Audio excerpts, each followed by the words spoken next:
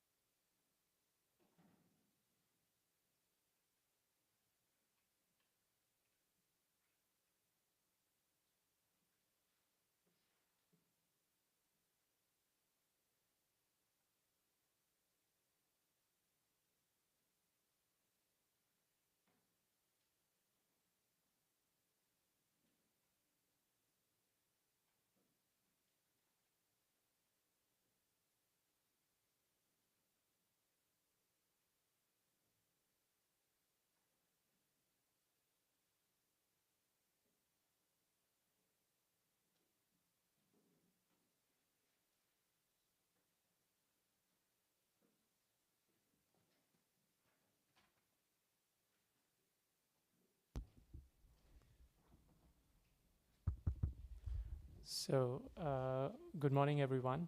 I think we'll start now. I'm receiving WhatsApp messages of people who are late, but let's be on time. So, welcome to this open forum on capacity building for civil servants on digital transformation, which is co-organized by UNESCO and GIZ's Fair Forward team. Some of our GIZ colleagues are also online. And welcome to all of you who've made it this early in the morning. This is the idea is really to have an open conversation, to learn from you. We've shared with you some of the guiding questions on what this open forum seeks to achieve. The first idea is to really convene a diverse group of experts from different parts of the world who are working on capacity building initiatives so that we can explore whether a coalition would be a sustainable model to go forward in terms of sharing good practices of capacity building initiatives. I've been here since the past 2-3 days, and we've heard about so many wonderful initiatives, but they don't seem to be talking to each other. For instance, I was talking to Mark from Kenya and in GIZ, and they're doing some great work. And then I was talking to Risper, who's also here from Nairobi, and they're doing some great work. But we need to kind of learn from this work and then also share these practices with different parts of the world. So this is just one of the reasons. The second is, of course, we want to also develop new content and create new knowledge products which can then be used by partners and organizations in different around the world. So just as an example, we launched the competency framework on AI and digital transformation with the UN Broadband Commission, which is itself a multi-stakeholder group composed of the private sector, civil society, governments, academia, and UN entities, of course. And we developed this framework through a year-long process of regional consultations and then through a working group. And now we have the framework, which has identified a wide range of competencies, and some of you have the copies in front. Now, the point is about how to operationalize this, and UNESCO alone cannot do it, or GIZ alone cannot do it. We need to work with partners and build these coalitions, and then eventually support governments with your expertise. So this is the kind of the broad theme of the conversation today. I'll invite our technical team to play 2 short videos to kind of set the stage, and then my role will be really to facilitate conversation. We'll be taking notes, and then I'll walk you through some of the final objectives for this session. May I request the host to play the video, please? Artificial intelligence and digital transformation competencies for civil servants. We stand on the cusp of a digital revolution brought by artificial intelligence and other digital technologies. These technologies are shaping societies and economies and are predicted to add over $13 trillion to the global economy by 2030. Given how significantly AI and digital transformation is affecting different social groups in our environment, policymaking plays a crucial role in ensuring sustainable development. The question is, are civil servants ready? Unfortunately, the answer is no. A recent survey of 198 countries found 47% had no strategy to improve digital skills. And 51% of government chief information officers said they were blocked from implementing digital transformation schemes by siloed strategies and decision-making. This needs to change, and UNESCO has been working on how. Beyond funding constraints, there are 3 key challenges to address. Cultural and organizational barriers. Many governments see opportunities in changing their traditional way of working by encouraging experimentation and innovation to deliver better services to people. Data and infrastructure barriers. This includes limited access to data sets, inefficient data organization, management and governance, and a lack of IT infrastructure investment. These issues need to be addressed. Human resource capacity. Related competency gaps grow when there are low levels of investment in digital adaptation, data analysis, IT, and AI skills, particularly for women. The adoption of digital technology and digital systems needs to be inclusive and fit each organization's unique context. Fortunately, while these issues might be challenging, they aren't impossible to address. Watch the next episode to learn more about it.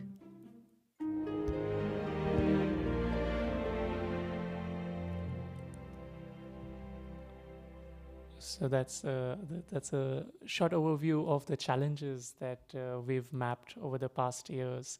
And I would, before we go to some of the solutions that we are proposing, actually like to open the floor and invite our host country here, Mr. Nobu Nishikata, to also say some opening remarks and welcoming words. Over to you, sir.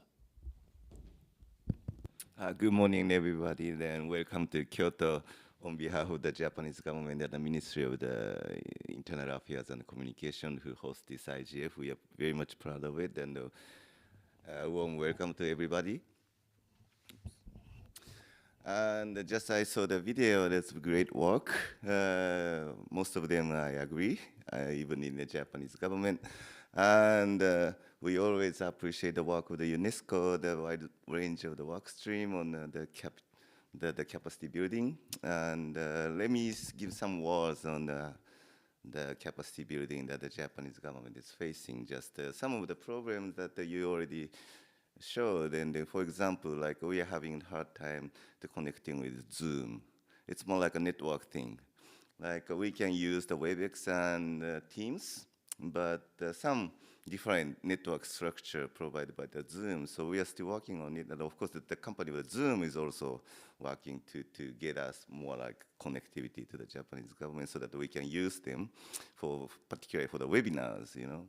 I mean, for the video conference, then the WebEx and Teams are okay, but once we want to have the webinars, then the Zoom is some advantage right now, so we are working on that thing. Or maybe like some challenges in the government is more like a procurement, I would say. It's a big issue, like for the government perspective. I mean, there are a bunch of the different kind of the people working in areas. So, for example, the people who are working on the research and development side, and then we don't much worry about their capacity or capability of doing their job because they know what the technology is and they know how to cope with it. But on the other hand, the normal people who usually, you know, the making the documents, like for me, like make some documents to the minister, documents to the other ministries, and some speech for the minister, etc. These people, we are not very good at a computer. I mean, of course, we can use the computers, but we know more. We want to know more about what the technology is built on and those kind of things. Once, particularly when it comes to the AI, like a ChatGPT is a great solution, and we have very big expectation on the technology within our work.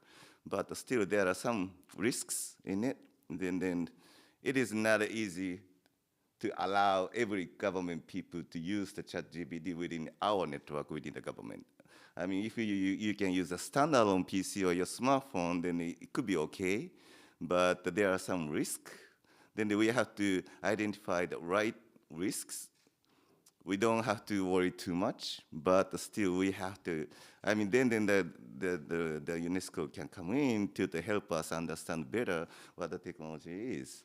Or like, for example, maybe before that the AI came in, like, there were some challenges in the cloud services.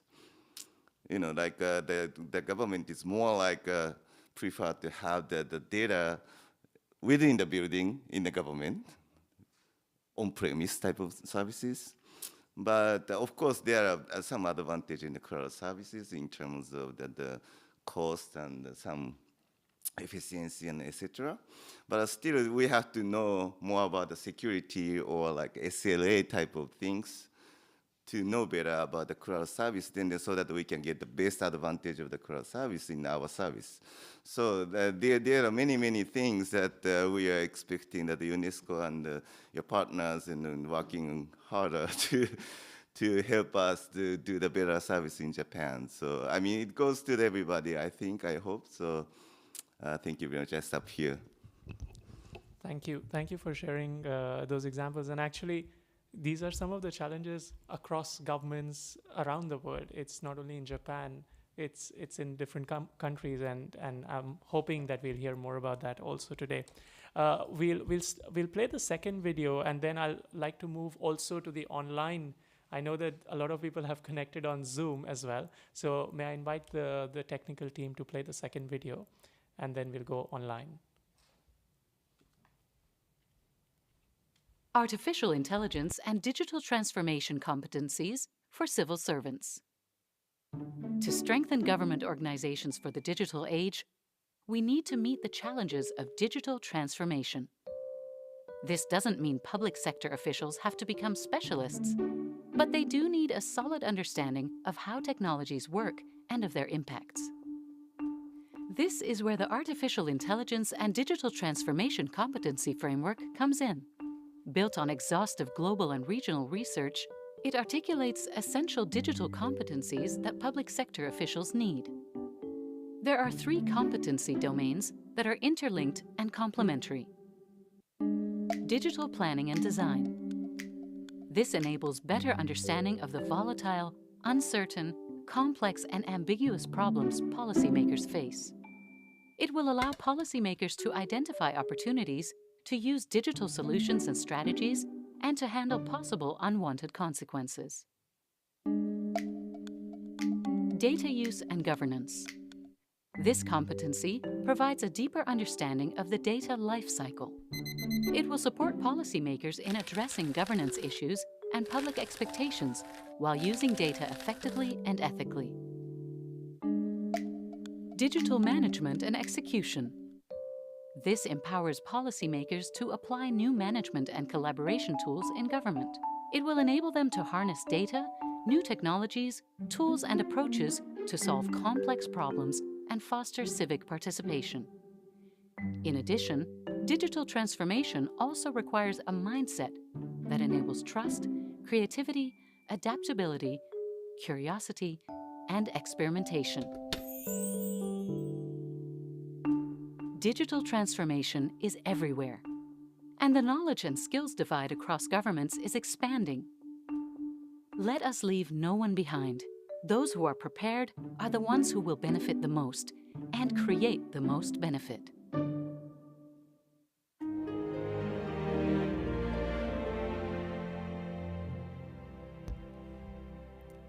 I'd encourage you to check out the report at a later point. I'd now open the floor and really start with the conversation today. I'd like to invite Dr. Gianluca Misuraka, who's joining us online at 1:30 a.m. in Seville. Gianluca, if you can take the floor and share some of your thoughts around what kind of work you're doing, what kind of capacity building are you doing with your AI for Gov program, but also what are the skills and knowledge we need in today's age in the public sector. So over to you, Gianluca. Thank you, Pratek. Good morning. I hope you can hear me well. Yes, loud and clear. Nice. Yeah. Yes, it's true. Here is almost 2 o'clock in the morning, and actually calling from Rome today. But yes, I'm normally based in Seville. Well, when I'm not traveling, so it's a pity I could not make it to IGF. That was the plan when we discussed with Pratek. So sorry for that, and I hope you are enjoying the forum, and I'm following it from remote. So I will just share. I prepare a few slides, if you allow me to share and try to be brief. But yeah, that's something that I want to share with you is exactly the topic of the day is whether we are able as civil servants and policymakers actually to master the digital governance and especially AI that is now artificial intelligence is what everybody is talking about. I know there are a lot of sessions at the IGF on this topic, also in closed door meetings like this morning. There was a discussing about the global governance issue of AI. And so if we are actually ready for disruption, that's something more than what already the video showed and what Pratik was saying. And I'll try to go brief on a few issues. So basically, the why we are still lacking after more than 20 years of the global digital governance framework that we are. We are in much need for this topic, and maybe we should also be a bit back to fundamentals. Everybody's talking about ChatGPT and generative AI. That's very exciting, but maybe we still have to fix some of the basics in our public administrations. And that's why we propose, and I'll show a bit of what we're doing with the AI for Gov Master. We need what we call functional specialists for supporting, let's say, the governance of AI. And that's what we are also trying to do with the colleagues of UNESCO that we partner with to build a compass for digital governance and AI capacity. So briefly, I was working for the UN, the General Secretariat back in 2002. At the time, Kofi Annan was the Secretary General, and he was pushing very hard on the fight against the digital divide and showing the sense of urgency that we had already at the time very, very clear. And as ICTs, as we were calling at the time, were actually already about to change the world, and they did so. But 20 years later, the Secretary General Antonio Guterres is still calling for the need to really making sure that we can manage this digital transformation. And we basically need to do this in a human-centric way. And that's why probably, for next year, there's the need to propose something, let's say, concrete to make sure that we can have still the open, free, inclusive, and secure digital governance that we deserve. And that's a very important role for governments in addition to all other stakeholders. So this shows also the need and the urgency for equipping the civil servants and policymakers with the skills and the capacity, as it was mentioned before, needed to also address these big challenges. Now, going back to the fundamentals, as I said, we need to really rethink a bit the way we address public sector innovation. I mean, in a data-driven society, so data is fundamental. That's one of the key competencies that was mentioned before in the video.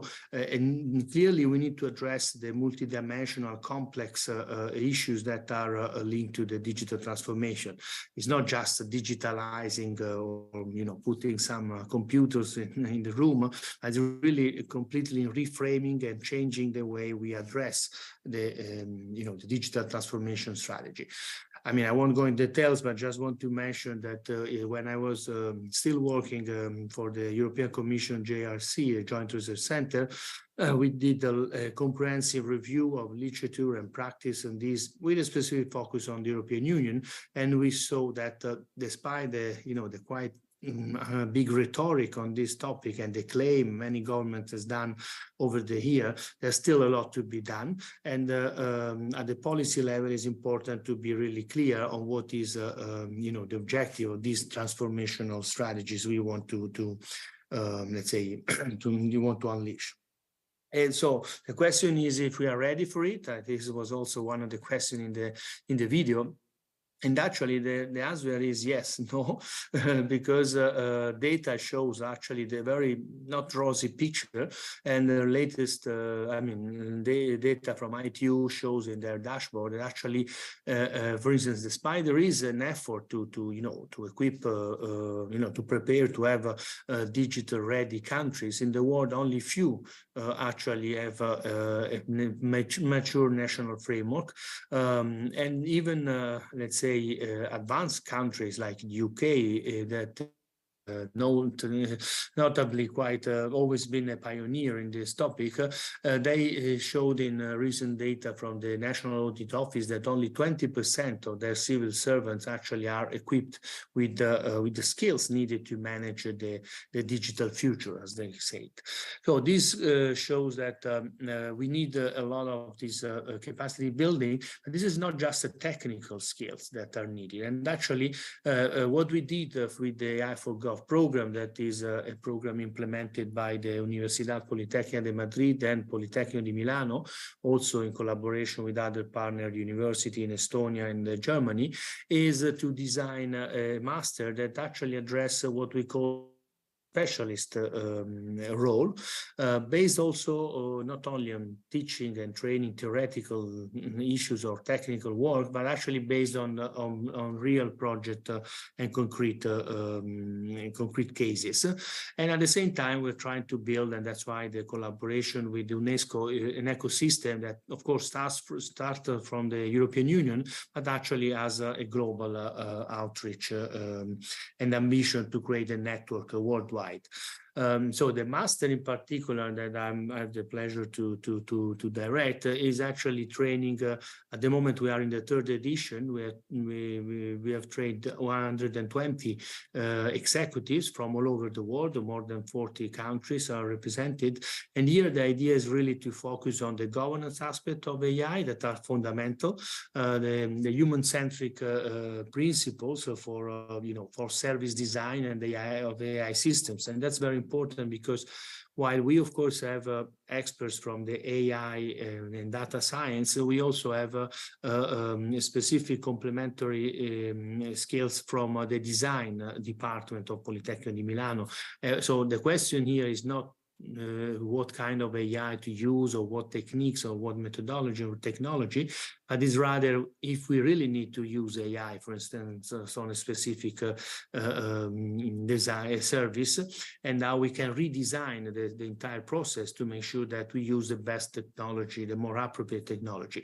So we, of course, focus on the use of AI in the public sector, but also there is the importance of public procurement that was actually mentioned in the intervention from the host representative. So to get to the conclusion,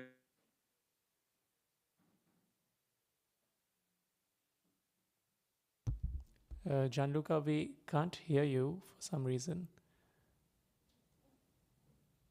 Can you try again? No. Sadly, we don't hear your conclusion. Okay, now you're back. Okay. I don't know what happened. So maybe we were, I don't know, we were banned from the conclusion, or there was I don't know. Okay, so just, can you hear me, no? Yes, please.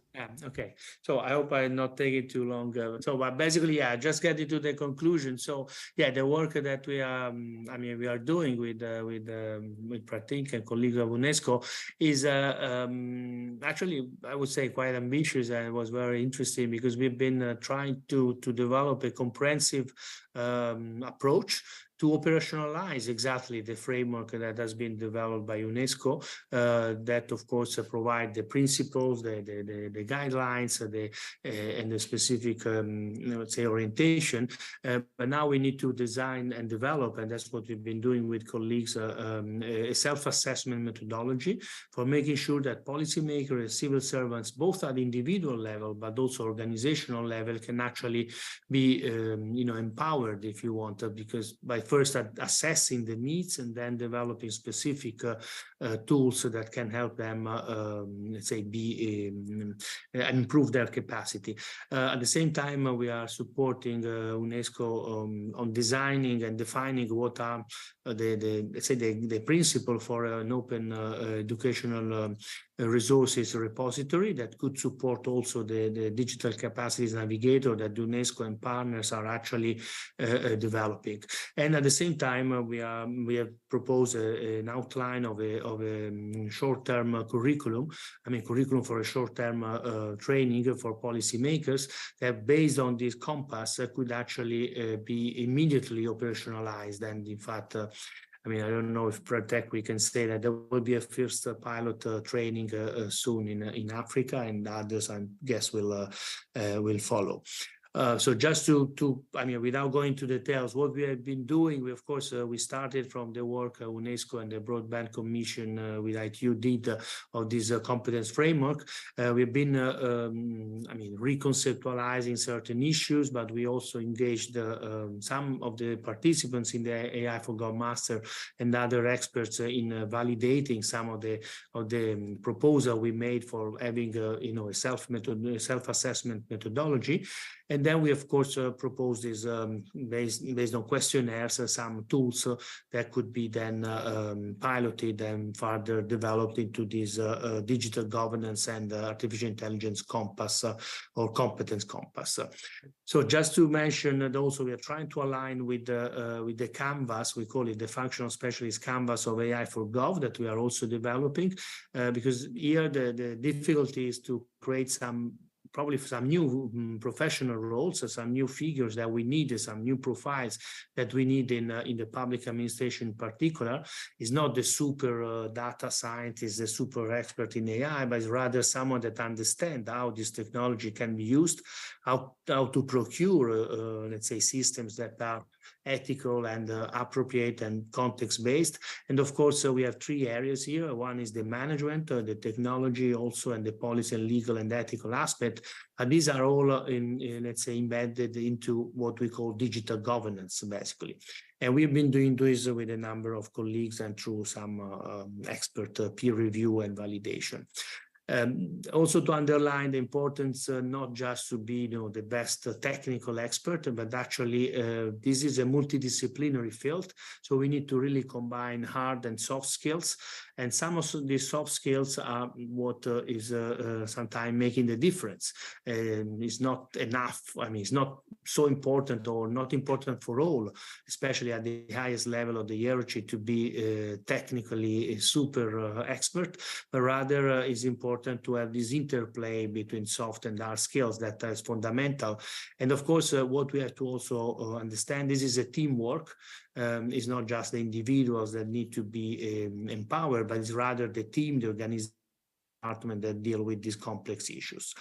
And so to conclude, this is the first sketch of the work we've been doing over the summer, basically to exactly try to operationalize the three main areas that was mentioned by the video, that are included in the digital competence framework of UNESCO. So the digital planning and design, the data generation, the use, the governance, and also the management implementation part. So here we have a self-assessment toolkit that is being developed with this initial training that will be tested and piloted, with the idea, and this is more forward-looking, to have also as part of this digital governance and AI competence compass, a kind of knowledge sharing community that could also be instrumental to the work that UNESCO and partners are actually doing in these digital capacities navigator. So I will stop here and thank you for the attention. And of course, if there's any question or comment, happy to take on board. Thanks so much, Gianluca, and thanks for joining us in the middle of your night as well. Feel free to stay, but I understand you have to leave and sleep at some point as well. So we'll open the floor now. Actually, the first prompt is really around what kind of digital skills and competencies that you have seen are needed in governments from your perspective in different parts of the world. What are these areas, and how can we as a global collaborative coalition work towards this? I'm also glad that we have some members of parliament here, so it's a really multi-stakeholder grouping today. So I'll open the floor. We don't go by any particular order. So anyone who wants to take the floor, just raise your hand and we'll pass on the mic. Odas. Yeah, thank you. I'm Odas, CEO of Digital Muganda, so I'm coming more from a private sector perspective. I think a lot of the discussions around AI this week has gone around balancing regulation and also innovation. I think I'll touch more on the innovation, but in terms of regulation, I think the discussion we've had even earlier this week with the parliamentarians is around the fact that the lack of competences around the digital skills and AI skills leads to prohibitive measures or prohibitive laws instead of permissive and assistive laws. So I think in terms of regulation, that lack of those competences could hinder the adoption of AI in the public sector. But speaking on the innovation side, I think that on all levels, if there are no skills in terms of understanding, identifying the benefits of what artificial intelligence could bring, but also balancing and identifying also the risks that it could also pose, hinders the adoption, obviously, starting from the first cycle, which is the managerial buy-in. So if you go to a government institution and it's working with a private sector company, I think the first phase is the buy-in from the management, and the misunderstanding of these technologies first and foremost hinders either by overlooking the benefits or by not putting in safety nets that really could make sure that these technologies are safe and are safe to use. And also moving past that, I think one thing that we've seen is that from the private sector and moving now from the buy-in to the co-development of these projects and handover, one of the things that we see is that Once we start co-developing with the public sector, and then we reach a phase where we have to hand over these projects, is that the lack of these technical skills on the teams hinders this project sustainability, making it hard for the developers who are mostly in the private sector to hand over to public institution to take over the projects and internalize and fully operationalize them. So I think across all the spectrum of development, the life cycle, coming from the buy-in and the co-development and the handover, it's really important for these skills, also knowledge advancement, which is one of the competences that is in this framework, to be able to fully digitize or have a true digital transformation. Yeah. Thanks, Odas. Anyone else would like to take the floor? Yes. Okay. Okay, that's wonderful. So we go with Miriam first. Please feel free to introduce yourself, and then so we'll come from here and then to you. Okay, so yeah, it is working. So my name is Mimi Stankovic. Nice meeting you all. I am a principal digital policy specialist with DAI. Piggybacking on the previous comments, I would like to also stress the need. I work with different governments, and we work on capacity building. We work in Southeast Asia, we work in Africa, and I have worked with different civil servants, different managerial levels, etc., etc. What I skimmed through Pratik, the AI and digital transformation competency framework, and I agree with the previous discussants that we need to have competences along the life cycle of digital technologies. So this is really important, and especially in the context of AI, I think these should be even more granular. So you talk about digital planning and design, data use and governance, and digital management and execution. I would add another phase, and this is monitoring, evaluation, and learning, so the MEL phase. And then with respect to government, working with the private sector, I have seen, in Eastern Europe, in Southeast Asia, in Africa, everywhere I go, donors, they insist on public-private partnerships, but this is really important. This is very challenging, very difficult to achieve.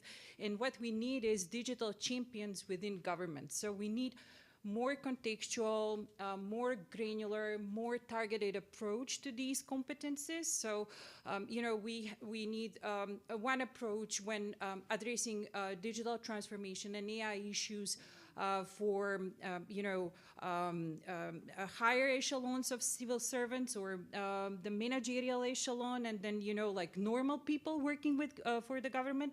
So there is another type of skills and competencies that we need for this type of civil servants. So what else? And a model that is that used to function in practice with respect to digital champions in government is the model of digital transformation officers in Ukraine. So you could take a look at it and see how these officers have worked. Those are basically appointees from the Ministry of Digital Transformation of Ukraine that are embedded in different teams throughout different ministries and agencies in Ukraine. And this is really important, to have champions within different agencies and ministries that are going to champion the cause of digital transformation, and how digital transformation can be, how digital services can be improved, and what does this mean. And I want to put the focus on simplifying things, because what I have seen is that we come up with all these wonderful terms. So algorithmic transparency, algorithmic accountability, ethics. But when you work with, civil servants, government different government entities, public officials, they say, oh, these terms are wonderful, okay? So ethics, accountability, and transparency, but what do they mean in practice, okay? So we talk about human-centric approaches, but then try working and institutionalizing capacity-building programs in different countries around the globe, and equipping civil servants with different digital skills. It's not easy at all. Okay, just putting it out there. Thanks, Mimi. That also complements a lot. I think we have a strong private sector, with Oda setting the stage on the need for the public sector to be able to for digital transformation along the life cycle. Okay, so we go. I would first like to pass the floor to some women speakers, because we have been a lot of men speaking first. So perhaps I go to Amrita and then to Risper. Thank you, Pratik, and thank you. Apologies for being late. I think my name is Amrita Chaudhary. I represent a civil society organization, CCUI, from India. And looking at it from the civil society lens, and I agree with what Odyssean you just mentioned, a few more things. Obviously, capacity building is important. But before any government or any department of a government goes in for a digital transformation, I think they need to actually do a deep dive study on the impacts.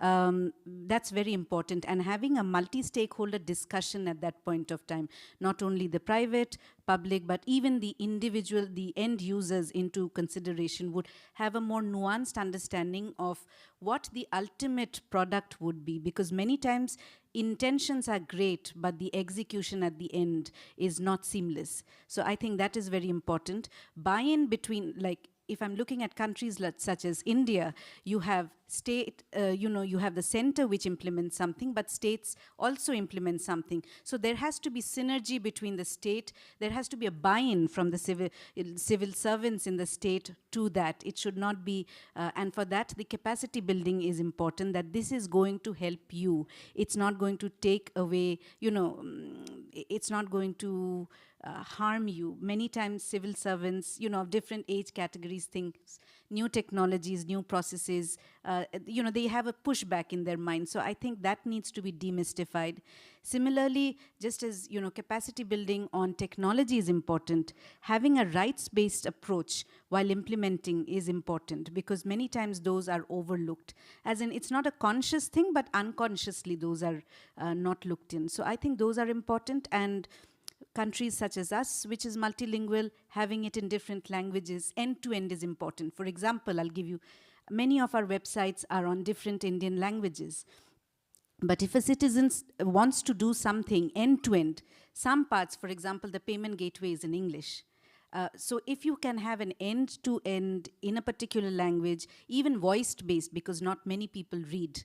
They don't like to read, I would say. Many people don't read emails too. So I think, using those kind of innovative technology, what people will adopt, because at the end of the day, anything you bring in is for people to use it. If it's not used, it would not work. And thank you. Thanks, Amrita, for that insight. Risper, you wanted to take Can you just go this way? Yeah, thank you, Pratik. My name is Rispa Onyango from the Lawyers Hub, Nairobi, Kenya. And I think just to echo, the sentiments in the room, recently we ran our annual conference, which is called the Africa Law Tech Festival. And for this year, we were focusing on the digital public infrastructure, and we kind of tend to look at the different facets, the interlinkages with either AI, technology issues, and all that. And so one of the projects that we were running together with Co-Develop was trying to look at how we can first do an assessment and then also create awareness, particularly for policymakers and CSOs. And so we ran a survey, we did a number of workshops, and it was very interesting, the same things that we are finding in the room, whereby first the level of involvement and awareness on most of these issues was actually really low for many of the participants. So we tried to run it across 24 African countries with representatives both from the CSO community and some members of parliament. and a higher percentage of them actually had no involvement in, say, in the case that you are looking at, DPIs. So they don't really have conversations or understandings around, whether it's data governance, whether it is digital ID, and getting into having that as a starting point, I think is actually very important. Like she was saying, the assessments would come really key. But I think what I'd like to emphasize also is the multidimensional aspect of it. And that's what we find in the public sector.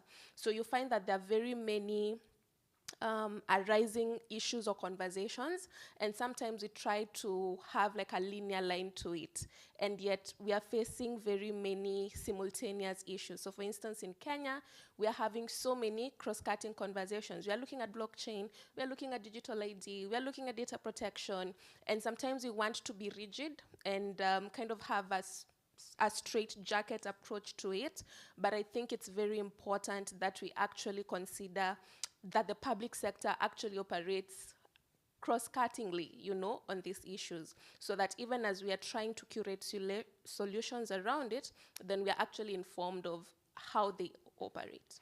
Yeah. Thanks, Rispa, Paula. And then we go to the gentleman there. Well, good morning and good afternoon to everyone online. My name is Paula Galvez. I'm from Peru, former strategic advisor to the Presidency of the Council of Ministers. And that's where I provided my service to develop the Digital Talent National Strategy. And as a bottom-up process, in a multi-stakeholder way, we came to the conclusion that we could not have the same strategy for everyone in the public sector. So we divided this in 3 different users or audiences. First, we have in the public sector methodologists or geeks. I mean, people who know about technology, who are in the IT area, and definitely need different kind of capacity building. Then we have the users who need to be literate consumers, but not really, they don't need to be experts. They need to understand the technology that are using, why it is important, and also super important here, grab some capacity building on the ethical aspects and privacy, because we received many concerns from academia and civil society that sometimes when they use the technology that were offered by the Peruvian government, they would ask too many information in the forms, for instance. And when we ask them, hey, and why are you asking the ID here? No, because we were used to this. So yeah, actually that's when we need to also engage the Ministry of Justice to talk about the privacy that they tagged, for instance. And then the third layer is decision makers, because they need to know enough about technology to make decisions and to bring this culture that was very well explained in the video, Pratik, and we were all talking about. Data transformation is not using tech, it's actually the shift in mindset. And also for that, and while we were developing the national strategy, we created the Digital Talent National Platform, where we tried to make it easy for Peruvian public servants to develop these skills. But what we noticed is that female public servants were the least servants enrolling on these courses and finishing these courses. So what is happening here? Of course, there are not enough motivations, and female servants have other tasks at home that don't allow them to have the time to complete these courses. So here what I would like to stress is, first, let's think about our different audiences when we're thinking about capacity building in the public sector. Second, always wear gender lenses when we're thinking about these policies. And third, create motivations. I was discussing with friends from the UAE and Colombia. They have fantastic motivations. For instance, very briefly, in the UAE, they have like badges that will be earned only when they finish their certifications and when they apply the certifications to their roles, which will be counted in their annual evaluations.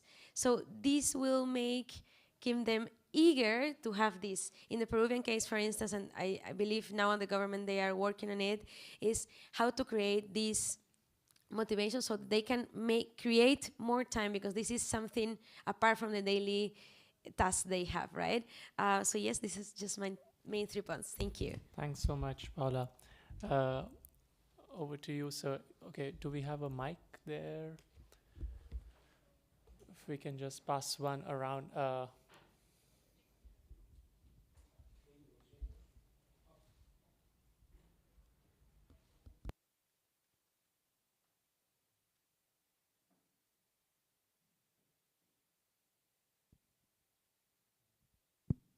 No. Good morning. My name is Rudolf Griedel. I'm Director General for Central Affairs that encompasses HR, IT, and other things in the German Ministry for Digital Affairs. First of all, I want to thank you for organizing this open forum, and also to say that everything I'm hearing here and everything that has been presented, it is very clear that these issues and these challenges are the same everywhere. Europe, Africa, Asia, Latin America. I think we are all more or less in the same situation, that we have vested civil servants structures, public service structures that have been functioning in one way or another for decades. And now that we are at this point where we want to go to the digital transformation, I think that has been said in several interventions before, and I want to emphasize this also from my personal experience in our administration. At the beginning, the transformation has nothing or very, very few to do with digitalization. It has to do with a cultural mindset, and it has to do with looking at administrative processes. How do they work? What are the layers of administration that we have created over the decades for ourselves, and are they really necessary? And only if we look at these processes, at these internal ways how we operate, and only once we have optimized those ways, we can then go into digitalization. Because if you take the old way of doing it and you put a computer on it, you still have a very poor process behind it, and it doesn't, and it won't create good results. So people will say, "Oh, you see, this digitalization it's worth nothing, and it brings only harm, and it brings work." So that's one point. The second point is we are trying to always have a double gain when we introduce new digital tools, and this double gain has to be for the customer, for the citizen, for the user. That is very important, but it has also to be on the administrative side. So because then you have a chance to take the civil servants on board and to convince them that it's a good thing to do. I mean, in Germany, other than perhaps other countries, we have a very poor demography, and so we are older and older. We do not have so many young people again on the employment market. So we need these computers and machines to help us to provide the same services in the same quality as we did before with like 100 persons, now with 80 or 60. So we have to have a gain on the administrative side in order to take people on board and in order to start this cultural mind shift. And so thank you very much for this. And I'm really learning a lot here from all of you, and I'm looking forward to continue the exchange. Thank you. Thank you. I see there are several more hands, and I will come back here first and then go back again this side. And yes, so Peter, over to you.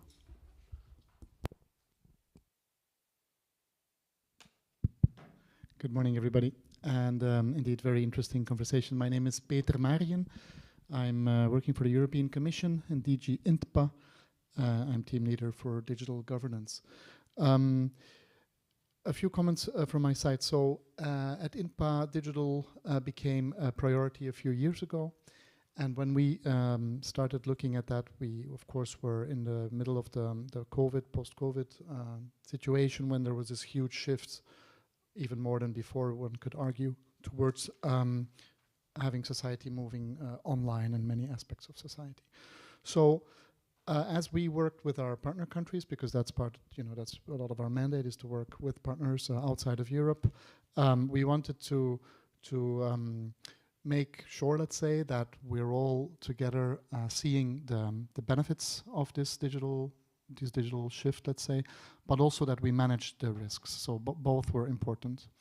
And also we looked at this from a, let's say, a global perspective. So we were not focusing only at national digital transformation, for example, within certain administrations or other aspects of society, which is important, but also how do we see the global aspects of this when you talk about data transfers, privacy, and eventually also, sovereignty of nations, information, access to information, those things.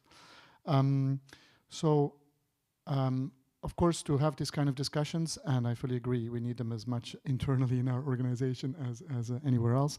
We need this capacity to be increased. And that's, so there I just wanted to share a few things that we've been doing. So just a few more things before I go into some examples. So we, as I said, we wanted to make sure that we reap the benefits, but also avoid the risks. And these risks, to be blunt about it, are also geopolitical. So we wanted to also make sure that the capacity is there, that ourselves and our partners avoid being captured by states, methodologies, and also by companies, and their value sets that go with that. And I heard already the term human-centric here. So for us, this is very important. This human-centric approach, where we put the individual at the center and not the company and not the state. So when we thought, okay, so how do we go about this? We linked this also to our objective to support and work with our multilateral institutions. So this is just for context. So we put this in the context also of working with multilaterals, and specifically also with the UN, United Nations Agency, and again, based on the principles of the UN charters and this human-centric approach. So what have we been doing concretely? Just to give a few examples. We have an agreement ongoing with UNESCO on the topic of AI. So this is a few million euro. I won't go into too much details, but a large objective here is also to work on these topics of, if I can call them capacity building, you can call it more or less, but let's say it includes capacity building on the topic of artificial intelligence and working with partner countries around the world. We also have an agreement with ITU and UNDP together. So jointly, so it's a few million euro. It's just recently been signed. And the idea there is to train a few thousand civil servants around the world. So it's global.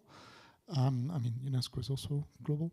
And that is training. We can argue for years about this, but it's training online and offline. So it is online and different types of online training, but it also includes offline training. And that training, I would call it like digital diplomacy type training. And it includes training on AI, and for that, ITU and UNDP will work also with UNESCO. We also have another project that just started recently, where we are working, and this is specifically in sub-Saharan Africa, with regulators. I also heard the regulator question coming up. So that's about 34 million euro at the moment, where we're also working with other EU member states. And the idea there is to work with regulators in sub-Saharan Africa. And indeed, this approach will be much more based maybe on the notion, I could say, of working with champions and with working with the notion of change management. And I completely agree with what was said before about this not just being about digital and computers, but indeed about what was said by my predecessor. Also to emphasize that we have absolutely realized that we need capacity building in-house.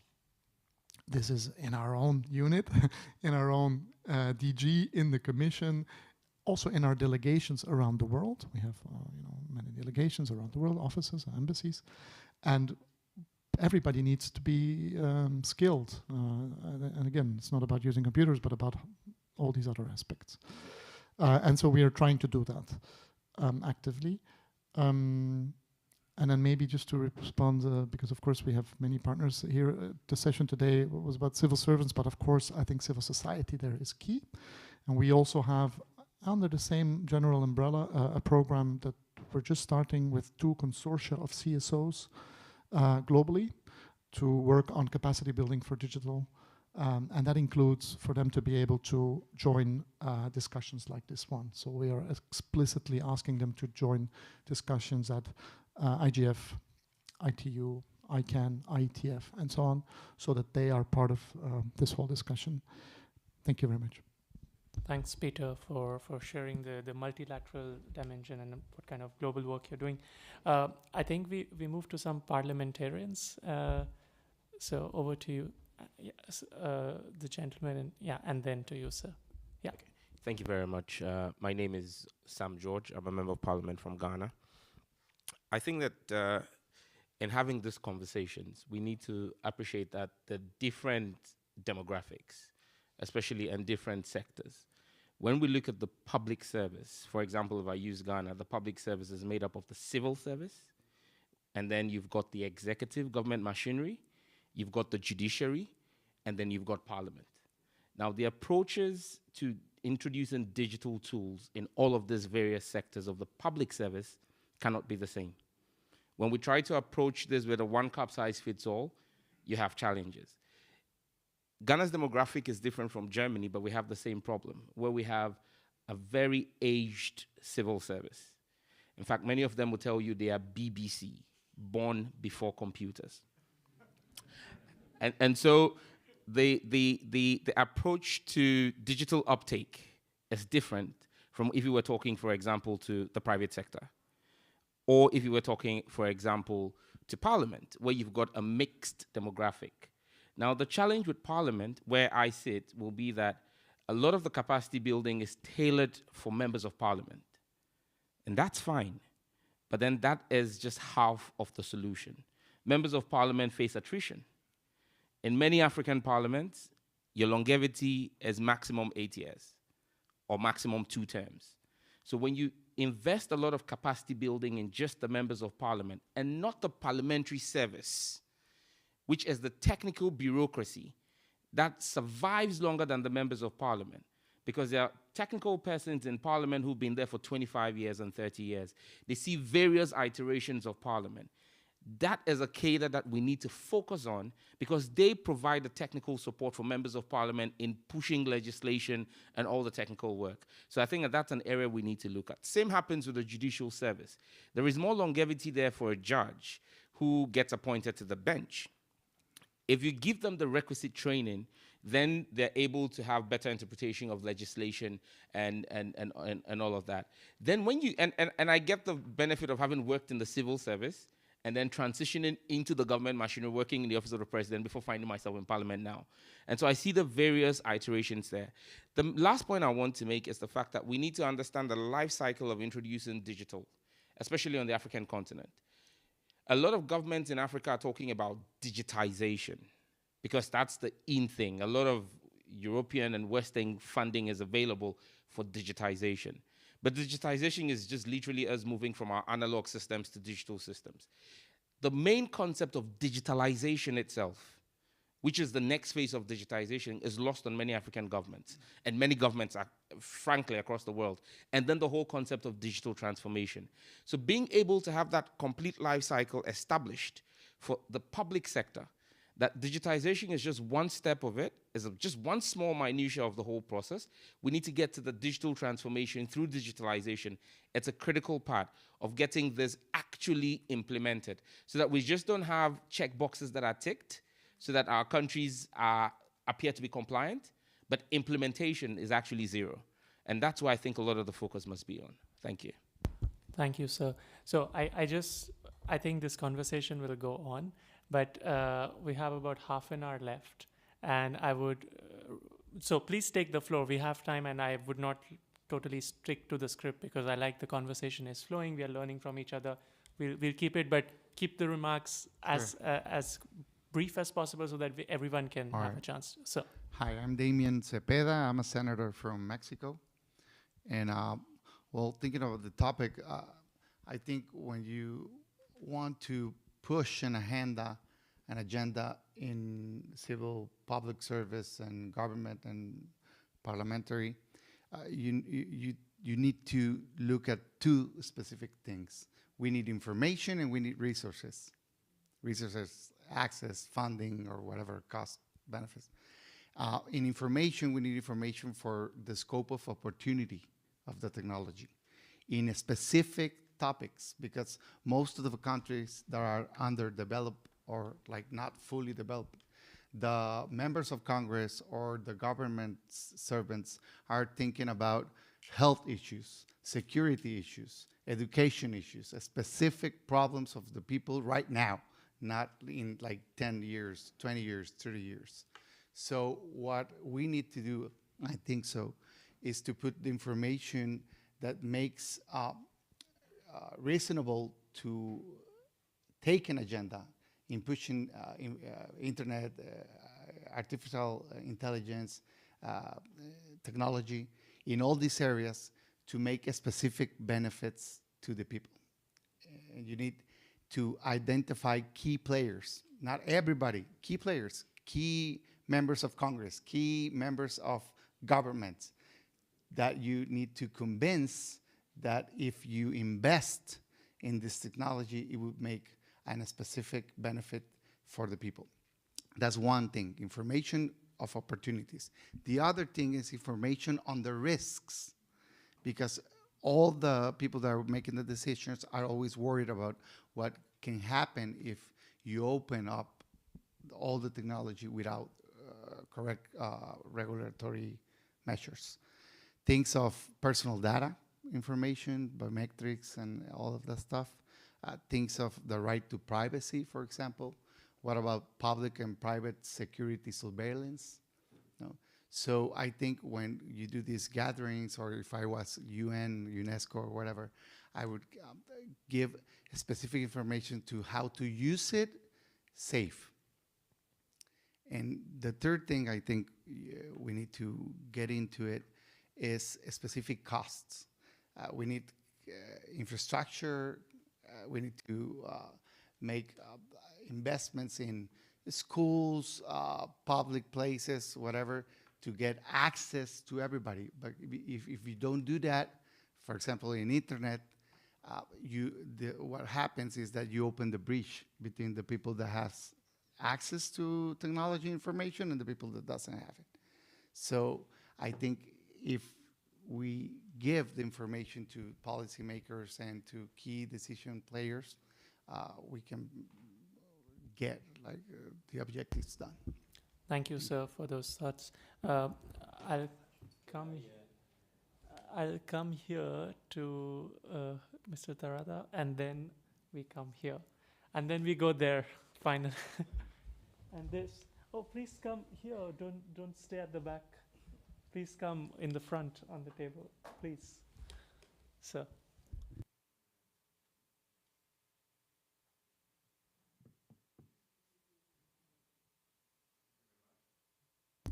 Thank you very much. First of all, I'd like to express my sincere gratitude for being invited here as a speaker. My name is Takeo Harada, and I'm the CEO and the representative of the Institute for International Strategy and Information Analysis located in Tokyo, in Japan. Before I have founded my own think tank, this institute is a totally independent think tank in the private sector.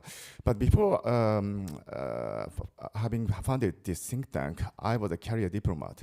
So in the capacity between bureaucracy, civil servants on one hand, on the other hand, the private sector, I would like to make three very short proposals.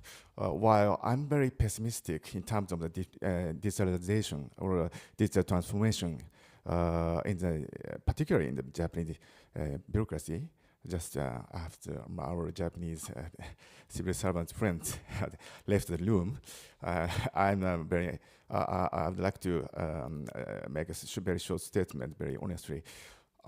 First of all, I think by nature, the bureaucracy is very reluctant to be digital because the civil servants are working on politics, and politics by nature needs in transparency to make deal with all the possible stakeholders. So I think before getting into the discussion in detail of the competencies, we should differentiate from the easy DX-friendly tasks done by the civil servants from the others. For example, as I said, I was a career diplomat, but in diplomacy, I cannot imagine that, for example, generative AI will make a final statement for the foreign minister or a prime minister. So we should be very realistic. Yeah, we should be very, very realistic. So first point is we should differentiate different tasks done by civil servants, and maybe there are some fields which are very relevant to the DX and AI, but some others are not. So the second thing is we should enhance the public engagement, because I'm terribly sorry, but I'm a newcomer to this forum, but the UNESCO's splendid works in terms of DX and artificial intelligence is invisible enough, particularly in the Japanese society. So we should involve much more public opinions so that we can boost this movement in terms of the introduction of the artificial intelligence and the DX to the civil servant world. For example, in Japan, maybe all the friends and colleagues coming from the emerging market, emerging countries cannot imagine how acute the declining population issue is, especially in Japan. All the Japanese social sectors are now urged to introduce AI or the DX because of lackness of the human capacity. So this sentiment shared by the public opinion should be mobilized in connection with our works done by this forum. And last but not the least, I'm still wondering what is the AI? I myself am a global AI specialist, and I'm still pessimistic because the AI technology is just pattern matching, calculated by the computer.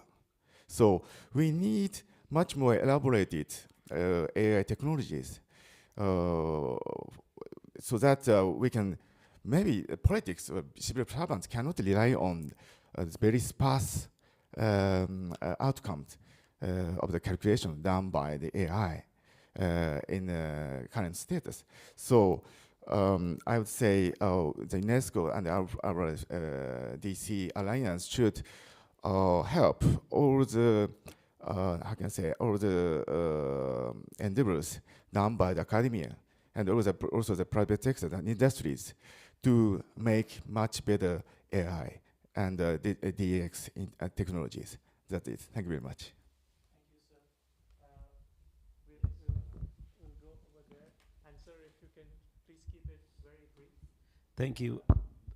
Thank you, Yeah, it was my turn. Thank you, Patrick, for inviting me to speak in this open forum. And first of all, I would like to thank UNESCO for putting this together. I know you have put in a lot of work to bring this for discussion. That is number one. Number two, I would like to raise my hand and as you can see on the screen, my fingers are not the same. So all governments are not created equal. So we really have to know this as we begin this discussion.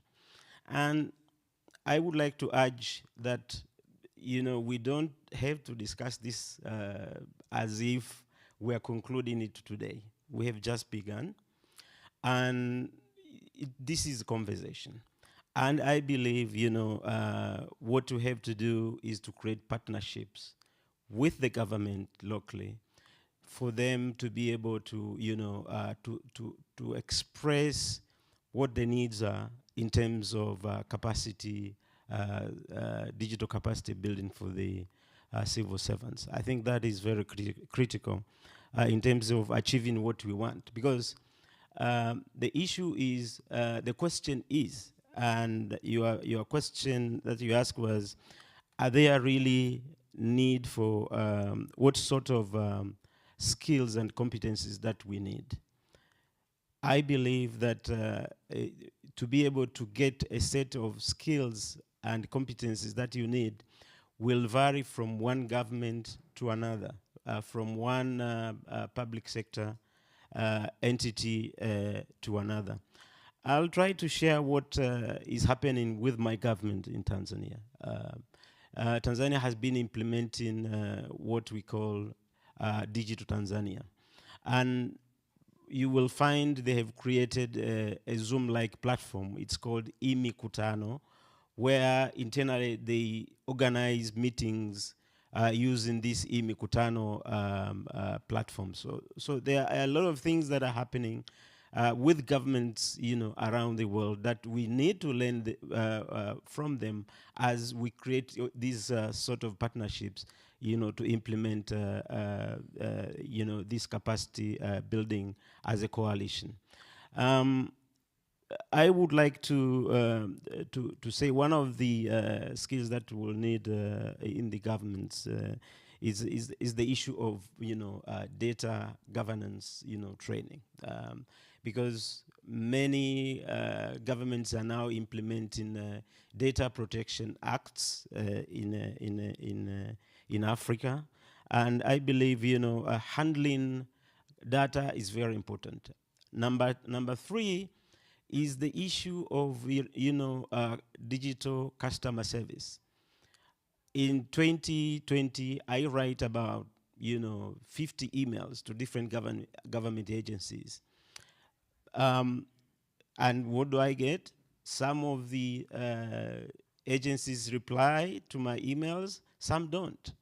So some, you know, reply within a few hours, others reply after maybe several days. So what does it mean in terms of capacity building? The issue of attitude change, and that has been previously alluded by a friend from from Germany.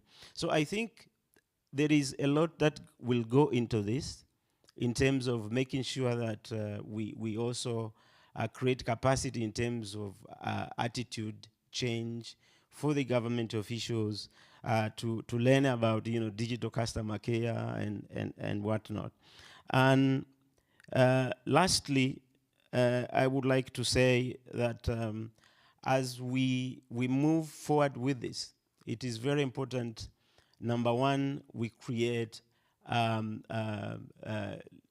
partnerships so that, you know, what we are doing does not appear as though it is an imported menu that is being, you know, shoveled into the governments in terms of their capacity building. So with that said, again, thank you for what you are doing to for the capacity. Thank you. And yes. I think it's all of us doing, not us alone.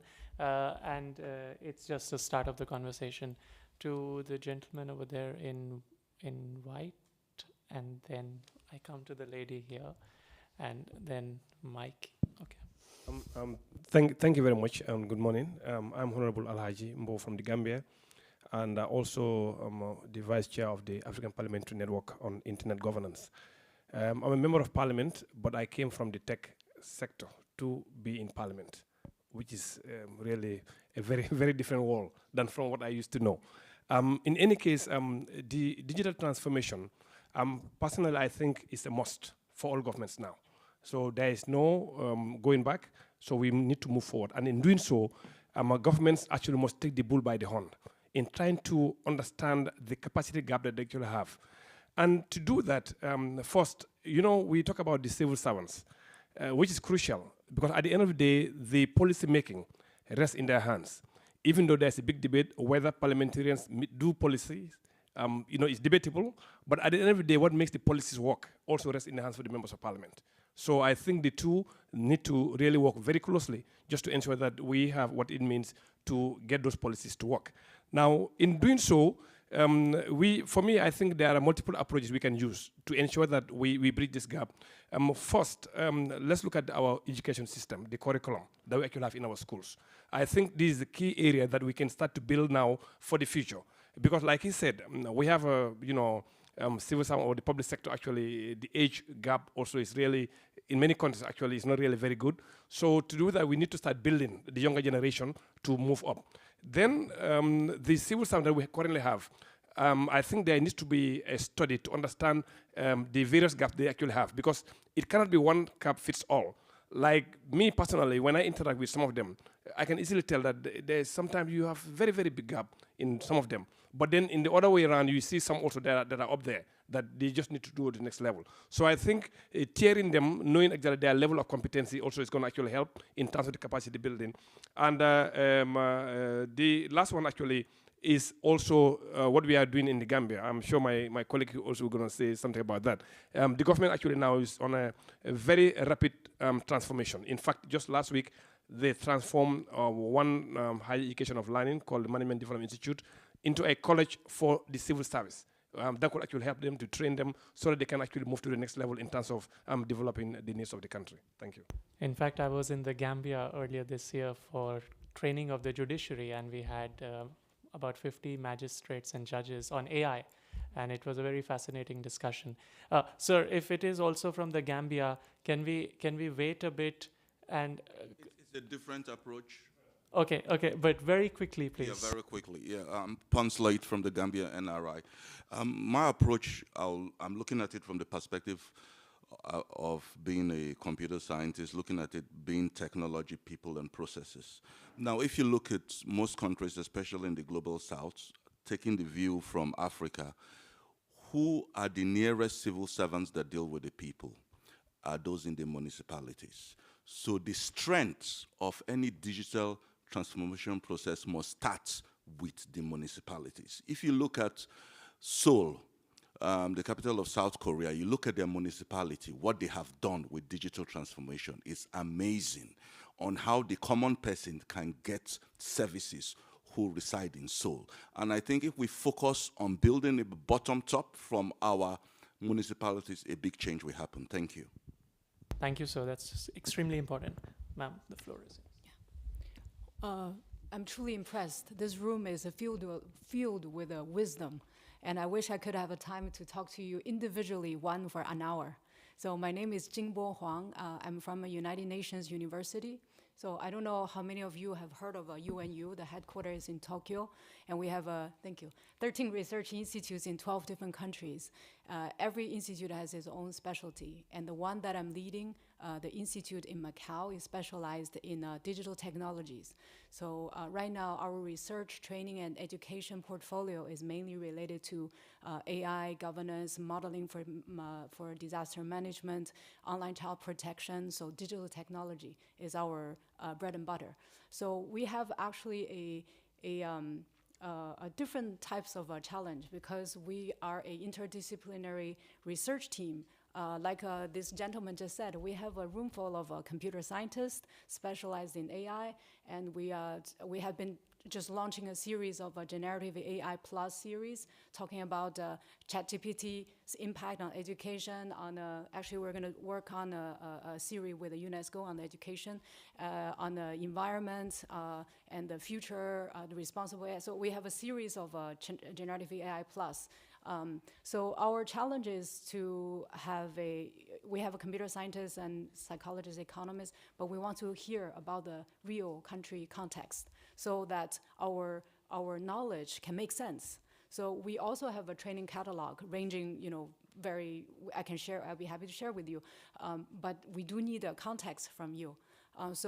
I would like to call for collaboration, and both for training that we're offering, but also for the next conference that we're going to run in Macau in April as a UNU AI conference. And we're going to be 10 times smaller than IGF.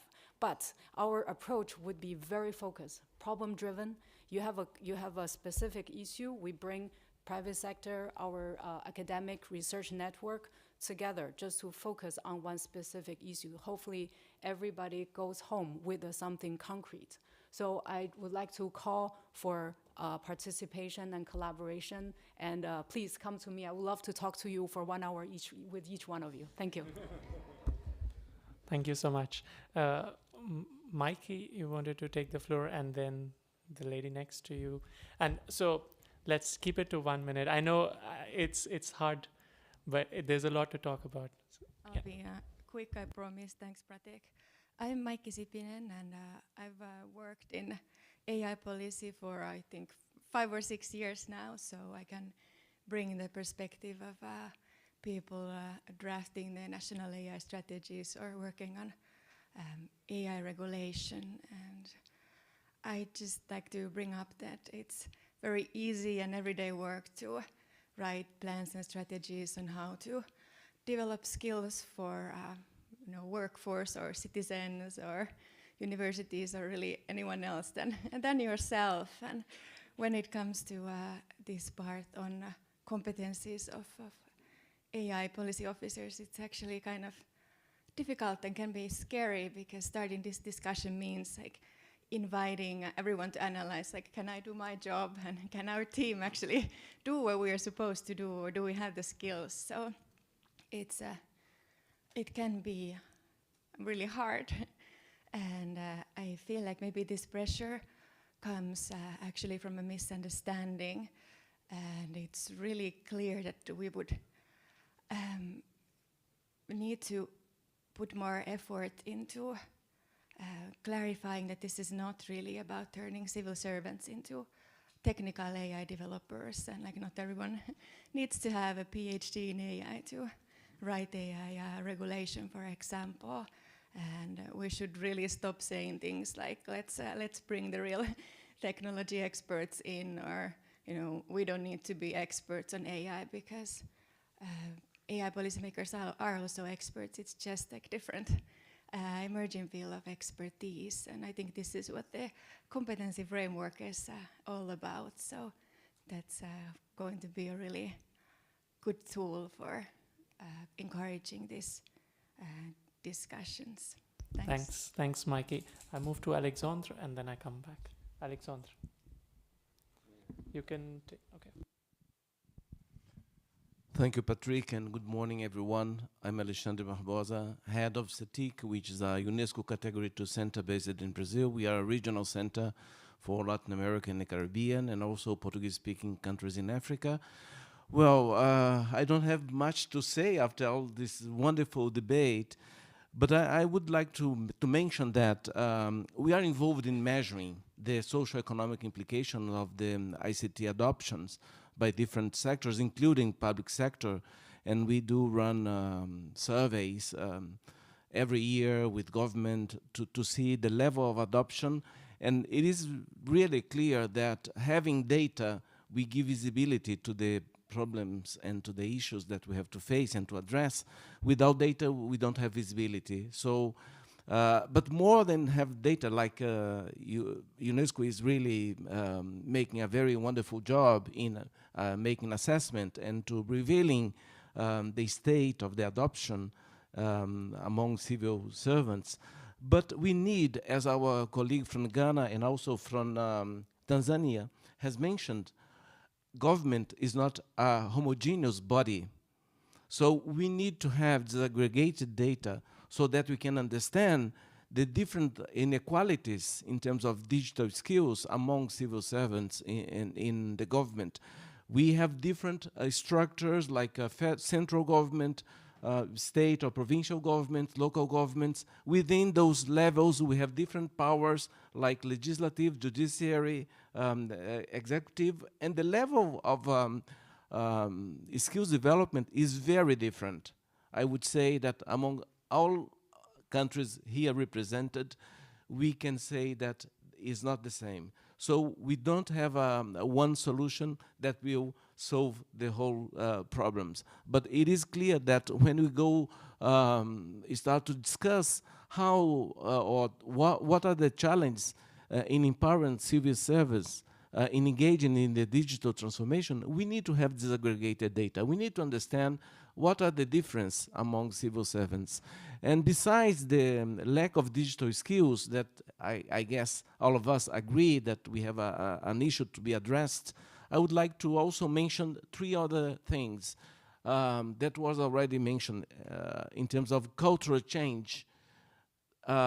Governments are the oldest type of organization and the only type of organization that touches every us in the society. So the cultural resistance to change is really enormous. And besides that, I think that we need to develop a culture of continuous assessment. Many of you has mentioned the need of assessment, and I think that we need to rely on institutions such as UNESCO to help member states to really put in place effective frameworks able to capture, able to measure, and to produce reliable data. And last but not least, I would say that we have to work in other set of skills, not only digital skills, such as collaborations and best practice sharing. So those are few points that I would like to address. And once again, Pratik, I would like to congratulate UNESCO for this initiative. Really very important. Thank you. Thanks, Alexander. I think the point of measuring digital skills is extremely important. Actually, we don't have a global measure of this, and the kind of proxies which are still being used are not very sure they measure education.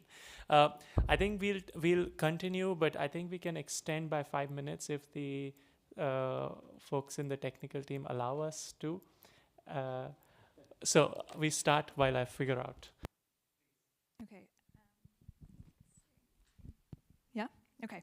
Well, thank everyone for a rich discussion. My name is Carolyn. I am with a human rights organization called Access Now. So we work at the intersection of human rights and technology.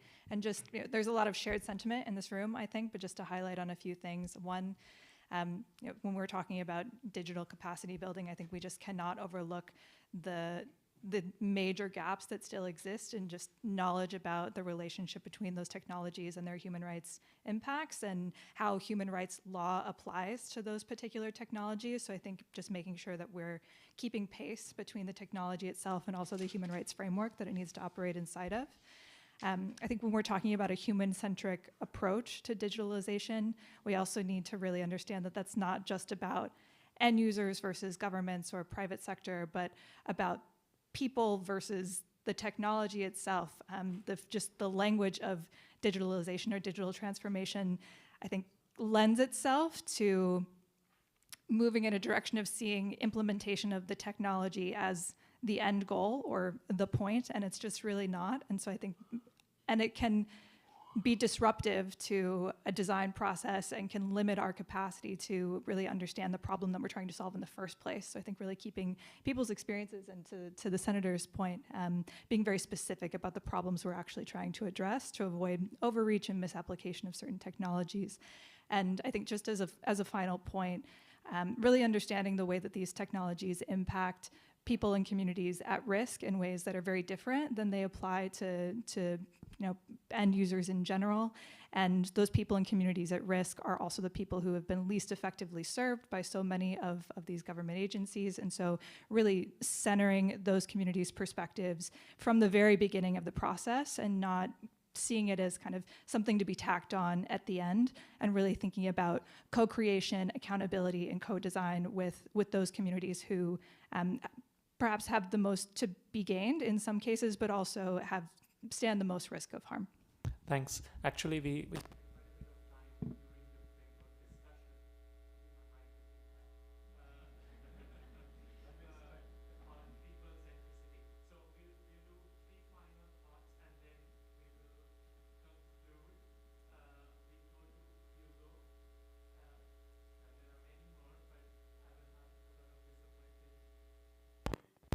Okay, so it was not cut. So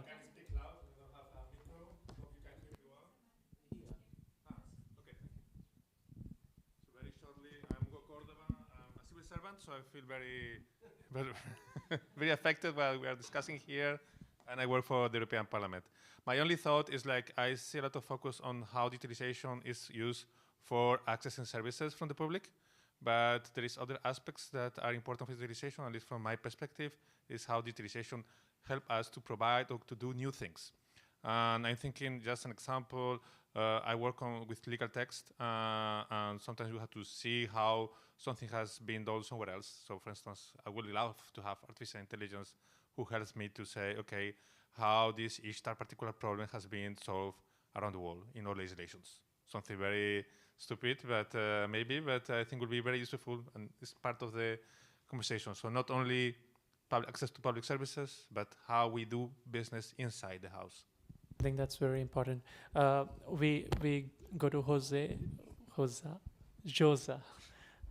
Well, thank you very much. Just my name is José Renato. I am from civil society in Brazil, from the Laboratory of Public Policy and Internet, and also from the Federal Administration's Central Committee on Data Governance, representative of civil society. And just to share a thought on like how can we even be more productive when thinking about digitalization, digital transformation of the public sector, and resounding the voices that mentioned communication and feedback also. Be attentive to the feedback of civil society, of people who are using these systems. This is fundamental, otherwise all the work can be counterproductive. And in Brazil, we have many cases that went to the judiciary to question issues related to ethics or to the compliance with, for instance, privacy and data protection issues that could have been solved just with a further dialogue with civil society and specialists. And just to finalize, something that was not touched that much today here is also on the capacity building of the judiciary, because judges are the ones that are responsible for when something goes wrong in the administration and policy making. They're the ones that tackle the issue when rights are being violated. So thank you very much indeed. Thanks, Jose. We have a judge from Tanzania here joining us also. Professor Amal, and then I come to the lady there. Thank you. I will be very brief. I think many things have been said. I'm wondering about, my question is why people are scared from digitalization. And I think we have to think in multi-dimension level. The first is that people have to learn too much new things very quickly and fastly in a global world, because when you have to deal with regulations, you face regulation coming from Europe, from United States, from China, from everywhere. So building capacities, I will just think very quickly about complexity and uncertainty. And this make building capacity something very difficult in this new moving world. My experience is that in Morocco, which is a part of Africa, we have also to face to the problem of literacy. Civilian will deal with people that cannot read, that cannot write, etc. So something that could be very interesting to study and to put in the framework. We don't talk a lot about this, but I think that building capacities is not individual matter, it's collective one. And we should put frameworks that we can bring together techniques and methodology to learn individually and also at the group level. And AI can bring also tools that are not very well known, but tools based on simulation. We can also study the behaviors of people of in collective learning setting, and we can provide new approaches to learning, because for most people, digitalization means tracing, means surveillance, means that everybody will know what I am doing, etc. So I think it is very important to demystify what does it mean. In fact, if we master these tools, we can be a lot less, more comfortable with using them. So just to be very brief, because I don't have time, I know, I think that technology is going very fast, regulation is going very slow. And this distortion is putting people in very uncomfortable situation.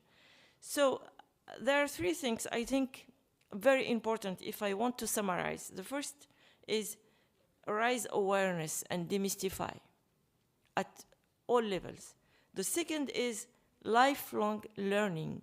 People should learn all the time because the technology is moving. If you remember November 22, everybody was surprised by the tsunami of ChatGPT. Even people working in academia and very advanced in research and technology, we were really surprised by this huge tool. And the third thing is adaptation and agility to all these things, regulations. We started with GDPR, and now we developed executive master to learn about governance of AI. 2 years after, we have to change the curses because we are not dealing with GDPR anymore. We have to deal with AI Act. AI Act means you have to learn about how to qualify the risk of tools. And I agree with you. If you don't master the technology, you cannot understand what's going on with this regulation. So there are a lot of things to debate, but I know I have to stop. So thank you, everyone. I think just as some very quick concluding remarks, I know there are more people.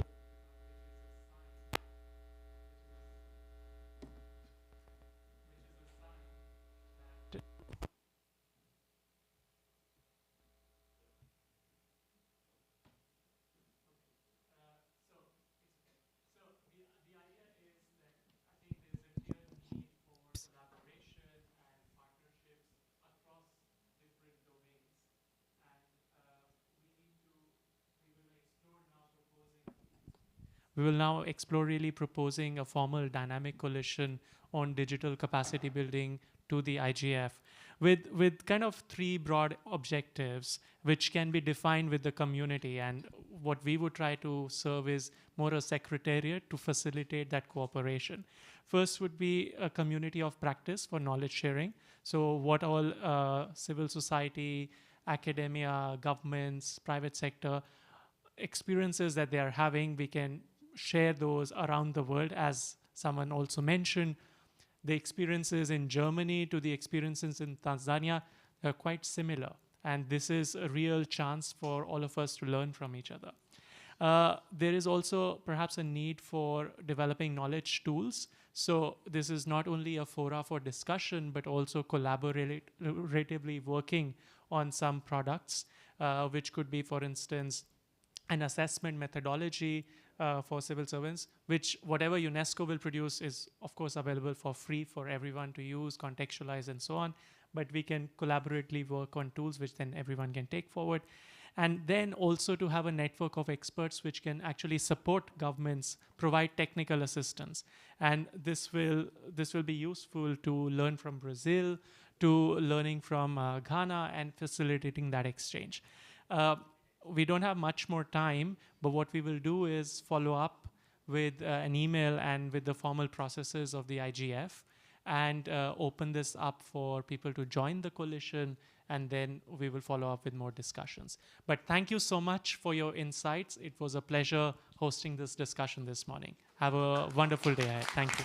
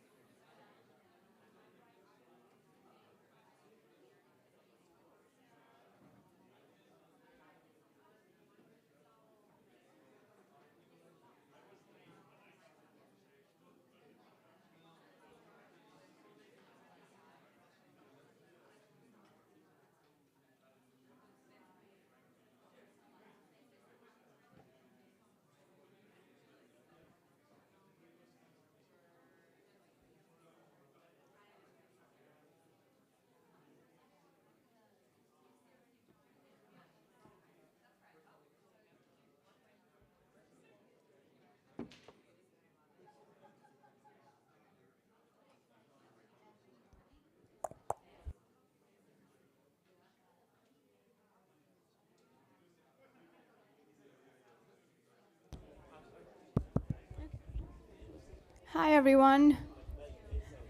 We will start the encryption and AI session in just a minute. It's the session with the half good and half bad pun, depending on how you look at it. The perils of forcing encryption to say, aye, aye, Captain. So we'll give it a minute for people to settle down.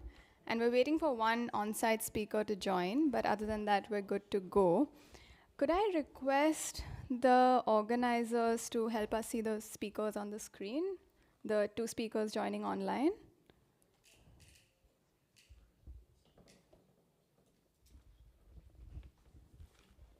Oh, there we go.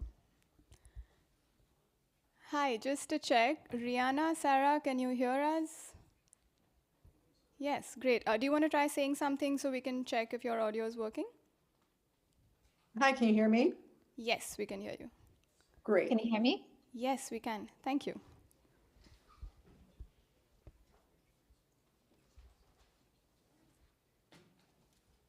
All right, so Udbhav will be joining us shortly, but maybe we can start just to make the most of time.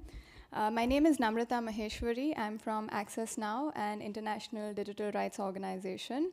I lead our global work on encryption, and I also lead our policy work in South Asia.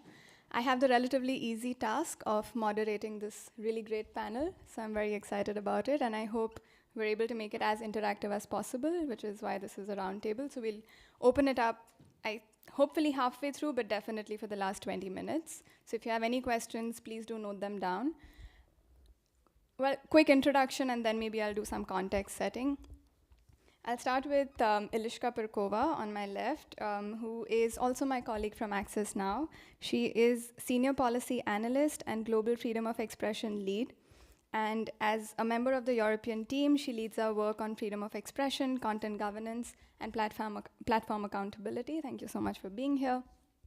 I will introduce Udbhav anyway while we wait for him to come here. He is the head of global product policy at Mozilla, where he focuses on cybersecurity, AI, and connectivity.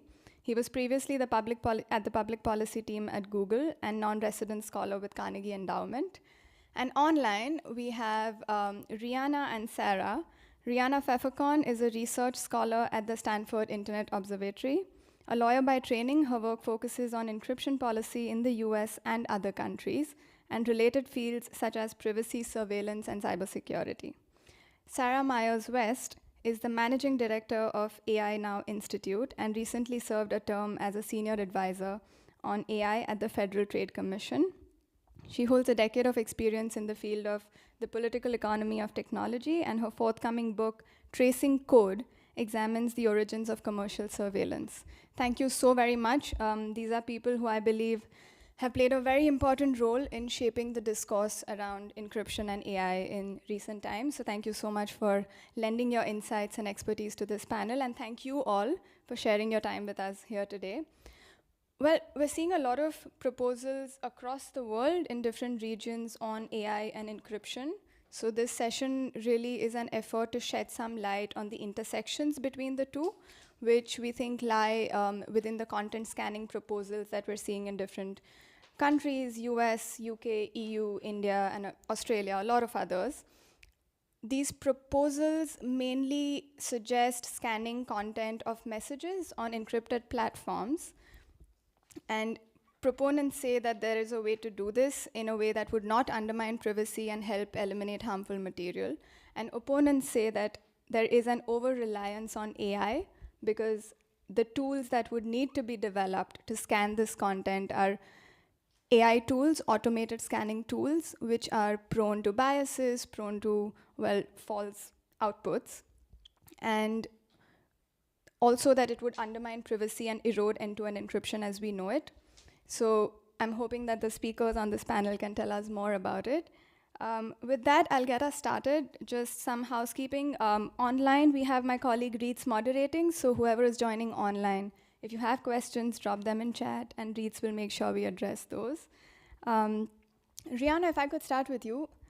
Proposals in many countries to moderate content on encrypted platforms are premised on the idea that it is possible to do this without undermining privacy. Could you tell us a little bit more about what the merits of this are, what the real impact is on encryption and on the user groups that use these platforms, including the groups that these proposals seek to protect? Sure. So there's a saying in English, which is that you want to have your cake and eat it too.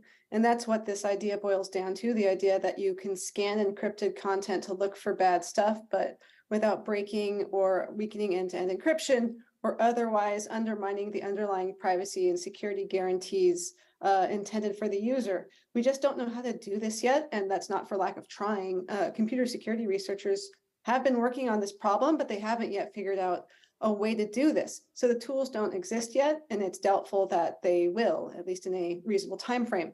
You can't roll back encryption to scan for just one particular type of content, such as child sex abuse material, which is usually what governments want end-to-end encrypted apps to scan for. If you're trying to scan for one type of content, you have to undermine the encryption for all of the content, even perfectly innocent content.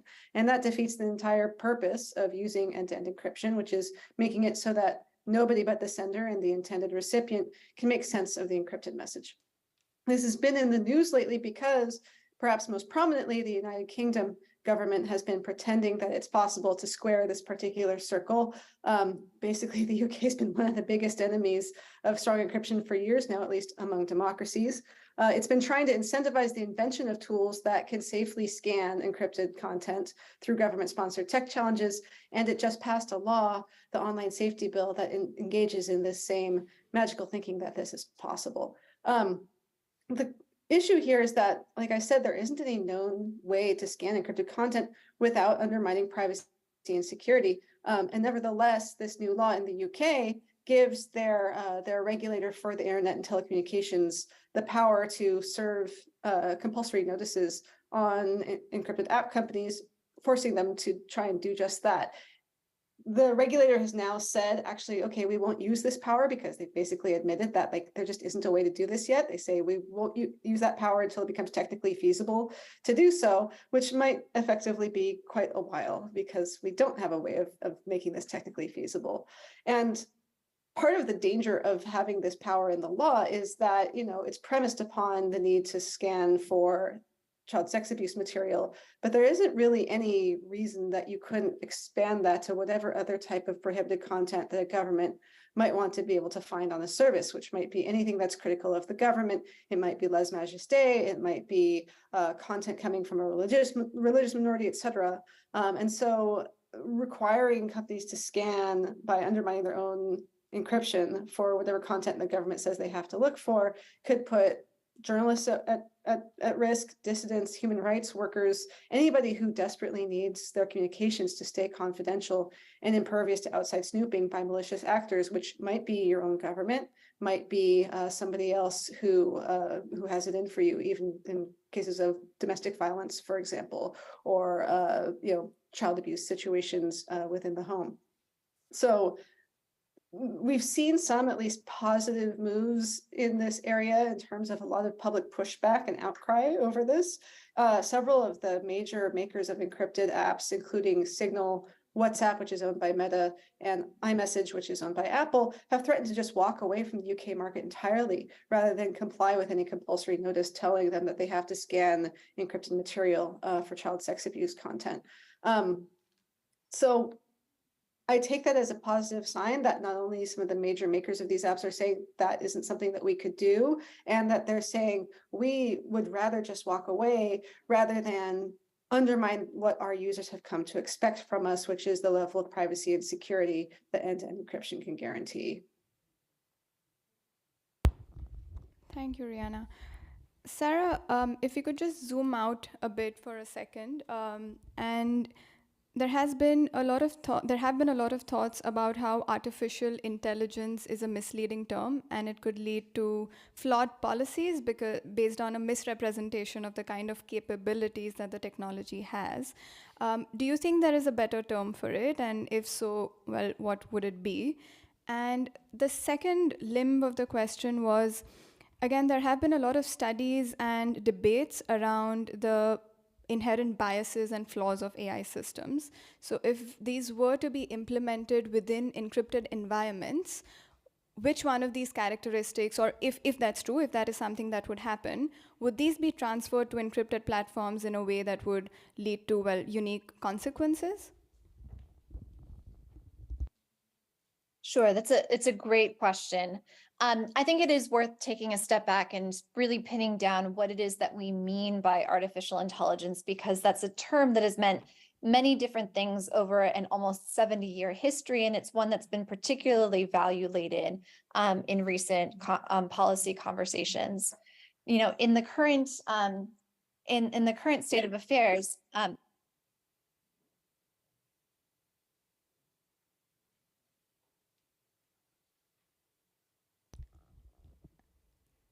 No worries. Maybe we can come back to Sarah once she rejoins. Reese, could you let me know when Sarah's back online? Oh, she's back. Okay. Hi, Sarah. I'm back. Here? Yes, sorry about that. No what I was about to say was, you know, what we sort of mean by artificial intelligence in the present day moment is the application of statistical methods to very large data sets that are often produced through commercial surveillance or through, you know, massive amounts of web scraping, and sort of mining for patterns within that massive amount of data. So it's essentially a foundationally computational process. But really, you know, what Brianna was talking about here was sort of surveillance by another means.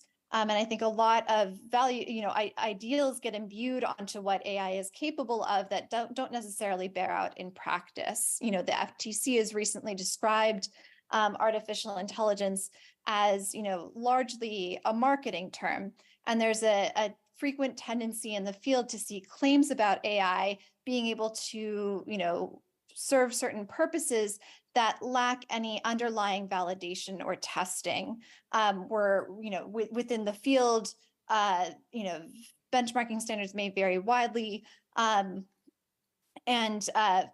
very often companies are able to make claims about the capabilities of the systems that don't end up bearing out in practice. And we sort of discover them through auditing and other methods after the fact.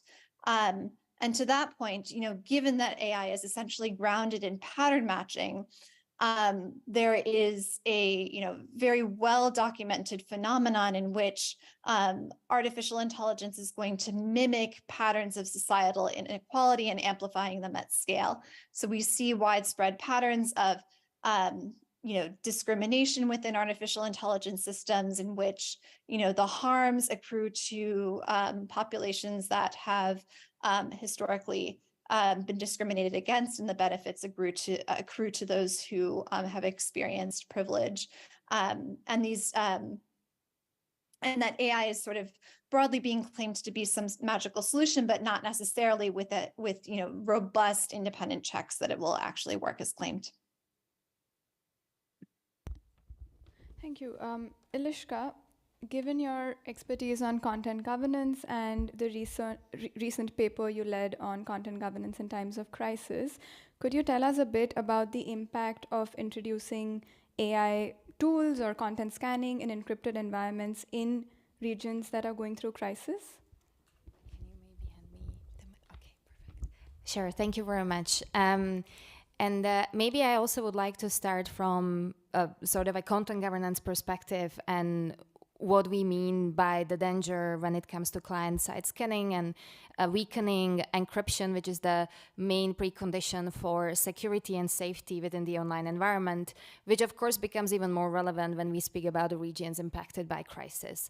But unfortunately, these technologies are spreading also in democracies across the world, and legislators and regulators increasingly sell that idea that they will provide these magical solutions to ongoing very serious crimes such as child sexual abuse materials. But, and I will get to that, this also concerns other types of illegal content such as terrorist content or potentially even misinformation and disinformation that is spreading online on encrypted spaces such as WhatsApp or other private messaging apps. So Of course, there are a number of questions that must be raised when we discuss content moderation. And content moderation has several phases. It starts with the detection of the content, of evaluation, assessment of the content, and then consequently, ideally, there should be also provided some effective access to remedy once there is the outcome of this process. And when we speak about end-to-end encryption violation and client-side scanning, the most kind of worrisome state is precisely detection of the content where these technologies are being used. One very important, and this is usually done through using hash technologies, different types of these technologies. PhotoDNA is quite known, and of course these technologies, I very much like what Sarah mentioned. It's quite questionable whether we can even label them as artificial intelligence. I would rather go for machine learning systems in that regard. What is very essential to recognize here is that these technologies simply scan the content, and they are usually used for identifying the content that was already previously identified as illegal content, depending on the category they are supposed to identify. And so then they trace either identical or similar enough content to that one that was already captured.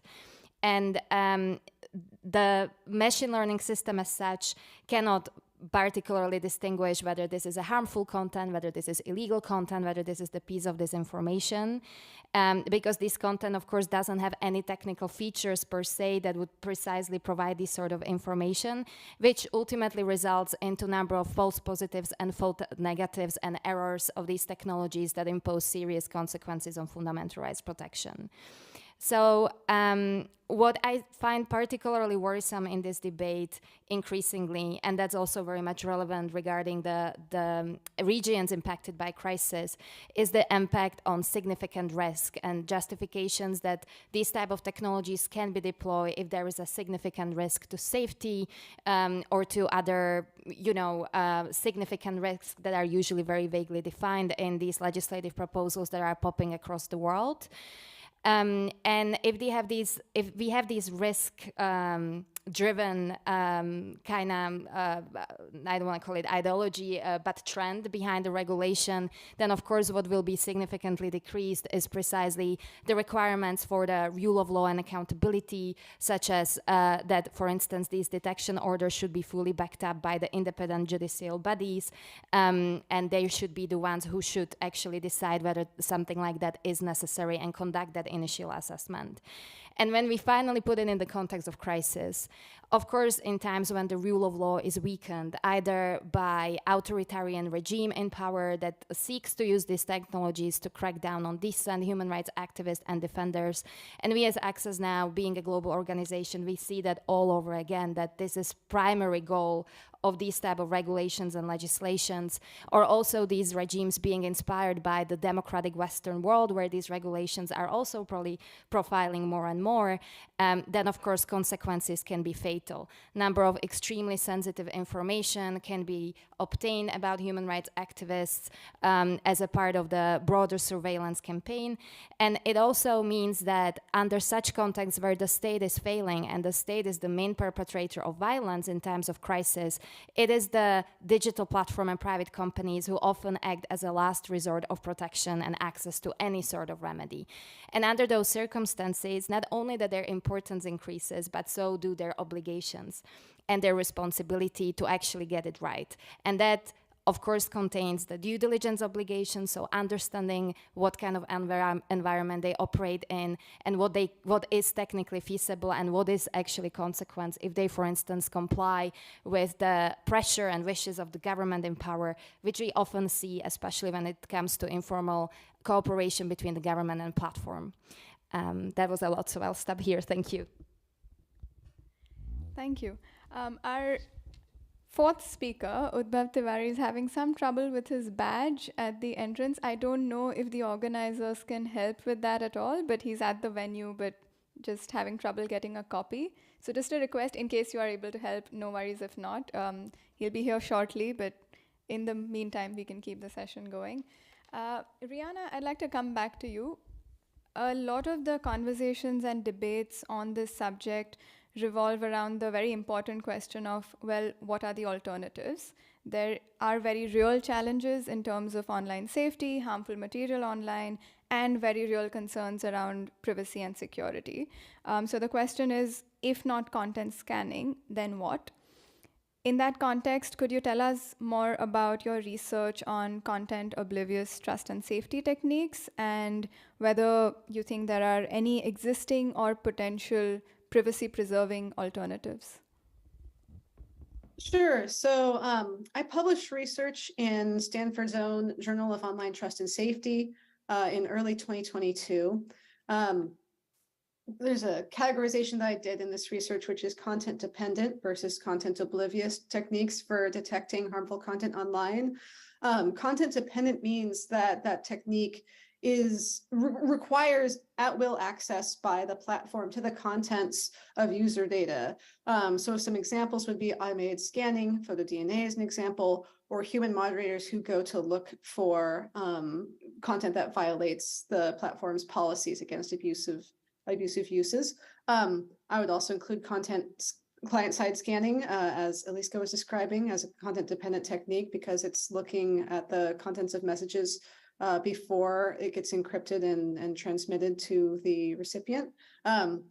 Content oblivious, by contrast, means that the trust and safety technique doesn't need at-will access to message contents or file contents in order to work. So examples would be analyzing data about a message rather than the contents of a message, so metadata analysis, as well as analysis of behavioral signals. How is this user behaving, even if you can't see the contents of their messages? Another example would be user reporting of abusive content, because the reason that the platform gets access to the contents of something isn't because they had the ability to go and look for it, it's because the user chose to report it to the platform itself.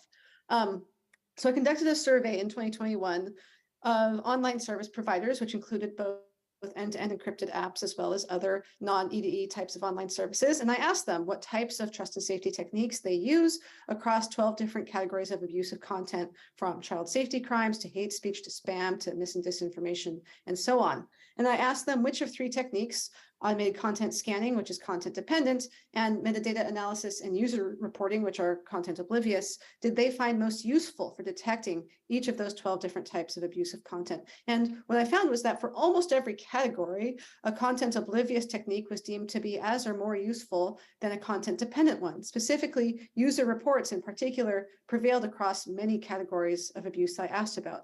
The only exception was child sex abuse material, where automated scanning was deemed to be the most useful, so meaning things like photo-DNA. These findings indicate that end-to-end encrypted services ought to be investing in making robust user reporting flows, ideally ones that expose as little information about the conversation as possible apart from the abusive incident. I find user reporting to be the most privacy-preserving option for fighting online abuse. Plus, once you have a database of user reports, you could apply machine learning techniques to users or groups across your service if you wanted to look for some trends. Without necessarily searching across the entire database of all content on the platform. Another option, metadata analysis. In my survey, that didn't fare as well as user reporting in terms of the usefulness as perceived by the providers, but that was a couple of years ago. And even then, the use of AI and ML were already helping to detect abusive content, so those tools surely have room to improve. I do want to mention, though, like, it's important to recognize that there are trade-offs to any of the proposals that we might come up with. Metadata analysis has major privacy trade-offs compared to user reporting, because the service has to collect and analyze enough data about its users to be able to do that kind of approach. There are some services like Signal that choose to collect extremely minimal data about their users as part of their commitment to user privacy. So when we're talking about trade-offs might be in accuracy. There might be false positive rates or false negative rates associated with a particular option, privacy intrusiveness, what have you. There's no abuse detection mechanism that is all upside and no downside. We can't let governors or vendors pretend otherwise, especially when it comes to pretending that you're going to have all of the upside without any kind of trade-offs whatsoever, which is what I see commonly used, like, oh yeah, it's worth these privacy trade-offs or these security trade-offs because we're going to realize this upside. Well, that's not necessarily a guarantee. But at the same time, I think that as advocates for civil liberties, for human rights, for strong encryption, it's important for us not to pretend that the things that we advocate as alternatives don't also have their own trade-offs. There's a great report that CDT published in 2021 that looked at a bunch of different approaches called From the Outside Looking In. That's also a great resource for looking at the different sorts of options in the end-to-end encrypted versus the tension between doing trust and safety and how to continue respecting strong encryption. Great. Udbhav, will come to you now.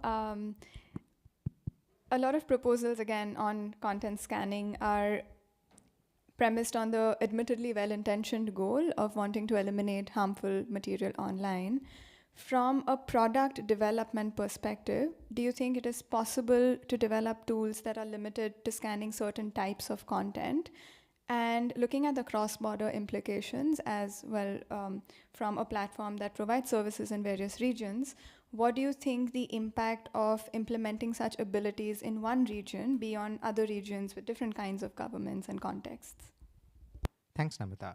I think that the first kind of angle with which to look at it is whether it's technically feasible or not, and the second is whether it's feasible in law and policy. And I think both of them are two different answers. Purely on the technical feasibility perspective, it depends on how one decides to define client-side scanning and what constitutes client-side scanning or not. But there are different ways in which platforms already do certain kinds of scanning for unencrypted content that some of them claim can be done for encrypted content in a way that is reliable. But personally speaking, and also from Mozilla's own experiences as we've evaluated them, it's quite difficult to take any of those claims on face value, because almost none of these systems, when they do claim to only detect a particular piece of content well, have undergone the level of independent testing and rigorous analysis that is required for those claims to actively be verified by the rest of either the security community or the community that generally works in trust and safety, like Rihanna was talking about. And the second aspect, which is the law and policy aspect, is I think the more worrying concern, because it's very difficult to imagine a world in which we deploy these technologies for a particular kind of content, presuming it meets the really high bar of being reliable and trustworthy, and also somehow privacy preserving. The legal challenges that it creates don't end with it existing, but of how other governments may be inspired by these technological capabilities existing in the first place. And that's because once these technological capabilities exist, various governments would want to utilize it for whatever content they may deem worth detecting at a given point in time. And that means that what may be CSAM material in one country may be CSAM material and terrorist content in another country, and in a third country it may be CSAM material, terrorist content, and content that maybe is critical, say, of the political ruling class in that particular country as well. And as I think if there's one thing that we've seen with the way that the internet has developed over the last 20 to 25 years, it's that the ability of companies, and especially large companies, to be able to resist requests or directives from governments has only reduced over time. The incentives against them standing up against governments are very, very aligned towards them just complying with governments, because it's simply much easier for you from a business perspective to be able to just, if a government places pressure upon you over an extended period of time, to just give in to certain requests. And we've already seen examples of that happen with other services that are ostensibly parts of which are end-to-end encrypted, such as iCloud, where in certain jurisdictions they have separate technical infrastructures that they've set up because of requests from governments as well. So if it has started happening there, I think it's very difficult to see a world in which we won't see it happening for client-side scanning and these kinds of content as well. One other thing that I will say there, and that's especially from a product development perspective, is Mozilla has also actually had some experience with this and the challenges that come with deploying end-to-end encrypted services and deciding to do them in a privacy-preserving manner, but not having and not collecting metadata, which was this service called Firefox Send, which Firefox and Mozilla had originally created a couple of years ago to be able to allow users to share files easily and anonymously. So you went onto a portal, it had a very low limit. You could upload a file onto the portal, and then once you uploaded a file onto a portal, you got a link, and then the individual could click on the link and then you could download it. And the service worked reasonably well for a couple of years, but what we realized I think towards the end of its lifespan was that there were also some use cases in which it was being used by malicious actors to actively deploy harmful content. In some cases malware, in some cases like materials that otherwise would be implicated in investigations.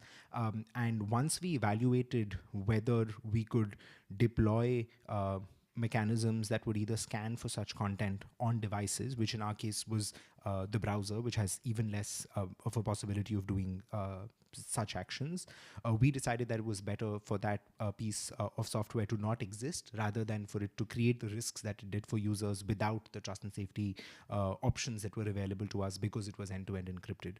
So that's also, I think, a nod towards the fact that there are different streams and levels of use cases to which end-to-end encryption can be deployed, and different kinds of trust and safety measures that could be deployed to like account for different like threat vectors, if you would like to call them that way. And the ones that we're specifically talking about, which is client-side scanning, is most popular right now for messaging, but the way that it's actually been deployed in the past, or almost been deployed in the past by, say, a company like Apple, was the closest was actually scanning all information that would be present on a device before it would be backed up. So there is, and that's the final point that I'm making, that there's also this implication that we are presuming this is a technology that will only scan your content after you hit the send button or when you're hitting the send button. But in most of the ways in which it's actually been deployed, it's been deployed in a way where it proactively would scan individuals' devices to detect content before it is backed up or uploaded onto a server in some form. And that's a very, very thin line to walk between doing that and just keeping it and just like scanning content all the time in order to detect whether there's something that shouldn't exist on the device, and that's a very scary possibility. Thanks, Udbhav. Is Sarah online, Reeds? I believe she's had an emergency, but that's fine. We'll come back to her if she's able to join again. Ilishka, in many ways, the EU has been at the center of this discourse, or what is also known as the Brussels effect. We see a lot of policy proposals, debates, and discourses on internet governance and privacy and free expression traveling from the EU to other parts of the world. Also true for, it also happens horizontally across other countries, but still in a disproportionate way from EU to elsewhere. More recently, there have also been proposals around looking at the question of content moderation on encrypted platforms. What would you say are the signals from the EU for the rest of the world from a privacy, free expression, and safety perspective on what to do and what not to do? Thank you. Indeed, the EU regulatory race has been quite intense in the past few years, also in the area of content governance and platform accountability. Specifically in the context of client-side scanning, I'm sure many of you are aware of the still pending proposal on child sexual abuse material. It's the EU regulation, which from the fundamental rights perspective is extremely problematic. As a part of EDRI network, there is EDRI position paper that contains the main critical points around the legislation, and a couple of them I've already summarized during my first intervention. And the whole entire regulation is problematic due to the disproportionate measure it imposes on the private actors, from detection order and other measures that can be only implemented through technical solutions such as client-side scanning. Very short-sighted justifications for the use of this technology, very much based on that risk approach that I've already explained at the beginning, but also ultimately not recognizing and acknowledging that the use of such technology will also violate the prohibition of general monitoring, because of course this technology will have to scan the content indiscriminately. And I'm mentioning the ban on the general monitoring because if you ask me about the impact of the EU regulation, of course, another very decisive law in this area was or is Digital Services Act, even though Digital Services Act regulates user-generated content disseminated for public if we speak about platforms, but to some minimum extent we could say there are some minimum basic requirements for private messaging apps too, even though it's not the main scope of the Digital Services Act. But DSA has still a lot to say in terms of accountability, transparency criteria, and other due diligence measures that this regulation contains. And we are really worried about the interplay between these horizontal legislative framework within the EU and the ongoing, still negotiated proposal, the proposed regulation, the child sexual abuse material. If it would stay in its current form, and we are really not there yet, of course, there would be a number of issues that would be in direct violation with the existing Digital Services Act, especially those measures that stand on that intersection between these two regulations. And of course, this sends a very dangerous signal to other governments outside the European Union, governments that will definitely abuse these kind of tools, especially if a democratic government within the EU will legitimize the use of such a technology, which would ultimately happen, and we hope it won't, and there is a significant effort to prevent these regulation from ideally not being adopted at all, which is probably at this stage way too late, but at least do as much damage control as possible. So we have to see how this goes. But of course, the emphasis on the regulation within the European Union around digital platforms in general is very strong. There was a number of other laws adopted in recent years.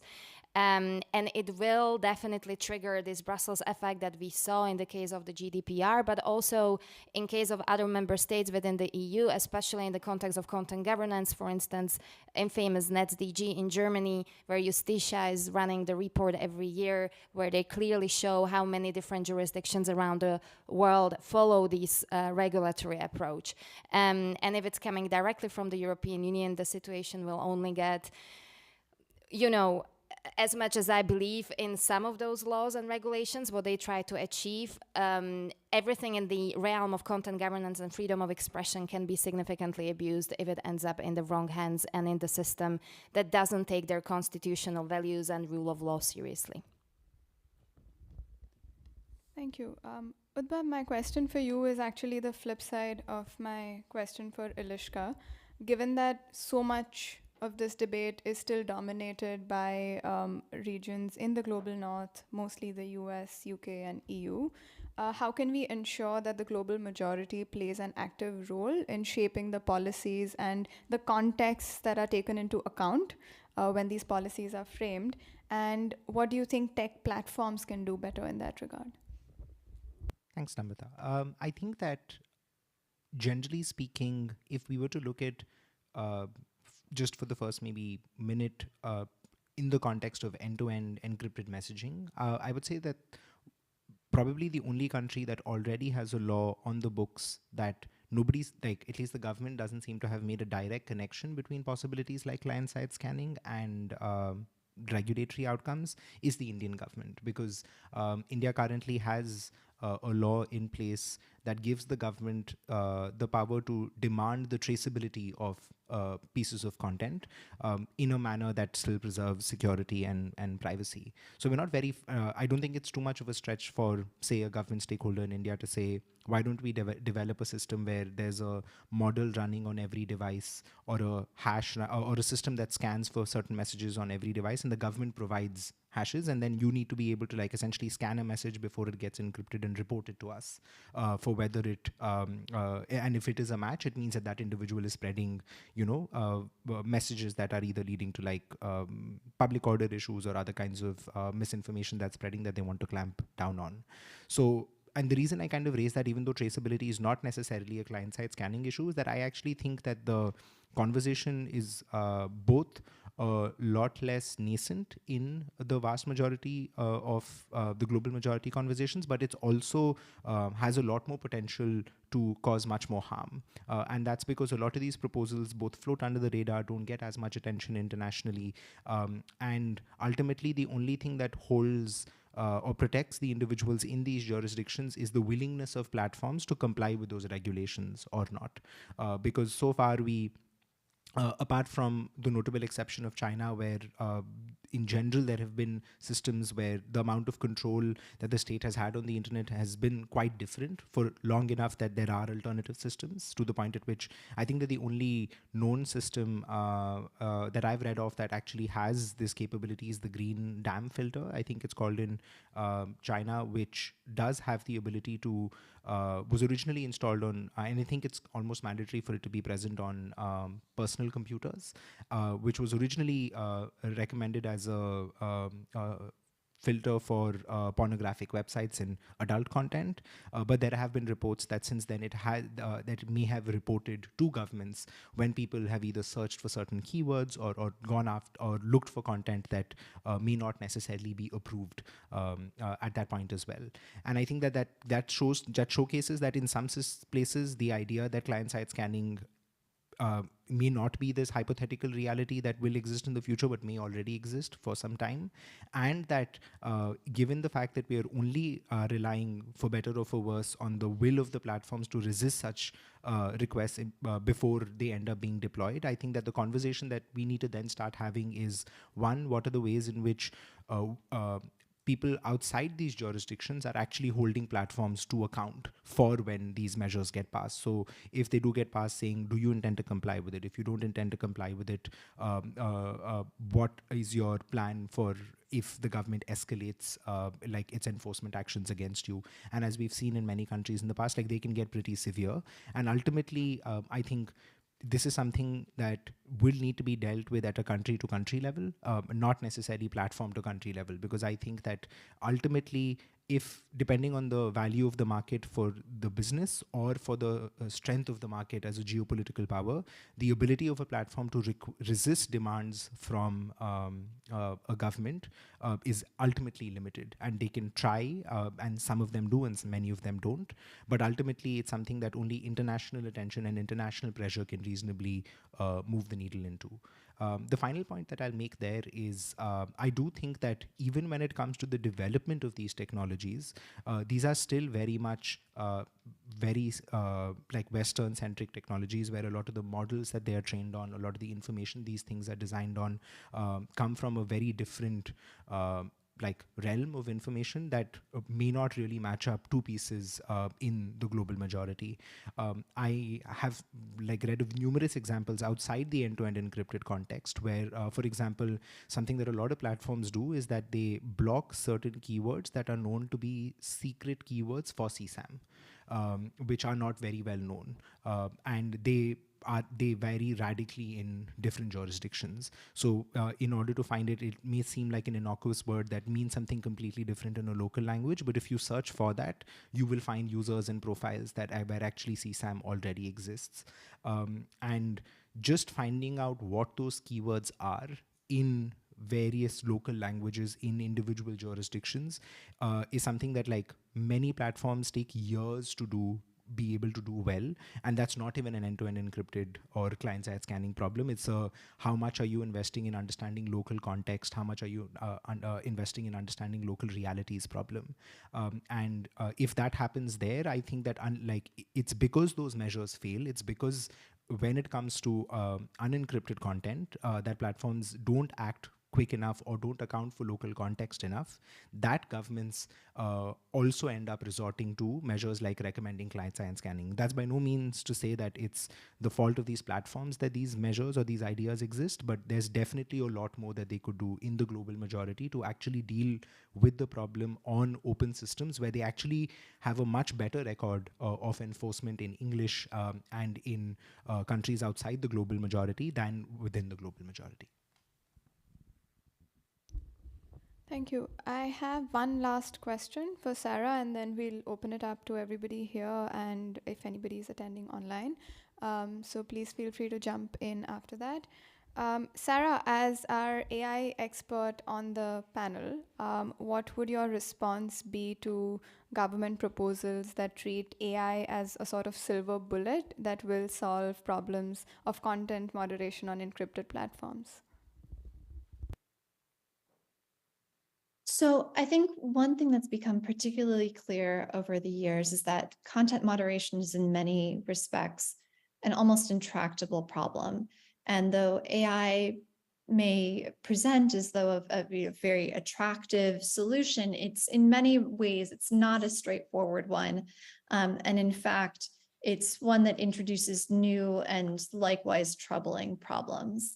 AI, for all of its many benefits, it remains imperfect, and there's a need for considerably more scrutiny on claims that are being made by vendors, particularly given the current state of affairs, where quite few models are going through any sort of very rigorous independent verification or adversarial testing. I think there are concerns about harms to privacy. There are concerns about false positives that could sort of paint innocent people as culprits and lead to unjust consequences. And lastly, there's been research that has shown that malicious actors can manipulate content in order to bypass these automated systems. And this is an issue that's endemic across AI, and underscoring, even further the need for much more rigorous standards for independent evaluation and testing. So before, we put all of our eggs in one basket, so to speak, I think it's really important to, one, evaluate whether AI, broadly speaking, is up for the task, and then two, to really look under the hood and get a much better picture of what kinds of evaluation and testing are needed to verify that, in fact, these AI systems are working as intended, because by and large, the evidence is indicating that they're very much not. Thank you, Sarah, and thank you all so much on the panel. I'll open it up to all the participants because I'm sure you have great insights and questions to share as well. Do we have anybody who wants to go first? Great, sure. Could we, before you make your intervention, could you just in a line maybe share who you are?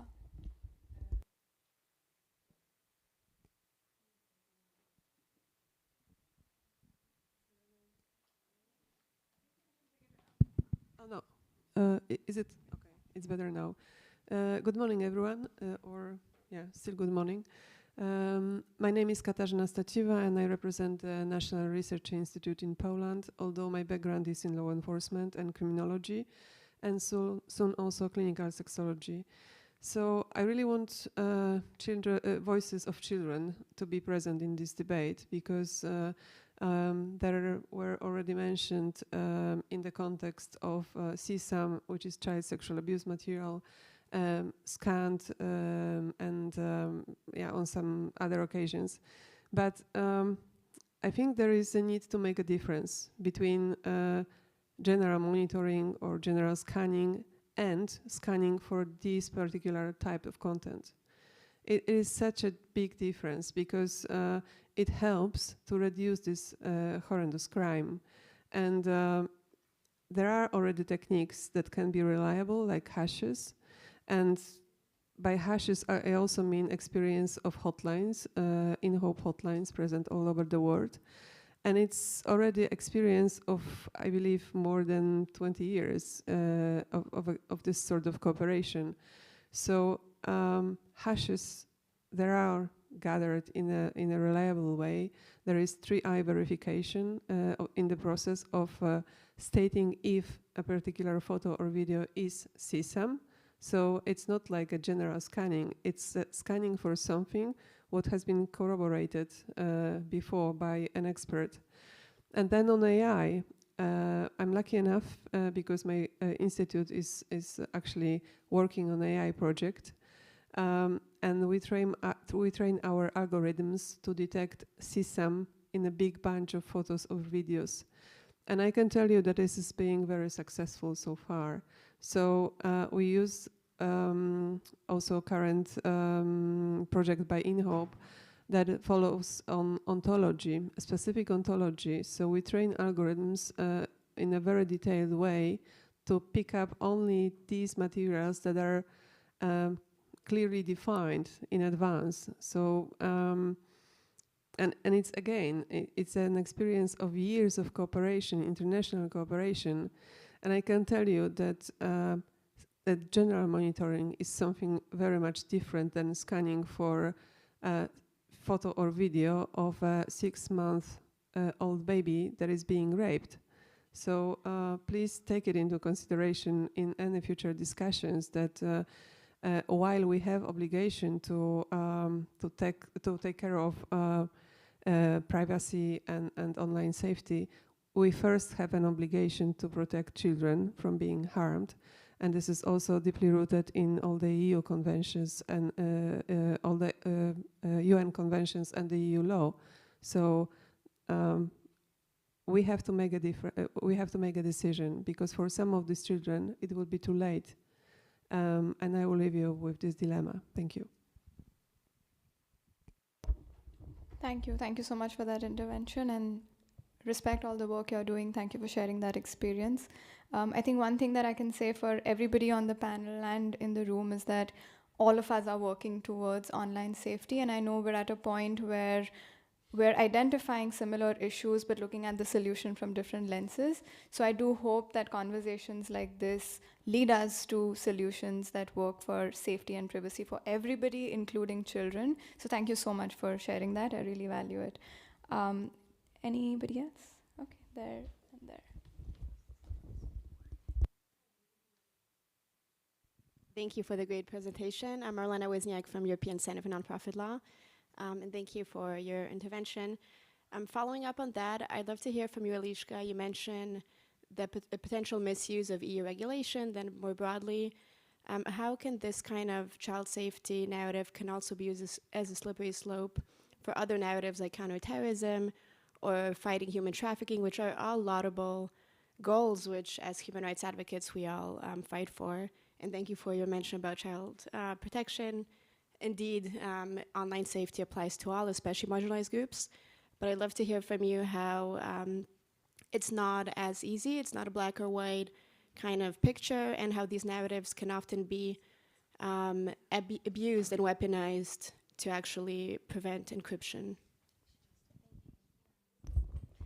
Thank you so much. Great question. And thank you very much for your contribution. From a position of digital rights organization, we, of course, advocate for the online safety and protection of fundamental rights of all. And of course, children also have their right to be safe, and they also have equally right to privacy. And we can go into nitty-gritty details on general monitoring, whether, how these technologies work, and whether there is any way how general monitoring would not occur. And I think that maybe we would even disagree to some extent, but the point is that the goal is definitely the same for all of us. And especially when it comes to marginalized groups, as Marlena rightly pointed out, it's a major priority for us too.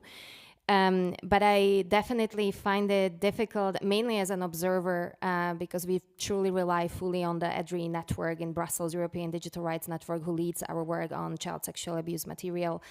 And I often see that precisely the question of children's rights is being, to some extent, I would say, I'm trying to find the right term, but the emphasis on that, even though it's a number one priority for all of us, it can be used in the debate to maybe counter-argue against opinions that are slightly more critical towards some technical solutions, while no one ever disputes the need to protect children and that they come first. And that often complicates and maybe becomes to some extent almost counterproductive, because I don't think that we have any differences in terms of goals that we are trying to achieve. We all are aiming at the same outcome in the process, but perhaps the means and ways and the policy solutions and regulatory solutions that we are aiming at might differ. And that's, of course, subject to debate and to ongoing negotiations. What is that solution? And none of them will be ever perfect, and there will have to be some compromises made in that regard. But I do find this, dichotomy and more kind of like very straightforward black and white differences in terms of when we are doing our advocacy, almost occasionally trying to put it in a way that we should choose the side incredibly problematic, because there is no need for that. I think we all, as I said, have the same outcome in mind. So I don't know whether I answer your question, but indeed this is a very complex and complicated topic, and we need to continue having this dialogue as we have today and inform each other position and try to see each other perspective in order to achieve that successful outcome that we are striving for, and that's the highest level of protection. Thank you. Vagisha, and then here. Hi, thank you. Is this working? I don't know. Okay. Hi, I'm Vagisha. I'm a PhD scholar at Georgia Tech. Kudos to all of you to condense all of that material into 40 minutes. I mean, it's a vast thing that you've covered here. I think I have a comment that will lead to a question, so I'll be quick. Eliška, you mentioned about significant risk in the beginning, and I was thinking about how significant risk on any sort of online platforms are often masked by this concerns of national security when it comes to the governments directly, right? And national security risk could be often subjective and could be related to the context of which government and how they interact with it. So, and I think Udbhav also mentioned about how harmful content is a big problem in the space. I mean, all of us agree about that.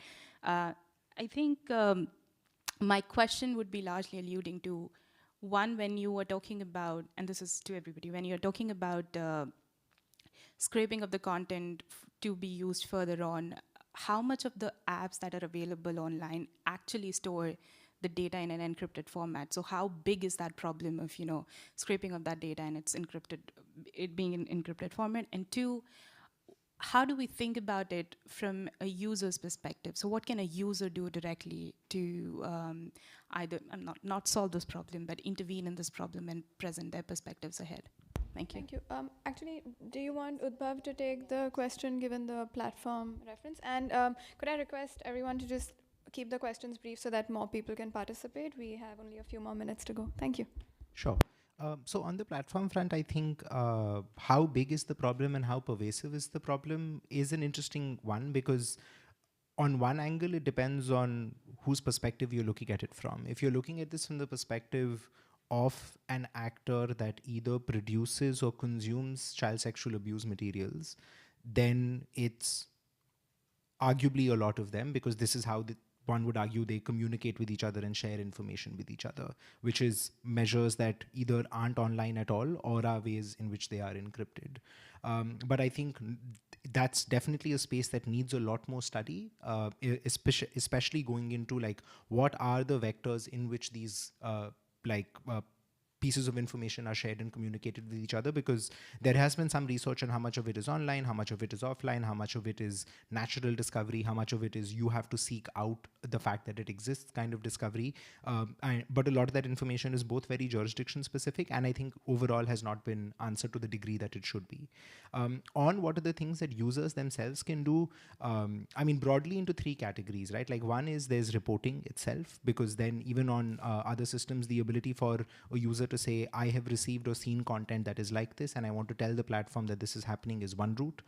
The second route, and this applies to more limited systems, is the content exists in this form and I would like to directly take it to the police or to law enforcement agencies saying, I have it from this user in this way and this is the problem that it's creating. And ultimately, the third is for the user, and this is like something that there's been a lot of research on, is like intervening at the social level, where you talk to your like if it's somebody you know for why this is kind of problematic, and you ask them to get professional psychiatric help, and then like they essentially get treated like they have a disease. Platforms can or cannot play a role in this. Some of them can proactively prompt you to seek help. Some of them can tell you it's a crime. There are some countries where courts have mandated that these warnings proactively be surfaced, and laws too, like in India. But ultimately, I think it's an area that needs a lot more study, which just hasn't happened so far. Just to very quickly add to that, and I'll pass it on, is that all of this is by no means to say that, platforms play a role in keeping people safer in a way that governments don't. By all means, we need measures to make platforms more accountable, including the ones that are end-to-end encrypted, absolutely. But the question is just how to do it in a way that most respects fundamental rights. I'll pass it to you and then to the lady in black. Online, Rihanna, Sarah, if there's anything that you want to add to any question, please just raise your hand and we'll make sure you can come in. Yeah, my name is Raul Plummer from Electronic Frontier Finland, and I don't have a question, but I'd just like to respond as well to the law enforcement representative here, that I've lost a lot of credibility in law enforcement to use their tools for what they actually say they use them for. For example, in Finland, they tried to introduce a censorship tool. Well, they did in 2008, and in the end, it took a hacker to scan the secret list of the police that censorships or censors the websites, and we found out like the rationale for the tool went that it has to be used like that because the CSAM material is hosted in countries that our law enforcement doesn't have access to, or even any cooperation. And there was this hacker who scanned the internet to find out the secret list. He was able to compile about 90% of that list. And we actually went through the material and had a look what's in there. First of all, it was like less than 1% was actual child sex abuse material. And the second point, which I think is even stronger, is that guess the biggest country that hosted the material? It was US. After that, Netherlands. After that, UK. In fact, the first 10 countries were Western countries, where all you need to do is pick up the phone, call them to take it down. That's it. Why do they need a censorship tool? And the same goes for this kind of client-side scanning. I feel it's going to be abused. It's going to be used for different purposes after it goes to gambling and so on. So it's a real slippery slope, and it's been proven before that that's how it goes.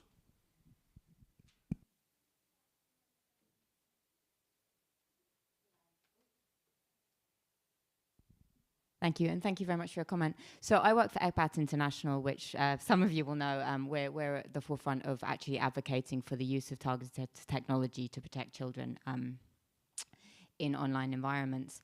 And I mean, what's interesting just even about the people in this room is I think certainly what we're seeing is an example, and we speak for both sides, of the conversations being divided. And I'm very happy I'm here, and I'm really enjoying this conversation because I absolutely believe in critically challenging our own perspectives and views on different issues. And it's been really interesting to hear, particularly the point about Global South and different jurisdictions. And it's absolutely, I think we have a system that is working. It's not perfect. And there are examples where there have been problems, but in general, the system is working very well. And we could give many other examples of why that is. But we need to build on the existing system to expand out into other regions. One of the things I think is interesting, and this has been a key theme of the IGF, I think for me, is this issue of trust in institutions and trust in tech. And they're very difficult to achieve. They're easy to lose, they're hard to gain. It's trust in general. I think on this issue, it's at the forefront of the problem. I think one of the things I always regret is that there isn't more discussion of where we do agree, because there are areas we agree. And again, one thing that comes up when we deal with issues of trust are issues of transparency, whether that's in processes, algorithmic transparency, oversight, reporting. They're not perfect, but as civil society, we can call for accountability. So I think that those are areas where we agree, and I do wish we were speaking a little bit more about that. In terms of the legislation and general monitoring, you're right, we're not going to go into the details of the processes in the EU, but I do think there's sometimes a convenient conflation of technology in general and specific technologies that are used for certain things. And I think if we talk about targeted CSAM detection tools and spyware, they're not the same thing. And I think sometimes there's a convenient conflation of different texts that are used for different means. The other thing, and this is very much to your point about data sets upon which these tools are trained, it's true that we need to be doing much better at understanding and having data that will avoid any kind of bias in the identification of children.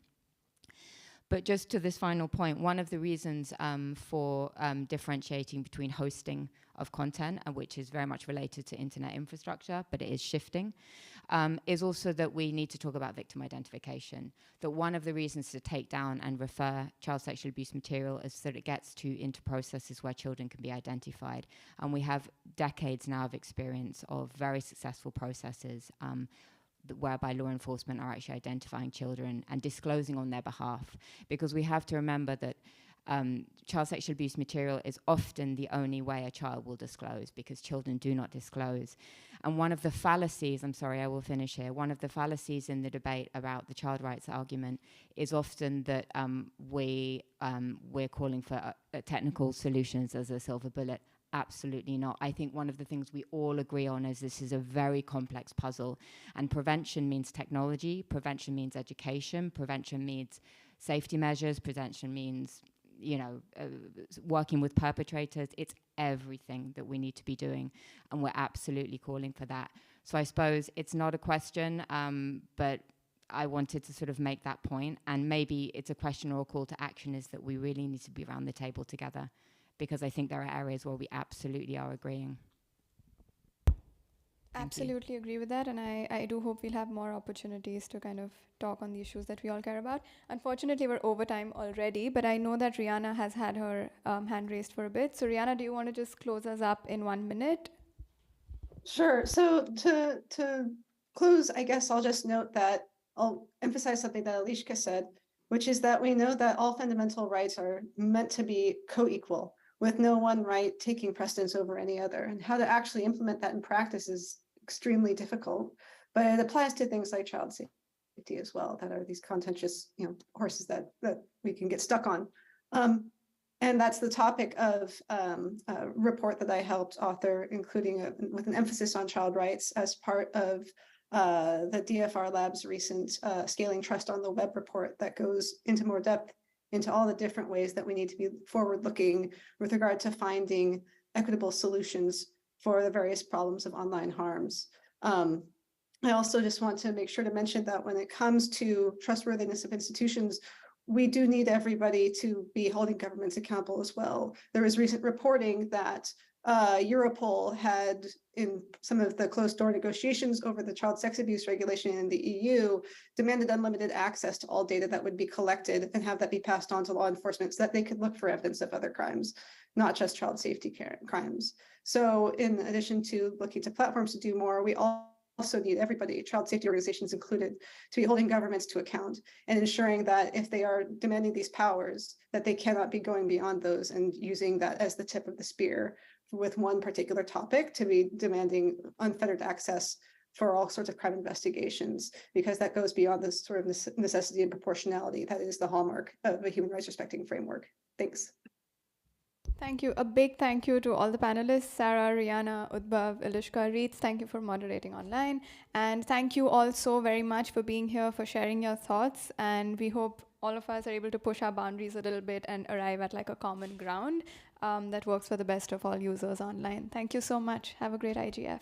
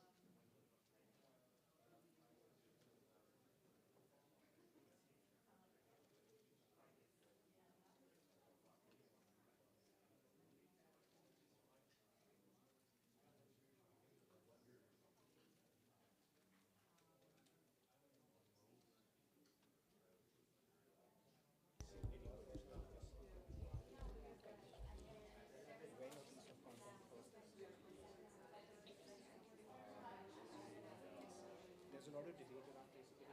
And it's now law, but the kind of pros and cons have been something that have been extensively written about. And the day that the law passed, WhatsApp and its current stance, because the government has been forced to take it, WhatsApp has been personally challenged.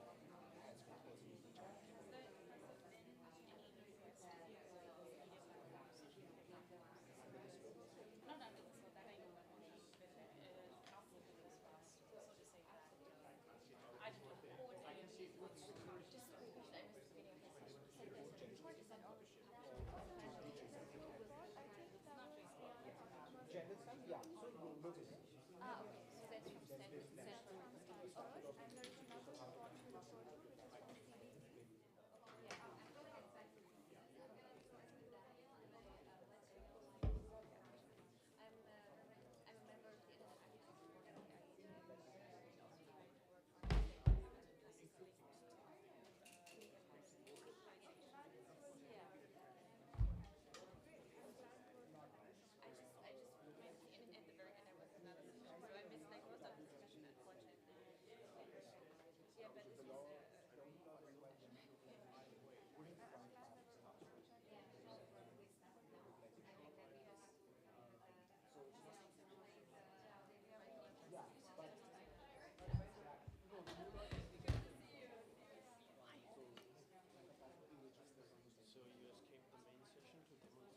So you escaped the main session to demonstrate the fragmentation of the Another one, like now. Yeah, just can you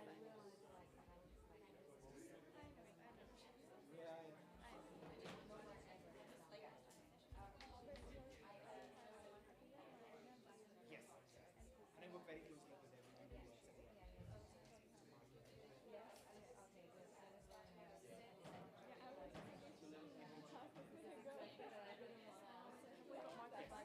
Thanks, man.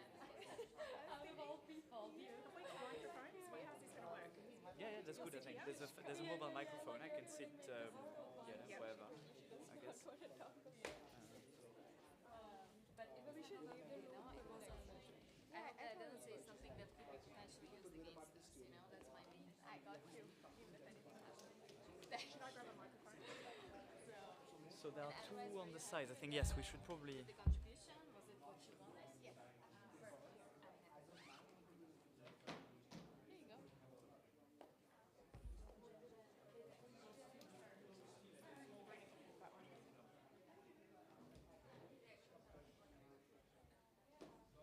Do you have one? Okay, great. I guess Danko can sit here.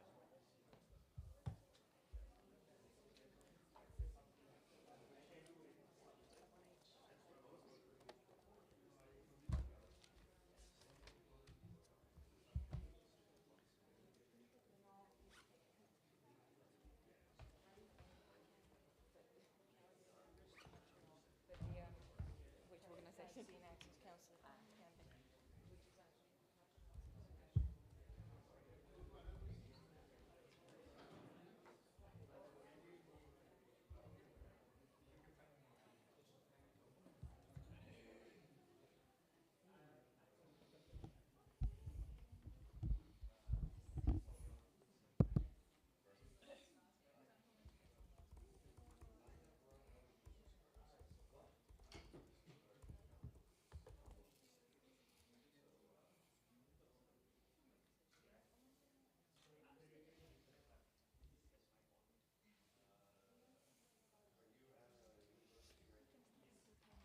There is one more person that's just getting some water. I think it's just coming back, hopefully. So is it okay if I give him 1 minute? Thank you. Oh, it's just there. Yes. 12:30. Yeah, we'll try and finish 5 minutes early. Thank you.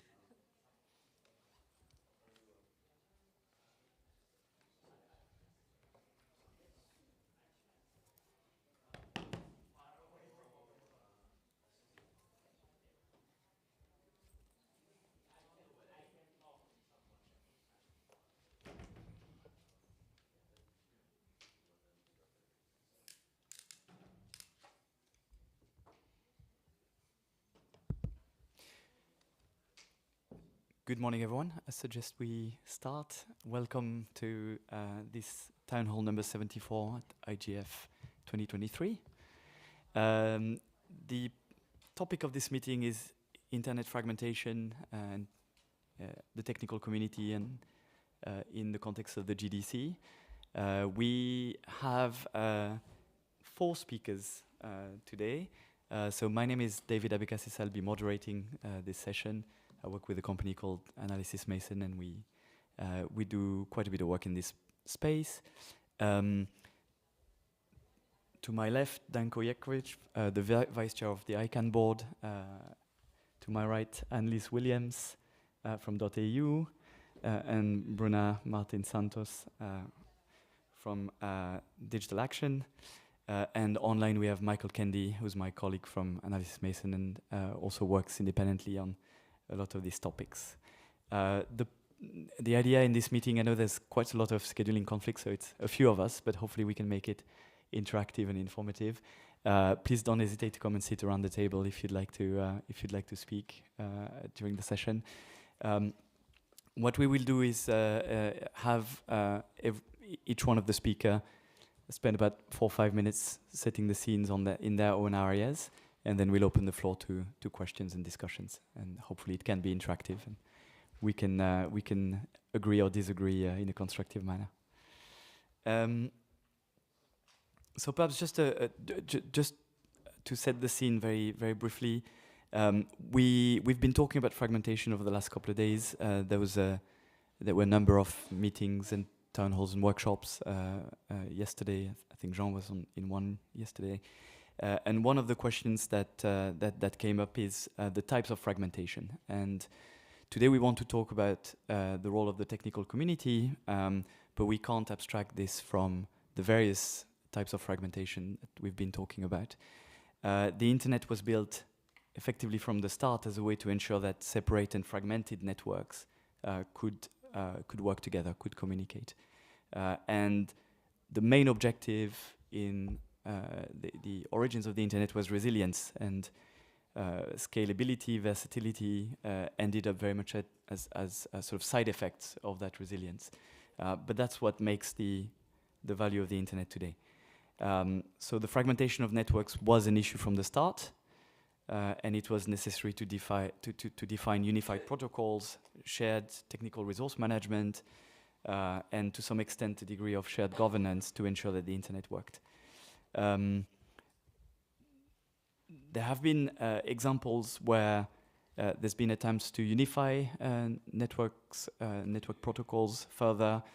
Under, for example, the Network 2030 initiative of the ITU, there were some proposals for a new IP framework that would really fundamentally change the way the network protocols work, and that did not work, I think it's fair to say, and we can explore why if it's of interest to people in this panel.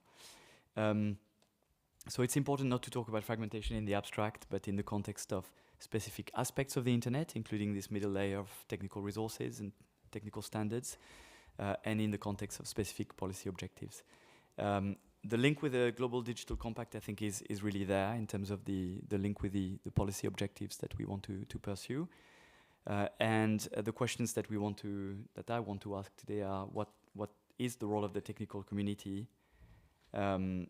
as sort of unified in some ways and fragmented in other ways that we can see today in pursuing those roles and in responding to the policy objectives set out in the GDC and more broadly by policymakers and governments, and how governments and the technical community can talk together in a more effective way is also a theme that we want to address. So I'll stop there and I'll hand over to Michael Kendi for a retrospective of how we got here. Michael? Great. Well, good morning from Geneva. Glad to be here, at least virtually. Can you hear me? Yes, we can. Great.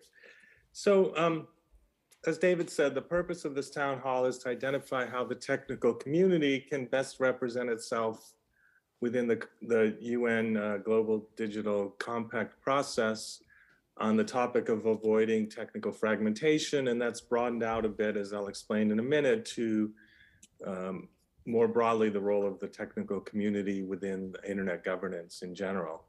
So I'll just give a brief background on the GDC, the Global Digital Compact process, and the role of the technical community.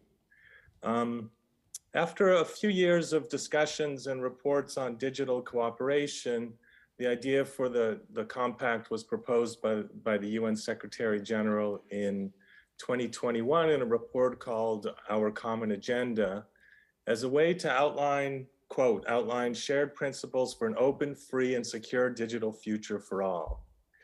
And according to the report, the compact could cover a number of topics, including connecting the unconnected, data governance, human rights online, artificial intelligence, and specifically avoiding fragmentation of the internet.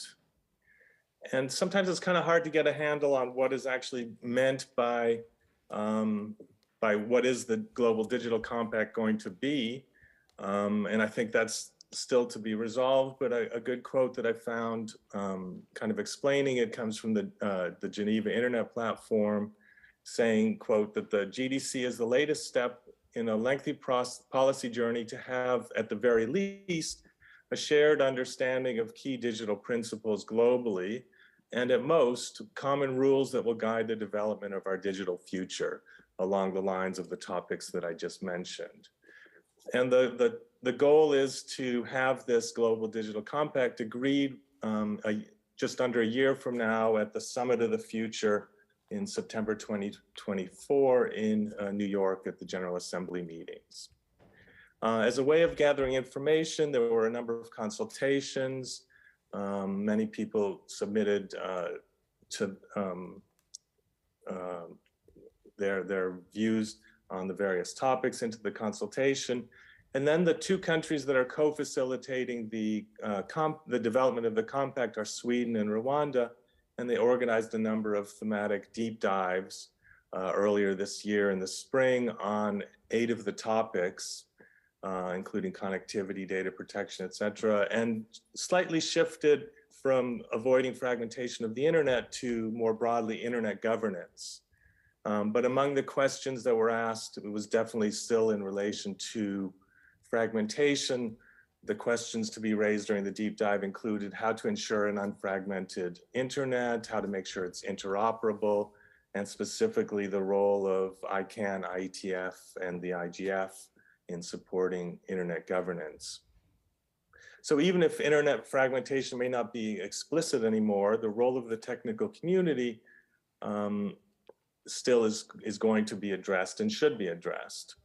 And this definition of multi-stakeholder governance was developed and adopted actually starting here in Geneva in 2003, and then in the Tunis Agenda of 2005 at the World Summit on the Information Society, which itself was an intergovernmental meeting that allowed input from stakeholders, including the academic community, technical community, civil society, and the private sector.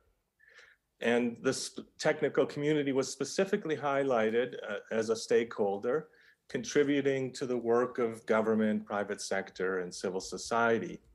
But recently a blog came out by the heads of ICANN, APNIC, and ARIN that kind of started to say maybe that there's a new tripartite view of digital cooperation, where the 3 players are the private sector, government, and civil society, and that the technical community is subsumed within civil society, which was not the case before, and arguably is not relevant or should not be the case now. And I'll drop the link to that into the chat for those of you who have access to it. But the question that I think we wanted to raise in this session was, do governments really understand the role of the technical community? How can one best get it across? How should the technical community ensure that there's a role in the negotiations that are coming up later this year and in the spring? How to ensure a role in the Summit of the Future, and to ensure a role in the Global Digital Compact itself. So I'll leave it there with those questions. I look forward to the discussion that will follow. Thank you. Thank you, Michael. I'll pass it on to Danko for a few remarks on, I guess, both the role of ICANN in that space, And Michael raised the question of whether the technical community should be a more unified stakeholder in the multi-stakeholder model. So if you have any thoughts on that. Thank you. Okay, we can hear that. So, well, a lot has been said in your introductions, and I think I agree with that.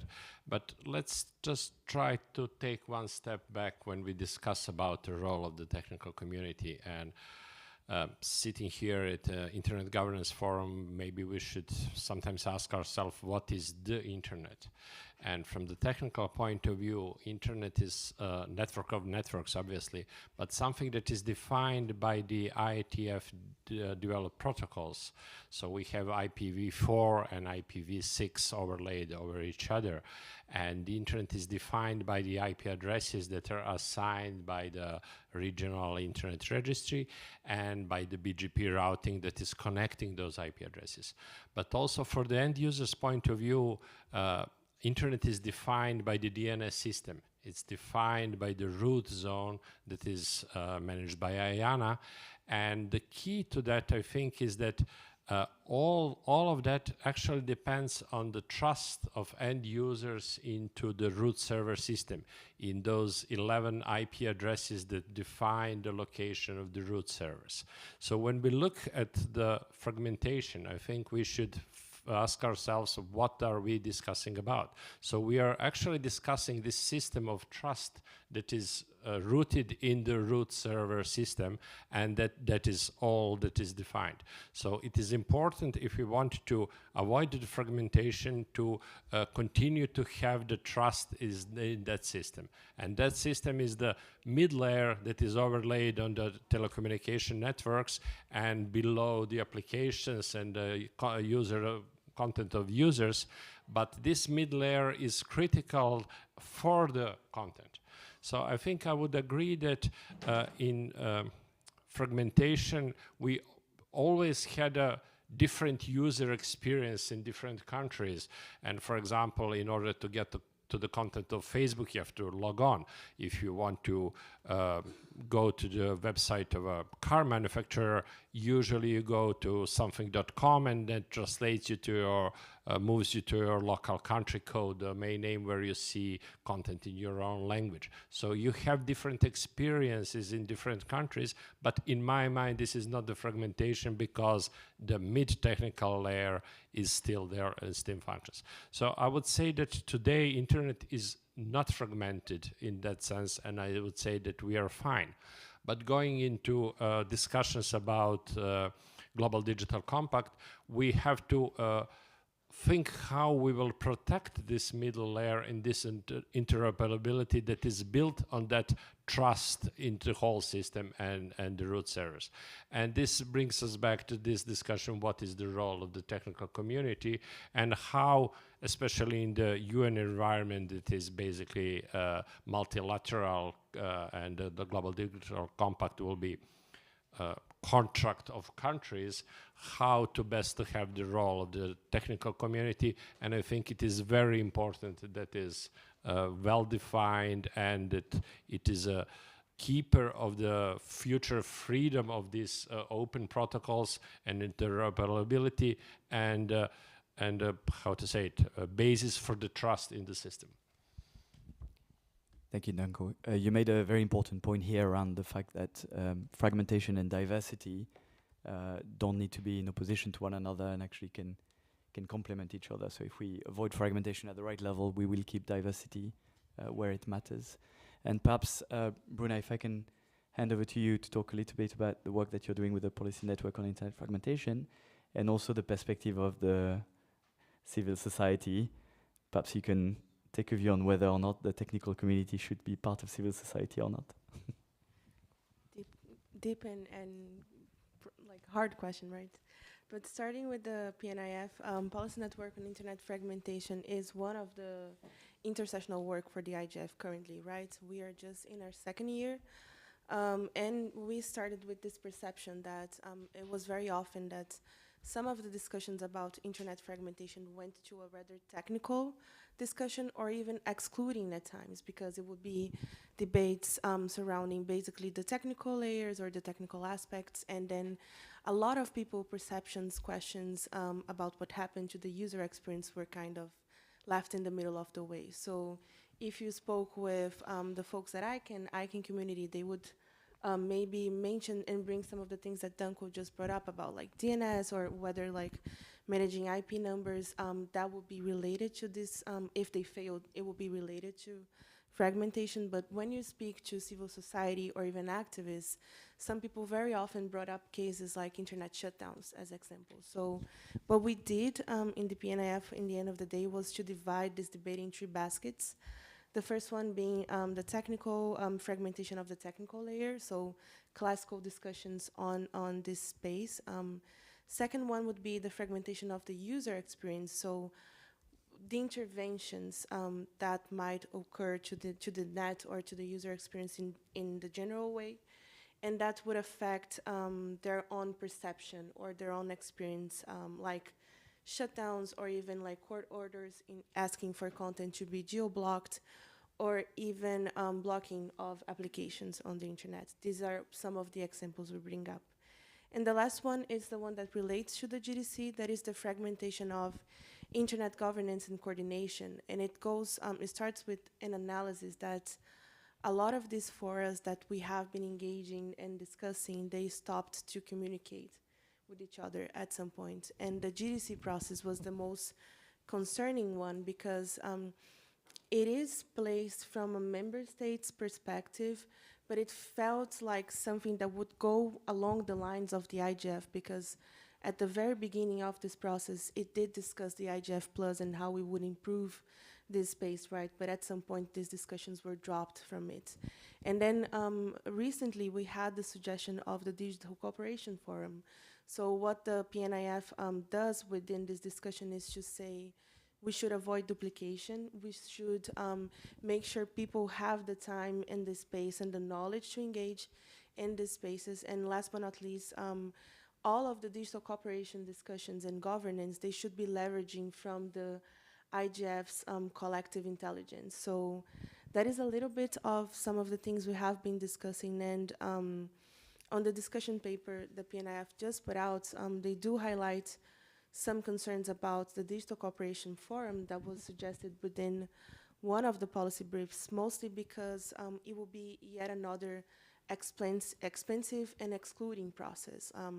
It's not everybody that gets to go to New York, it's not everybody that knows how to navigate UNGA or something like that, and to know that just now the Tech Envoy mentioned that civil society or any other stakeholders should engage with member states, should be part of the delegations, is something that hints, right, that multi-stakeholderism might not be a tool in that way, and it's indeed concerning if the GDC continues to touch upon like a lot of the topics and discussions we have here. So I think just to say that, and about the technical community, civil society, I do think it's a misunderstanding, to be honest.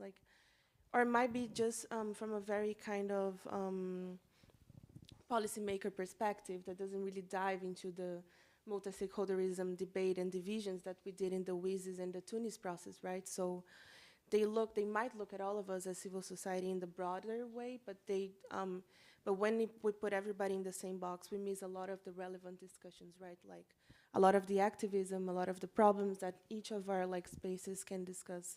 So I do think that bundling everybody up might be a little bit problematic, but I'll stop there. Thank you, Bruna. So there's a couple of things that you've just said that I think resonate and that hopefully Annalise can comment on as well. I think one is the fact that some of the discussions can be overly technical and excluding. So obviously I guess your perspective is from the perspective of civil society, but can it be excluding also for government stakeholders that may not have the expertise? And that resonates in your last comment around the misunderstanding that you highlight. Now, I think perhaps one thing that we can discuss around this table is the extent to which the technical community can make its own fate from that perspective by maybe putting together a more unified or a more coordinated front to be more visible to policymakers. Annelise, do you want to say a few words from your perspective as a member of the technical community, but also as a former government official? Thanks, David. My name is Annalise Williams. I'm with the .au Domain Administration, Australia's CCTLD. And as David has just referred to, I am relatively new to the technical community. I've been with Outer for about 2.5 years, but before that, for about 14 years, I was with the Australian government, including as Australia's representative in ICANN's Governmental Advisory Committee and Australia's representative to the ITU. So I have been involved in these discussions for quite some time from a government perspective, and it is wonderful to be here today to be at the Internet Governance Forum. And I did want to just really make the point that, you know, as wonderful as it is to come to these multi-stakeholder meetings, they're very interesting. The point of the multi-stakeholder governance system itself is because preserving the open, free, secure and globally interoperable internet is best done when we have all of the relevant stakeholders as participating in part of in the discussions and the decision-making processes. So the Global Digital Compact is an intergovernmental process. It doesn't necessarily have a seat at the table for the technical stakeholders. So I would, my challenge, I guess, to the technical community is to involve yourselves in these conversations. There is a tendency I have observed over the years among many technical stakeholders to sort of say, well, consider the technical and the policy issues to be separate, but then they're not separate. They are very closely linked, and there does need to be more engagement between the policy stakeholders and the technical stakeholders. As David has just said, engaging with governments and helping them to understand the technical aspects of policy issues or the technical implications of potential policy issues is a really important role that the technical community can play.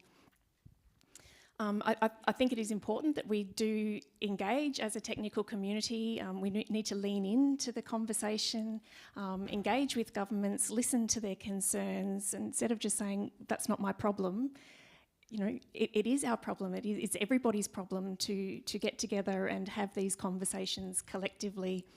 It's everybody's business to get engaged.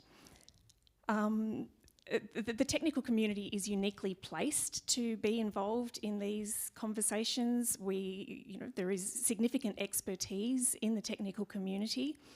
And my view is that the technical community needs to step up and lean into these conversations, or there is a risk that as a distinct stakeholder group, that voice will be lost. And I think Bruno alluded to it before, but the Secretary General yesterday in his speech sort of referred to the business community, the civil society and governments in relation to the Global Digital Compact, but there was no mention of the technical community. And I think it is important to get engaged, and it's not enough to just sort of sit on the sidelines and let somebody else do the discussions. My request and my invitation to the technical stakeholders is to lean in and engage with governments in these discussions. Thanks, David. Thank you, Annalise. So we're about the halfway mark, so what I would suggest we do is to open the floor to questions, discussions, recommendations. I would sort of ask all of you to not hesitate to put forward strong views.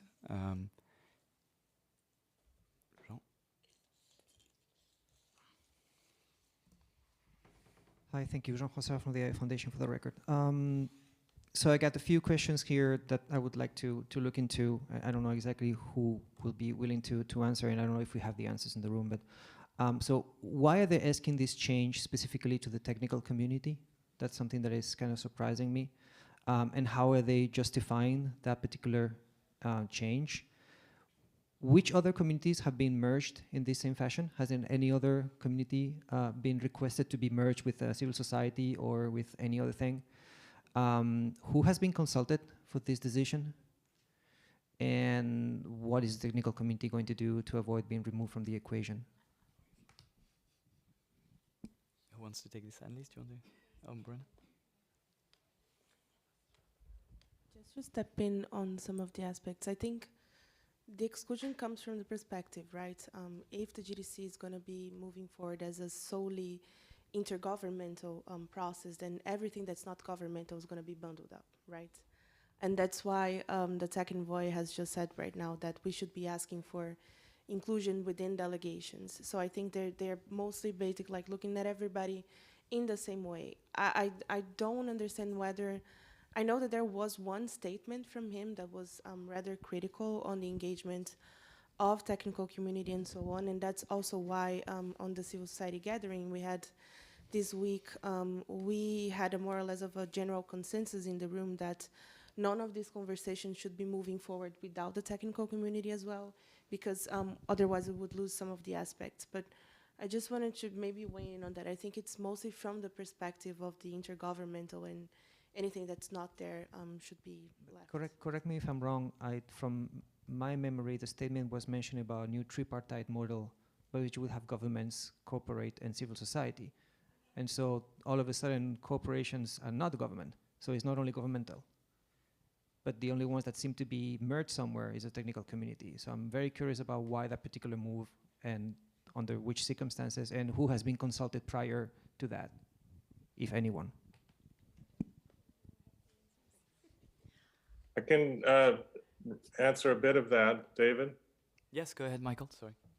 So I think some of it might just be historic. I mean, hi, Konstantinos. Some of it may be historical, that the original definition of multi-stakeholder governance, the one that's always quoted, talks about the development and application by governments, the private sector, and civil society in their respective roles of shared principles, et cetera. So the technical community was never mentioned specifically there. It's the same three that are being talked about now. But then if you dig into the Tunis agenda and everything, the technical community is discussed specifically. The other one I think that's not mentioned now is the academic community, which I don't think even is mentioned at all. So some of it may just be historical, just taking the same three, but I think that just highlights all the more the need for the technical community, for everyone to be specific and ensure a specific role, so that it just doesn't get subsumed out of kind of historical, I don't want to say laziness, but just looking back at the overview definition and not what went behind it. And I think that was, I put that blog in the chat if you have access to it, but I think that's really important that people delve into the history a little bit and make sure that everyone knows that the technical community was represented from the beginning. Thanks, Michael. Annelise, did you want to add something to this? No, same point. Thank you very much. Does somebody else want to weigh in, ask a question? Don't be shy. Go ahead.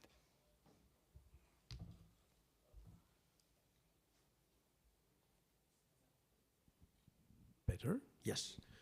Good morning. My name is Peter Koch. I work for DINIC, the German top-level domain registry, undoubtedly technical community.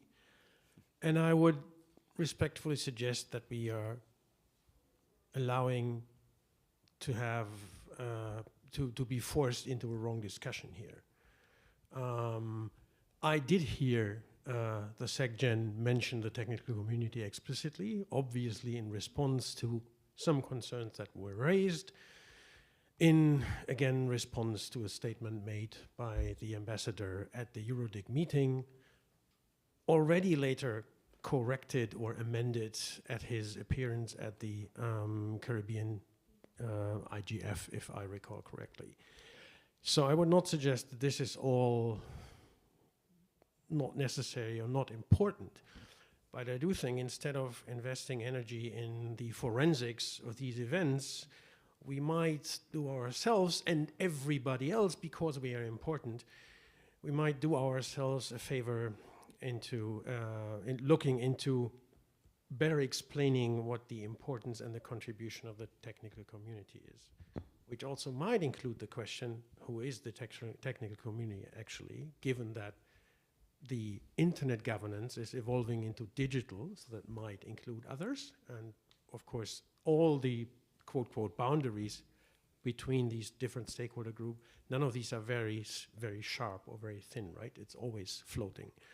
So instead, having the forensics going on, what is the contribution? And I do think that the contribution today is probably more important than 20 years ago, when it was all about names and numbers and so on and so forth, which still is important, but we see more and more regulation coming up and more demands for regulation that completely lose out of sight these unintended side effects that the technical community is probably well prepared to identify and explain.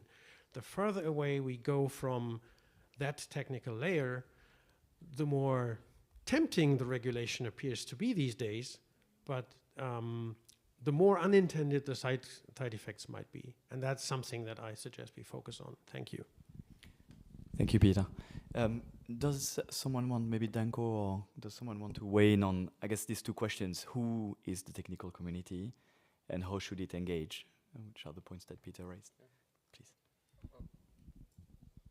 Okay, I have a bit of comment on that. So first on the forensics, UN Secretary General, in his opening speech, he mentioned technical community, but part of the IGF and VISIS process. And later on, when he speak about Global Digital Compact, it was a different stakeholder group. So in a way, for me, that was a kind of message. And I think this is important, why we want to emphasize the importance of the technical community. Obviously, because we should not talk about the model, we should talk about the success of internet that was brought by this open standard and everything.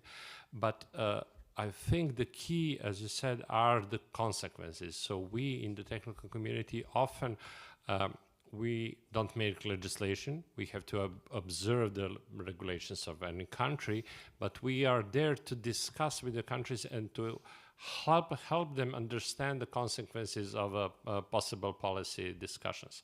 So, for example, in the ICANN, there is obviously Government Advisory Committee, and also we have a global stakeholder engagement and government engagement in trying to do all those things. But looking back on those discussions and how the things will turn out, I think it's not very logical that so there is a risk that the things might turn out in a way that some of the concerns of the technical community in future will not be fully taken in account.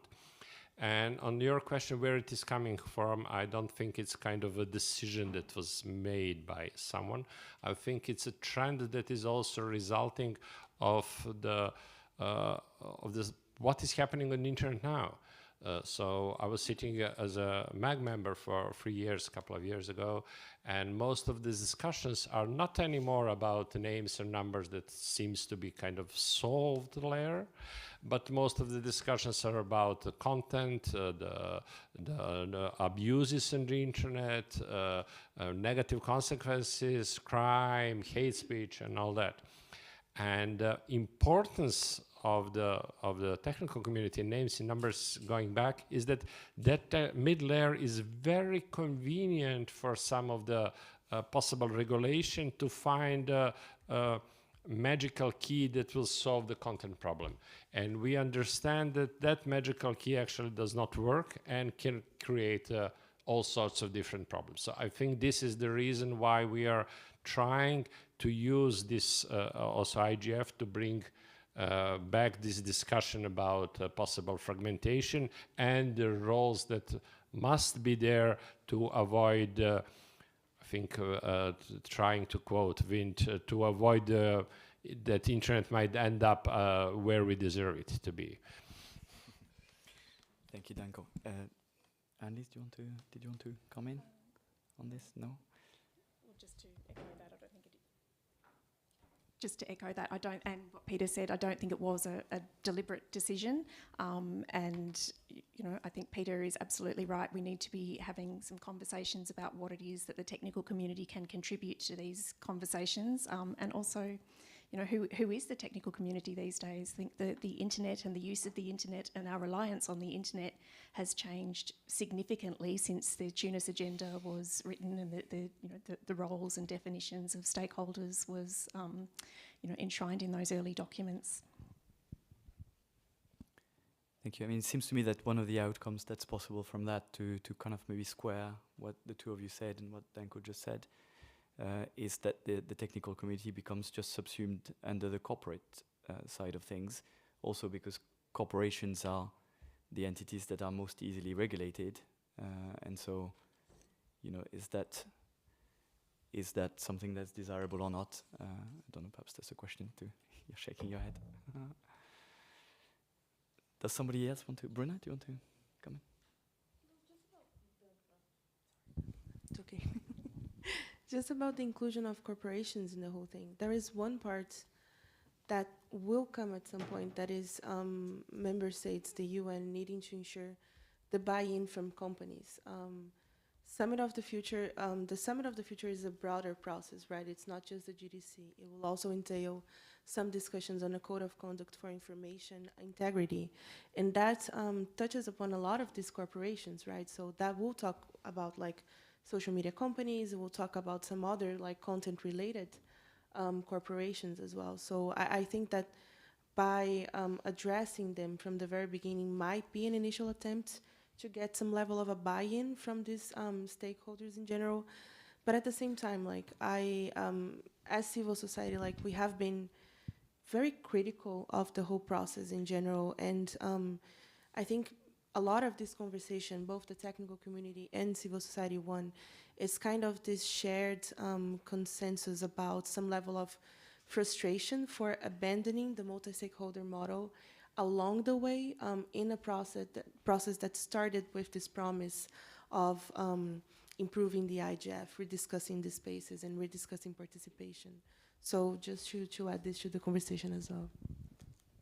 Thank you, Bruna. Perhaps just behind you. Yeah, there was a question there. If you can say who you are, just briefly. Is that better? Yes. Okay. Good morning. We are morning still, yes. David Fairchild from the Canadian Mission in Geneva. I jumped in a bit late, but I think there's something that we wanted to convey, which is we, the foreign ministries, which is the demographics of who's doing the negotiating has changed significantly since 2005. And I think the challenge is that the people that you want to interact with are not the same people anymore. And it's a challenge, and I think it's accelerating, but who in the technical community has actually met their foreign ministry counterparts in order to engage and educate? And we are running out of time. The GDC negotiations probably will begin shortly in the new year. We have 2.5 months to prepare ourselves. There is no zero draft to work from as far as we understand. So it's an empty canvas, and I think the challenge is different member states are at different levels of cooperation and collaboration internally, but I think for many of the technical community, it's a new demographic that they're not used to talking to. And so I just put that out as a challenge that's, I think, on both sides of the floor. It's a language we don't speak, so there's a lost in translation aspect to this. But it behooves us as policymakers to seek out the technical community. But it also works the other way. I think that's just an important point I think I wanted to flag. Thank you, David. I think that's very similar to what Annelise said. So this talking the same language, engaging productively. I mean, I guess one of the questions that we're grappling with is also who's doing that engaging, right? And how, you know, are they speaking from one voice? Are they speaking from many different voices? And how does that come across on the other side to those counterparts that you're describing? Jean, do you want to? Yeah, just wanted to make a reflection. I would like a bit of an opinion about this cognitive dissonance that I seem to observe quite often when it comes to technology, as if technologies would be something nebulous. Imagine that we're having this conversation in terms of healthcare, and we will have policies about how to manage healthcare, but we don't recognize that doctors are the ones who are going to be applying all of that, or that you have the same conversations about codes for building skyscrapers, and you don't talk with the architects, and you just put them into, oh, civil society will talk for them, or they will bundle them with corporates because they are the ones who are building the buildings. we are in this room because someone came up with the idea of building the internet, and that was a technologist. And no matter the resolutions that we have in these rooms, in the end, when it comes to technical application and technical implementations, it's going to come from a technologist as well. So if we keep talking to them in language that they don't understand, we don't talk to them in ways that they're going to be able to implement, I don't see how we can remove them from the equation without considering having them in the room as an actual participant. It doesn't compute to me, so maybe I'm missing something. If anyone can give me an argument about that.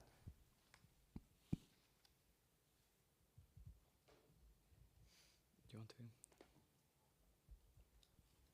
I don't think anybody here is suggesting that, you know, these conversations should be happening without the technical community. This is kind of the purpose of this session, is how can we engage in these processes? What have we got to say? What have we got to contribute?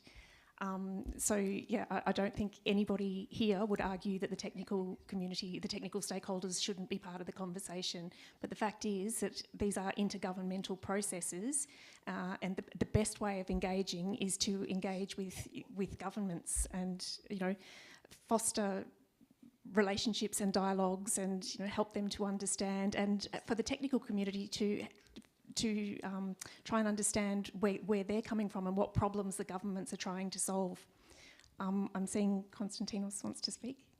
Thanks. Yes, very quickly on this. Sorry. You said it.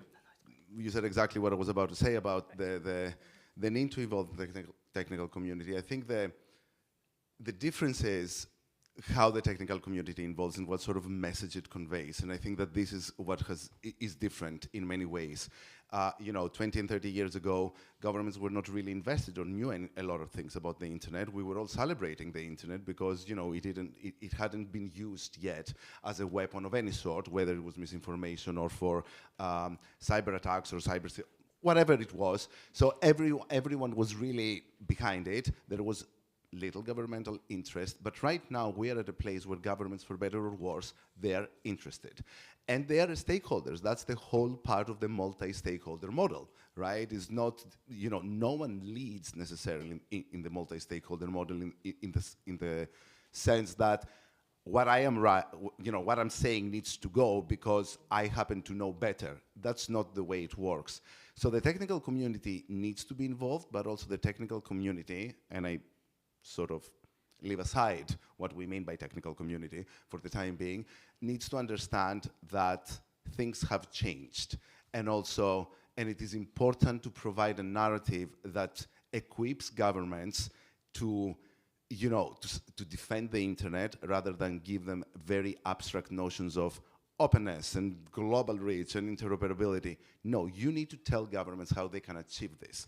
We have the infrastructure that supports these things. That infrastructure will always exist. The question is, how can we use this infrastructure to its fullest potential?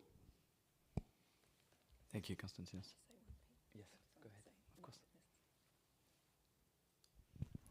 Sorry, just to come back, and sorry, I'm not sure of this gentleman's name, but I did want to just flag that Outer has recently published an internet governance roadmap, which you can find on our website. And one of the actions that we're calling for there is for greater collaboration among the technical stakeholders, the technical community, you know, to ensure better coordination amongst the existing internet institutions, and, you know, strengthen collaboration between the policy and the technical stakeholders. So I just wanted to draw your attention to that. Yes, thank you, Annelies. Danko, you wanted to add something? Maybe Danko first, and then Michael can go ahead. Okay. I just wanted to thank to both of you on these comments. I think it is very true. And speaking of ICANN, I think we got the message.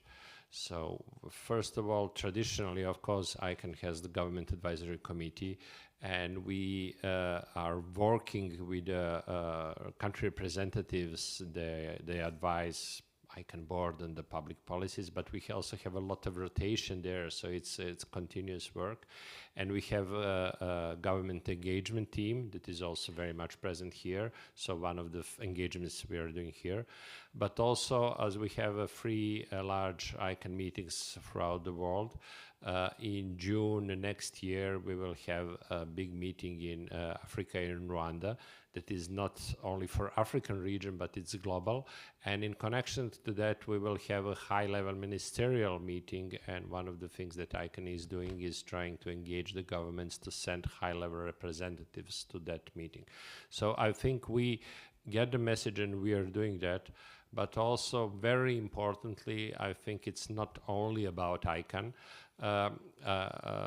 ICANN has the resources to do those things, so that's why we're doing it. But it's also all the technical community coming together, not only through the ICANN, but through different things, and of course with ISOC, with the country code registries, with the regional IP registries, and all together we have to prepare ourselves for the VISIS plus 20 review that will probably move the things to be more sync with the importance of the current world. And as you said, the governments see the importance of the internet now. They see also negative consequences. They're very important with them. We have, for example, bilateral with the UK minister who said that the most important increase in crime is online. So for the UK government, it's important topic. And of course, ICANN is doing something. We are very active in the DNS abuse area. Our remit is quite narrow, but we take the importance of all these messages and communicating with governments very strongly. And I think this is something that shows the results. Thanks. Thank you, Danko. Michael, did you want to come in? Yeah, I just wanted to go back actually to something that you had said in your introduction. You mentioned the new IP proposal. And there was kind of I guess, a clear and present danger that was presented, and along with a number of other people, the technical community responded. I think there was a paper from Olaf at ISOC. There was one from ICANN. I'm sure ITF was pushing back because it was tangible and it was clearly a technical issue where the technical community could respond and discuss how this would impact the internet and fragment it in some ways completely. But as David Fairchild mentioned, there may not be a zero draft that could be responded to. So we end up, as Peter said, talking about forensics. What was said by the tech envoy? How was it said? Where did the technical community come up?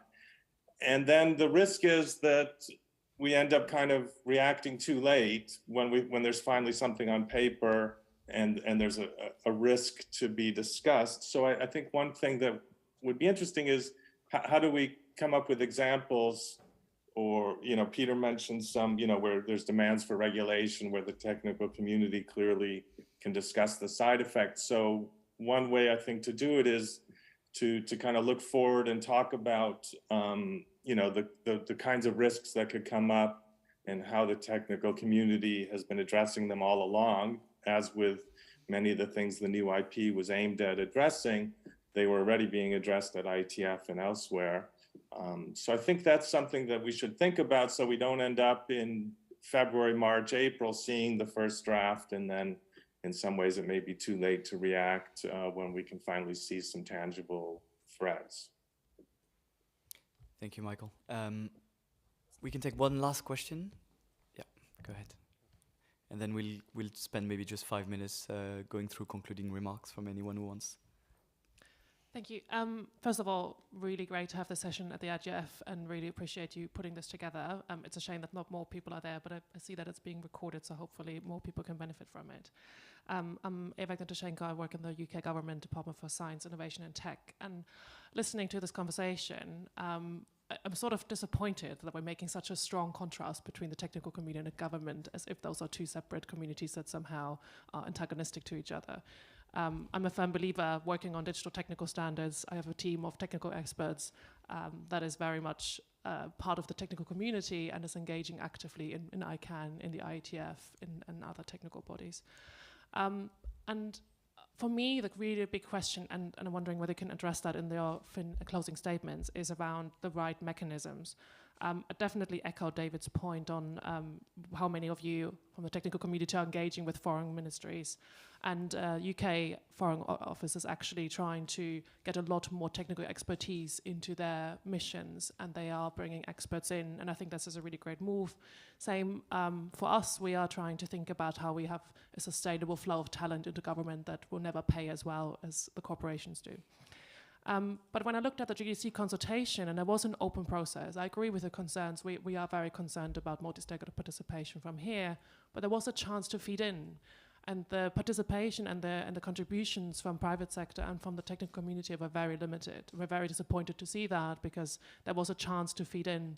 And I'm wondering whether that's because it was so high level that it was hard to see those technical problems that might come further down the line. But there needs to be a mechanism to allow for that engagement. And I do think we have a lot of good practice in the UK, how that's working. But how do we do that on a global level beyond sort of fora like this? And how do we speak the same language? That's what I found. We spent a lot of time teaching our policy expert to speak technical and our technical experts to speak policy, but it's not just a one-way street.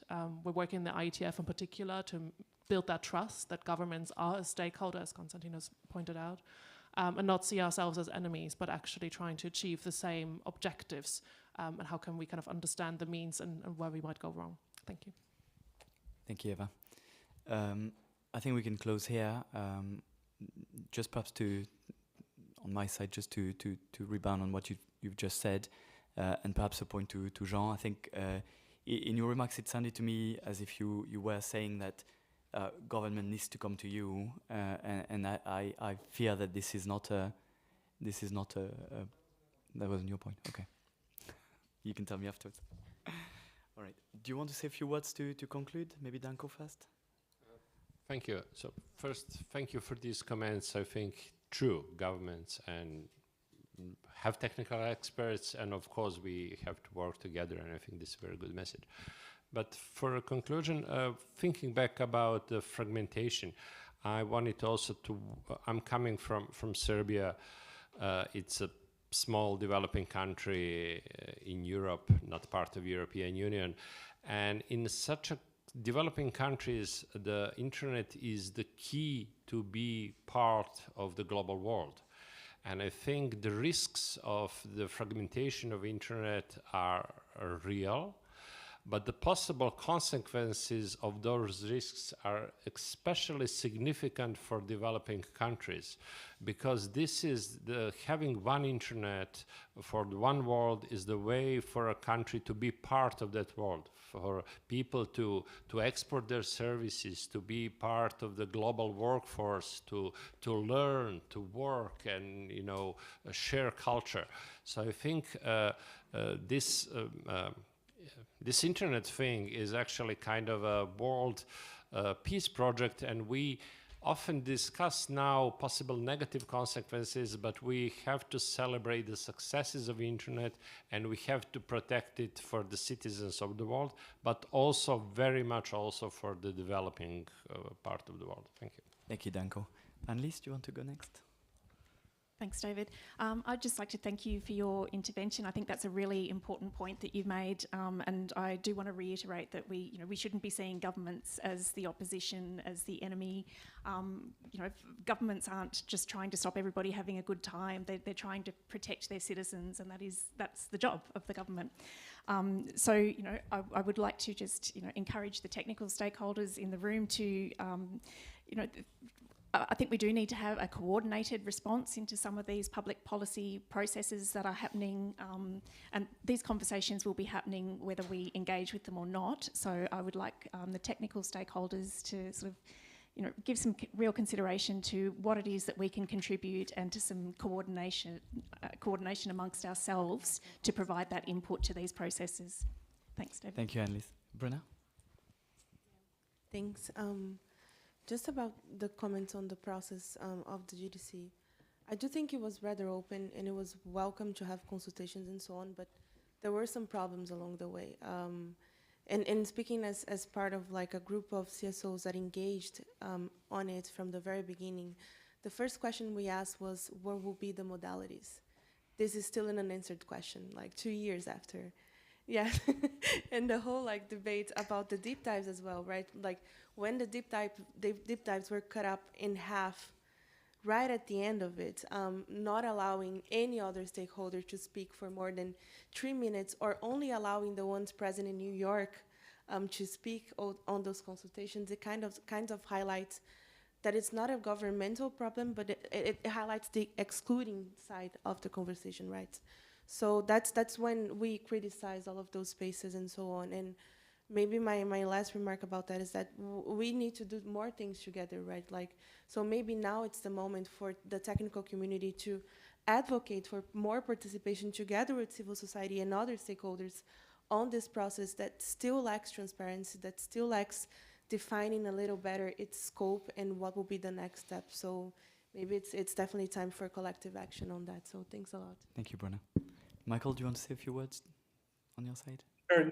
Yeah, no, I just want to kind of also second the idea of, the two-way engagement that's been mentioned a few times.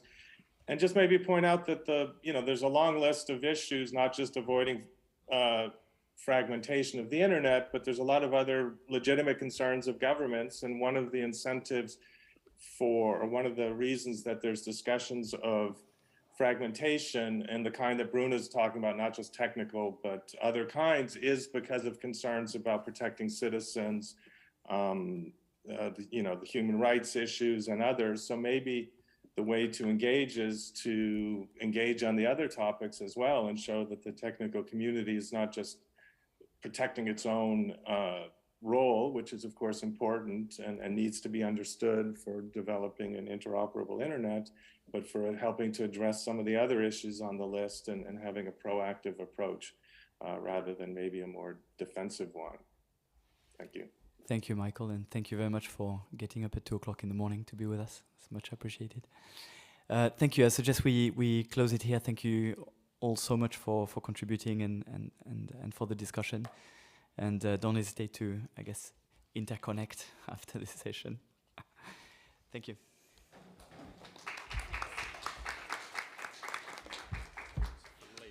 Thank you. Good to meet you. Yeah. Have a good day.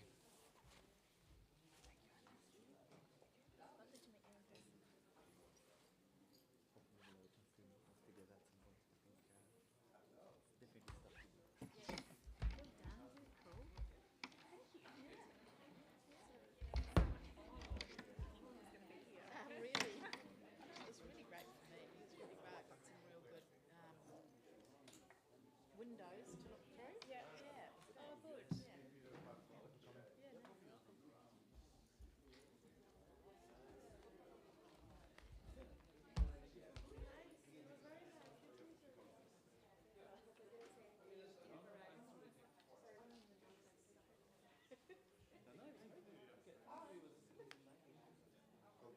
Yes, you are. Thank you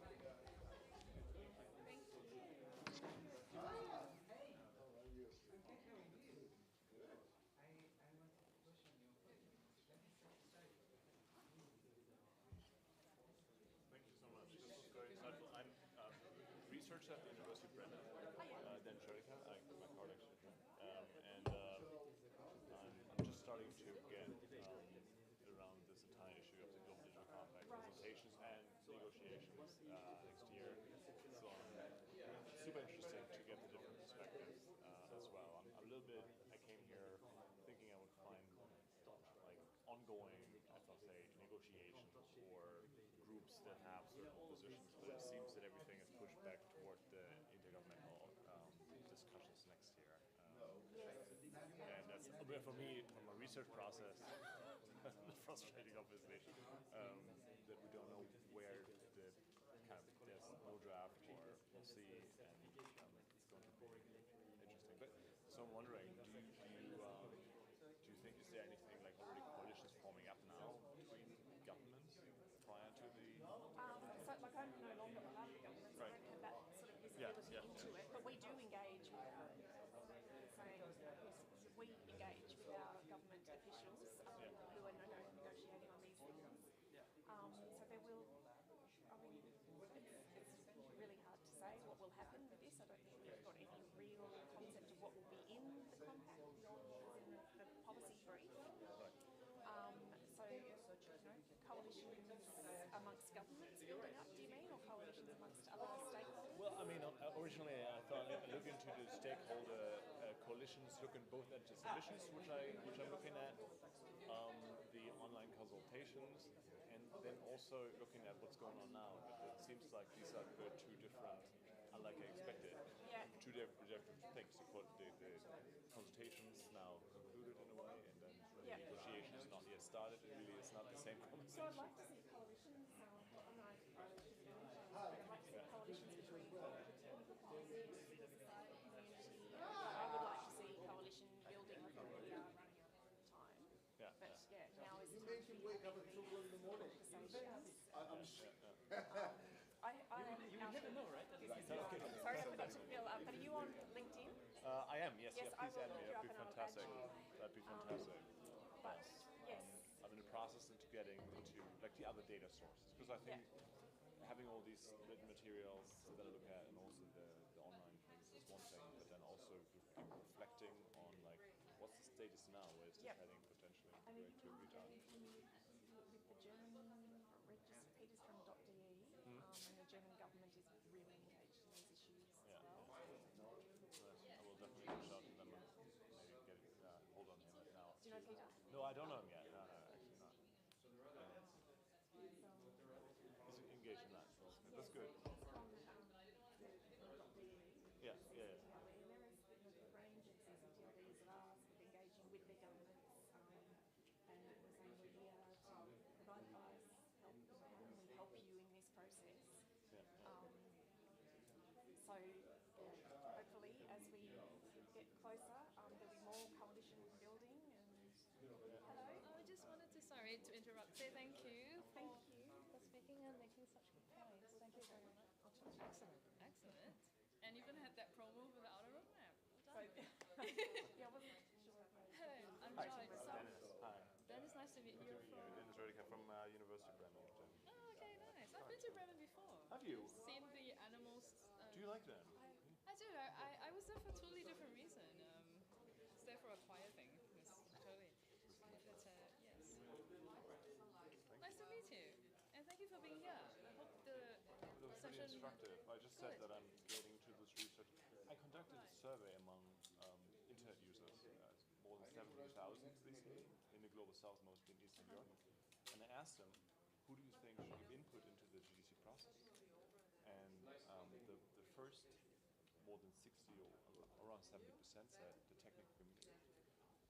Only 30%. It's your research. I heard about that. Only 30% want governments to have input into the process. I mentioned it. Internet users just don't know. Yes. They just don't know that So how governments do are I in access driving. the research? Is it online? It's not published yet. somewhere? No. Could you share it perhaps? It'll be. I think it'll be part of the When do you the think thing it'll that we be ready? upload on the IGF page. I'm not sure. So I'm sending my thing. Send it to the session organizer, Anita, Okay. and she will put it all somewhere in a report. If you could just Yes, connect with me and then absolutely. send me what you have, I'd love to read it and then to understand your research and It's your not results fully of it. analyzed. There's some more things, but I think that's what struck me most. This inverse relationship, what people expect or what they want. I mean, this is really about normative. Who should do this? Because we are typically kind of forgotten, right, as a stakeholder. Most people that would gravitate to the louder voices. But I think that is because the internet is now like electricity. You turn on your pick up your phone, turn your laptop, it's just there. It works. You don't think about how it gets there. It's not the wonder anymore that it used to be. Yeah. It's like, oh, I can talk to someone on the other They side take of it the for world. granted, they assume it's going to work, and they don't understand the range of people involved in making it work. Yes, that's right. So that's why I'm really curious to read what. Yeah, what you absolutely. have to say. I'll send it. I'll have to write it up anyways for that session report, Yes, and then yes, I can send it sure. to you. Yeah. Yes, If you can leave me on fantastic. add me on I will add you on LinkedIn, so I LinkedIn can. straight away. Thank Good, you. good. Sorry we came in a bit late. But, No, that's right. Thank you for making that point. Yeah. But it's important. So- We're all kind of struggling with it. So. yes. At least I know what the letters mean and their acronyms. That's important. That's a starting point, yes. It is a big starting point. Sorry, I did. David. Do you know Joyce from from AP? APD. No, I don't. No, I have not met. I don't know the Nicks and the Burrs. And With the Regional very Internet much. Registry Yeah, for yeah. Asia Pacific. I saw your name on something. Oh, I'm also no. the IGF MAC member this year. Ah, okay. Perhaps that's where you Maybe see my that's name what it somewhere. is. So, yes, it is The my Australian final guy year. you. So Paul Wilson. Paul, that's it. Okay, is that's our he's Director General. right. Okay, Yes. that's Yes. okay. That's the That's right. excellent. Yeah. Okay, I'll have to go catch my AG before she goes feral. But All right. I will see you guys hopefully later. I think there's the German reception. Oh, is it? I'm never here. Yeah. So you should be there. I should be You there. In fact, and it's like a multi-stakeholder reception. There's several happening actually. Is there? This evening. Yeah. Yeah. This is my dog and pony trick. So here's an interesting dog and pony trick for you as to why the conversations are not just can't just be technical. So this is the declaration from the Russia-Africa Summit from July. This is the final declaration. I encourage you to read specifically paragraph 40 of that declaration. Not my words.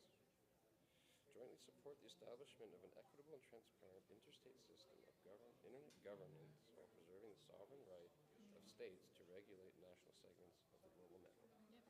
Yep. Right. That's Africa and Russia. That's right. So I think we have to acknowledge that this is well beyond the technical. Absolutely. Yeah. There's a submission to the GTC process with China and the G77 that is also hinting at this. Mentions sovereignty and national. Well, so I would look to the Havana Declaration, to the G77, just 2 weeks ago. So-called national So you can sovereignty. parse through the various things that are out there to sort of get a sense of it. It's not this is not an all versus all. It's some versus others. Anyway, I better go. I really need to go to This is very Yeah. and it has a broader geopolitical dimension. And that's the problem is that 20 years ago it was a highly technical conversation with a smattering of politics, and today there will be weight, and that's why it's arming the foreign ministries in the same way you would have armed the sort of more technical agencies. Yeah. This is 2.5 months. This is you? Yes, Yes. yes. Okay, I'm going to go have lunch, but thanks. We'll see you this See afternoon. you around. Yeah, no, I am really looking forward to your research.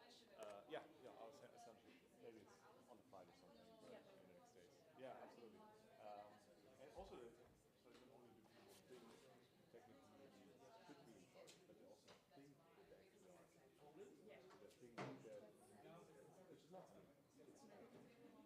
It's complicated.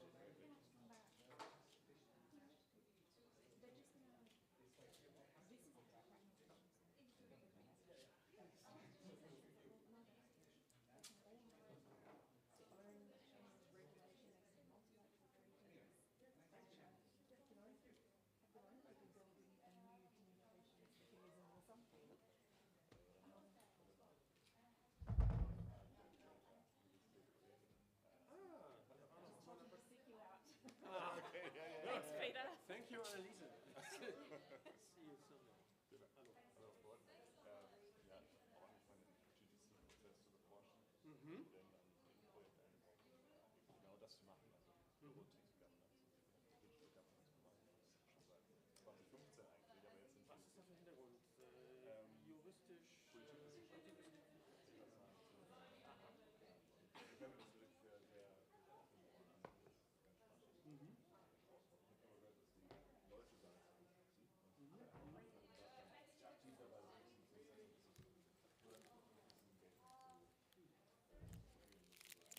Also den GDC-Prozess können wir nicht öffnen? Nein, es gibt eine bei IGF, dann gibt es runtergebrochen nationale oder regionale Initiativen.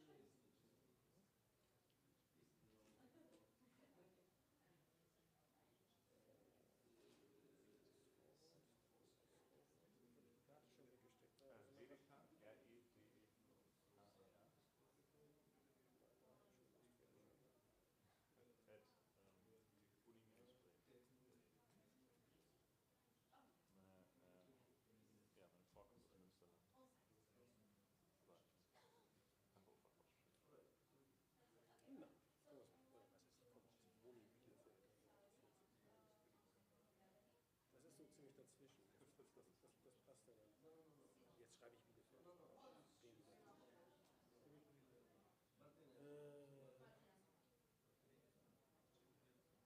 Guter Welt, da auch fünf Beschlussworte, ne?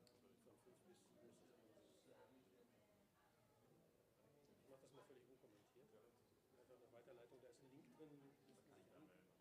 Genau, wir haben diese kleine Türsteher da, die gucken vielleicht mal ein bisschen drauf, auf deutschsprachig ist.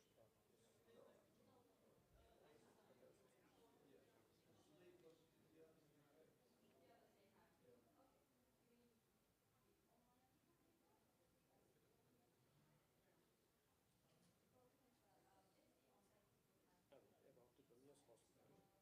Ja, das Ja? wunderbar. Genau. Dann sehen wir uns später. Ja. Sehr schön. Gut. Hat mich Bis dahin. gefreut, Hat mich danke. auch gefreut.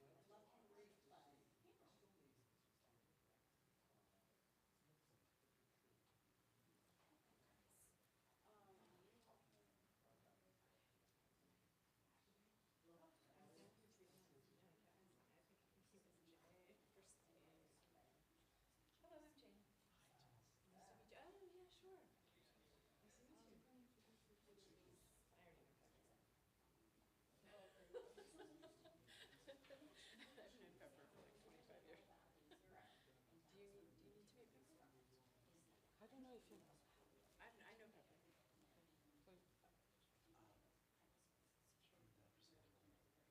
No, this is Meta. How are you? Yeah, so I've heard all about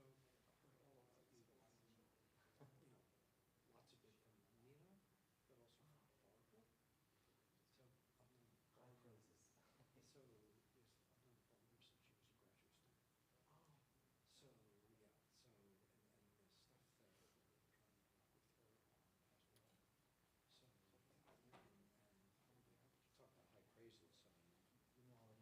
lots of it from Nina, but also from Barbara. So I've known Barbara. So yes, I've known Barbara since she was a graduate student. Oh. So yeah, so and the stuff that we're trying to work with her on as well. So and I'll be happy to talk about high praises. You are. Yeah, sure.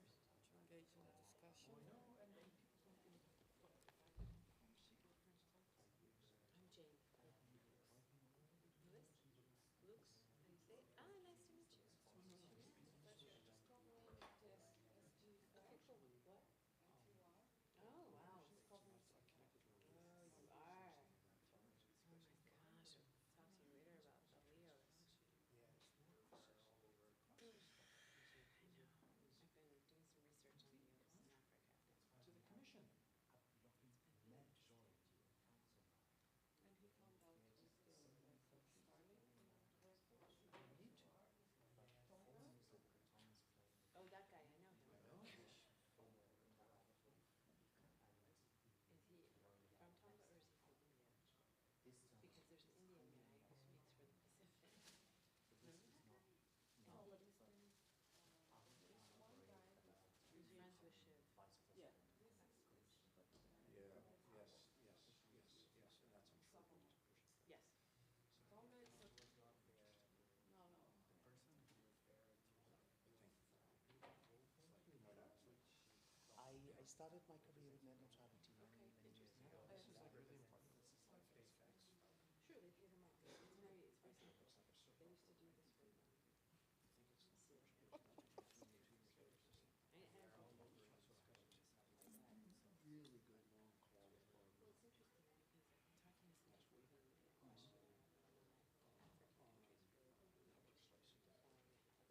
Well, they're already deploying She's the UFCC.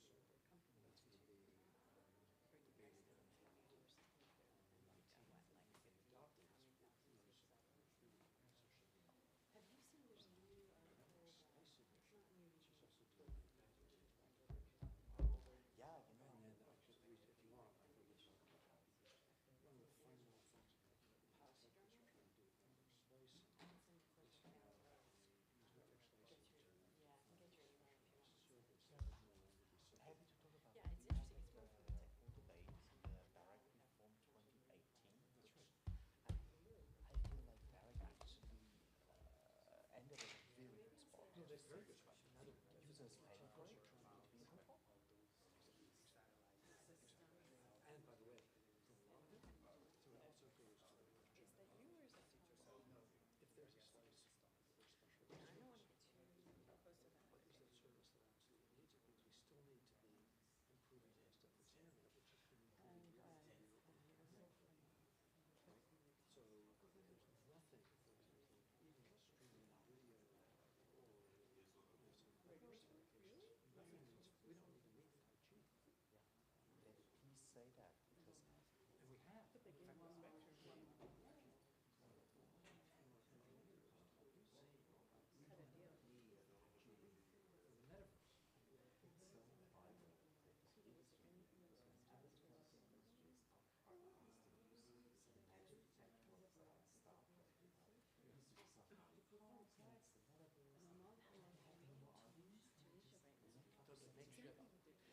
Exactly. And it's the job of the engineers to say no. Is to call them on. Exactly. Yeah, that's great that you're here. Thank you. Thanks for very much looking forward to the debate. I hope we can fill the room. There was a session earlier today that was even less popular. Right. We'll see. So I have to get my notes out.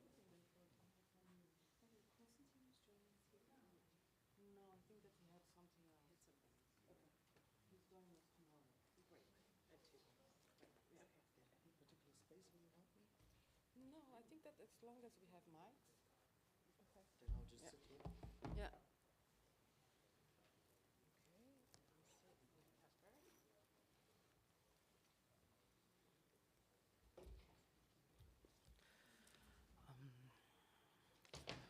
This one, it's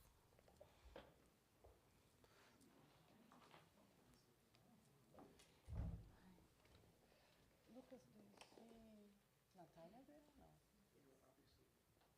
Okay, and you can just no, but when we need, you can just approve her and yeah. Yeah. I mean, it should be in the main screen and all of that. You're the one having the control of that, or okay, good.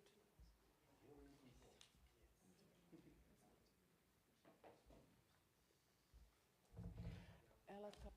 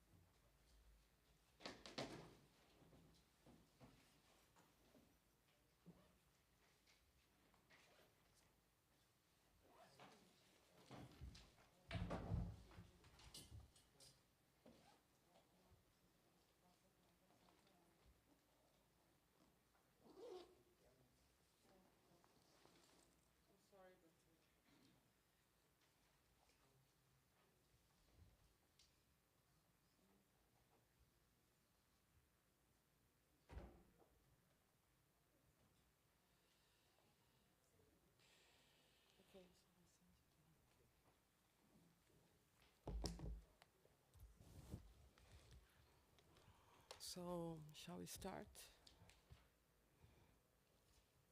Yeah. I'm sorry for the little delay. It's just that there is one of the speakers that is speaking from Brazil, and we are just testing the camera, and also she would need us to go through the presentation because she's gonna, show some PowerPoint, and we're gonna be doing from here because she's not being able to access the link via her computer, so we have to do it.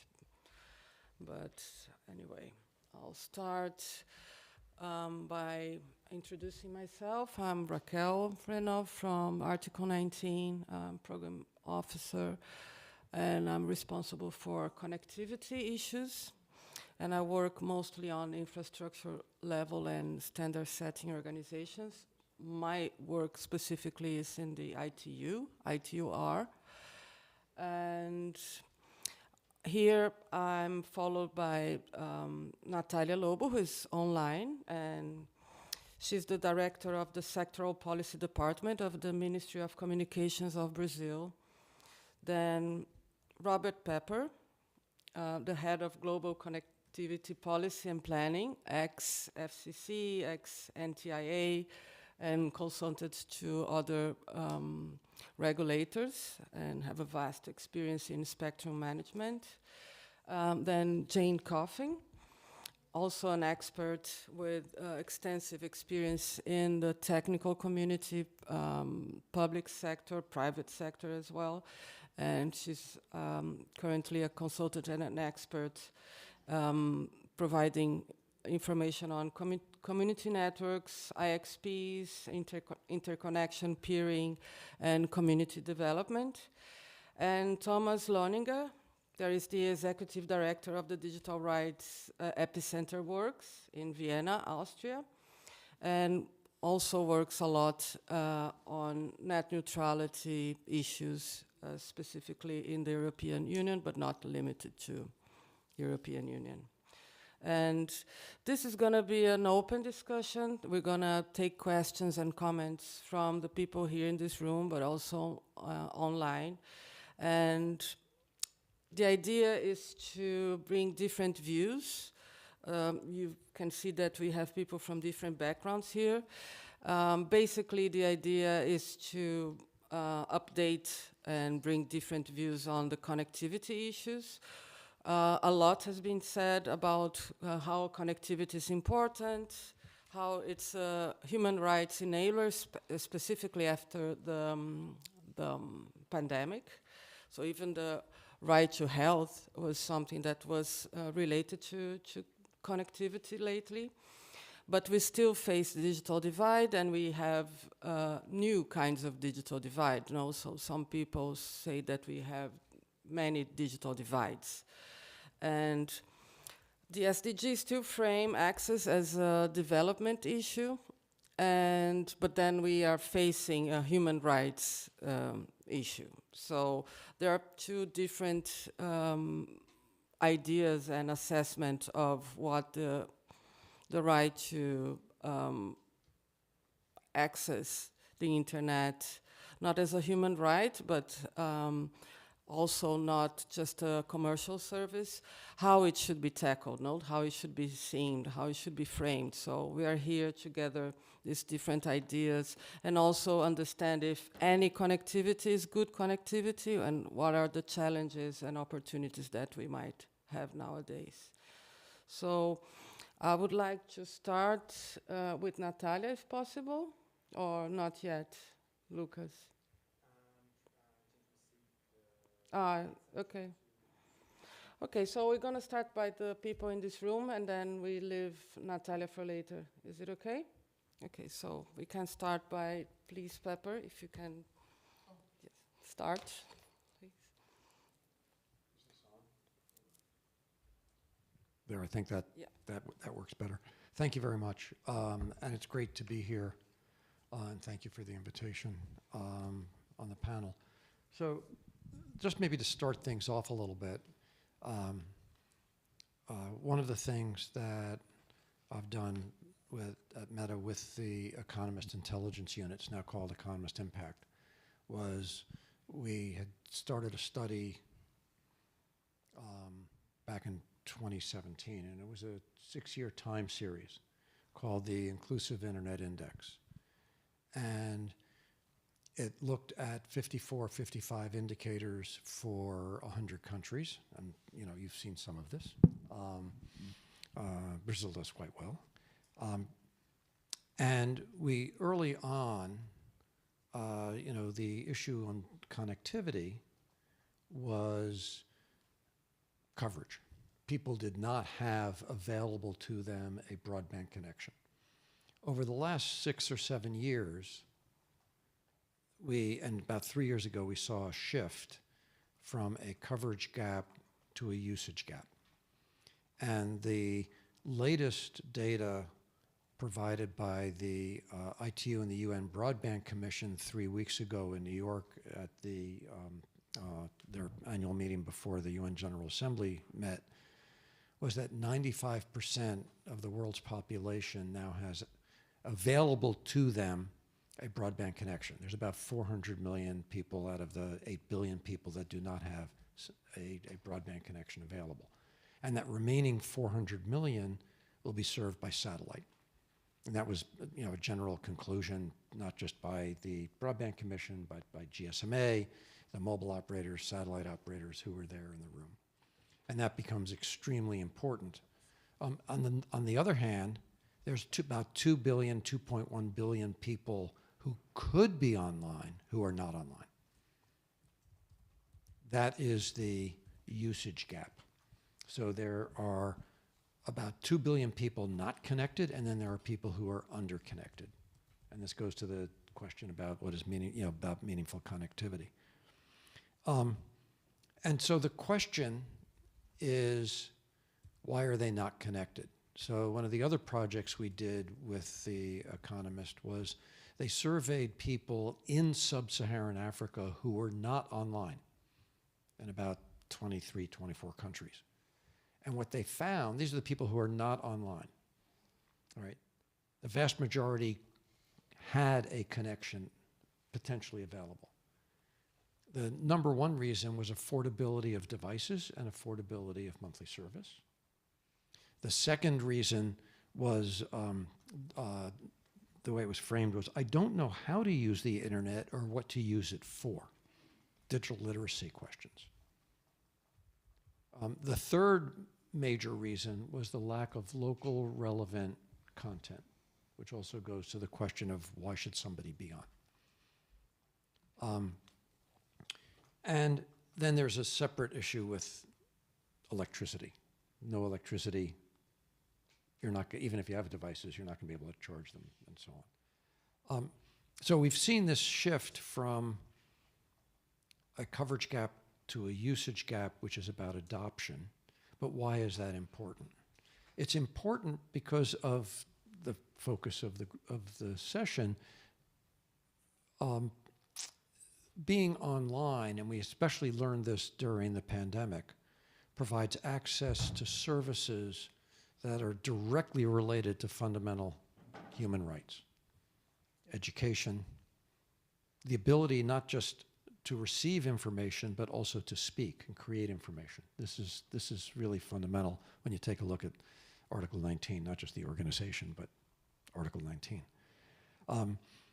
One of the things that The Economist did as part of this project was to go into the field in each of those 100, well actually it was 98 countries because 2 countries do not permit surveys. So they couldn't go in the field for a survey in 2 of the countries, but 98 countries. And they asked people, they called it the value of internet survey. What do you use the internet for? How do you value it? And what do you, how has it improved your life? And in the last 2 years of the pandemic, it was specifically focused on questions about well-being. And what was interesting is, especially during the pandemic, the vast, and it changed, it's by region, it's differences in some of the regions, but questions about education, the way people used the internet for education for their children during the pandemic when things were shut down. And what was a little bit surprising was that people in sub-Saharan Africa felt that being online was more important than people in Europe for education, for their children. Across the world, as part of that survey, on average, 3/4 of people, 73% year over year, so it's more than 1 year, 73% of people said access and use of the internet should be a human right. And one of the things about that that's interesting is in emerging markets in particular, this was the case. In sub-Saharan Africa, it was 76%. Middle East, North Africa, 75%. Asia, 74%. Latin America, 71%. In Europe, it was only 69%, and North America, 57%. Because in Europe and North America, people take being online for granted. That's at least, we don't know that that's the fact. That's my, presumption, right? That's my hypothesis of why that's lower. Because people think, oh, it's like turning the water on the tap. But when you're in parts of the world where you cannot take the internet for granted, people see it as even more important as something that really should be a human right. So I'll stop there, and I'm happy to dive into any of the more data later, but I wanted to just sort of maybe set the scene with, connectivity, why it's important for human rights broadly, and how there are real data that reinforce that from both people who are online and from people who are not yet online. And then we can have a conversation about how do we get people online so that they can benefit from being online in ways that serve human rights. Thank you. Thank you. Maybe you could pass to Jane. I'm going to follow on with another Economist story from 2014. And I know some of the people involved in this, so it's a true story. Well, I know the company. It's called Liquid Telecom. They provide fiber, a lot of fiber connectivity in sub-Saharan Africa. And the point of telling you this is to focus on the importance of diversity of networks for access, of course, lowering prices and competition, and bringing in more people to the global internet. Liquid Telecom has been providing connectivity for years and years, and one of the hardest things for them to do is get fiber across borders. Now it will change with the LEOs that are going up, but that's got a whole another cross-border issue, which I'd love to hear Pepper's opinion on and folks in the room later. But this one is about how hard it was to take fiber from Zambia to South Africa. The team had to get in a boat after about, there were negotiations going on for over a year between the two countries. And part of the hang-up was an historic bridge. So a cultural ministry was involved on both sides of the border. The telecom ministries were involved on both sides of the border. The Border Patrol was involved on both sides of the border. The regulators were, get the picture? The regulators were involved on both sides of the border. So a year goes by and there's still no fiber deployed. A year. Now, if you're going into business and you're deploying fiber, your business model is not a year's wait. It's get the fiber out, get it deployed, you have the investment. And Liquid does do a lot of great work with developing communities as well, so we're not just talking about a big corporate giant that doesn't think about working with communities that have been unconnected and underserved. They finally put some people in a boat, and the article in The Economist is from July 5th, 2014, where they said the connectivity between the two countries was nearly thwarted by a swarm of bees. Because they had put the fellow in the boat, a bunch of bees started to attack the fellow. The CEO took off one of his shirts, wrapped it around the guy's head. They got in the boat, they took the fiber across the river. This is a true story. There have been other stories like this all around the world where you have these border issues. Now, of course, there are going to be complications in some parts of the world, but this is more of a governments just not coming together and negotiating those agreements to quickly get connectivity deployed across those borders. Of course, with mobile networks, it's a little different. Sometimes that's a power level issue.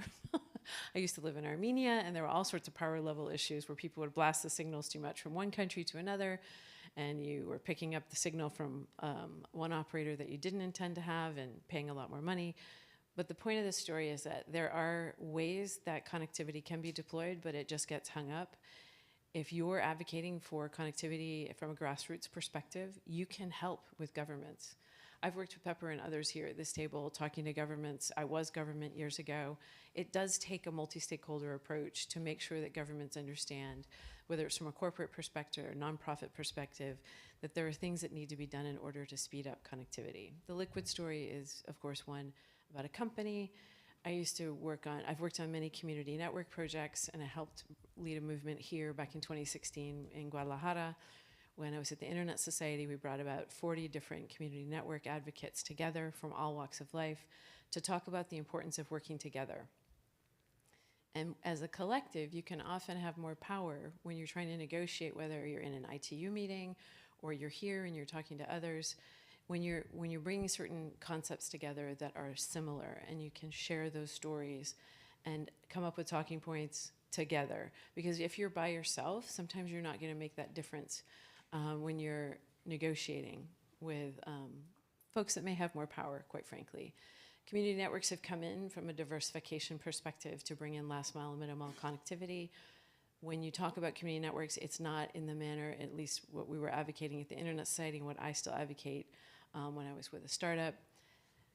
Community networks or muni networks can provide different types of connectivity that some of the bigger providers may not be interested in providing because they don't get a return on investment in certain communities, because time and distance equals money, right? And if there are only a certain number of people in a certain place, some providers don't go in there because they can't get that return. The smaller networks, some of these are fixed wireless, some of them are just Wi-Fi mesh networks, are creating change. And most recently, I was working with some folks in a place called East Carroll Parish, Louisiana, that had been named the poorest town in America, and they were tired after the pandemic because they weren't connected. So this is another story of where public-private partnerships were something called capital stacks, which is just a fancy term for putting a lot of different types of money together, whether it's concessional capital and or philanthropic, which means foundations, grants, banks coming together, companies who can provide those loans as well, and that's what the capital stack means, stacks of different types of funding. Blended finance is the other fancy pants term for this. It's just lots of different funds coming together to de-risk investment, and you can do that in small towns and in poorer communities. And this is what a group called Connect Humanity is doing, the startup I was working with before.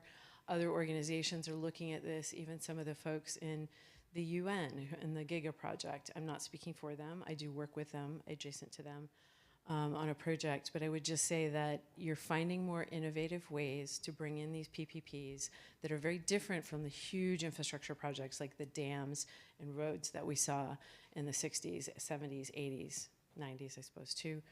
Infrastructure is expensive. If you talk to anyone in the space who's building out that connectivity, it's billions of dollars to build networks, but it also can be supplanted with the M's and the tens of thousands of dollars with these smaller networks.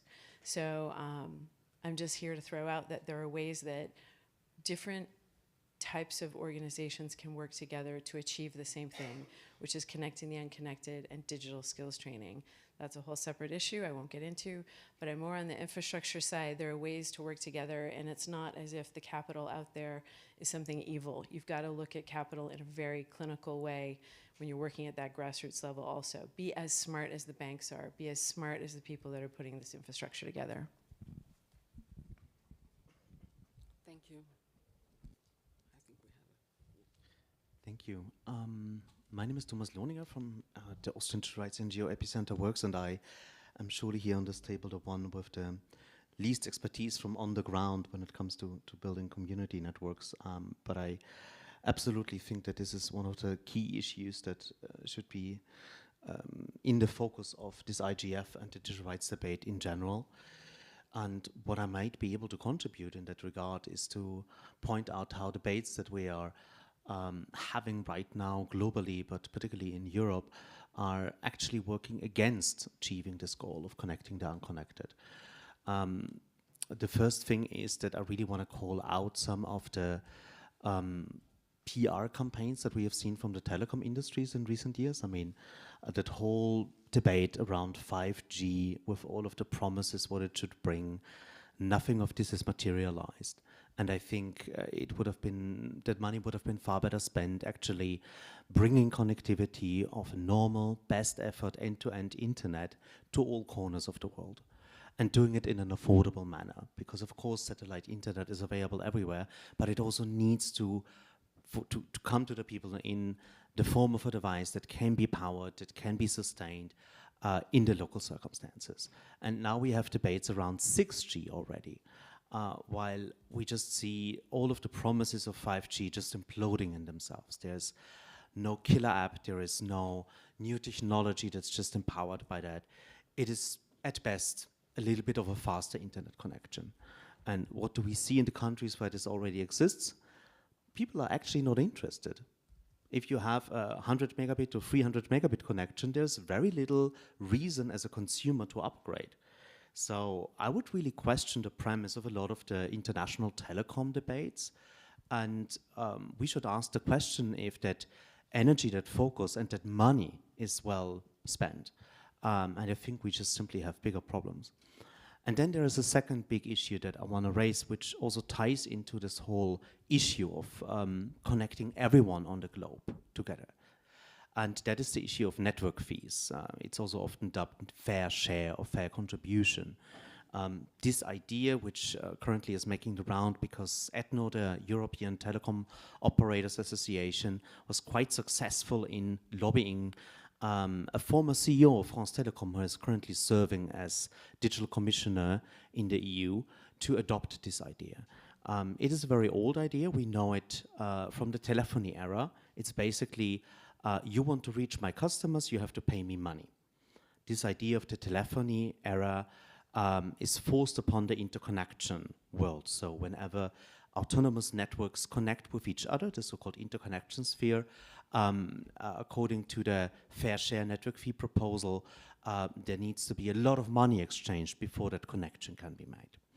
And if you just think that through, you will see many problems. And one particular is that smaller networks will suffer. We already have many small ISPs saying that they are actually afraid of their ability to compete, of their ability to connect to other networks, if such a proposal were to really become law of the land. Because when you are right now looking at the interconnection world, this is not an area to make profit. This is usually nerds connecting networks with each other. It's where we see that some connection is congested and that we have a packet loss. Okay, let's just put another cable there. And maybe the money that this cable and the connection itself will cost is the price that you have to pay. But it's not a way to make money.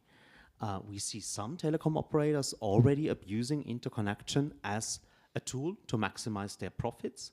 And if this were to be the law of the land, if every interconnection would have to follow this principle, then I think we would see many more problems in the global internet in terms of right now you can connect to every other point of the internet, which is what we call end-to-end.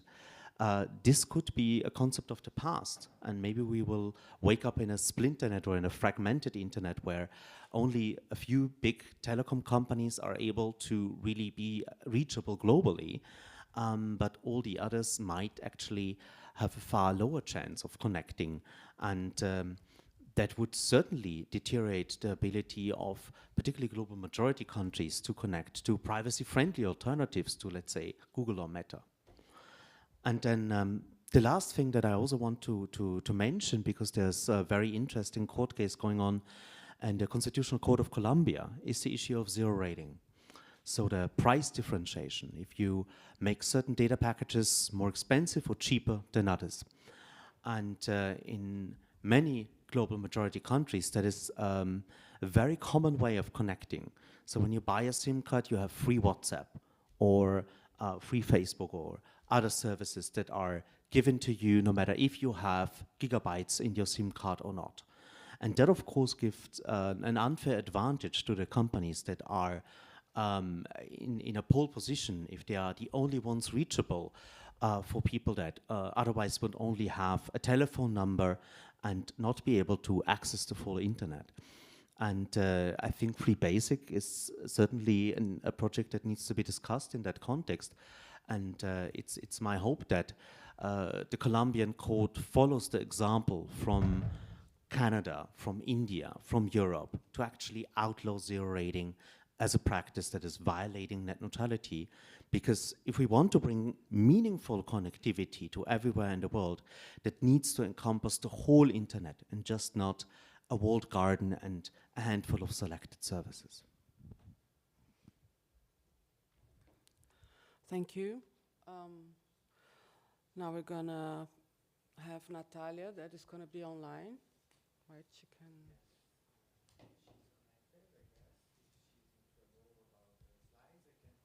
Okay.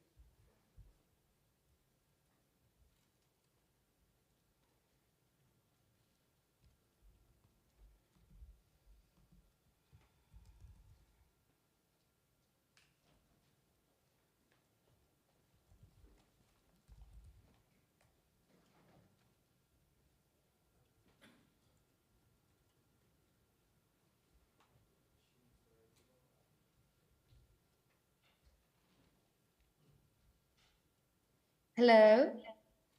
Hello, everyone. Thank you so much for waiting for me. I had some trouble getting in. Let me try to share my... Can you all see it there?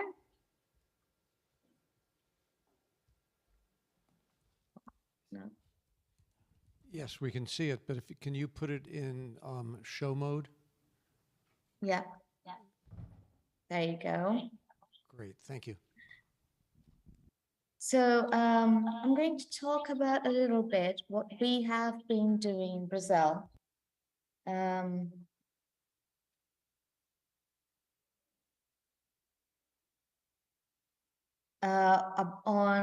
connectivity. So it talks a lot with what you all have said, principally Jane and Pepper. So let me tell you a bit of what we have been, what is Brazil, okay, and what is our challenge. So Brazil is the 5th largest country in geographical area. We have 2,203 million people, and we have the largest city in Latin America, with 12.3 million people and over 5,500 municipalities and more than actually 40,000 localities. The largest economy in Latin America. And look at our size. Well, there's lots of Europe there. We have great parts of Africa. So you can see the size of our challenge.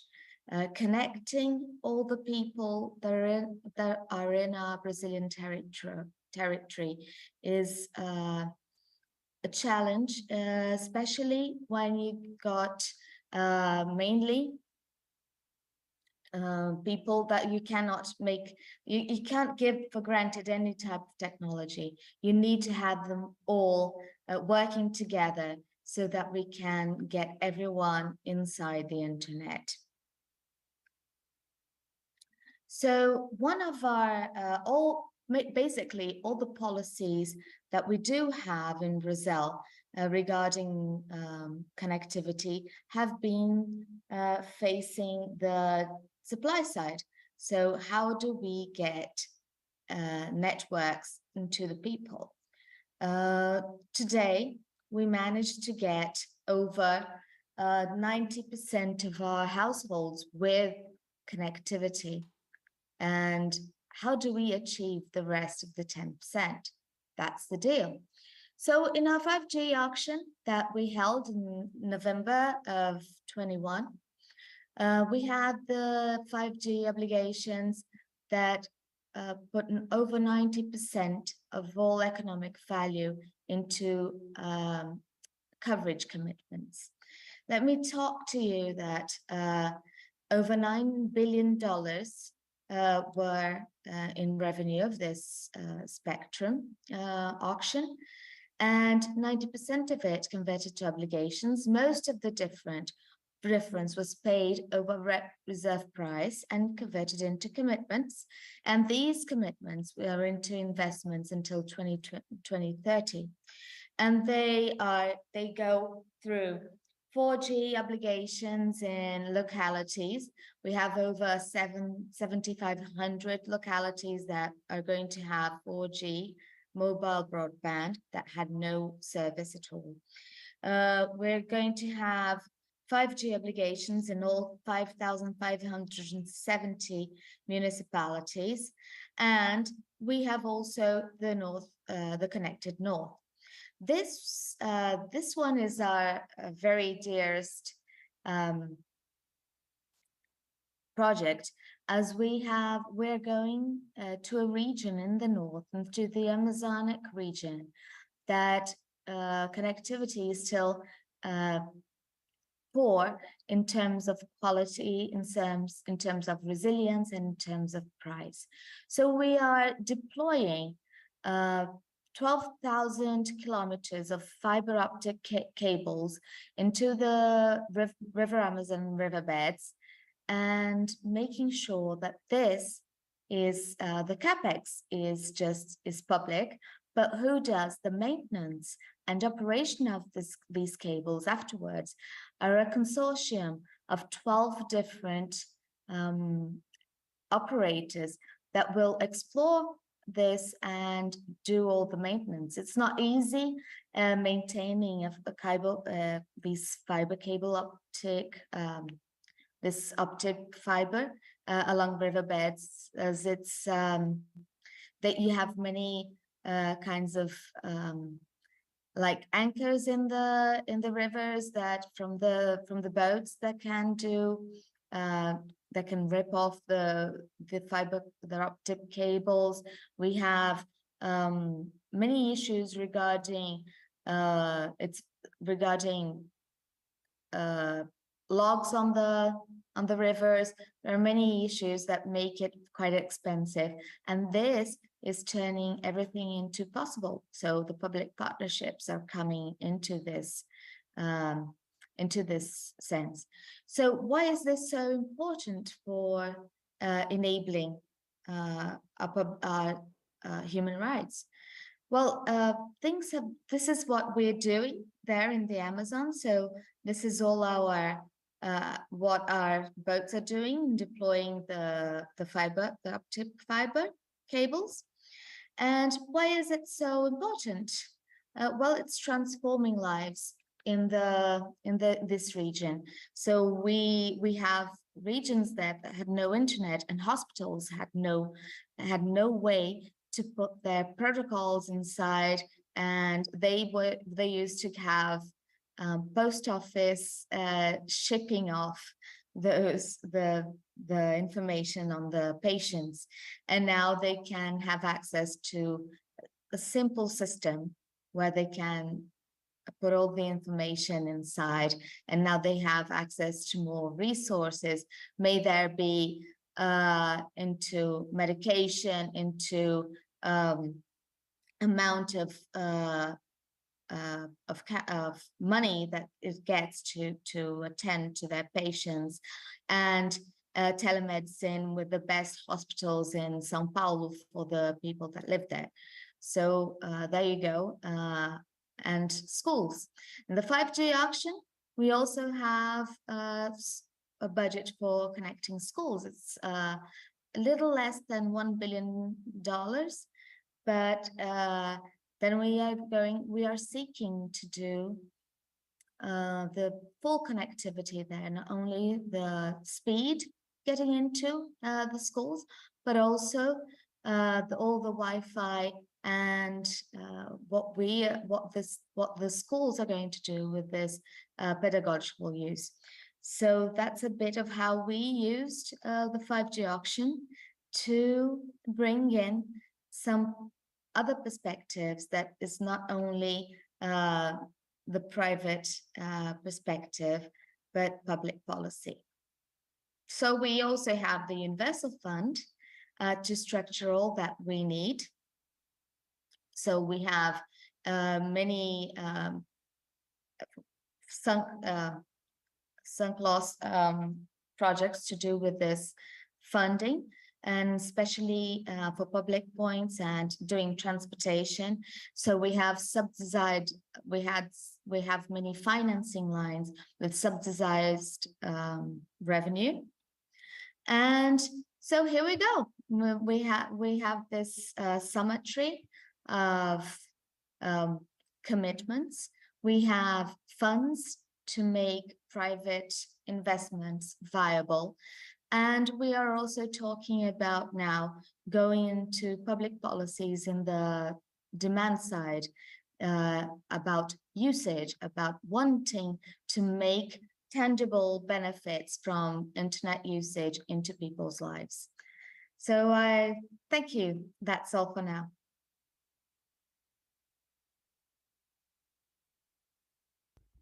Thank you, Natalia. And sorry, is this? Yeah. Okay. Yeah. Thanks. And do we have questions, or because I see people here that So Natalia, that you point out something that's actually really, really important. One of the biggest barriers to getting people connected is less in the access network. The backhaul and middle mile is absolutely one of the barriers. So the project, by laying the fiber in the river, in the Amazon, to bring broadband connectivity to those regions, right, that is essential. And another example of that is something that we did partnering with Airtel and a small company called BCS in Uganda back in 2017, 2018. Airtel had a 4G network across the Kampala, the urban areas in Uganda, but it did not have 4G on its cell site. It had cell sites across Uganda and covered about 90% of the population. But in the rural northwest part of Uganda, it was 2G. It was GSM, 2G, some SMS. They couldn't do the internet. And the reason was they couldn't get backhaul to the tower sites. They only had narrowband microwave, so they couldn't actually get broadband to the towers. One of the projects that we did was build a wholesale backhaul network, 770 kilometers across northwest rural Uganda, where there were no roads, across the Nile, can help, and it was an open cable, so there was capacity for all the operators, right? And it enabled Airtel to convert from 2G to 4G once they got broadband to the cell sites. So this is actually very analogous to the project in Brazil, which is like really, really important. I would like to, though, Thomas, just respond very, very quickly. The zero rating thing is extremely important. And I do think that, you know, there was an evolution from free basics, which was limited, to a less than perfect, but much, much better, and actually a net neutral called Discover, because it uses a proxy server. So any application or website is available, as opposed to having to have the selection on the old free basics, which is a 8 to 10-year-old project. And what's interesting is the way people use it actually benefits people, because it's not a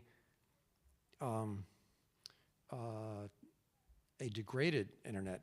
The way a lot of people are using it is either one of two ways: an introduction to being online, and then people actually want to be online. One of the evolving uses of it is actually, I think, extraordinarily pro-consumer, and that is especially in emerging markets, low and it's in, you know, dozens of countries. People who rely on prepaid data packs, data plans.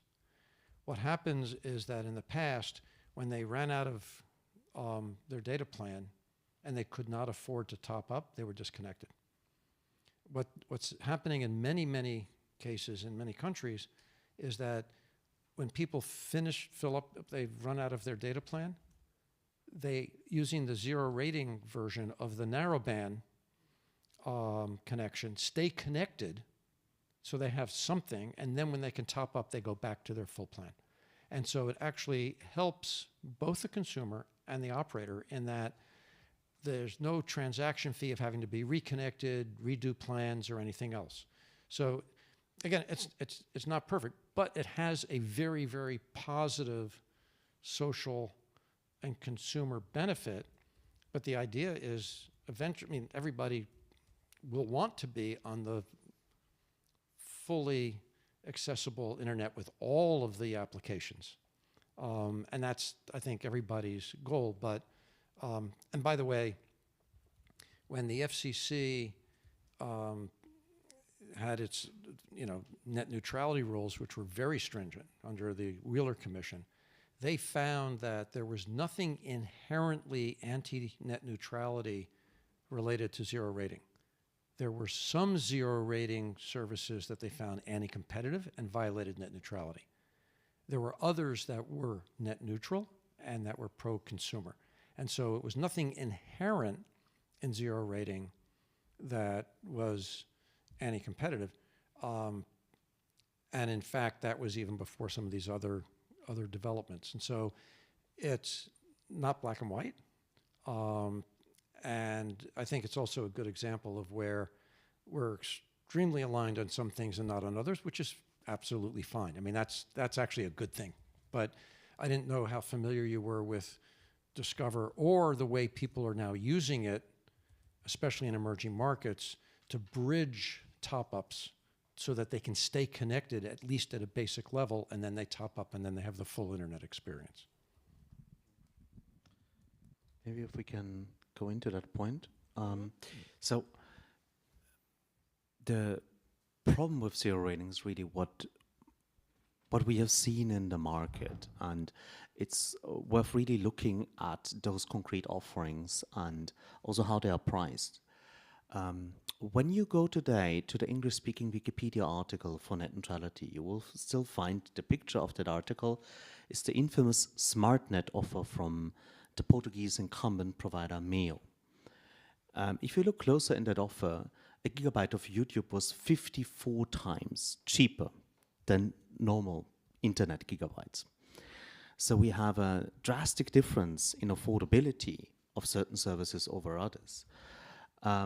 and this internet a la carte, where individual applications are bought, is certainly the worst thing where we can all agree. Yeah? And there certainly has been an evolution to class-based zero rating offers. I think those were considered in Canada, and then they scrapped it. They said, like, that's actually not a viable option. In Europe, that was the reading of regulators, how zero rating could be admissible from 2016 until 2021. And in 21, the European Court of Justice found that no, it's actually contrary to equal treatment of traffic if you price differently. And why did the court find that? Because it's actually an additional effort on the side of the telecom company to calculate packages differently, to have not just your monthly allowance, but a monthly allowance for this service, and for the rest of the internet. So it is, I think, it's hard to make a case from the perspective of a telecom operator why it should be easier and cheaper to roll out these zero rating offers instead of, as you just said, the goal, and I think we agree on that, is an application agnostic form of access. And that could be a low bandwidth, that could be something that's tailored for maybe low energy devices or other particular needs where you simply will not be able to stream 4K video. It's totally fine. But the thing that we all want to avoid is that once the monthly data cap is cut off, you're left with nothing, or you're only left with WhatsApp. Because I feel like there always needs to be the freedom to choose. And if Discovery is that, then I haven't looked into it, I cannot speak to it. But I think it's important that we understand the rights also from low-income households to have the freedom to choose all things of the internet. And I mean, it's also the freedom to innovate, which is most at stake with these zero rating offers. I mean, when Mark Zuckerberg created the Facebook.com, he did so because he had a full-fledged internet connection in his dormitory and wasn't limited to a consumer-only version of the internet. Yeah, and that's why the newer versions of that, so that first the FCC found that there were some of zero rating services where there was discriminatory pricing for some video versus other video as provided by the telco, all right, in terms of the way zero rating was implemented. On the other hand, if you think about a service like Discover, right, think about sort of a dial-up, a low bandwidth version, right? So if it's low bandwidth, right, you're not going to have streaming video, right?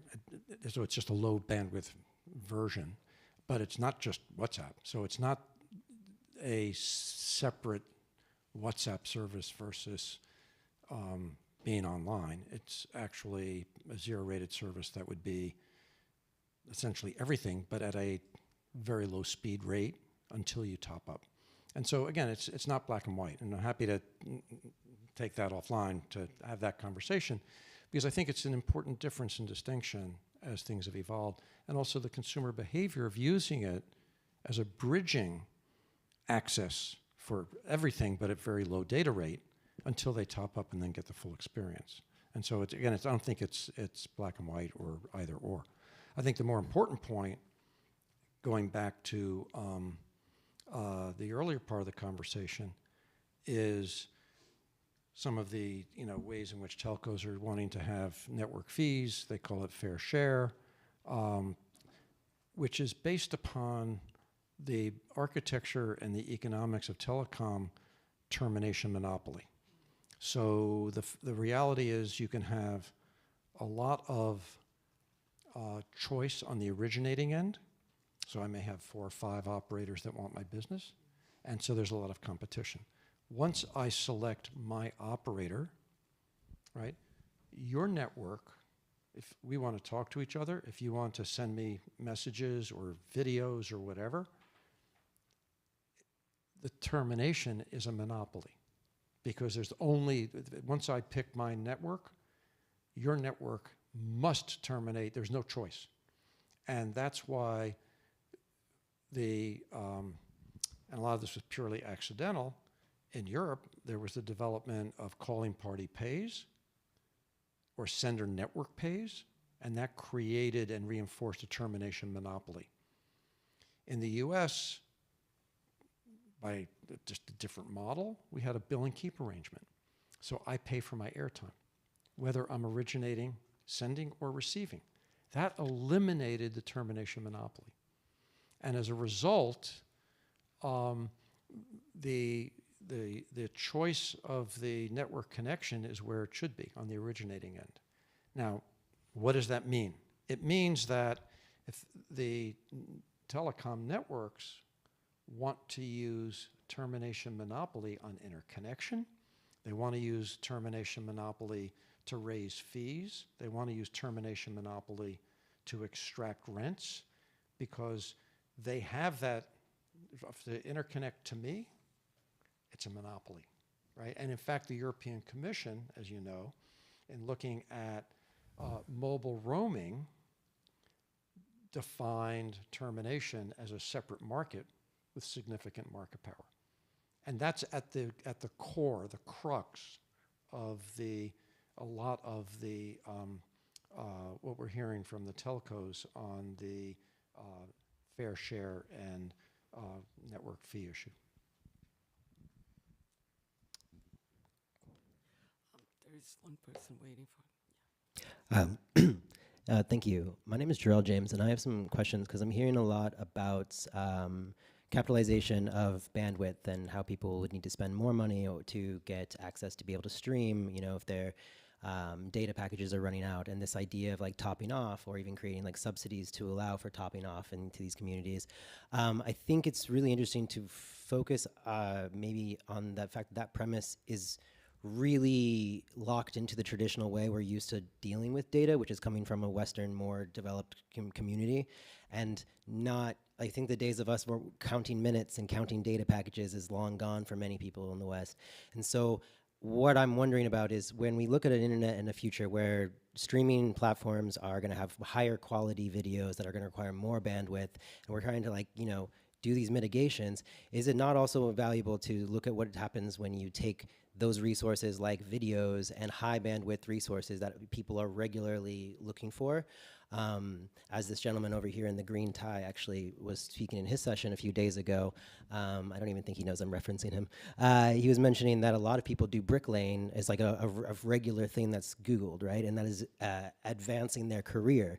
Why would someone need to regularly Google that 5 or 6 times instead of just having access to that video, because many members in their community have that? And so this is where I'm curious about we potentially looking at the way that telcos are gamifying data access and not doing very obvious, like, very obvious movements to ensure that while they are able to mine the transaction of data for communication purposes between people, and they can say, hey, yeah, we can provide you with communication access, does that really mean that every resource that is beneficial to that person's life, which objectively is a lot of educational resources, should also be reliant on that person's ability to create monetary value for themselves and then give it to teleco companies so they can somehow learn skills and achieve a greater life? It seems like a catch-22, and it seems very much premised on the idea that we're expecting other communities to pay up and use data packages the way that we've done it.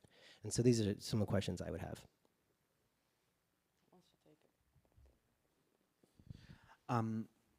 It's an interesting question. I mean, we had various debates in this direction over the years. It reminds me a little bit about Wikipedia Zero, which was a project from the Wikimedia Foundation to zero-rate access to local Wikipedia versions in the country, and I think the English-speaking Wikipedia was always included as well. And they did this in partnership with telecom companies. Disclosure, they were criticized by many people, including me. And the foundation decided to sunset this project in, I think, 2017, something around that line. One of the reasons why they sunsetted this was it actually didn't work. The access numbers to the zero-rated service were ridiculously low. And I never really got an answer what their conclusion is, why it was never really, because the concept sounds, of course, very good. And we had similar fears also in the pandemic, in the lockdowns, that suddenly everything went online. And that means low-income households have more potentially only caps on the data they can use. A model to, I think in your question, there was also a call to think outside of the box. And here it's maybe interesting to look at Finland. In Finland, you cannot find a data plan that has a data cap. They differentiate via speed. So it's the bandwidth that you get, but it's always a flat rate. And this is the much more honest business model, because the variable cost for data volume is absolutely negligible. Yeah. Particularly in mobile, it's expensive to build a network, to connect it, but then afterwards, whether there's data flowing or not, you might have congestion if there are too many people at the same time. But then also a bandwidth-based system is helping you to allocate those resources much better than if you right now give everyone a 5G connection with 3 gigabytes, which can be used up in like one concert if you're streaming it. And yeah, so I think these hard questions about the business model of telecom companies need to be asked. Just a quick question on the point. When they were sunsetting that project, was it access numbers in communities that had regular connectivity, or were there any numbers that you know of for population? I work with extensively with populations that have been shut down from the internet, and overwhelmingly the information that is looked up and is searched for is oftentimes health related, because health facilities are destroyed inside of conflicts. And there's a lot of this questions around this access numbers, how much of it was done in communities that had zero connectivity to the greater world. As a resiliency measure, especially as we go farther into climate change, destroying the teleco infrastructure, it does seem more valuable to maybe revisit those connection questions and access points. Good question. I cannot give you that answer, but there's a Wikimedia Foundation booth around the corner. They hopefully have. Thomas, to your point, very related. A lot of the data plans in the name of network management are total data consumption, not related to congestion, right? So 2 gigabytes, right? If I'm downloading that or using that off peak, there is no impact on the network. Right? Now, if everybody's trying to access a network at the same time, you end up with congestion. But the reality is, right, the legacy telco, their network architecture, their engineering, their business model, and the regulation was all based upon some fundamental principles. The metric was the minute, because it was about voice. The longer the distance, the higher the cost. The longer the duration that you are on, the higher the cost. When you have a flat IP network, and once we got to 4G, it was essentially a flat IP network, even in mobile. There's a cost to the network, but it's a step function. Once you're connected, how much you use that network does not vary until you hit the limit. And that's where the congestion comes in. But if you use it, only a little bit or a lot, as long as you're under that technical architecture, the cost is not variable. And yet, you still have legacy models based upon minutes of use, distance, and time, which are no longer relevant using the flat IP architectures of today's data networks, whether they are wireless or fixed.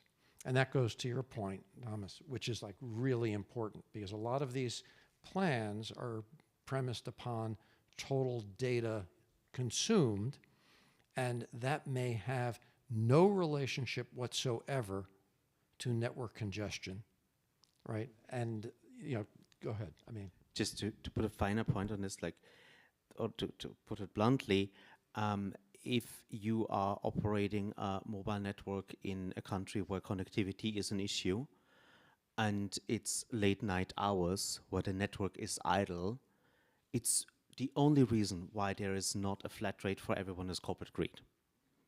Because it's wasted resource. The bandwidth would be there. It costs them nothing. It's just corporate greed and their business model reasons for not opening the floodgates and let people use it.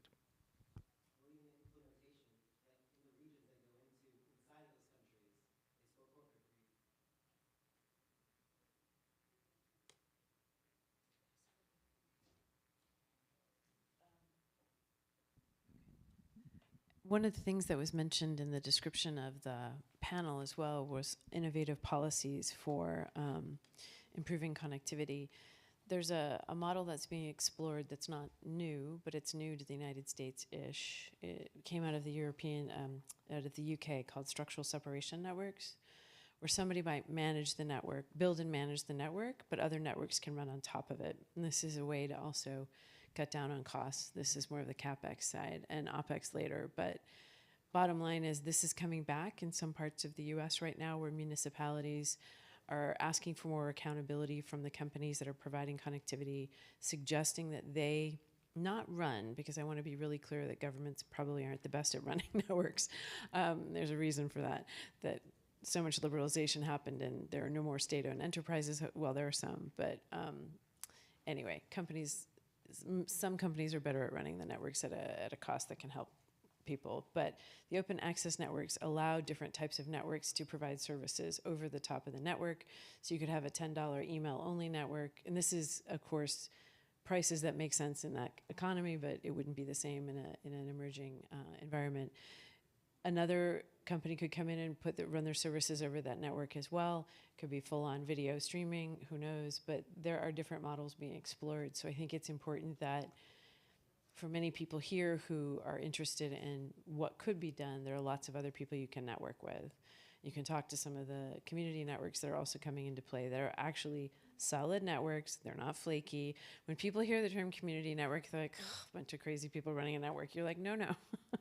These are smart technologists, people who know how to run the network. And it's not fly by night in that sense. But knowing your business plan, I do want to put this out there, and I hope I don't sound too businessy, but you do need to have a thought about how you're going to continue to run your network. It's something that Talia was mentioning. You can't just build that network and hope that people are going to come and buy the services. You've got to have a plan, and those plans have to last longer than a year. And you've got to have subsidization or capitalization coming in order to keep those networks operating until you can get a return on your investment. And a lot of the community networks are sort of a zero return, right? They can continue to supply the network, but they're not taking a lot off the top. We should see with Natalia. Did you have anything to say? It's difficult to. Yeah. Hello. Do you hear me? Yes. Yeah. Well, I believe that the model that's structured today has been able to achieve a great amount of people to get inside, and that maintenance is fundamental. If you have no incentives for people to stay, to maintain their networks, maybe you get some problems on making people go where they don't have the interest to go. So we need to create these incentives. In Brazil, we have a great, we have had a great help from small ISPs. Okay, today more than 52% of our fixed networks in fiber is done by small ISPs, and it's not that the big operators have lost market. No, that's not it. It's just a different model that they accept different returns, and they have different business plans. And for them, it is a very good structure.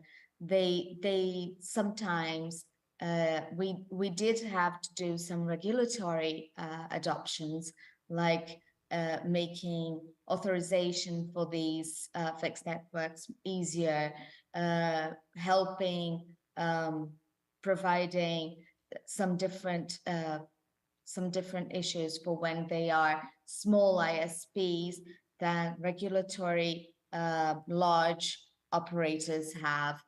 But these have enabled these new business models and making internet viable in this great amount of localities. If today we have 90% of households with internet, it's because of these models. I believe that it's a sustainable model that makes things viable. If we have no incentives for corporations to maintain that, then you won't have them actually doing, and then you have the result that people have no internet. So the idea here is that people need incentives. Everyone does. We are driven by incentives. So what is the incentive that you're going to make if your network does not receive any your investment and all the labor that you put in it is not paid off? And then you just don't expand anymore. You don't have new localities being connected. So maybe these models where you have subsidized and financing and some different models where we can take by the hand and see that, okay, what do you need and what are the what can we facilitate for you to operate and make these costs a little bit lower so that they can come in.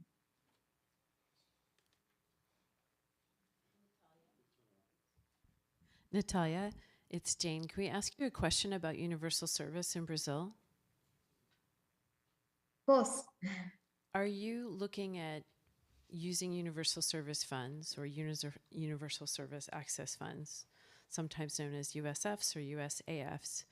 Are you looking at using those funds to help all types of networks, the smaller ones, like the community networks or the municipal networks, as well as just the traditional telco nets and mobile networks? It's just curious because we have a panel tomorrow, Senka and I, who's one of my colleagues, and we're talking about universal service funding, but this strikes me that this might be a good topic to also just make folks in the room more aware of. Some of them probably are quite aware, but Brazil's been so innovative in so much of what it's been doing in some of this space. I'd be just curious to know if you're reaching out past the traditional telcos to provide USF funding too. So our USF was modernized in 2021, and we have been building it up again from zero. It had never been used before because it was all dedicated to fixed network, to telephony, fixed telephony, and we have. And the need for the usage was close to zero and was very difficult to use. So we had it modernized, and now we can do broadband and connectivity issues, right? Like from ICTs to digital transformation. It's based on 3 basic models. Sunk cost projects, financing, and guarantees. Brazil, these small ISPs have many problems to access to financing because of these guarantees that they need to offer.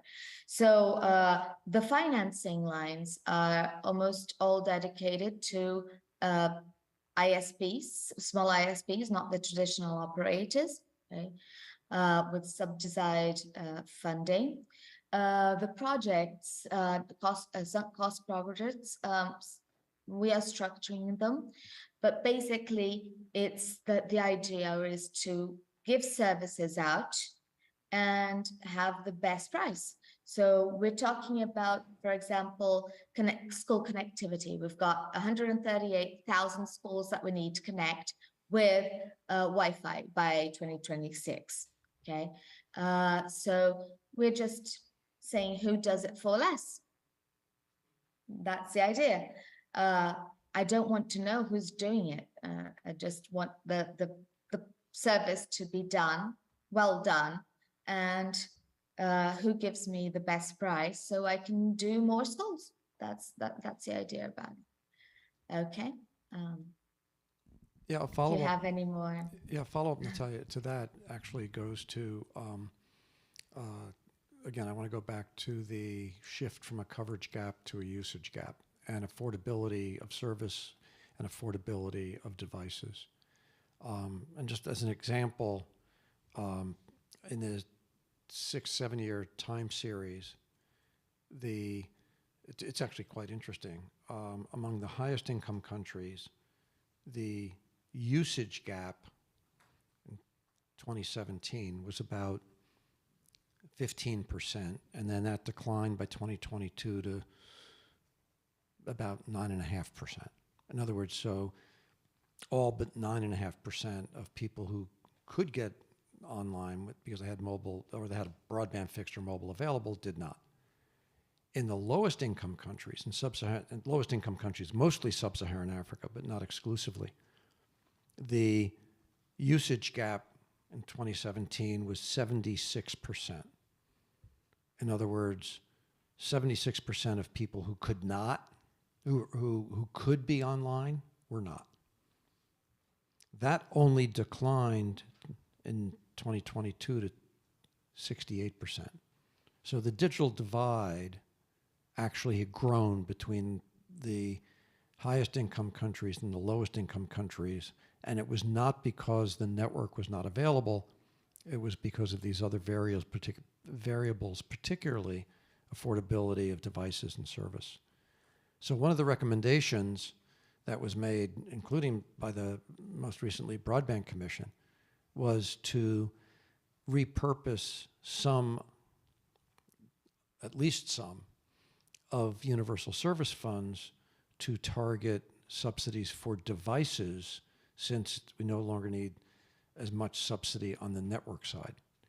And there are programs that actually provide subsidies to low-income people, right? And then let them choose who they want their network operator to be. So it actually introduces competition, going back to your point about incentives. So if people have money to buy things, it gives the network operators incentives to serve them, right? And do so competitively. So a question would be for your session tomorrow, and also to Natalia, whether in terms of the 2021 reform of universal service in Brazil, which was huge, it was a huge step forward, whether those funds can be used today to subsidize devices, or if there are any funds going directly to low-income people to empower them to buy competitively from operators. So our fund, actually, one of the programs that we do have already established, we can give subsidies to little income families. Okay, we do have structured also a project that's called Internet Brazil, which is giving neutral SIM cards, eSIMs, distributing them, and then we can do best offers for some regions and see which are the best operators in that regions, and buy in terms of federal or state level procurements, and then give access already to the best price and cost availability actually of service for those people that have very low income, because even that in some places is a little bit complicated for them to buy. So the idea is that you have these eSIMs, and then you can do the government can do those procurements and offer the. So when someone has a better offer, then you can change it without having to change the ZIMs and things like that. So yes, it is something that is structured. There's always a discussion on should we voucher telecom, or should we just give the families the income so that they can choose whether they use it on telecom or they use it on buy meat. That's the last thing. But yes, we do have that in time, but we still have an issue that we are trying to understand better, which is what you were commenting, is that it's not only about access, it's about making it meaningful. So we still have the devices, which we don't have alternatives yet. How can we get better prices here? Which are would we adopt some models to give some subsidized financing? How would that be? This is still something that is to be designed, and that's why we're working on this digital meaningful connectivity plan, which tries to try to understand better which are these limits. And affordability goes in that sense that I already told you, but devices are still in. And then we have to also the people that have access, okay, to connection, but they opt not to. And how do we bring them into the net? And that's the meaningful connectivity part, where it's the usage and making it, transforming connection into tangible benefits that make the difference in their lives. So that really happened in the pandemics. We got many people inside the net because they needed to talk to their relatives, they needed to get information online, and they needed to have all these vaccination information. They needed to have access to public health system. So that was really a driver, but we still have many people outside, and most of them has to do with this lack of interest to use, which really is, I don't know how to use it. Yeah, and that's very consistent. I don't know whether you were connected at the very beginning. I know that you were having difficulties, but it was one of the things that I, discussed from the work that we've done with the Economist Intelligence Unit on this shift from coverage to usage gap, and it was affordability, lack of the people would say, I don't know how to get on or why I should, right? And this is, the relevance of local content, e-gov applications, especially healthcare, and education, which tend to be, many countries, most countries, government functions actually are huge drivers because it actually creates a reason that people will be on and want to use and benefit from being online. And then there's some of the digital literacy issues of how do I get on? How do I get on safely? How do I set my settings? How do I feel comfortable online? And those are all part of the readiness issues of getting online. So it sounds like, and I know because of working with colleagues in Brazil, Brazil is one of the leaders in actually having a broader plan to do that. But more generally, these are the issues that are more now on the demand side than the supply side on the network, but it should be, and this goes back to the human rights questions, when you think about all of the components in the Declaration of Human Rights, the ability to not just get information, but to be a speaker, right? Information about your livelihood, healthcare, being healthy, and all of those things that are related are on the application side, and those are extremely important. And those are things that actually drive demand. And by the way, the telcos should be interested in that in a positive way, because more people get on, they actually are customers, and they generate revenue. But sometimes, as Thomas pointed out, they do things that are contrary to getting people online, which I don't understand.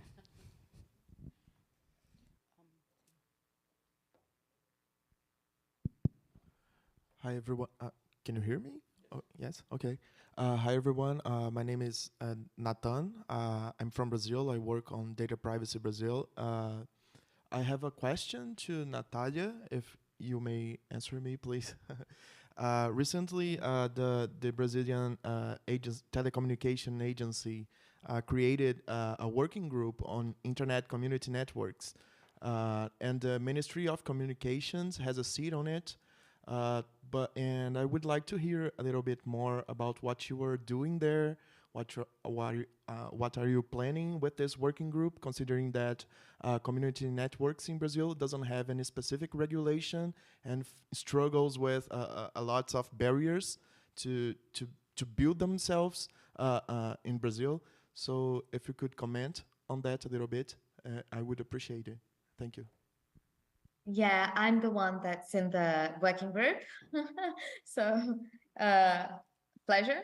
Well, the group is discussing exactly how do we build something for community networks. As I said before, we have had a very ISPs have done a lot of the work that many times are done by community networks.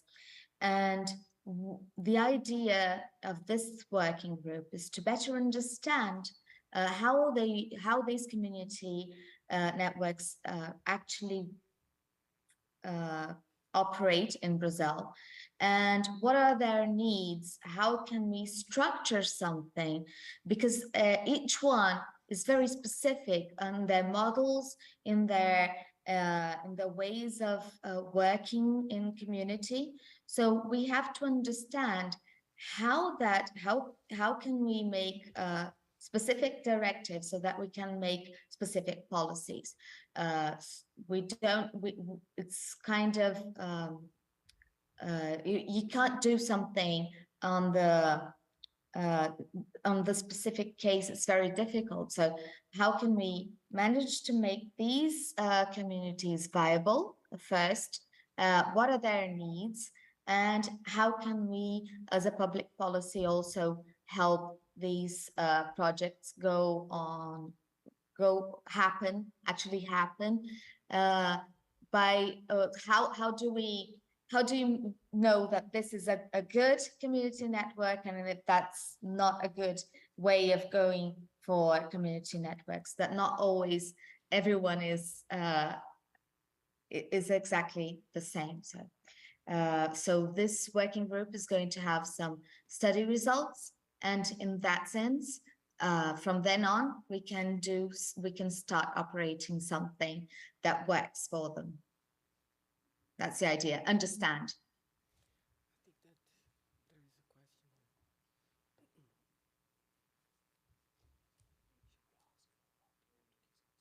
Hi everyone. I'm Carlos Vaca. I'm from Mexico.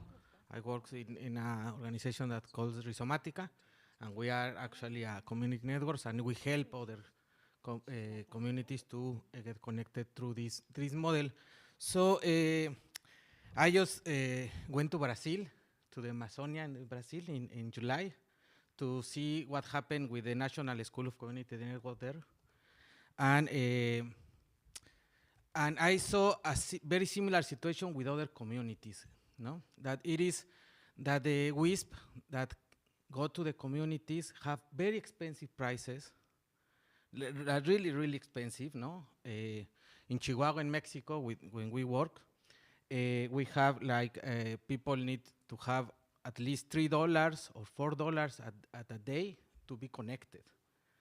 So what the young people are doing now to be connected to Facebook, to YouTube, to WhatsApp, etc., is to involve in the narco, in the crime, no, in the organized crime, no, the drug sellers, no, they are now part of it, because in the, you know, in the north of Mexico we have this problem very much, and so we are seeing that the people to spend a lot of money to be connected. There is a lot of WISP, so in very far communities, they have one point that it is very bad connection, you know, and sometimes people spend a lot of money to increase these antennas and this infrastructure for the WISP, and then they need to pay like insurance. It is a very big problem that we aren't seeing, because we think that they are doing this job that it is needed to do. So I am not saying that we don't need to work with the WISP, the small ISPs, because we need to have a joint effort. We work a lot with them in Mexico, for example. But we need to establish some conditions to better understand what is happening really in the communities, not only what they are you know, reporting or saying that what they are doing. So I think this is one of the things that I wanted to address. And the other one is that as the same in Oaxaca, and this is a question for Natalia, we detected that there is a lot of fiber in you know, in a lot of ways, in a lot of very near from the communities, but the government doesn't have the policy to access to these fiber networks for the communities, no? So in the Amazonian, they have a lot of expectation about this project, no? Is what I found, but they are also thinking what they can't connect to this fiber network, no? So I think it is important to reach that. And finally, of the last question, I think it's very difficult to try to define what is a community network, and you know, say that this is a good and this is a bad community network. And we need to understand better that maybe it is the main characteristic is that the people in the community can handle in the different ways the infrastructure and the services they have. So if you think the community networks in Africa, there are more like little business models that is very different from one community network in Colombia or in Mexico, where there is a lot of political organization. So we need to escape some of the things that we think about community networks. As Jane said, they work and work well, no? Because we have now very good examples of how it's working in the communities. And as the same as the community radios in 10 or 20 years ago, we need to escape to all of these imaginations or of these with these thoughts that make to say that there are poor, there are not so good services, there are bad things, no, or there are not they don't have enough quality, etc., no. So we need also to think this in this panel. It's a very complex issue, I know, but try to understand the different the diversity that exists around community networks. Sorry for the It's okay, because they're going to disconnect her in 2 minutes. So. Okay, well, I was very surprised about the $2-3 a day for connection. Well, the idea of the North Connected is that when this is all installed, you have new 12 companies at least working on the region. And some of them are just for capacity. They are just transport operators. So actually you're dealing about much more offer and competition in the region, so that these big prices don't happen anymore.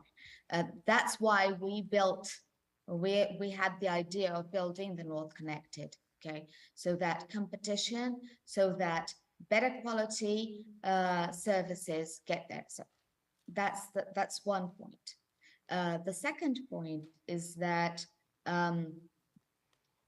what I said about the bad community networks is that how do I not finance Um, there are some people that may fake a community network so that they get some public financing.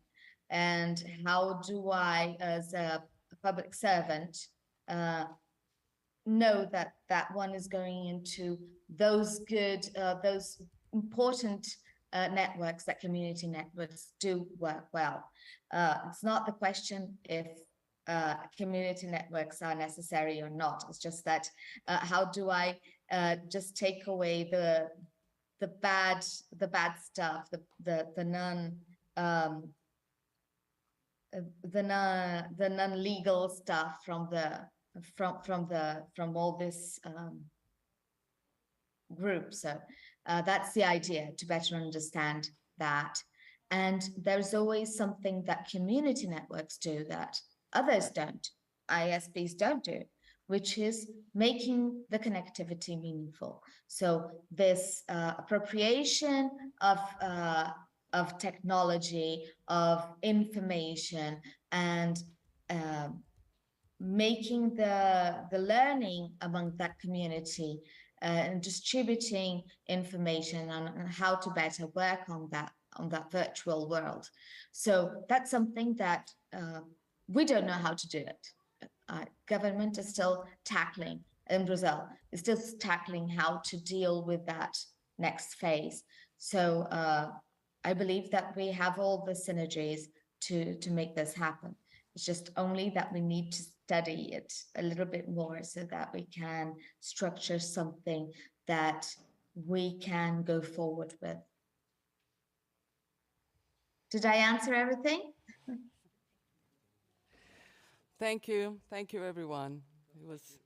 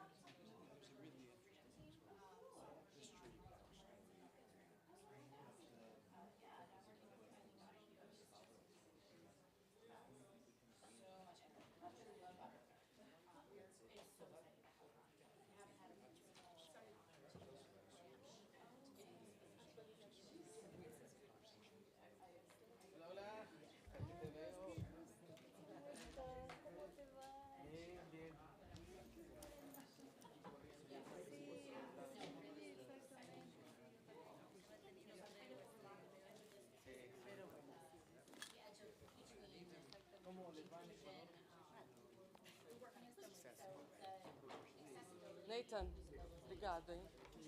Eu vi as datas são essas mesmas, mas os pontos que a gente tem que fazer. Quando você tiver um tempo livre hoje, tá. Você pode ou me mandar pro... Tá. Eu acho que é só sistematizar mesmo. Porque o que eles estão pedindo agora são os takeaways, né? Sim. Se você quiser me mandar alguma uma ideia. Tá, eu te mando o que eu fiz já, que tá desorganizado, mas eu organizo também uns takeaways e te mando pra você ver. Não precisa ficar preocupado, não. Tá. O que eu vi com o Lux agora é de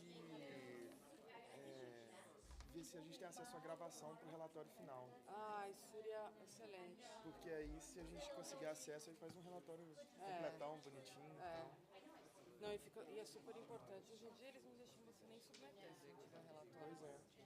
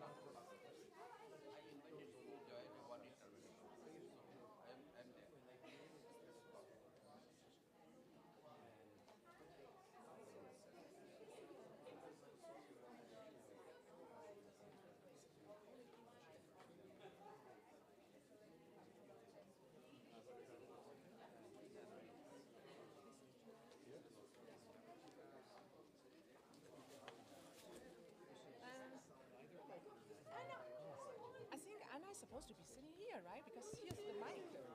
Ah. But I don't know if this is working. Ida, yes, we have already told Anna.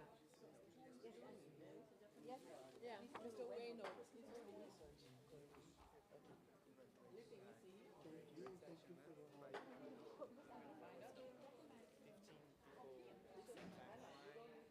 And also quite crowded here also for it's a conversation that we have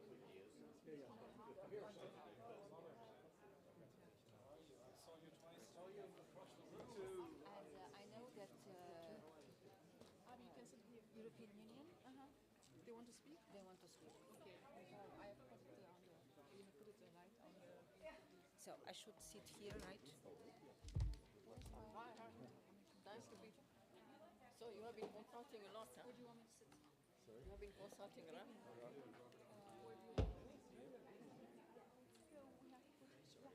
I attended the GBC meeting this morning. Ah, okay. It was very mixed feelings. Oh, really? Yeah. You have to tell me. But, Hi, Peter. How are you? Fine. Good? Nice to see you.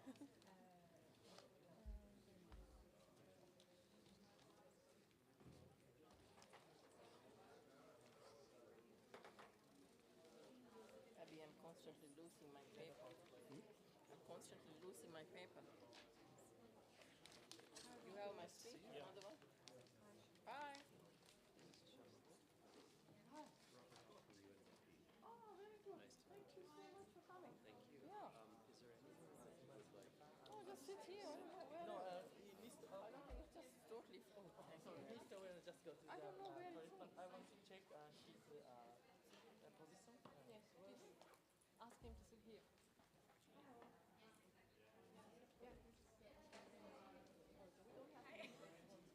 No problem. I'm sorry for upset. That's okay. Okay, no problem. Perhaps can you go to the computer? So, who Can I sit? Because I don't want to take any seats for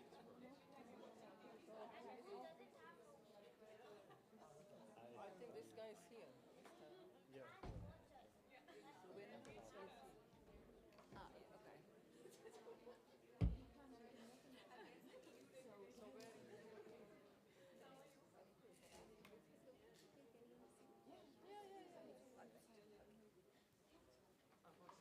It's just when people come, then we show them. Nice to meet you. Sorry.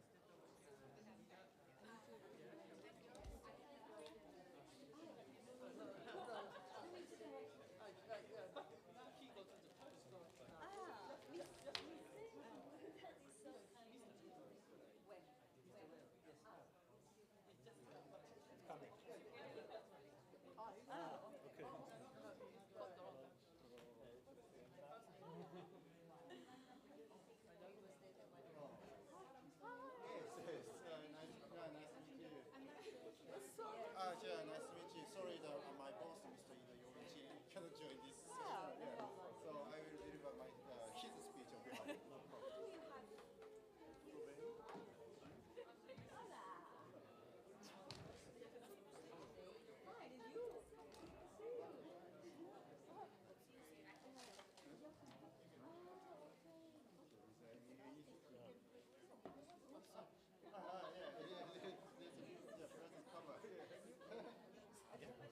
So you're the big guy of the whole.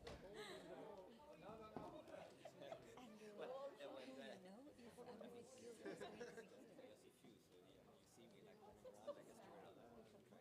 Nobody has sent me an email saying that he's not coming. We need to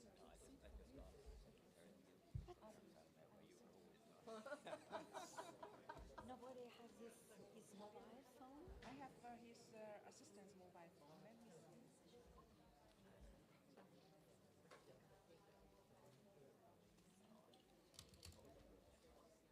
Abby, can you write down his name? What is his thing? I don't know. Okay, you can sit anywhere. Yes. Thank you. Please sit. So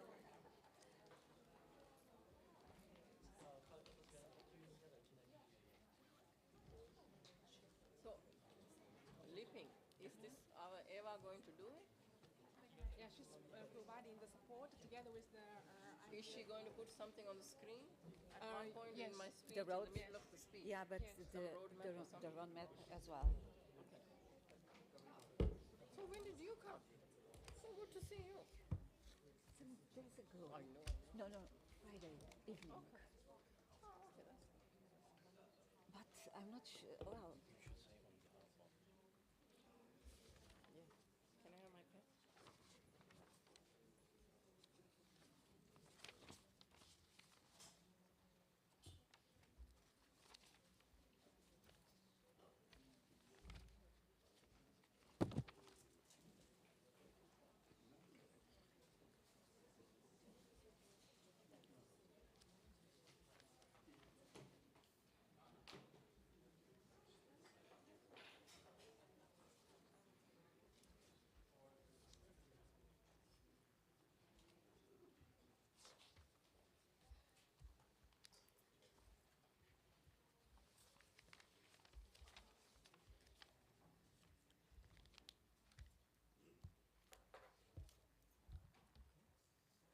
should be here and he's not. Lippy, is Amandeep coming? Nobody telling me that. He told me he's not coming.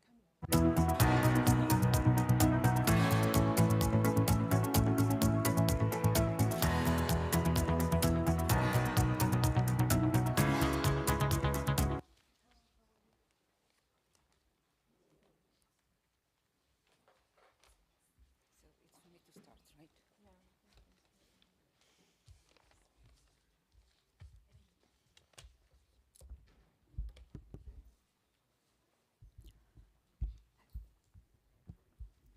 Hello, good afternoon.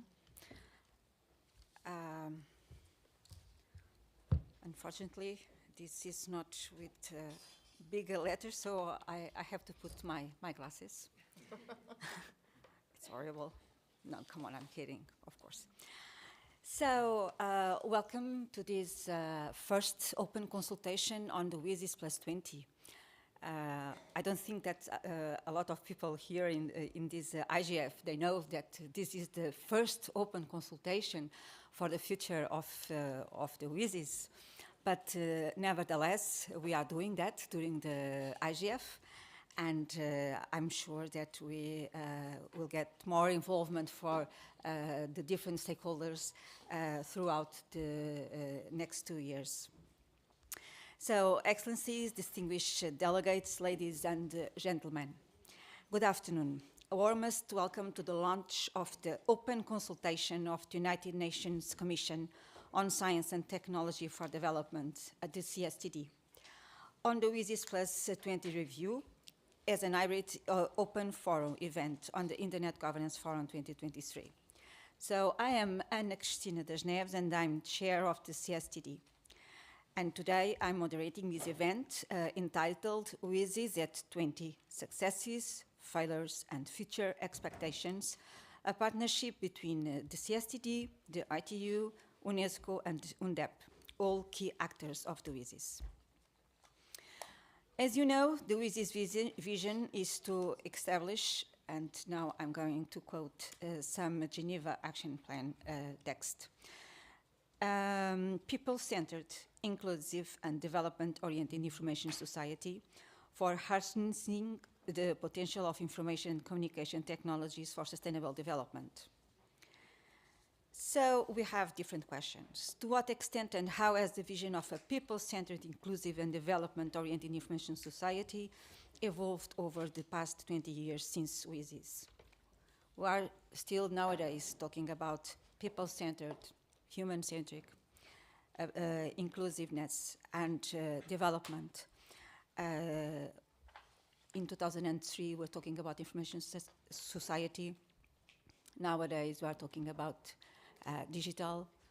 We have to understand what we mean by that, but we know that from the Tunis Agenda of 2005, this Internet Governance Forum was set up, and we had all these problems already and diagnosis, and we were trying to make the world a better place to live. How will ongoing trends and emerging technologies, nowadays particularly artificial intelligence, but we have so many other emerging technologies as quantum technologies, the 3D printing, etc. So how will ongoing trends and emerging technologies impact progress towards human development and the Sustainable Development Goals?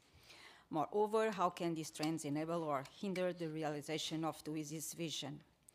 What measures should be taken to advance international cooperation, including in terms of governance, to leverage emerging technologies for sustainable development in economic, social, environmental, and cultural dimensions? These are some of the questions that we invite you to consider today. If I put them simply, the questions could be: how much progress have we made towards that vision? What challenges remain in the way ahead?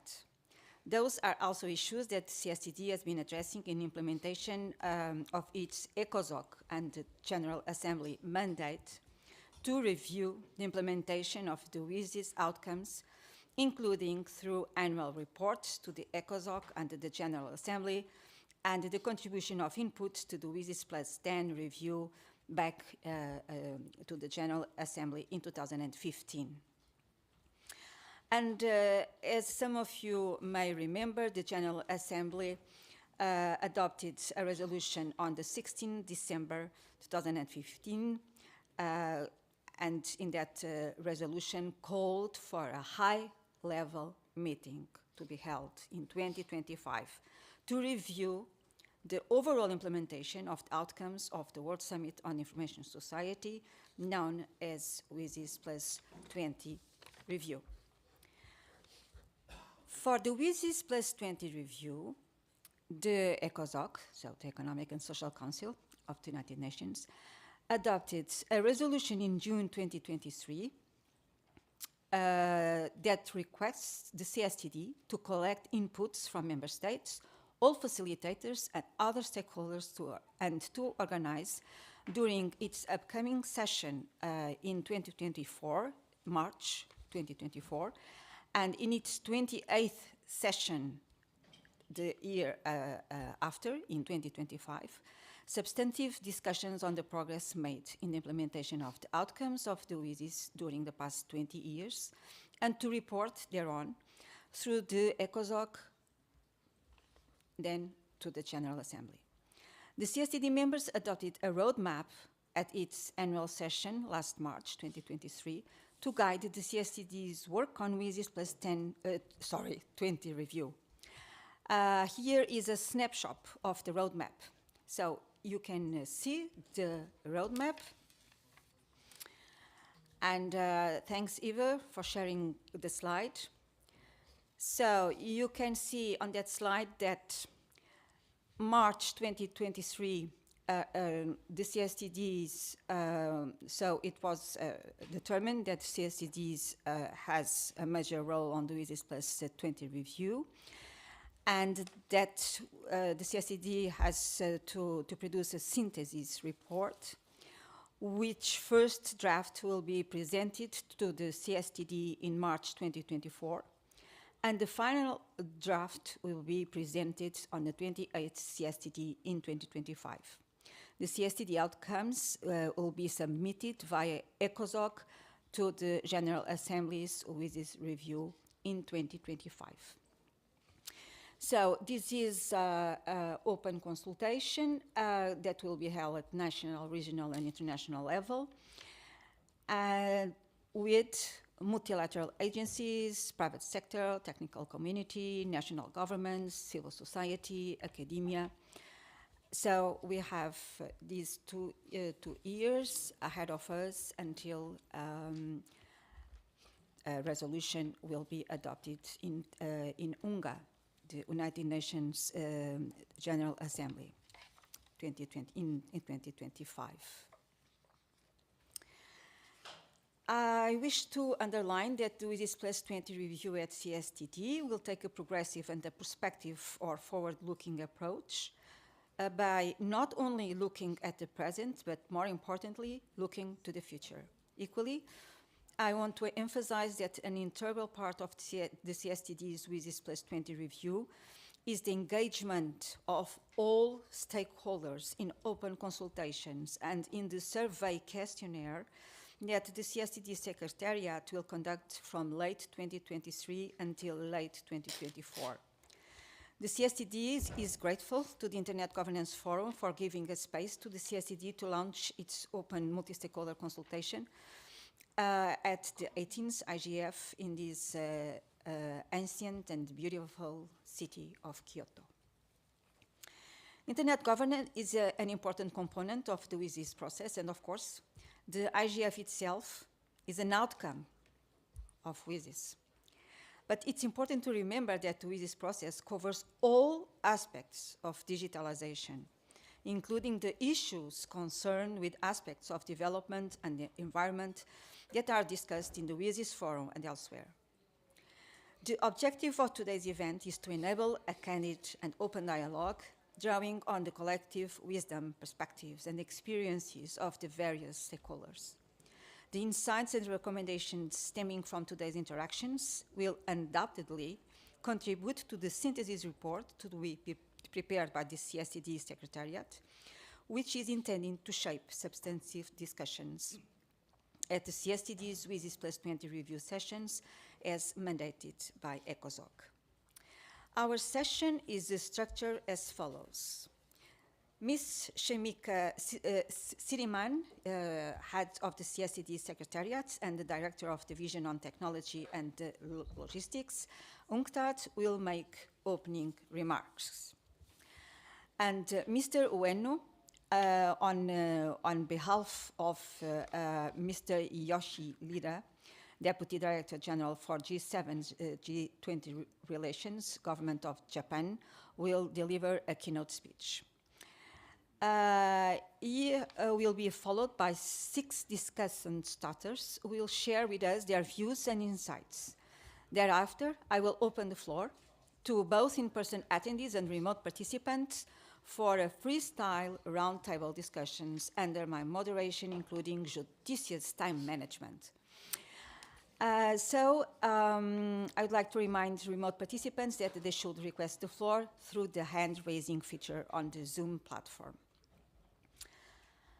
Ladies and gentlemen, now it is my great pleasure to invite Ms. Shamika Siriman, Director of the Division on Technology and Logistics of UNCTAD and Head of the CSTD Secretariat, to make opening remarks. Mrs. Siriman, the floor is yours.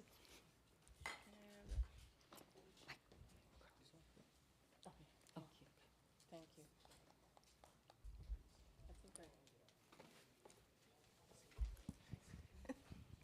Good afternoon and good morning and good evening to all of you joining from online.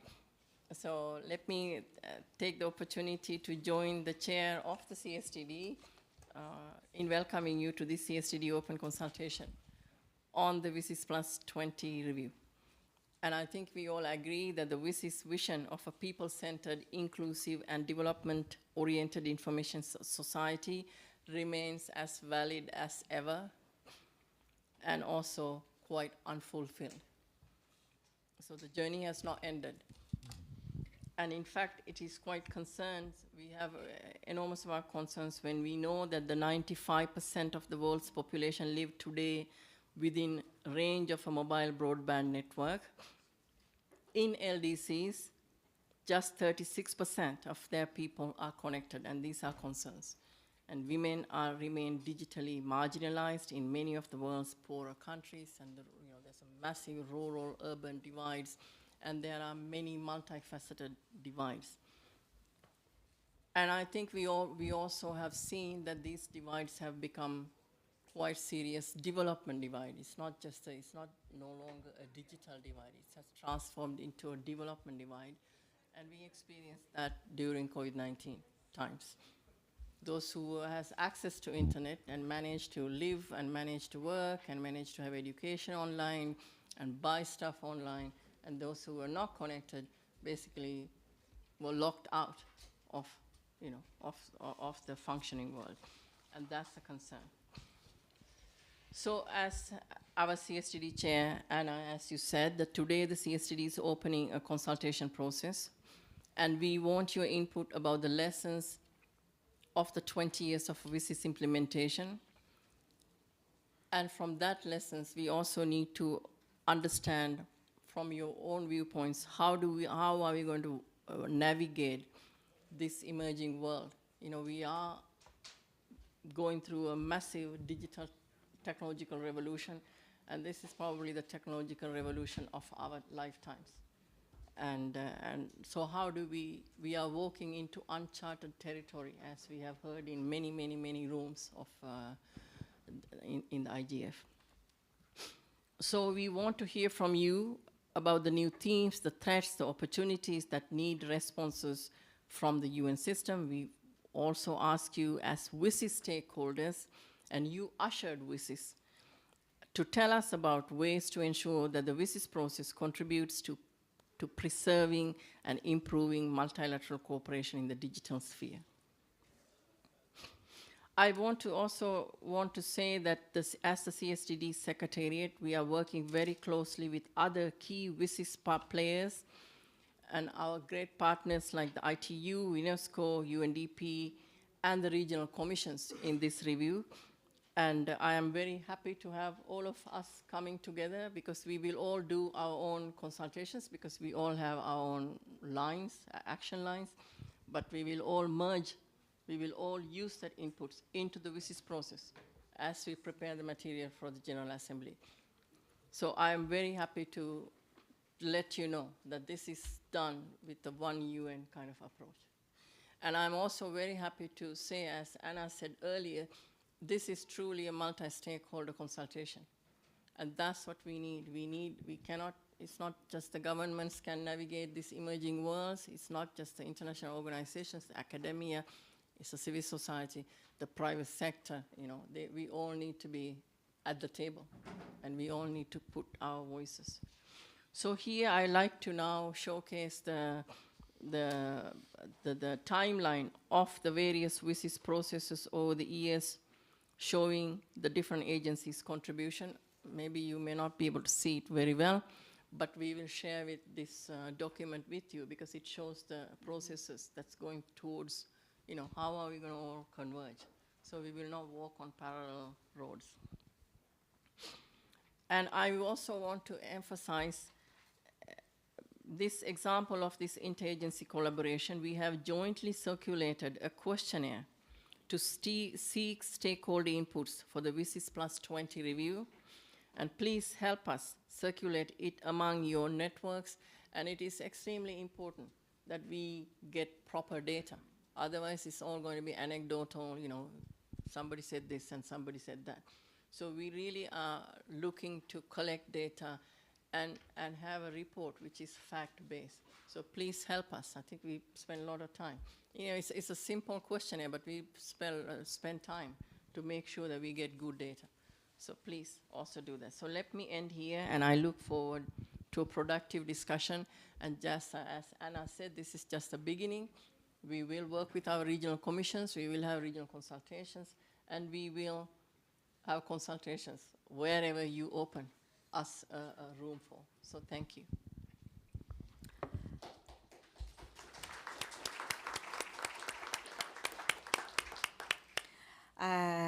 Thank you, Ms.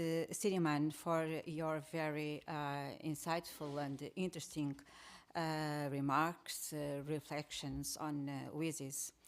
And I use this opportunity for everyone to read or to revisit the Geneva principles, the Geneva Action Plan, and the Tunis Agenda. Maybe it's good for everybody to reread these documents, because from 3 days of IGF, it seems like some of us never read those documents. And now that we are discussing WSIS Plus 20, it's very important to have those in mind. Now I'm pleased to invite Mr. Bueno, that will read the keynote speech on behalf of Mr. Yoichi Ida, Deputy Director General for G7, G20 Relations, Government of Japan, so to deliver Mr. Ida's keynote speech, please. Thank you, Chair. Hello, ladies and gentlemen. My name is Yasunari Ueno from Ministry of Internal Affairs and Communications, Japan. My boss, Mr. Ida, was planning to deliver a keynote speech here, but he could not attend this session because of urgent business. So please allow me to deliver his speech on behalf of him. Firstly, I would like to say welcome to Kyoto, welcome to IGF 2023. I appreciated both physical participants and the remote participants.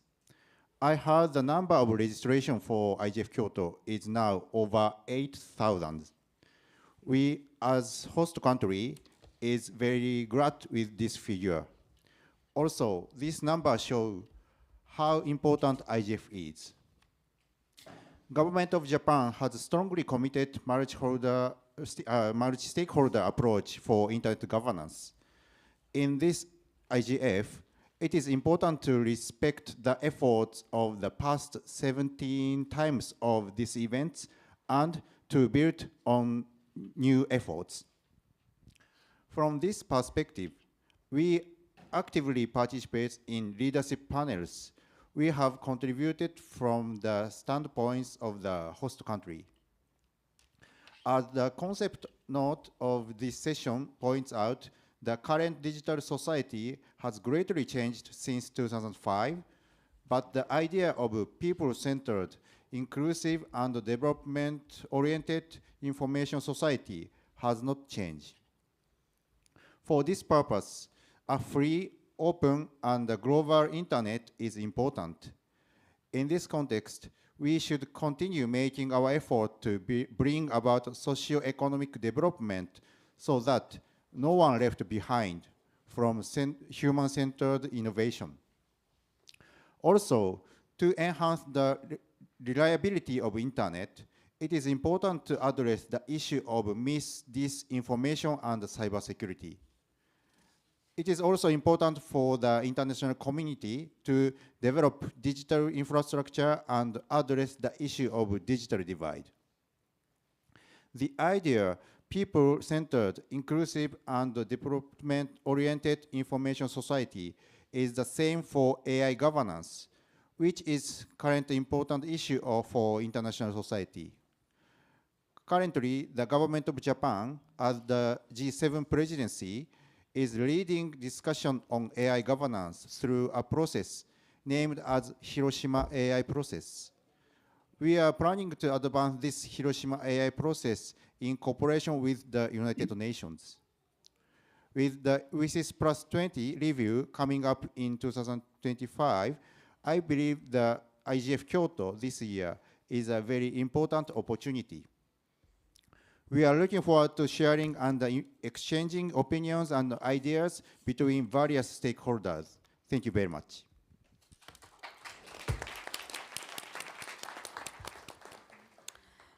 Thank you, Mr. Ueno, very much for sharing Mr. Ida's deep thoughts and for setting the scene of our discussions today. And congratulations for the 8,000 registrations. That is huge. Nobody can say that it's not huge and powerful. Wow. Congratulations again. So next, I will invite the 5 discussion starters to share their views and insights with us. Each speaker has 4 or 5 minutes at most, and then it will be open floor for everyone in this room and online, of course, to make a statement or to say whatever they want. So I will start with Miss Isabel Lois. Ah, yes, the Spanish family. Senior Policy Advisor at the Swiss Federal Office of Communications. So I think that you are going to reply to a question, which is what needs to be done in international cooperation for a better achievement of the WSIS vision. Isn't that right? Please. Thank you. Thank you, Anna. So it's been 2 decades since the first World Summit on Information Society took place in Geneva. And I would like to start with acknowledging the tremendous progress that has been achieved since then. I mean, inclusive, transparent, and multi-stakeholder processes have proven to be essential in addressing the complex issues of digital governance. And we have learned that cooperation, exchange of information, and joint identification of the relevant cross-sectorial issues are key in this process, as well as fostering strong partnerships between all the stakeholders. Building trust between stakeholders and taking action against prejudicial is crucial. As we look forward to the future and the WSIS Plus 20 review, our task, and the task is clear, we need to strengthen the process that empowers individuals, regardless of their gender, age, or origin. We need to center the governance of emerging technologies that lead to a sustainable development in economic, social, and environmental dimension. As a government representative, I have to remind myself and my fellow counterparts that by actively listening and taking into account the needs and knowledge of the civil society, private sector, technical communities, academia, and more, we can create an inclusive environment that thrives on constructive criticism and uses the experience that we may not have. And that is what I've been seeing in the past IGFs and here again in the successful Kyoto edition. The WSIS has been one of the most inclusive processes to date, and the outcome reflects it. There is the sense of community and a commitment of all that are involved that demonstrates the power of the democratic multi-stakeholder participation. However, we must ensure that this participation remains consistent, inclusive, and representative of all regions of the world. For instance, the CSTD could seek synergies with a wide and rich network of national and regional IGF initiatives, as it was mentioned before. And whilst we've made significant progress, challenges still lie ahead. 2 decades ago, only 6% of the world population had access to the internet. Today, that number stands at about 70%, and the principles laid down in 2003 remain valid, especially regarding the multi-stakeholder approach. But we must build upon the knowledge and experience we have gained since, and focus on connecting the remaining 2.6 billion individuals who are still disconnected, and then ensuring that the connection is meaningful, and then effectively govern together based on those common principles. This can only be achieved through collaboration and inclusion. The WSIS Plus 20 review comes at a particular time as AI and its governance is at the forefront of many minds. In this process, it is essential to adapt as well a gender lens. Women's voices and perspective must be included and valued in all aspects of internet governance. By doing so, it will create a human-centered, free and secure digital world that benefits everyone. This is the perspective that many organizations have now been taking very seriously, and just as an example, we can take the ITU or UNESCO, and we should do so as well within the CSTD process and the WSIS Plus 20 review. Switzerland firmly believes that inclusive, multi-stakeholder, and cross-silos cooperation are prerequisites for achieving our vision of a digital world that prioritizes humanity, freedom, security, and inclusivity. Let us continue to work together, breaking down the silos and ensuring that the benefits of the internet are accessible to all. Thank you, and I look forward to the discussion. Thank you very much, Isabel, Lois.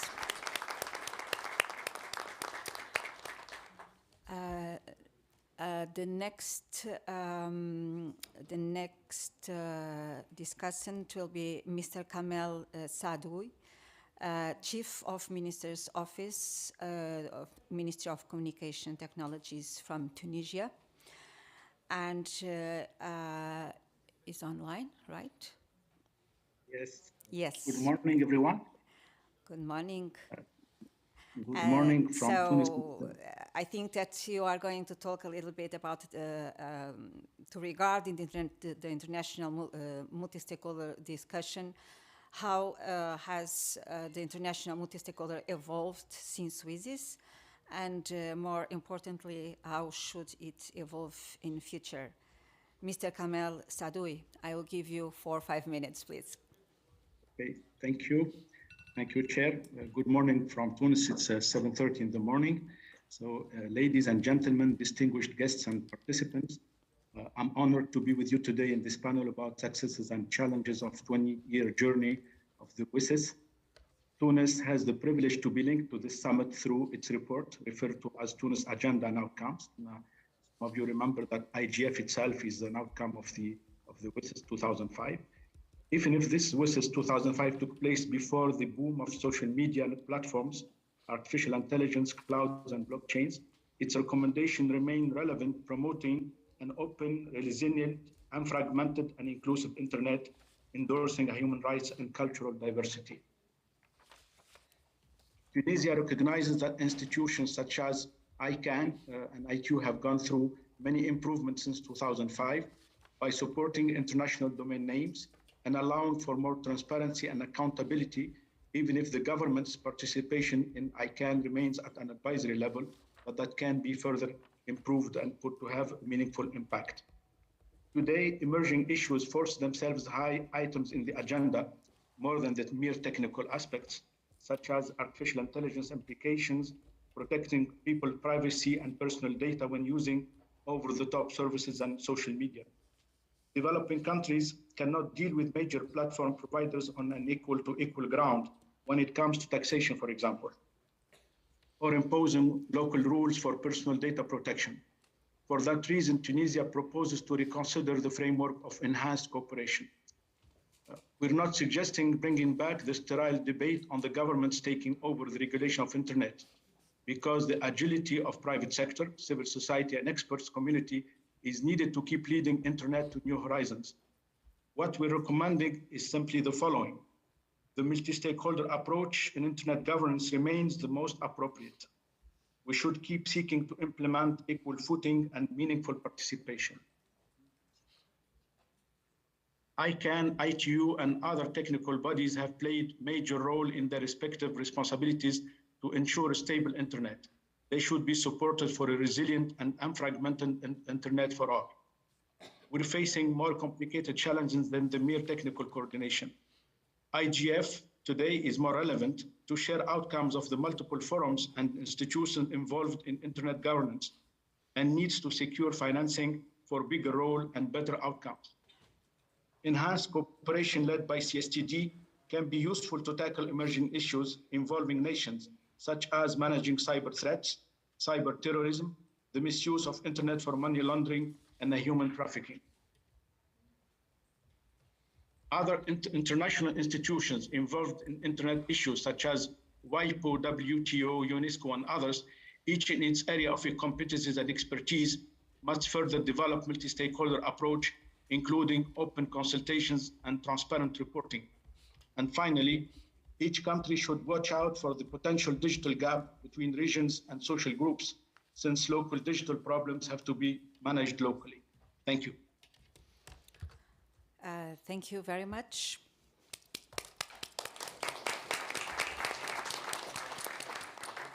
And now I will give the floor to Ms. Anita Gurumurthy, founding member and executive director of IT for Change, India.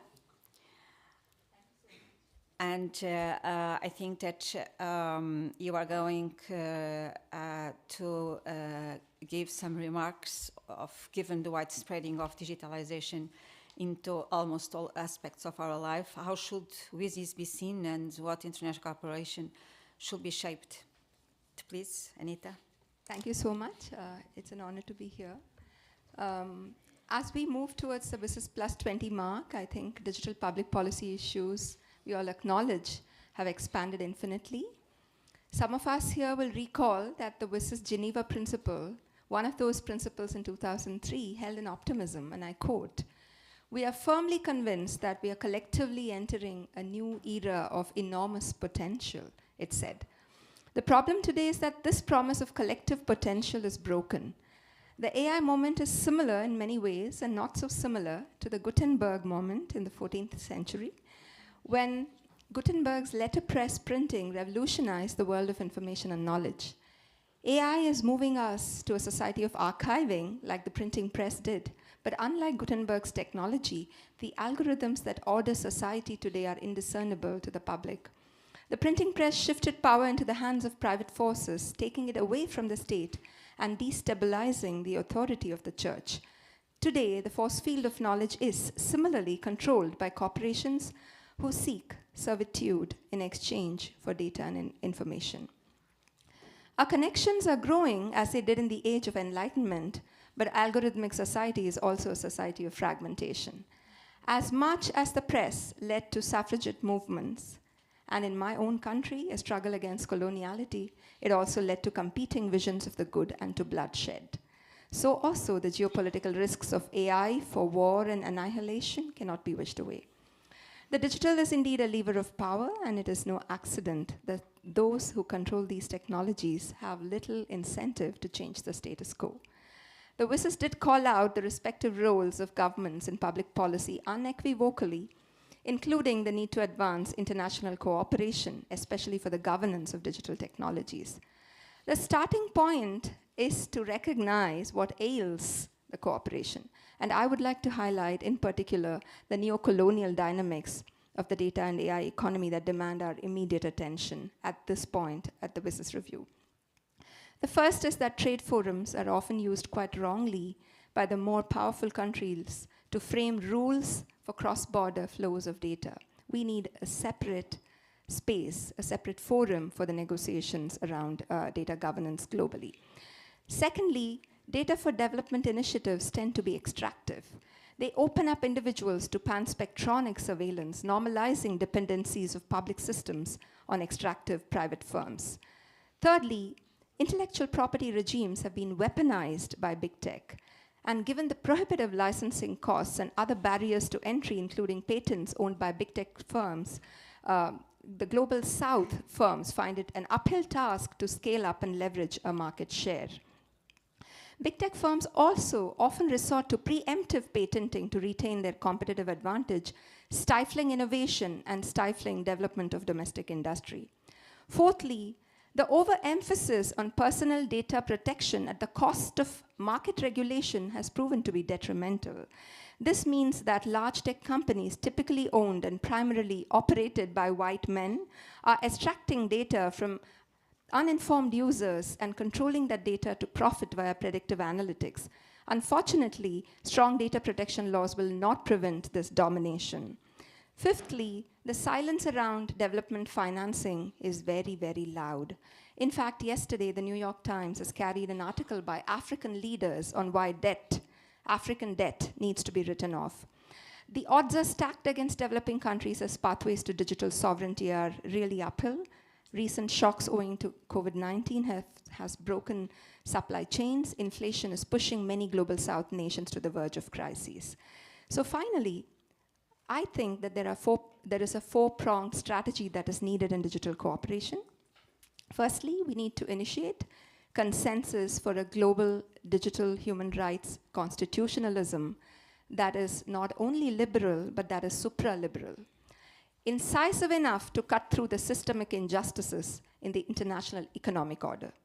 Secondly, we effectively need to govern global data public goods, and it may be useful to consider rules for varying contributions from varying groups of actors, such as, for instance, through principles like common but differentiated responsibilities explored in various other international negotiations. Thirdly, we need to urgently mobilize public financing to galvanize digital innovation ecosystems. We often talk about digital public goods, but we don't talk enough about public digital financing. I think we need to set that right. And the digital development tax mechanism proposed by the UN Secretary General is particularly relevant in this regard.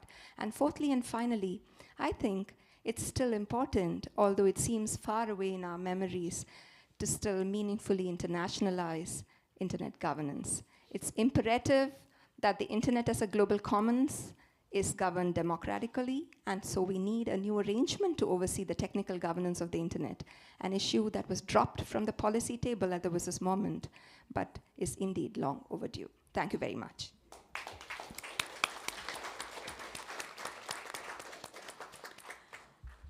Thank you, Ms. Anita Gurumurthy, for your interesting remarks. And now I give the floor to Mrs. Ariete Esterhuizen, Senior Advisor on Global and Regional Internet Governance, Association for Progressive Communication, South Africa. So, Ariete, to what extent the situation today can be improved for better participation of civil society in the future of WSIS process? The floor is yours. Thank you, Anna, and thanks very much for inviting me. I think that, I'd like to respond both at the level of process and also at the level of substance. But first I want to say that we should recognize how powerful WSIS has been in terms of facilitating civil society participation. And if you read, Anna talked in her opening remarks about reading the WSIS outcome documents. I read them all the time, actually. And I read other UN outcome documents. There's something very unique about the WSIS outcome documents. I think the fact that they are the outcome of contestation between member states, normal to have that in UN processes, but contestation and collaboration that was mediated by non-state actor participation, and texts and views submitted by non-state actors. We weren't always in the room, but if we were not in the room, we were at the back of the room. And we were in the caucusing in the corridors, and we submitted our own content and our own statements. And I think that even though civil society and business and other stakeholder groups had their own outcome documents, our views are reflected in that. So that's one thing, the process. I think secondly, the fact that WSIS is granular, that it has the Geneva principles which are broad-based, which highlight, which are people-centered, not tech-centered, which I feel many of our current documents, the roadmap on digital cooperation, the Global Digital Compact, to me, the WSIS documents speak much more powerfully as somebody who believes in social justice and equity from the Global South. It's about people-centered development. And it has human rights, the importance of human rights. It mentions open innovation and open source. When do you get that? So it has those broad overarching principles and the emphasis on governments having to play a role in creating an enabling environment. But then it's also granular. It addresses some of the issues that are fundamental to having inclusive societies and effective accountable governance. It talks about education. It talks about food security through the agriculture action line, media freedom. And if you look at all the action lines, they all are very relevant. And then the action line on enabling environment talks about security and trust.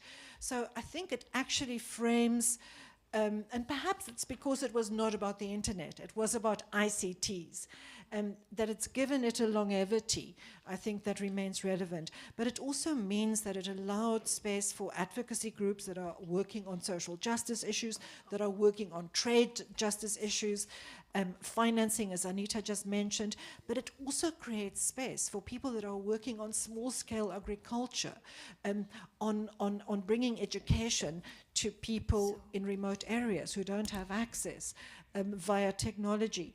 In a sense, I think many of the responses that helped us cope with the COVID crisis, that was ground that was laid by WSIS approaches and implementation.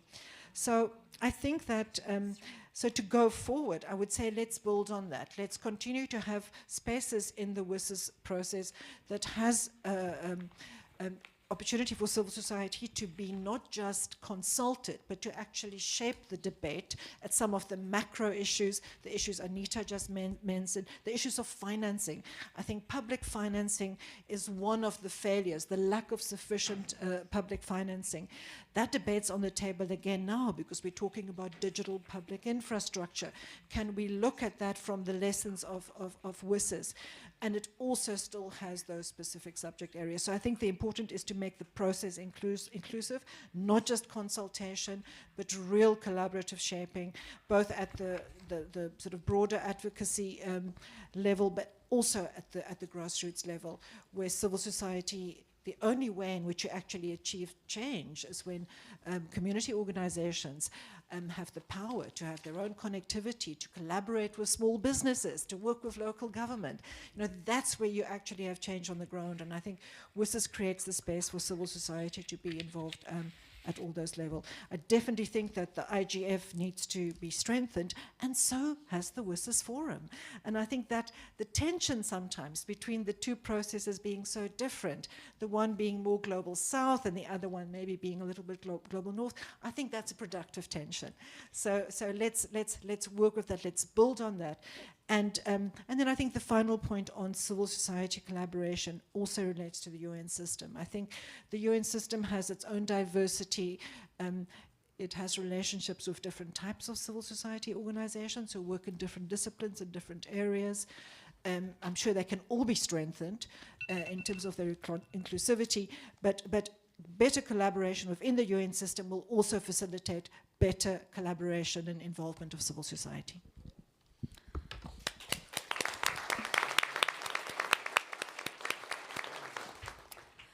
Thank you very much, Ariette. I know that you read both documents and you were so much involved. And from your intervention, of course, we will acknowledge that you really read them and you were part of the process. So it's very good to have you here and to refresh some memories. It's very good. Thank you. Now I will give the floor to Ms. Tamilat Adalakun. Where is she? Ah, yeah. So you will speak under two different hats. So Tamilat is the youth ambassador of the Internet Society, and she is also associate product marketing manager of Google Sub-Saharan Africa. So, Tamilat, you are going to respond to two questions because of your two hats. So, from the youth perspective, as youth ambassador, what do youth want from the WSIS process?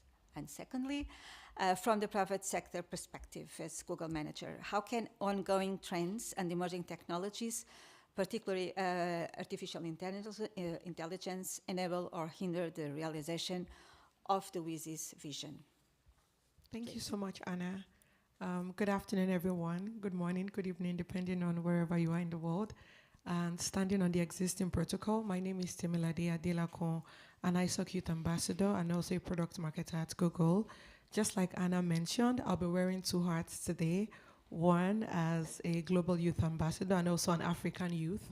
I would start with the first question, and because I'm here to actually advocate for a more inclusive and youth-centered approach in the World Summit on Information Society, WSIS. I say unequivocally that the youth of today are deeply connected to the digital world through the use of platforms such as media, digital payment platforms, tech hubs and incubators, and even entrepreneurship, just to mention a few. This connection actually tells just one story, that African youth recognize the immense potential of ICT. In spite of our deep connection to ICT, we have a desire, we want a stronger representative in policies that actually influence the development and use of these technologies. I want to quote a statistics that I believe that we are familiar with, but I will just quote again. Actually, 70% of sub-Saharan African are under 30, and by 2030, young Africans are expected to constitute about 42% of global youth. Needless to say that it's due time that we, African youth, have a seat at table where decisions about ICT regulations and developments are made. African youth like Inya Boyeji, Prosper Temuyiwa from Nigeria, Kamal Yakub from Ghana, Kenyan data scientist Charity Wayua, who leads IBM research in Africa, have all been known to influence and profile data-driven innovation, to lead change in ICT. But we can be more, and that's part of these recommendations. To continually shape ICT systems and be global shakers that we are, we call for greater inclusivity of youth representatives in the WSIS process. We urge stakeholders to provide financial support and create tailored development opportunities for us to share our innovative insights and address concerns such as data privacy in ICT, as mentioned by one of the previous speakers. Furthermore, we want WSIS process to focus on initiatives that improve access to education and also to empower us to actively represent in social and economic programs that influence technology in our respective countries across the continent. ICT can be a force for radical change. I'm very sure we are all aware of this. And it's opening doors to education, healthcare access, international partnerships for Africa and even beyond. I have a strong conviction that the WSIS process holds immense potential to be a powerful force for change and solution in Africa and the world. It's a platform where we can utilize and work collaboratively to develop targeted solutions and ensure that ICT contributes to sustainable development and benefits all of humanity with a special focus on African youth. To also talk about the other question on ongoing trends and emerging technologies, particularly AI, and how they impact or hinder the realization of WSIS vision.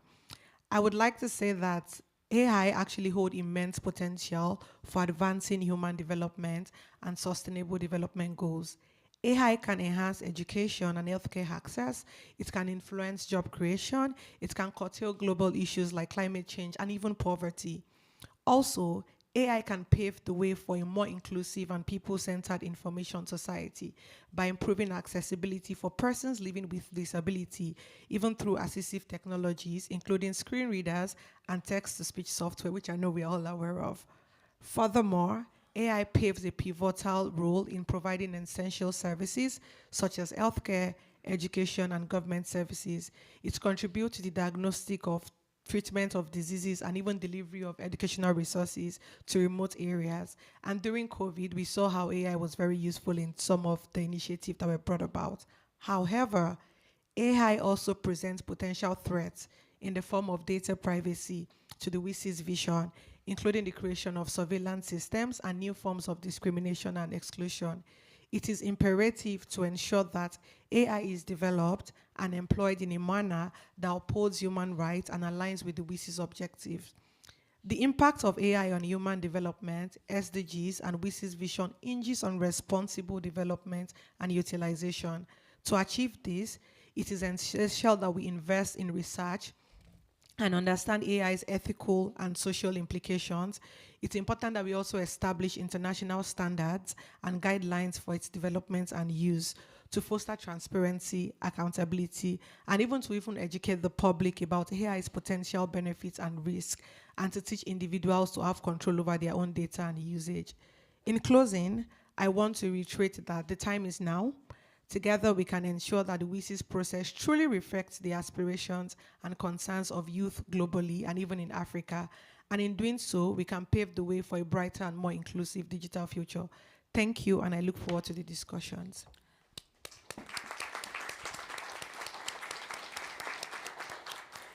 Thank you, Temilat. And now we are almost opening the roundtable discussion. But before that, I will give the floor to our co-partners, ITU, UNESCO, and UNDEP. So I would like to give 2 minutes to each. Ms. Gitanjali Sa, Strategy and Policy Coordinator from ITU, if you could be so kind, and as co-partner of this event, 2 minutes. Thank you, Chair, and I'd like to begin by thanking you for your vision and also Shamika, the CSTD Secretariat, for ensuring that it's a joint process and that we are all working together on it. As we have been discussing all throughout that we have limited resources and capacities. So the UN, ITU, UNESCO, UNDP, UNCTAD, CSTD, we are all joining hands to work on this process. WSIS actually set the foundations of digital cooperation right in 2003. The multi-stakeholder principles, which we are adhering to even now, inclusion. And in terms of what we have achieved, we have achieved a lot in terms of digital cooperation, at least, looking at how the UN has been working together and how we've been aligning with the different UN processes. For example, those of you who are involved in the WSIS forum, the WSIS special initiatives, the WSIS prizes. We've been aligning them with the Decade of Indigenous Languages, with UNESCO. Prateek will talk about it later. With WHO, the Decade of Aging, Healthy Aging. We've been trying to promote the role of digital in healthy aging. And so many other UN processes like the HLPF. We have been asked to align the WSIS action lines with the 2030 Agenda for Sustainable Development, highlighting the role of digital in achieving the Sustainable Development Goals.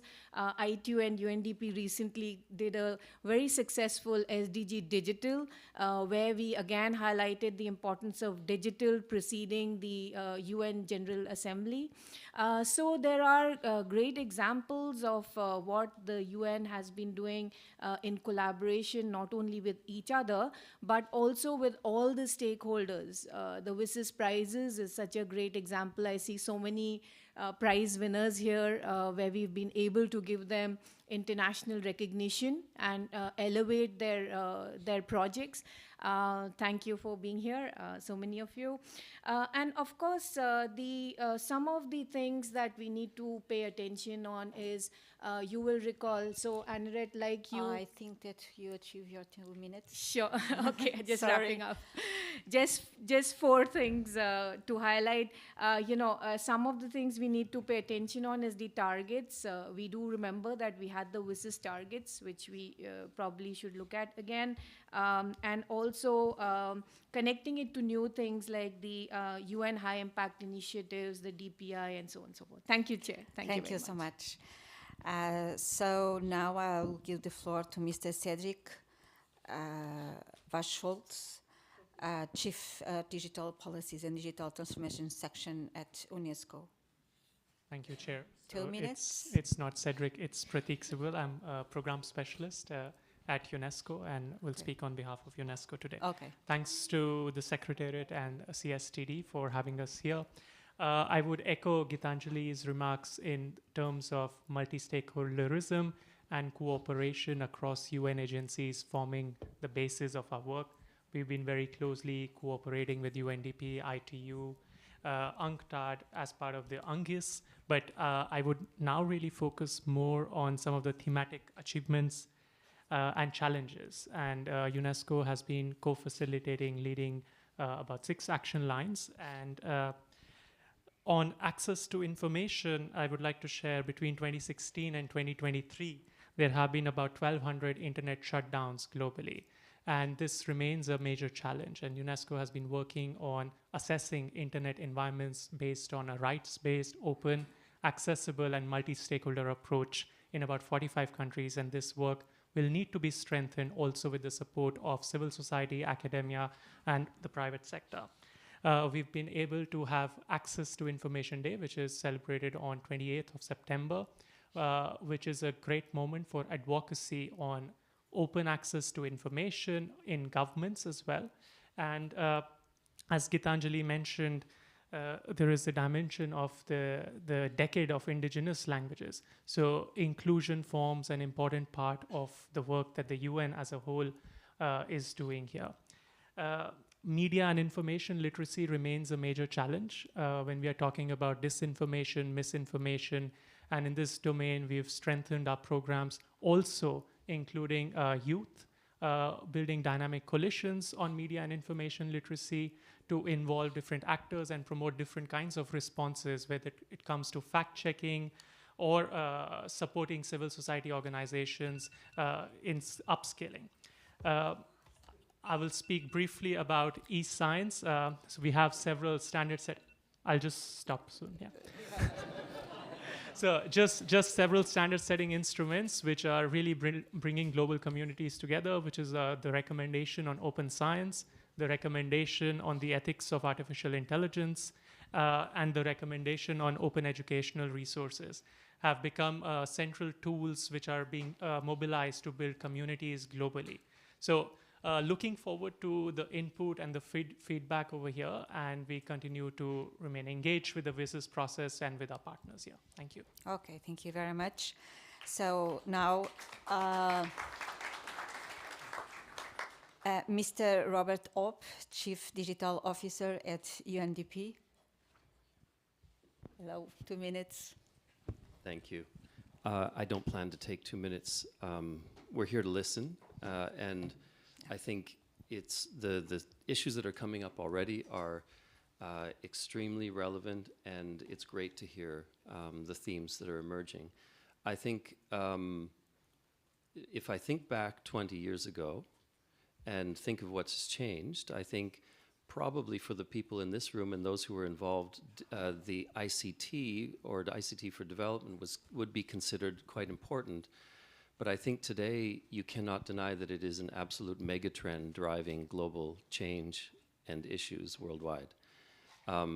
In the order of climate change, which has also become a super megatrend. And I think that that means that the urgency is greater than ever. And we've done a lot in the last 20 years, but the pace of change is accelerating. And so that's when we look forward to WSIS Plus 20 and working together with our UN partners and all of the multi-stakeholder groups. This is what we need to keep in mind, that it's an urgent situation. So I will leave it there, and thank you, Chair, and thank you to the Secretariat. Thank you very much, sir. So now I will open for our freestyle roundtable discussion after thanking to all the discussion starters. Yes, so now we have to manage all the people that are going to intervene. So I think, sir, you were first, then we have you, and 3, so then European Commission on behalf of the European Union, and then Cuba. Behind you. Behind me. No, behind. So, please, who can help me? Liping, can you help me? Will help. Looking around.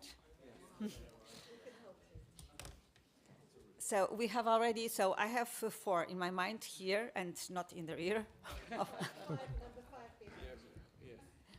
Thank you very much, Anna. I'm Peter Bruck. I'm the chairman of the World Summit Award.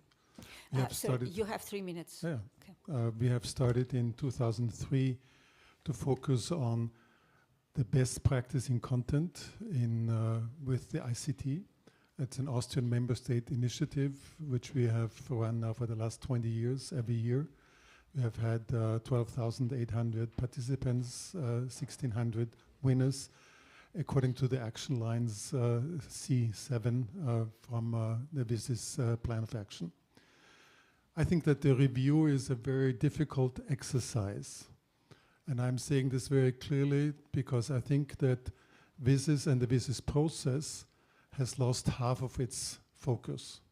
The first focus is on digital divide and digital inclusion. I think Annette was speaking about this, and also a friend from India was speaking about it. But the other side was and is still the question of the transformation into the knowledge society.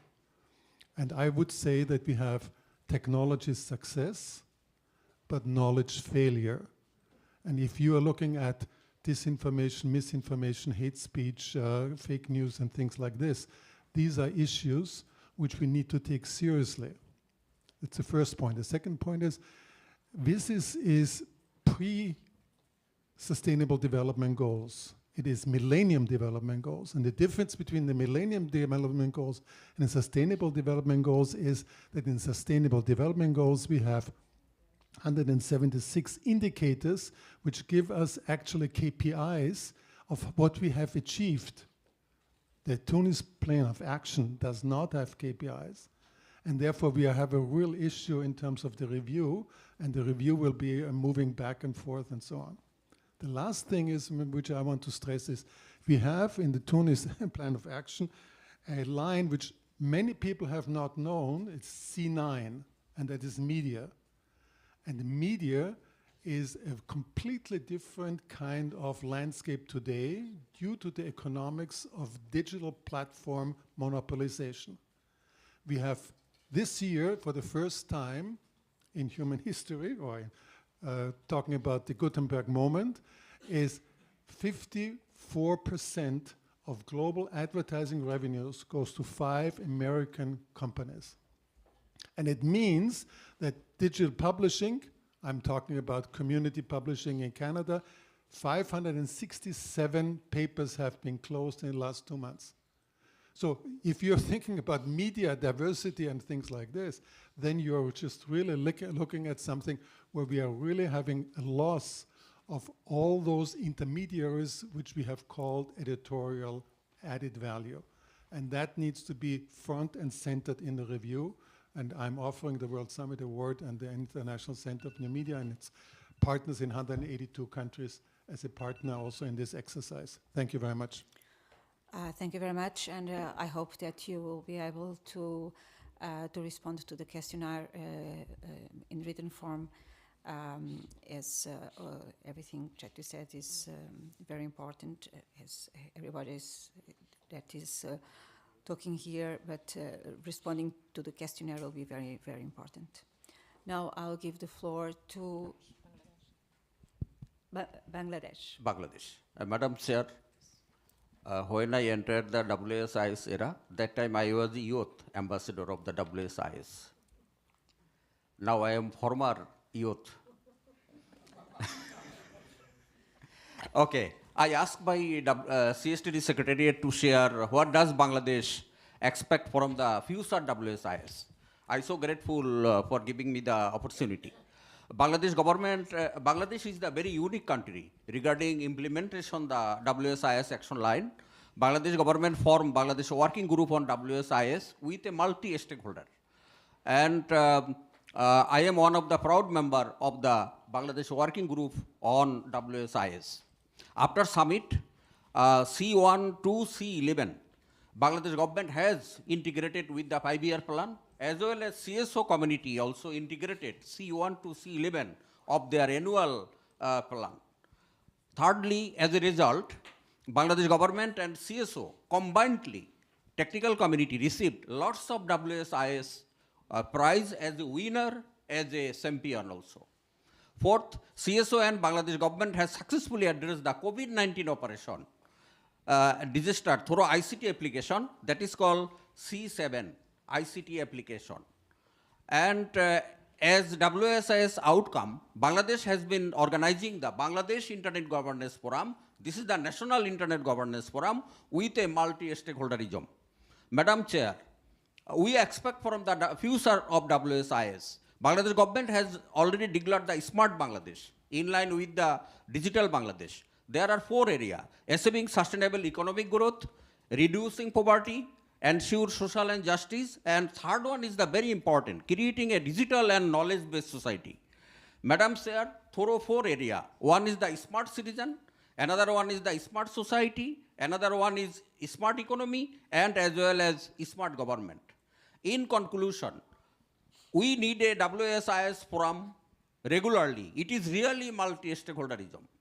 Second, now we are preparing for participation in the WSIS Forum 2024, including member of the parliament as well as the mayor of the municipal corporation promoting local governance. Third, we would appreciate it if the WSIS Secretariat would publish a handbook for the parliamentarian and as well as the mayor like IGF Secretariat. It would be very useful. Fourth, Summit of the Future and GDC process can learn from the WSIS and as well as IGF Secretariat what is multi-stakeholderism. Thank you, Madam. Okay, thank you very much. And now I think it's the time to give the floor to Cuba and then European Commission. Thank you, Chair, Madam Chair, dear colleagues. On December 12, 2003, the first phase of the World Summit on the Information Society ended with the adoption of its final documents by the head of state and government of 175 countries. After arduous discussions, the developing countries succeeded in having the so-called digital divide recognized as a dimension of the existing economic and social divisions, and allowed this topic to move out of the technical debate at the expert level and become a political issue of concern to the international community. 20 years later, it has been demonstrated without a doubt that the information and communication technologies in general and the internet in particular are essential tools for the development of the countries. But it has also been confirmed that this beneficial impact of ICTs and the internet is significantly lower in developing countries compared to developed countries. The unfulfillment of many of the WSIS agreements has had a negative impact on developing countries. For example, financial mechanisms to address the challenges of using ICT for development has not been established. In addition, persists the application of unilateral measures not in accordance with international law and the Charter of the United Nations that impedes the full achievement of economic and social development of the affected countries. Madam Chair, dear colleagues, all these issues were addressed with concern by numerous heads of state and government at the G77 and China summit held in Havana, Cuba last September, and whose central theme was current development challenges, the role of science, technology, and innovation. The final declaration of this summit reaffirmed the 2005 Tunis Agenda for the Information Society, stating that the G77 and China promote a close alignment between the World Summit of Information Society process and the 2030 Agenda for Sustainable Development. It also called for a close correspondence of the WSIS process with the Addis Ababa Action Agenda and other outcomes of relevant intergovernmental processes, including the Global Digital Compact and the Summit of the Future. It was further agreed to work towards a strong and concerted position of the G77 and China to ensure that the WSIS plus 20 general review process, the Global Digital Compact, and the Summit of the Future contribute to, inter alia, the achievement of sustainable development and closing the digital divide between developed and developing countries. It was reiterated that the Tunis Agenda and the Geneva Declaration of Principles and Plan of Action shall lay down the guiding principles for digital cooperation. Madam Chair, dear colleague, You're finishing, right? I am finishing. The Declaration of Principles of the first phase of WSIS, entitled Building the Information Society, a Global Challenge for the New Millennium, established a common view of the information society, which among other attributes should be people-centered, inclusive, and develop-oriented. In addition, the declaration noted... Okay, I think that your main message was already conveyed. No, I would just finish by saying that it's up to us now to finally make a reality of that common vision that was envisioned 20 years ago. Thank you. Muitas gracias. Very well, thank you very much. Now I'll give the floor to Mr. Pierce O'Donoghue, who is going to speak on behalf of the European Union. Thank you. Yes, I'm speaking on behalf of the European Union and its member states. We welcome the opportunity to share lessons learned from the WSIS implementation process at this crucial moment in the history of the Internet. We cannot appreciate the Internet's unprecedented success without recognizing the vital role of the WSIS and the multi-stakeholder model it has advocated. The European Union continues to support the principles set out in the Geneva Action Plan and the Tunis Agenda.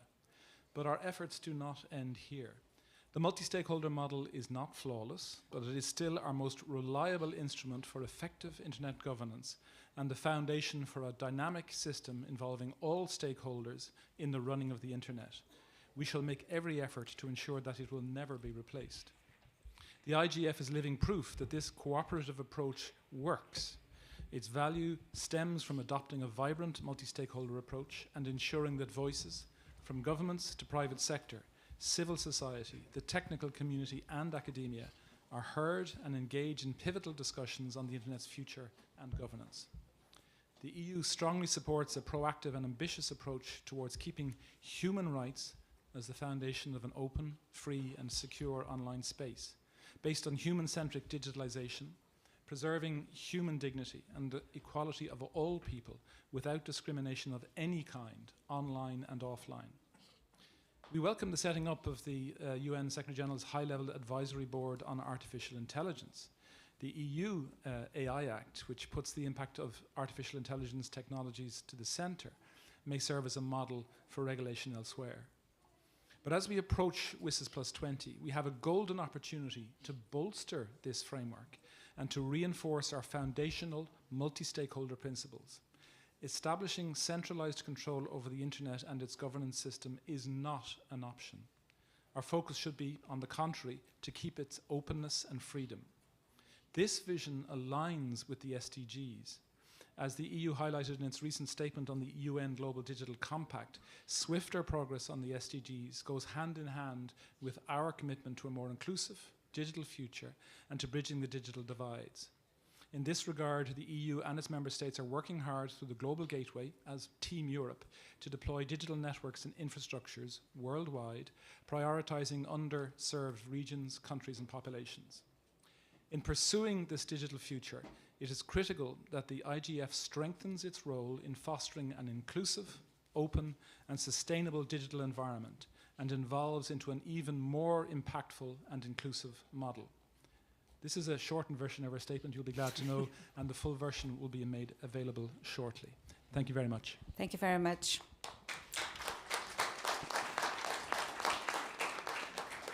And now I will give the floor. Behind you, Madam Behind Chair. you. Thank you very much. Thank you, Madam Chair. Thank you, everybody. Thank you, colleagues here. My name is Atsushi Yamanaka. I'm a senior advisor on digital transformations at Japan International Cooperation Agencies. But I'm actually wanted to make questions to you as an individual who has intimately involved in the WSIS process, and where, especially in the financial mechanism part. I used to be working in the UNDP. Now, 3 weeks ago, I was at SDG Digital Summit, and it struck me. So, fundamental questions that we have actually asked 20 years ago remain the same. Fundamental things such as digital inclusions, financial mechanisms, all these things actually remain the same. And it struck me saying, I should have worked harder, perhaps. In 20 years, I should actually have worked harder so I can make a difference and then solve some of these fundamental challenges. Now, we are at the verge, as Robert said, of digital technology, which is like a fad, right? It was like ICT for developers fad at the WSIS process. And then remember what happened after 2005. Everybody who actually went out, I said, sorry, we had enough of this. The development partners, they left, and even developing countries who are really excited about this, they left. So my questions to you is, what can we do, how can we do something different this time? Because these 2 years are going to be critical. We're going to have the summit for the future summit next year. We're going to have digital compact. We're going to have WSIS Plus 20 in 2025. If we cannot make a difference this time, I believe that we're going to have the same failure we saw from 2005 to around 2012. This 7 years of dark age of digital development. So I urge you, all of you, can we actually come up with real concrete solutions and then something that we can make a difference, say, yes, digital technology and then ICT can actually work for everybody to create the information society and also for the development of developing countries. Thank you. Thank you. Thank you very much. So, please. Oh my God. Ponslet, please, go ahead.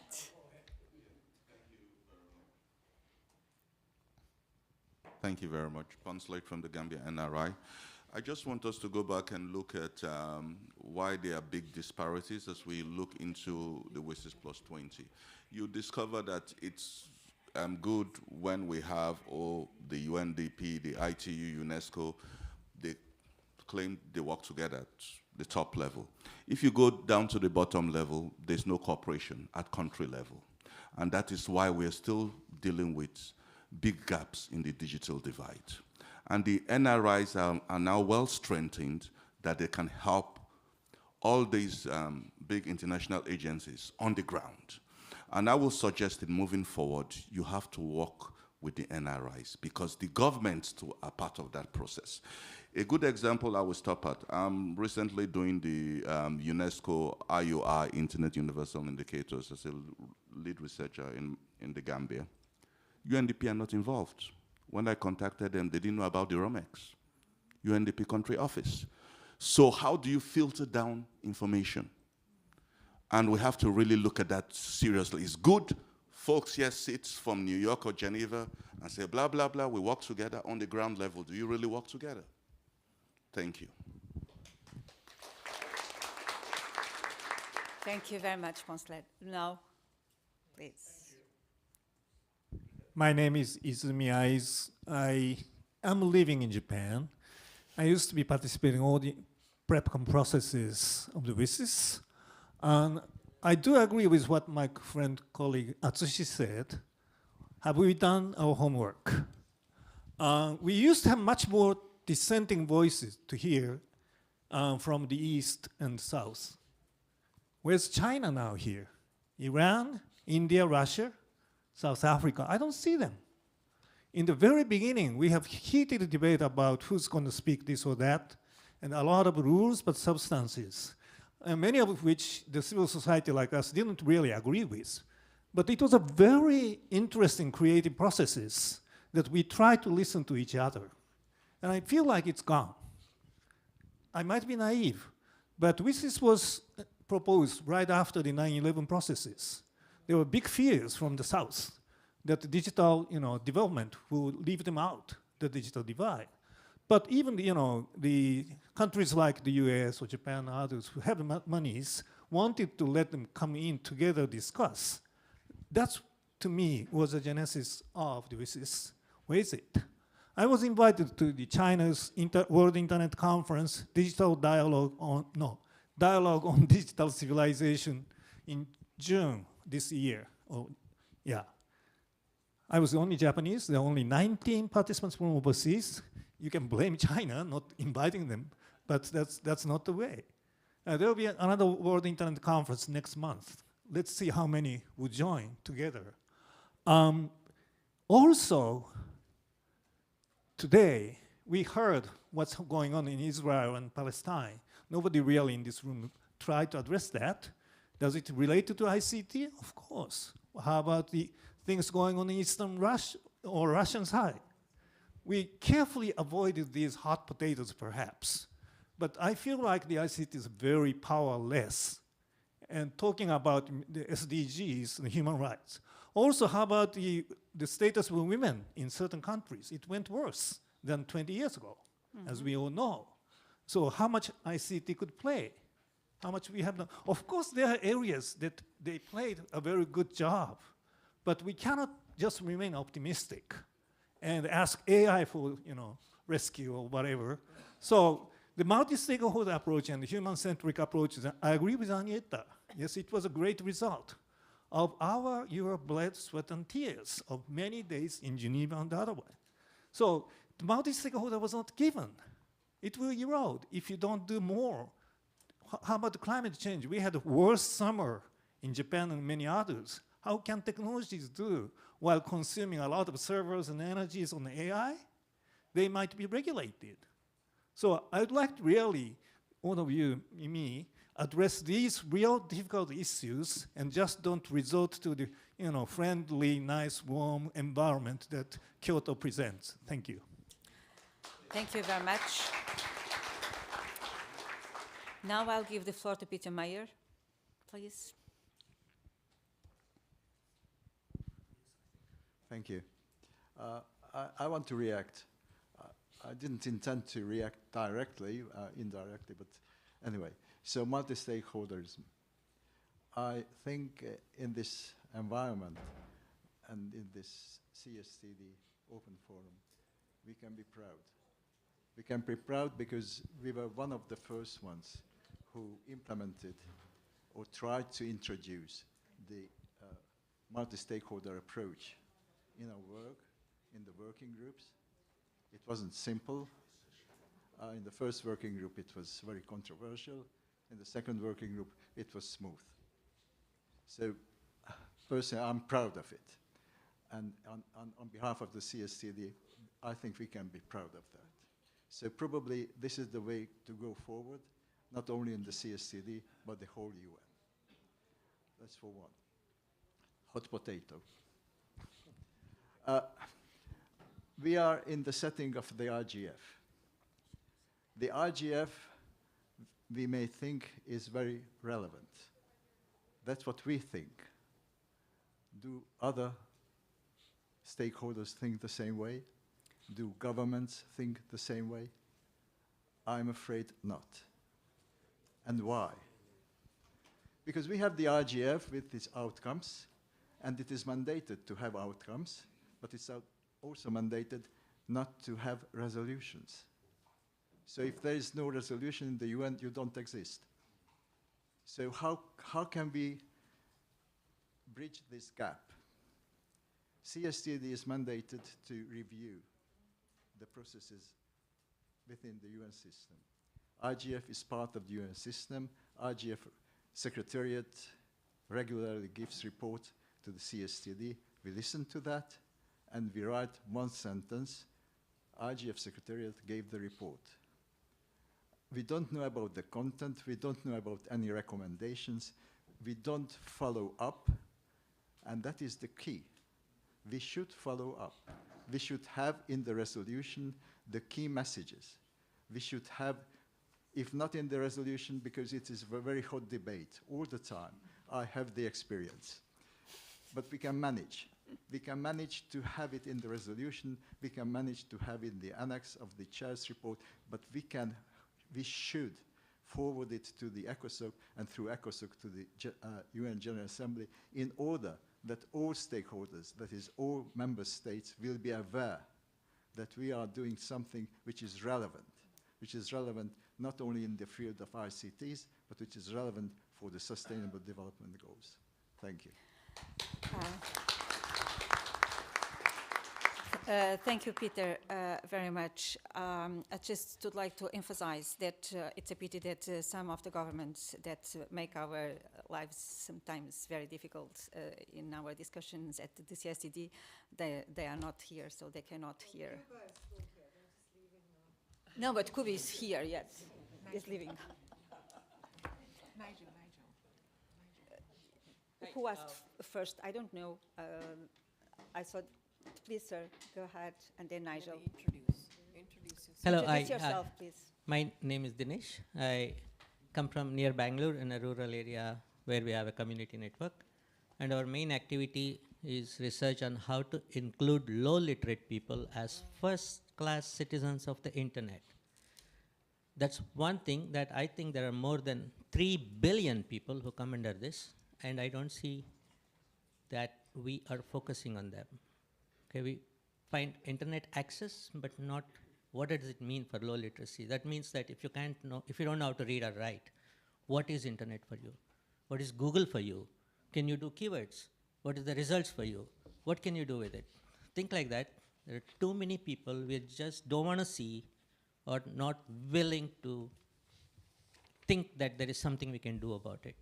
And it's time we have technical people from the ground who are interested in addressing this issue and get them together and see what can be done about bringing internet as a first-class available thing for low literate people. Thank you very much, Nigel. UK, please.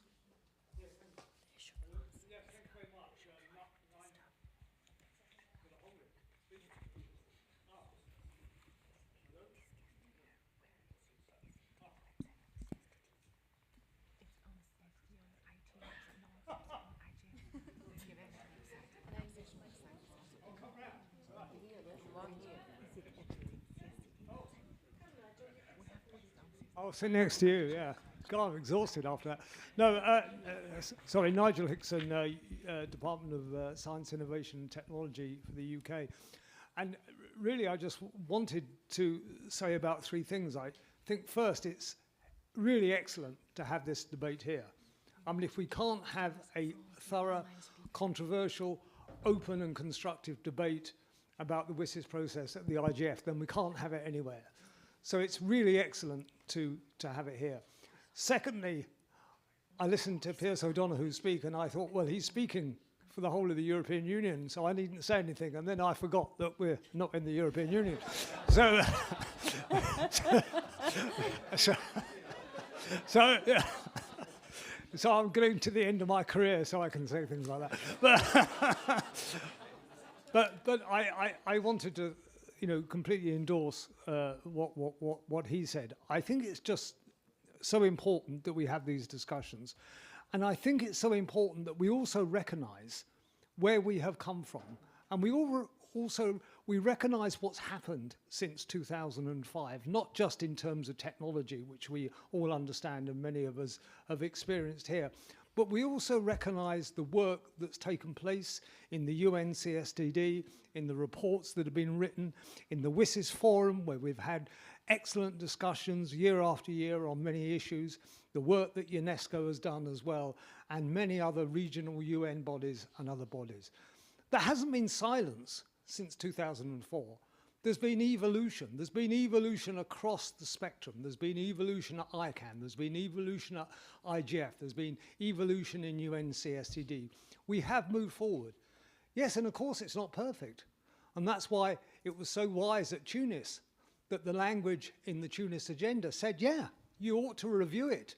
We ought to review it. We reviewed it after 10 years, and we ought to review it again. I mean, let's lift the drain covers up. Let's lift those covers up, as other people have said, and review it. But let's not forgotten where we've come from and the progress we've made. And let's not forget either of why we got together in Geneva and Tunis.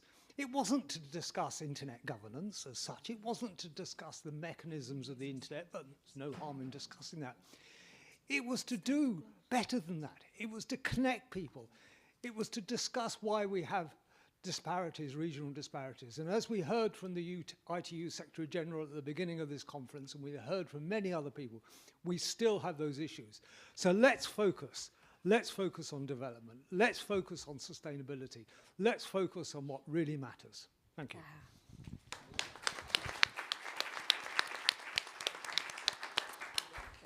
And with Nigel Hickinson from UK, I think that we come to an end of this first open consultation. I would like to extend my heartfelt gratitude to each and every one of you for your active and valuable participation throughout this session. Your contributions have greatly enriched our discussions. Don't forget the questionnaire, please. Fulfill this questionnaire that, of course, it's not here in paper. It is in the virtual world, is in the website of CSTD. It will be in the session, in the website of the IGF in this session, and it will be spread widely. And it will be very important to have your inputs in a written form. And with that, I declare the first open consultation closed. If we will be in the UN, I will have a hammer. So as I don't have a hammer, I will this bottle of water.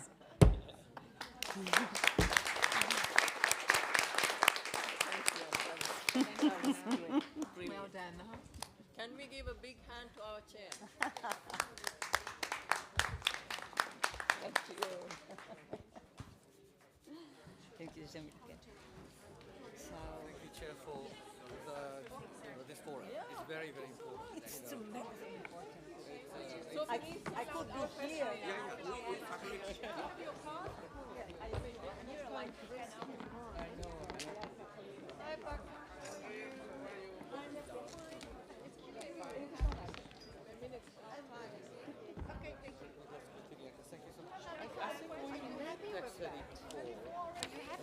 Congratulations on your antibiotic to stop one. Exactly, yes. But I used to work for UNDP doing the research process. So because we were supposed to do TFF, right? That's not for part of the mechanism. So I'm frustrated because this 2 years will be critical. If we don't do this right, I think we're going to have the same kind of, this much doesn't more go, valuable than spending money on that useless leadership panel. I'm very much for that. The IGF one, which is supposed to payroll. No, maybe I don't know. No, the IGF has a leadership panel which is supposed to communicate IGF outcomes to governments, but it can't. It's not. It doesn't have the right principle. This is absolutely. I'm very excited by that. Peter, that is such a good idea.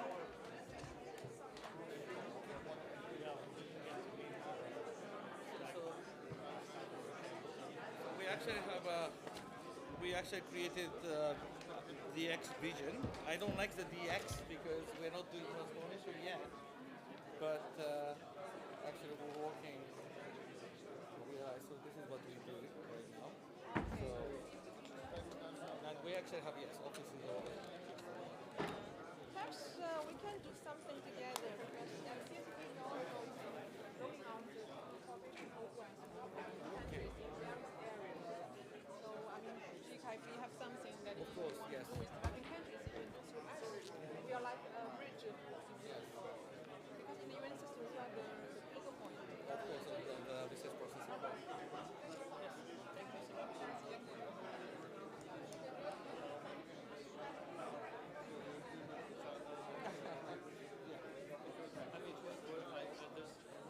There's no answer to that other than this. I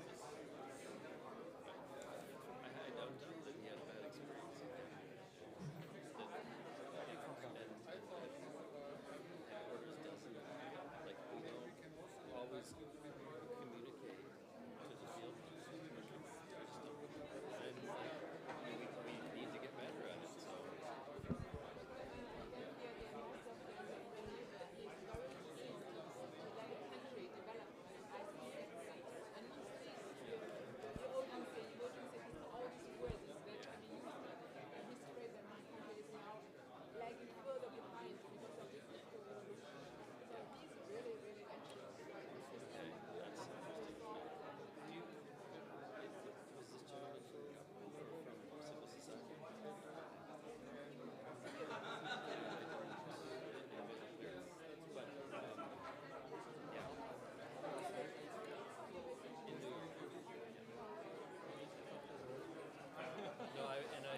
I will shoot a message to the resident and say, what's going on? What's going on? Yes, sir. We'll be fine. Thank you very much. Yes. Thank you so much. Thank you again for David, how did you find it?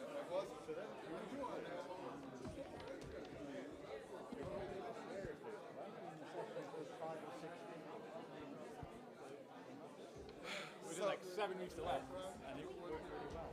And honestly, nothing like that. Yeah, sure. Where?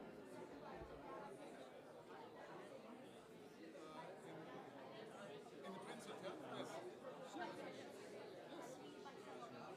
Oh, it's wonderful, yes. What time did you leave? Okay. Yes, I would be very happy to come.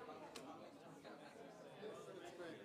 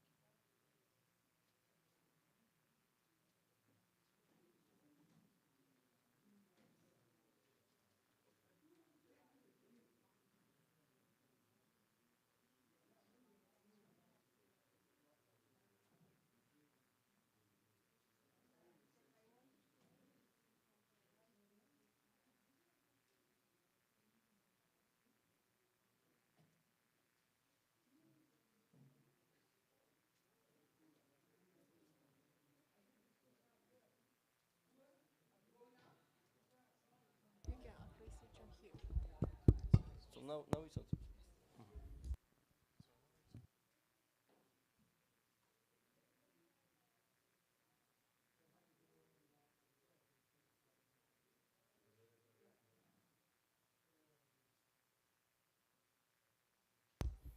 Hello everyone. We can start the last session of Tuesday, and we would like to concentrate today on the artificial intelligence as the toolkit which we can use also for consumer protection.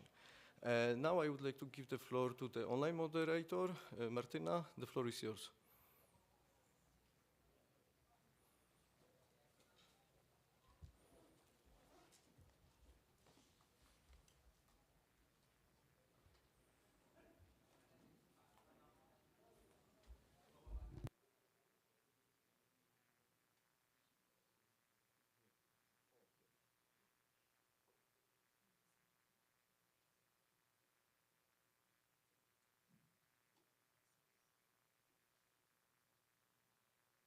Martyna, are you with us?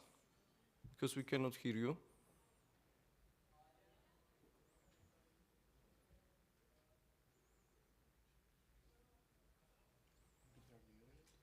Maybe you are muted.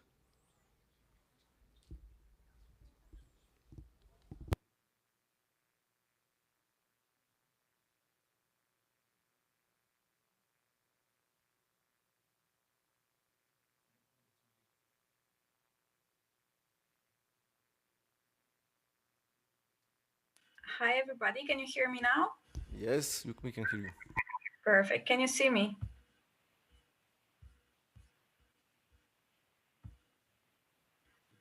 Not yet. Not yet. Okay, so let me give it a try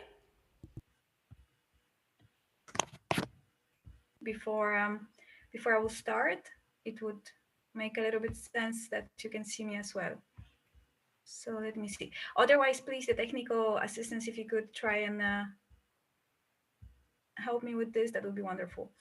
Either way, I will not take more time with my technical issues. Welcome everybody, and it's really great to be for the third time at the Internet Governance Forum.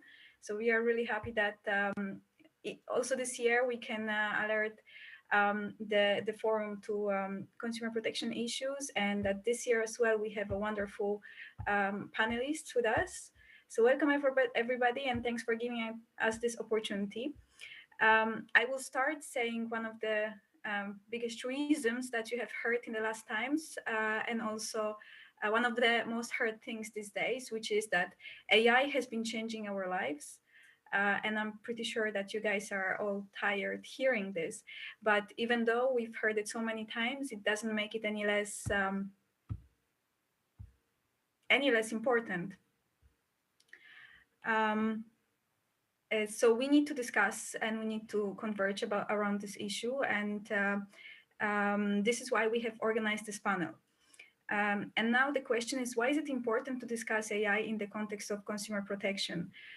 For us, consumer protection authorities and many panelists who also have to do with consumer protection, the issue basically is that firms and entrepreneurs have economical technological advantage over consumers, which means that they can use AI to take to have greater possibilities of doing unfair practices against consumers. This is one option. Of course, AI can also be used for good purposes. And our task as consumer protection enforcers and all stakeholders that are active in the area of consumer protection, our task is to understand to what extent we should curb AI use by companies, and to what extent we should try and allow it to and flourish to actually assist consumers, for example, by having a better choice of products. So this is a big challenge for us, consumer protection stakeholders, and we need discussions. We need to speak. We need to engage with this topic. This is why we think that it's very important to continue discussing it, even though we are already discussing it a lot. And as an emerging topic, we really need to have a wider conversation about it. And IGF is a great forum for that. We have also internet stakeholders around here, people who are concerned not only with consumer protection as we are, but also with other things, who are much more knowledgeable about different technologies and how they are being used online. So it's great, and we hope that we'll have a wider discussion here, and I hope, and I'm pretty sure Piotr will also be able to follow up with on this with many of the participants that are fortunate enough to be there in person.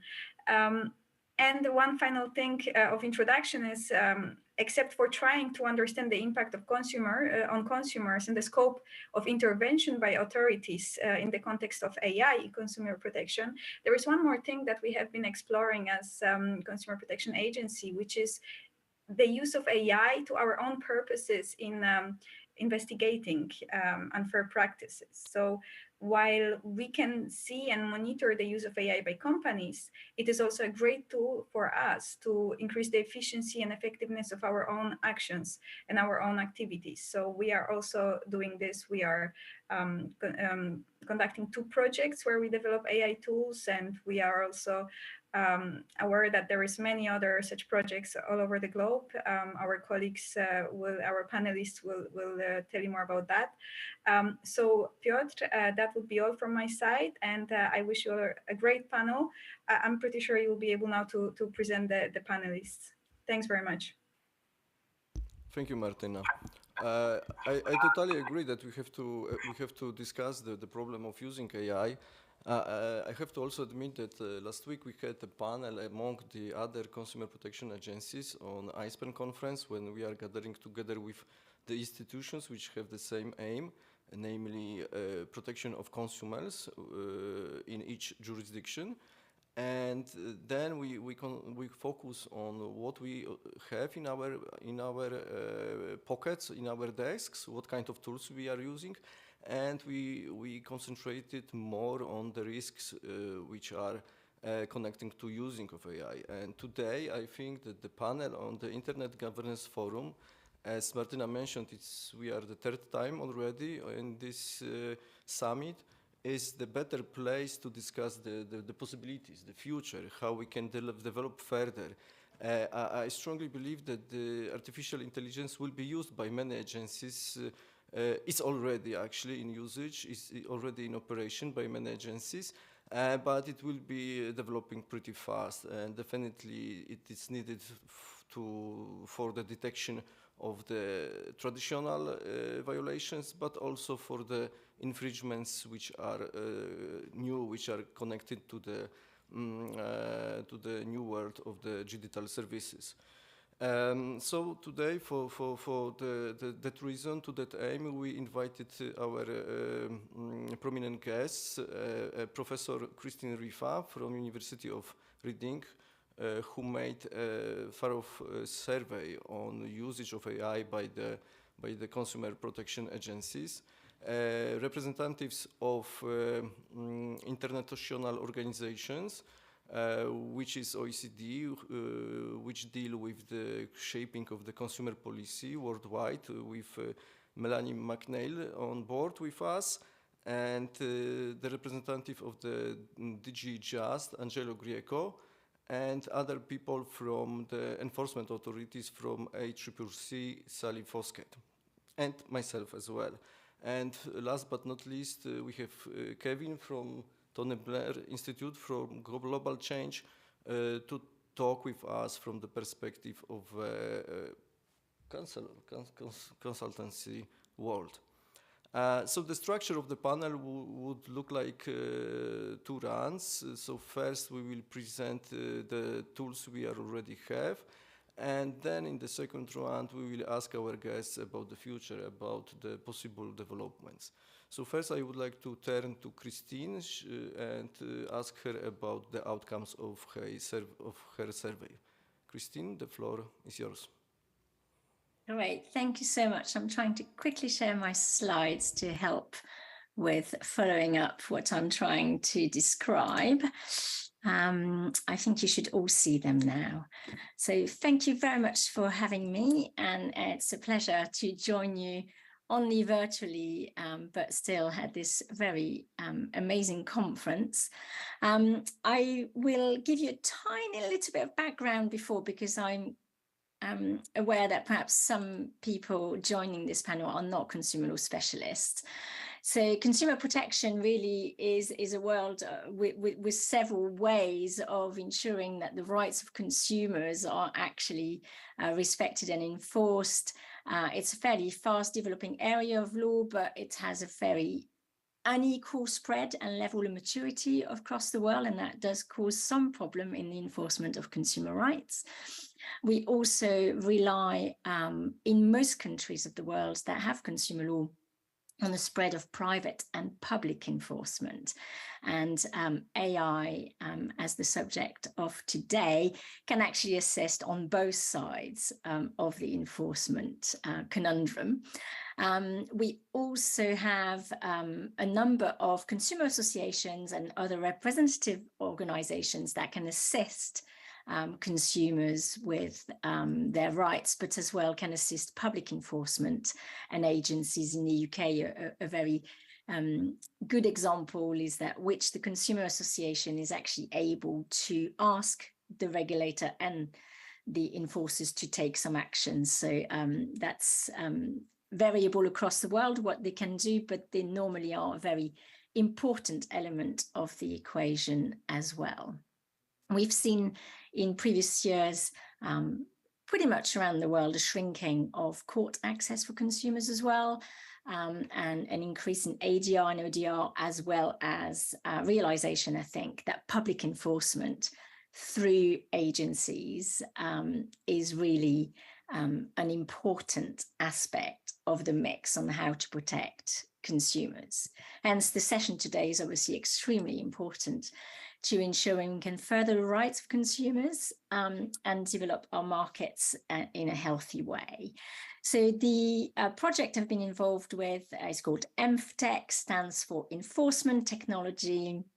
And it really looked at the tools for the here and now that enforcement agencies were using in their daily work. And it also reflected a little bit about the future. I'll keep those comments for the second round.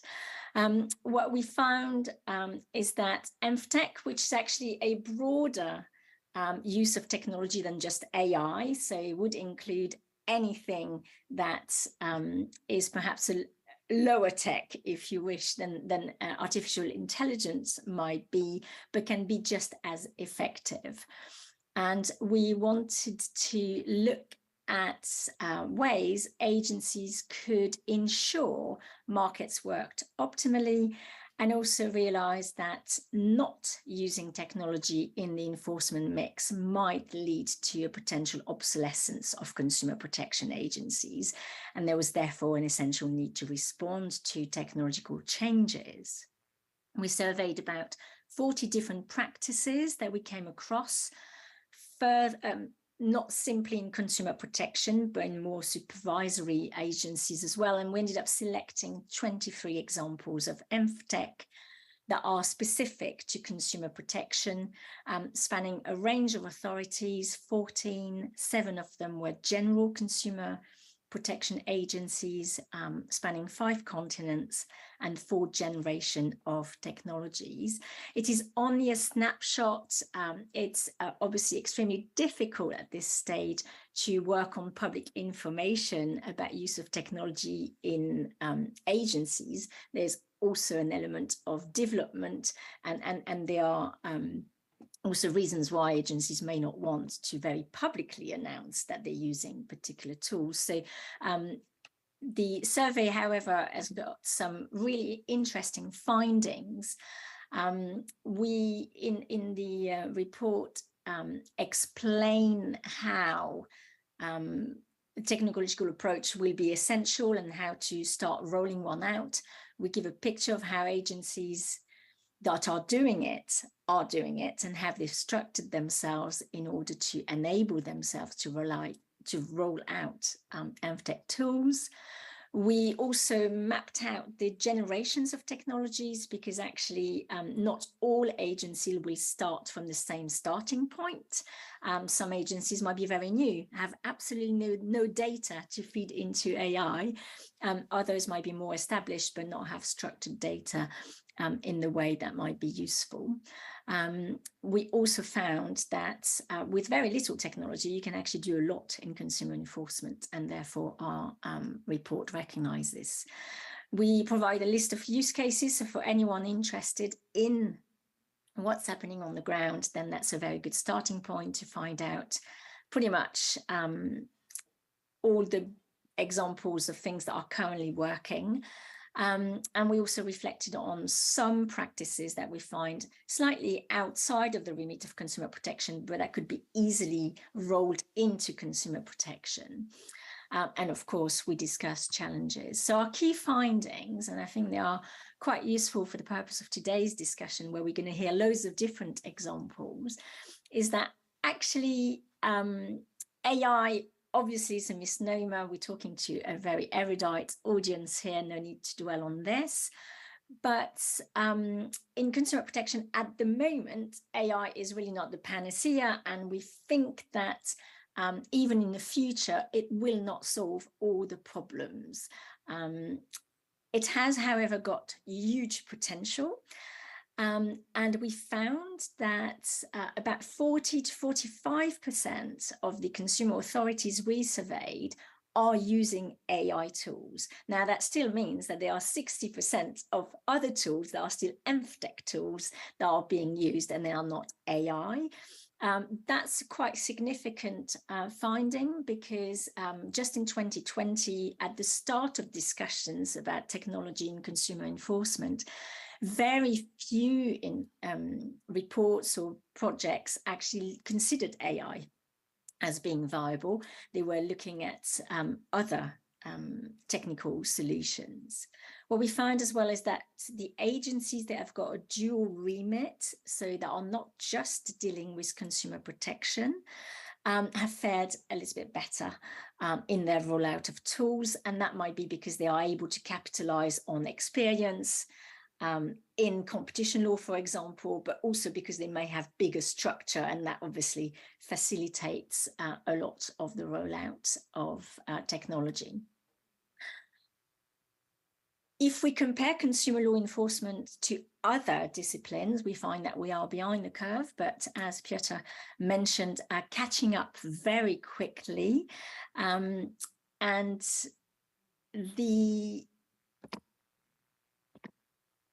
So I'll move on all of this. And then the final thing for me to point out at this stage before we hear from the example is really that AI as a solution in consumer enforcement needs to be built in with a framework and a strategy that will take into account all the potential problems that might come with it. One of the big dangers that we have identified is that if there is a lot of staffing, resources, money going into developing AI as a solution for consumer protection enforcement, then it would be really a shame to fall at one big hurdle that will come the way of the enforcement agency, and there is a legal challenge from the companies being investigated. We found loads of potential issues and things to strategize about, but the legal challenges that might come from the use of AI consumer enforcement is one that has been clearly understudied, and we didn't find very much on. So that's on that general overview that I leave you and pass on the floor to the next panelist. Thank you, Christine. So it's still a lot of work, but it looks promising, definitely. So now I would like to give the floor to Melanie and to see how OECD is seeing the opportunity for consumer protection regarding the usage of AI. Hi, everyone. Good morning, good afternoon, depending on where you are. If you just bear with me for one moment, I will share my screen very quickly.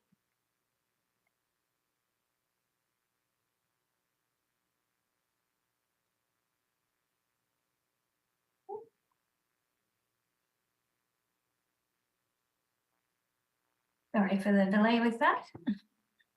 All right, so I'm assuming everyone can see that.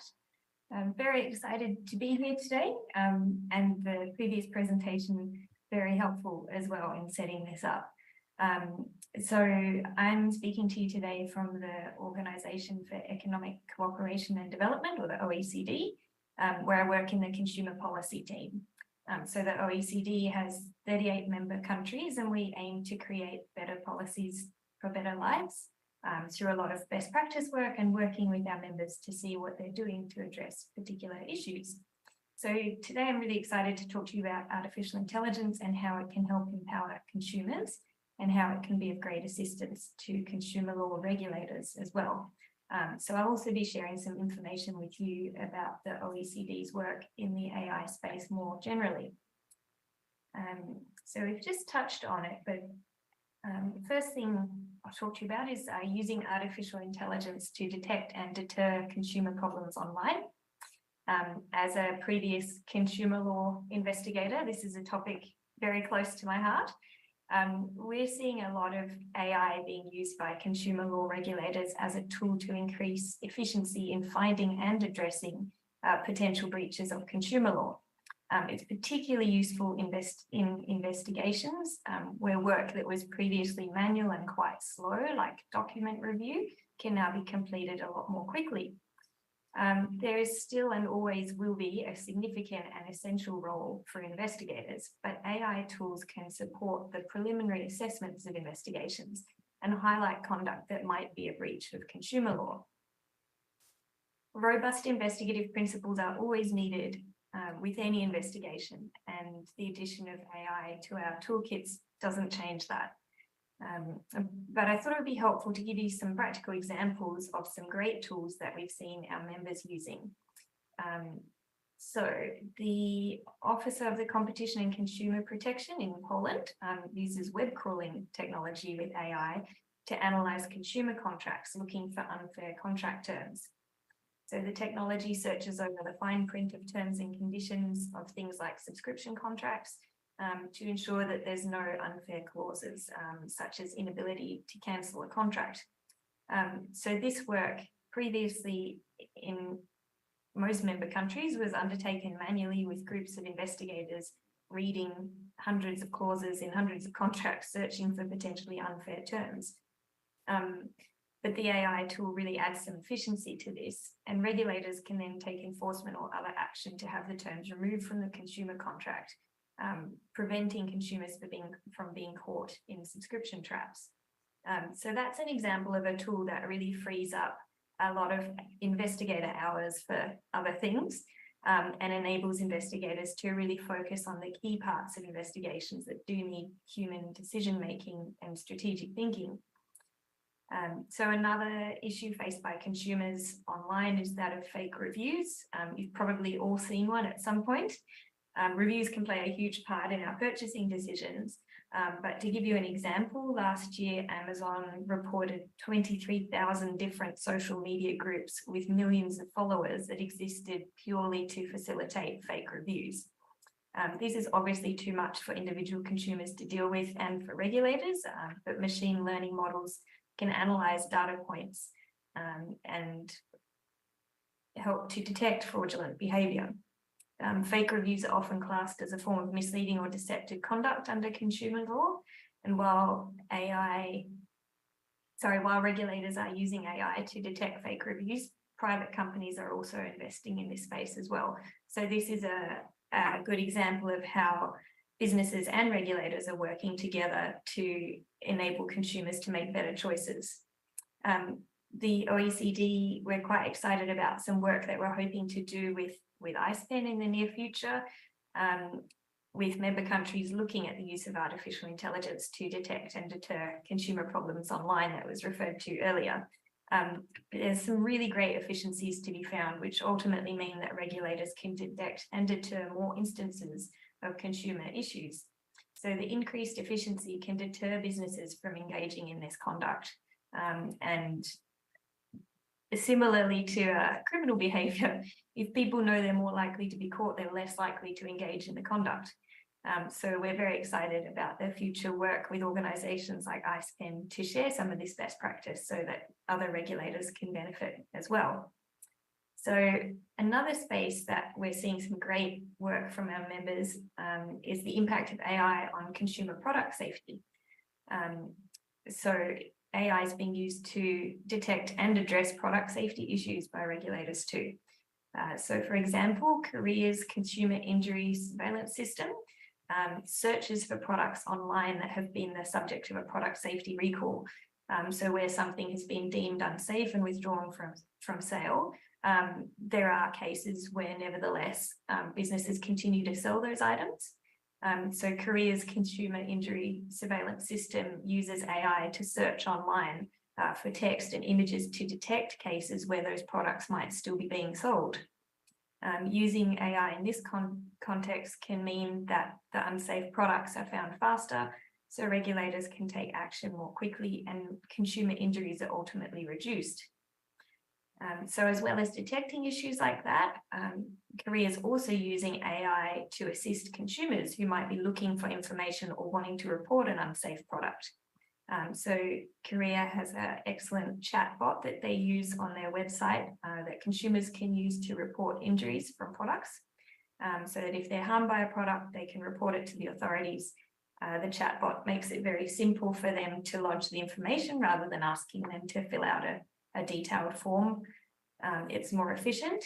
And then they use coding of the information provided by the consumers with machine learning to enable more efficient analysis of the reporting.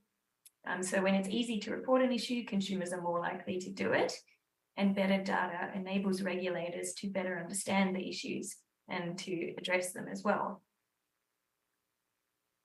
Similarly, AI technology and software in particular with products can enable product safety issues to be diagnosed early. So some of the more advanced home appliances, for example, that have software built into them that you might be able to control from your phone, they're very useful as well in terms of alerting consumers to potential product safety issues. They can be notified that a device might need servicing, that repairs are needed, or that a remote software update might be required. So there's already been instances with smart devices such as smoke alarms that have been remotely repaired and a product safety issue addressed through a software update. This type of technology in that circumstance can potentially be life-saving. So the increasing prevalence of AI in consumer goods can bring benefits, and the gaming industry has always been pretty quick on the uptake with technology. They're investing a lot in AI to change the way that people experience games. But as the use of digital tech intensifies, the way that people communicate and behave online is also changing. So this is an issue where there are new and emerging risks, and they're not particularly well understood in all spaces, particularly in the context of mental health. So one of the major projects that we'll be undertaking at the OECD shortly is looking at the impact of consumer health and safety. Sorry, the impact on consumer health and safety of digital technologies in consumer products. It'll be focusing on AI, connected products, and immersive reality, and the impact on consumers' health, including mental health. So the project aims to identify current gaps in market surveillance and the way that regulators might monitor for product safety issues, and to identify future actions to better equip authorities to deal with some of the new risks that are posed by AI and the new technology relating to consumer products. We're aiming to provide practical guidance for industry and regulatory authorities to better understand and address product safety risks, and we're going to have a real focus on consideration of those risks in safety by design.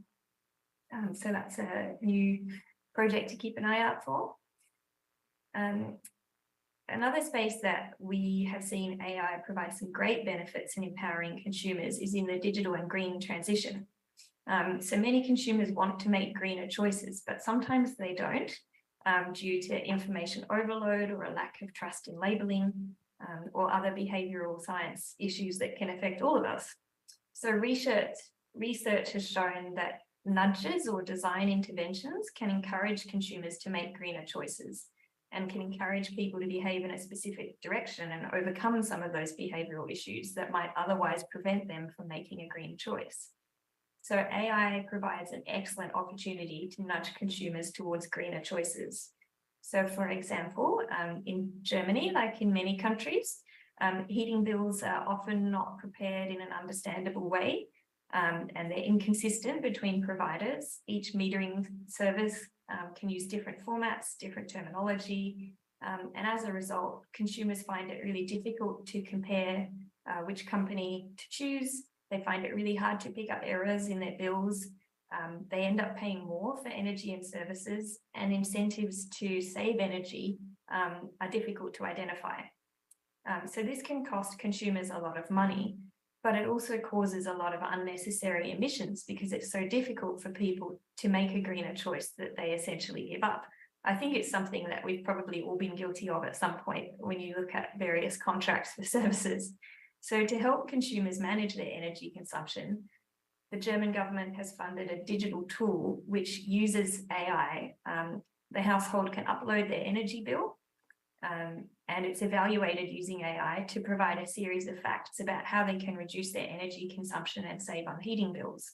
So the tool is an example of a nudge that can help a consumer to make a better energy choice and help them to overcome the barrier of it being too complicated to make that choice.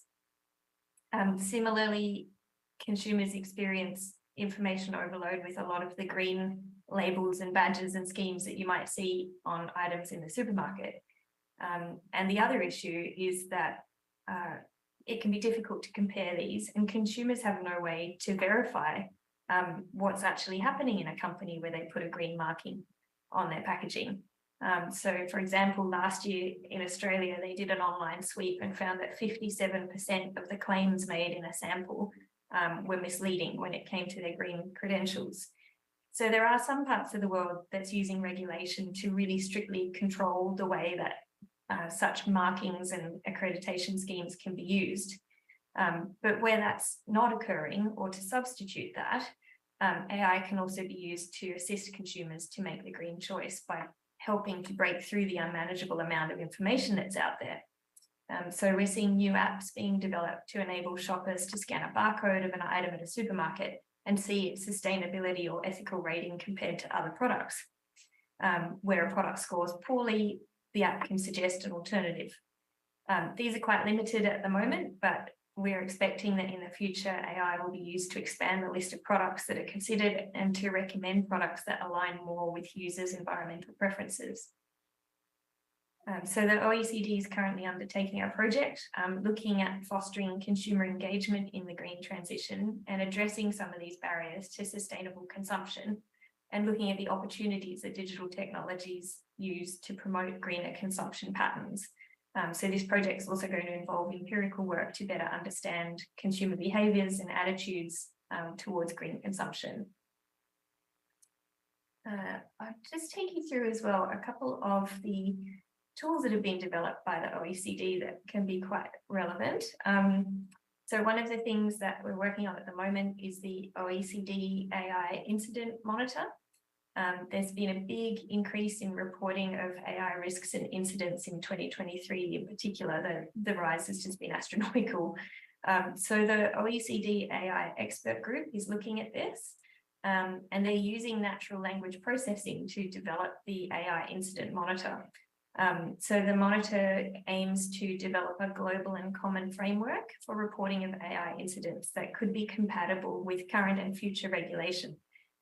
So one of the issues that regulators face in addressing almost any problem is consistency of terminology and understanding. So part of this project is looking at developing a global common framework to understand those things. And then the AI Incident Monitor tracks AI incidents globally and in real time.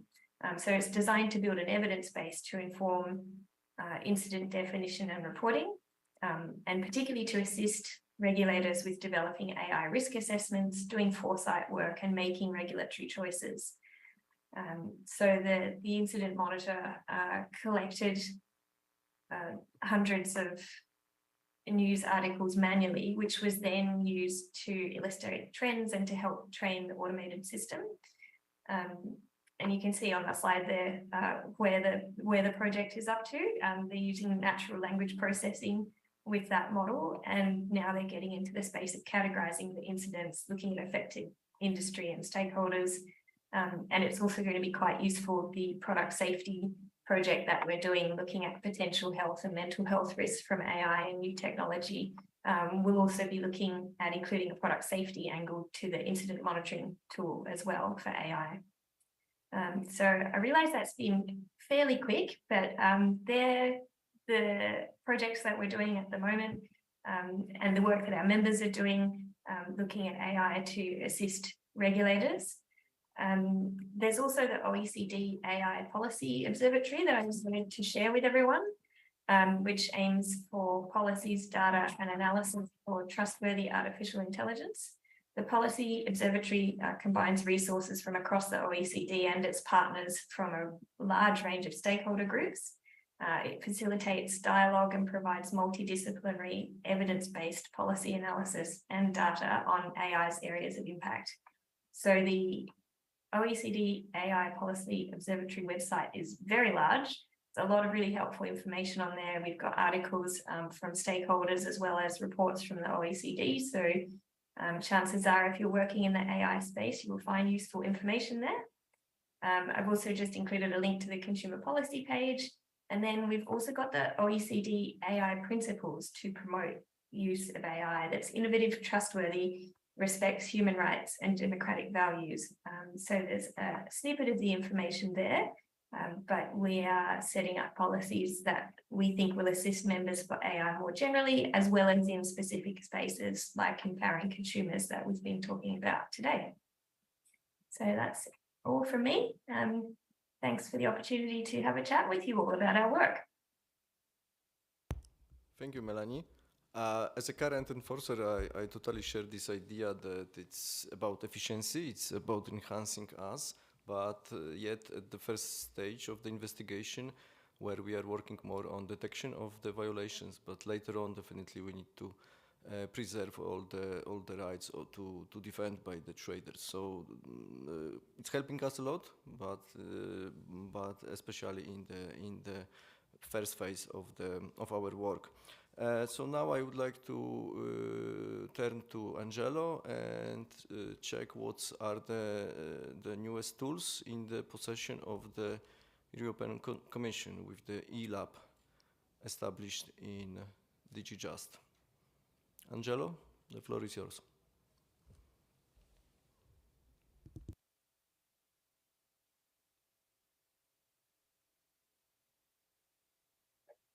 So thank you very much. I'm just trying to, I don't know whether you see my screen, but I'll try. Can you see it? Perfect. So, good afternoon to all of you. Thank you for, I would like to thank you, Piotr, and your Polish colleagues for moderating this panel and inviting us as European Commission to join. We are very honored, although we couldn't join physically, so I will have to do this remotely. I'm the deputy head of the unit, the group in the Commission, which is responsible for enforcement of consumer legislation. And in this team, we do two main things. We coordinate enforcement activities of the member states in cases of union-wide relevance. And we build capacity tools the national authorities can use to cooperate and investigate, including and especially, I would say, on digital markets. Now, in this presentation, I will get a little bit more into the specifics of those tools, although there's little time allowed, so I will try to go through them quite rapidly. And as you can see from the slide, I will focus on three main strands of work that we are following. So the first two concern the use of AI-powered tools to investigate breaches of consumer legislation. And the first is our Internet Investigation Laboratory. Then the second is behavioral experiments that we use to test the impact of market practices on consumers. And then the third, as third last element, I will talk about a number of enforcement challenges relating to marketplaces which offer AI and platforms which offer AI services. So if we look at the eLab, is an Internet Investigation Laboratory, we call it eLab, is an IT service powered by artificial intelligence that the Commission has put at the disposal and exclusive use of EU national authorities of the Consumer Protection Cooperation Network that we coordinate as Commission. So the need for such a tool, obviously, has been said by speakers here already, comes from the inability of enforcement agencies to face enforcement challenges on digital markets, particularly monitoring with just human intervention. In a nutshell, too much to monitor with little resources and increased need to have rapid investigations which cover larger portion of market sectors. So this tool is a virtual environment which we launched in 2022 and which can be accessed remotely from anywhere in the EU, which literally means that investigators can use this tool from their own IT facilities, sitting in their offices in the member states. And it can be used for a number of investigation activities, especially to conduct large-scale reviews of companies and practices. So there's a mix of web crawlers, AI-powered tools, algorithms, and analytics that run, to conduct those investigations, so that they can analyze really vast amounts of data on the internet to identify indicators of specific infringements. And the parameters can be set to be investigation specific, so that AI-powered algorithms can look for different type of elements and different indicators of breaches, and I will give a quick example of that later. The eLabs offer various tools and functionalities, and so we have. Let me just turn the slide. So we have VPN, so that investigators can use hidden identity. We have specific software that allows to collect evidence as you go while you're investigating and transfer it to your own network, including time certification of where that evidence was collected. Then there are comprehensive analytic tools to find out information about internet domains and companies. So these are open sources tools, so they can search and combine different types of sources of information across different databases and geographical areas. And they are very useful, for example, to find out who is behind a website or a web shop, but also to flag cybersecurity threats and risk scores, so indicators of how the likelihood that the website is a scam, or is run by fraudster. Now, if we look at two examples of how we use these tools until now. The first one is Black Friday. Is the price reduction tool which we used in the Black Friday sweep we did last year, where we tested, basically we used the tool to verify whether discounts presented by online retailers on Black Friday were genuine. And the result was that discounts were misleading for almost 2,000 products on 43% of the website that we followed. And to understand whether, of course, when discounts were genuine, we had to monitor 16,000 products at least for a month preceding Black Friday sales. Then another example is we call it FRED, the fake reviews detector. So this is something that we use. So the machine in this case scrapes and analyzes text detecting to try to detect whether a review first is human or computer generated. And then beyond that, when even in case of human generated reviews, based on the type of language and terminology used, indicates a likelihood score for whether the review is genuine or is fake. It's sponsored, for instance, and the machine showed 85 to 93% accuracy in this case. So this is just to give you two examples of this. Then the other strand of activity that we are running at the moment is, and we literally inaugurated this in the past months, is the use of behavioral experiments to test the impact of commercial practices on consumers.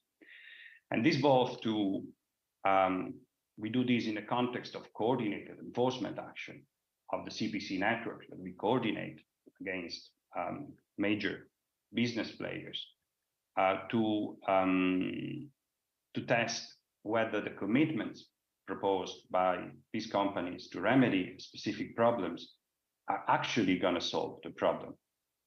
So, and we also use these behavioral studies to test what is more in general, what is the impact of specific commercial practices, which could potentially constitute dark patterns, and this to prepare the grounds for investigations or other type of measures.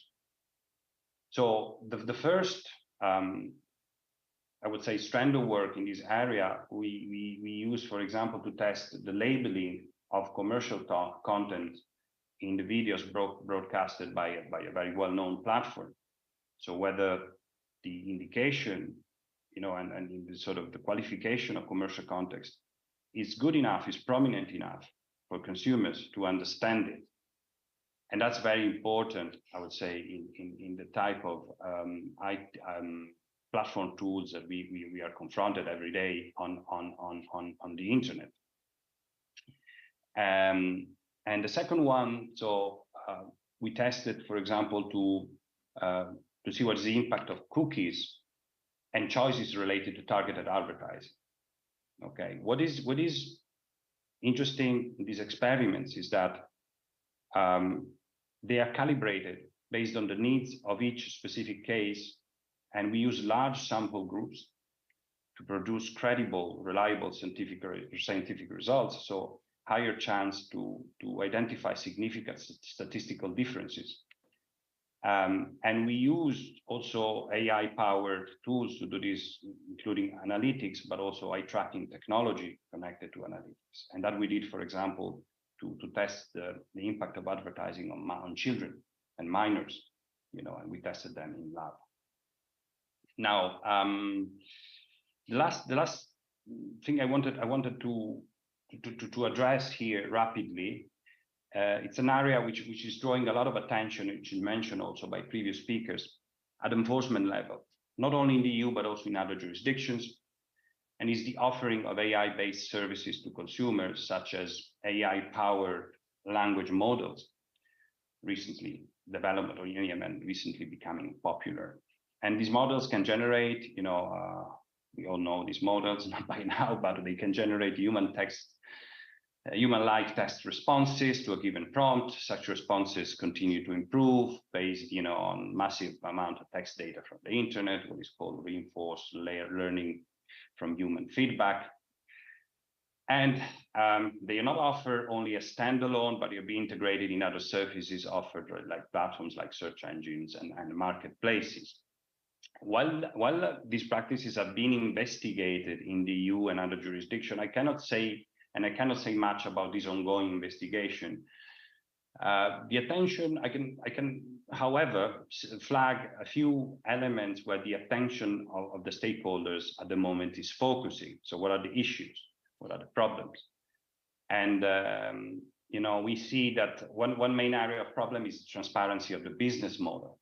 So what are really the characteristics? What is really offered? What is really the service? How is this remunerated? How is this financed? This business model is financed. What are the differences in between the free version, so-called free version, and the paid for version? And how does this relate for the use of use of data, personal data, also the consumers for commercial purposes, like, for example, to send targeted advertising. Now, so there's this part, and then, of course, we are very focused at the moment on the risks, of those models. So we have seen that often, there is manipulative or misleading content there are biases, errors, and one big concern is whether these platforms do an adequate mitigation of those risks. And then you have the problem of the harm of specific categories of consumers, which are weaker. Let's think about minors, but not only. And associated to that, of course, is the mental health and possible addiction also, which has been experienced already. So the difficulties here is that, on the one hand, from a very, very general standpoint, we have a new, I would say, way, of applying consumer legislation, and we need new reference points, to apply consumer legislation to these business models, where the technological part is really still a little bit obscure, so there's a technological and scientific gap in between enforcement and those companies who run these platforms. Then the fact that these elements are integrated in other business models often, and then that we are at a crossroad here in between protection of the economic interest of consumers, data protection, so data privacy, and the protection of health and safety. So this adds quite a bit of complexity to the work of the enforcers, who are nevertheless, looking into the matter. Enforcement may not be enough, and as we know, there may need to be sort of complemented by regulatory also intervention, and we will see about that. And that's all for me at this stage. Thank you. Thank you, Angelo. I have to admit that it's really fascinating idea that there will be this possibility to share with the European Commission the software they are preparing. So we have like this possibility to create our own department with a lot of people, very costly, to manage for each single consumer protection agency. We can work also on projects like we did in past, and we are still engaged in that kind of developing of software. But of course, the idea of just addressing the Commission and using the already prepared software is great. So now it's my turn to give some insights about what we actually made in past and on what we are working right now. So I will talk a little bit about Arbus, the system which we made for the detection of unfair clauses. But I will focus on the main aspects, not to prolong too much time. We need to speed up a little bit. And then I will share with you some ideas about the ongoing project on dark patterns and on preparing of white paper for the enforcers. So going back to 2020, when we actually figured out that we can use artificial intelligence for the enforcement actions, it was not so obvious at that time. I mean, it is the time before ChatGPT, and it was not so clear that the natural language processing can really make such amazing things. But we thought that we have to try with this possibility. We focus mostly on our efficiency, and we checked 3 factors for which direction we should go. So first of all, we considered the databases which were in our possession. Then we also defined strictly our need. So what is actually necessary for us to get more efficiency in which field. And finally, we also have in our view the perspective of the public interest, and to always have it in mind what is actually necessary for public opinion, and to speed up with our work. And as the result of that was this project on unfair clauses, because we had a huge database for that, almost 10,000 entries, already established unfair clauses, so we could use them for preparation of a proper database. to fuel, to learn the machine how to detect it properly. Secondly, it was our need because it's very time consuming. It's quite easy task for the employees, but still it's hugely time consuming to read all the standard contract terms and to understand them and to indicate which provisions could be treated as unfair.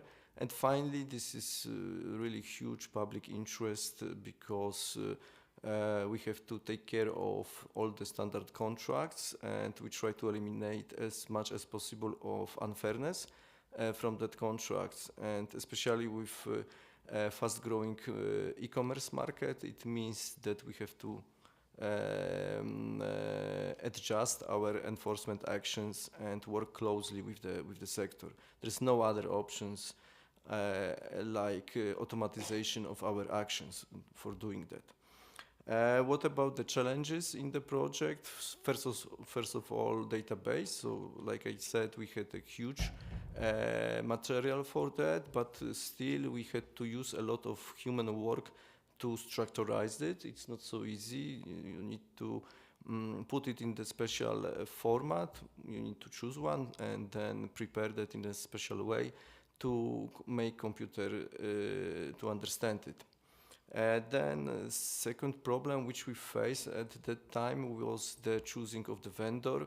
So we were not able to hire like 50 experts in data scientists. So we decided to work with outsourcing, and choosing a proper vendor was very challenging for us. We used a special type of public tendering, which was preparing of POC first, and then letting the information to the market, showing how it could be solved, and at the same time asking the market for preparing the other POC, which we could compare on the very objective manner. And only because of the result of this contest, we decided on the producer of the tool. And finally, the implementation of the software into our organization. So again, it's very challenging for the traditional organizations, traditional institutions, to empower them with the new tools and to help people who already established some kind of work with the specific problem to make it differently, to make it in future more efficiently, but still at some point people need to find the good reason for accepting the change. So taking into consideration all the challenges, I have to say that we are already fully operating the system, and we have the first good results. But still, it's the detection, so it's flagging. So definitely, it's helping us in the first phase of the investigation. But later on, after flagging of the provision, we have to do a proper investigation. That's what we cannot change right now. A few words about our current project, Dark Patterns. So this is again the problem of detection of violations, which are quite widespread right now. There are some studies which showed that a lot of e-commerce companies are involved in the dark patterns, which means generally that there are some kind of deceive factors in their interfaces. And we try to prepare the tool which will allow us to work much more faster. So not going from one website to another, not looking for the violations, but be much more proactive and not just to wait on the signals from the harmed consumers, but to be able to proactively discover the violations. And here there are another problem, because we have to create the database. We don't have already existed database like in the first project. And so now we are working on the ideas how we can do that, having in mind the possibility of verification of the construction of websites and also the database could be constituted on the outcomes of the neuromarketing researches which we are going to carry out. All of that shall allows us to build some specific group of factors which can allow to figure out what is deceiving, what is not deceiving, and to fuel the machine for the proper action in that manner. And last but not least, we are also working on preparation of the white paper for the agencies on the same status as which we have. So it's our second project, so we already have some problems, and we were able to solve that. And we have some ideas about the transparency and about the way how we can safely introduce, deploy the software into the work on the enforcers. So we would like to share all that ideas with the colleagues from other jurisdictions, and we would like to make it public next year. Going further, we also know that the Australian Competition and Consumer Commission is working right now on different projects. And Sally, if you hear us, could you share with us the more insights about what is going on right now in ACCC? Thank you. I can just share my slides.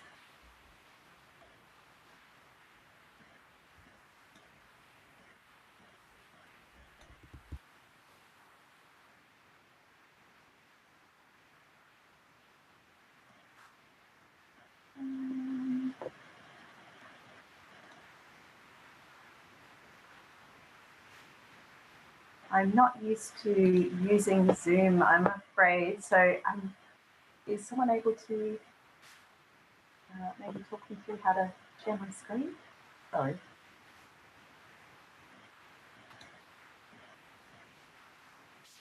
I think that there is the share button at the bottom.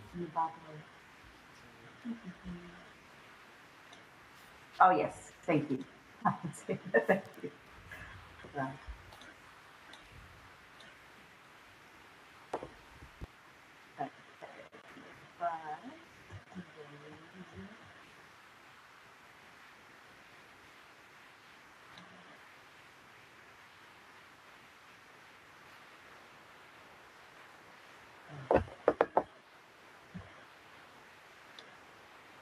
Okay.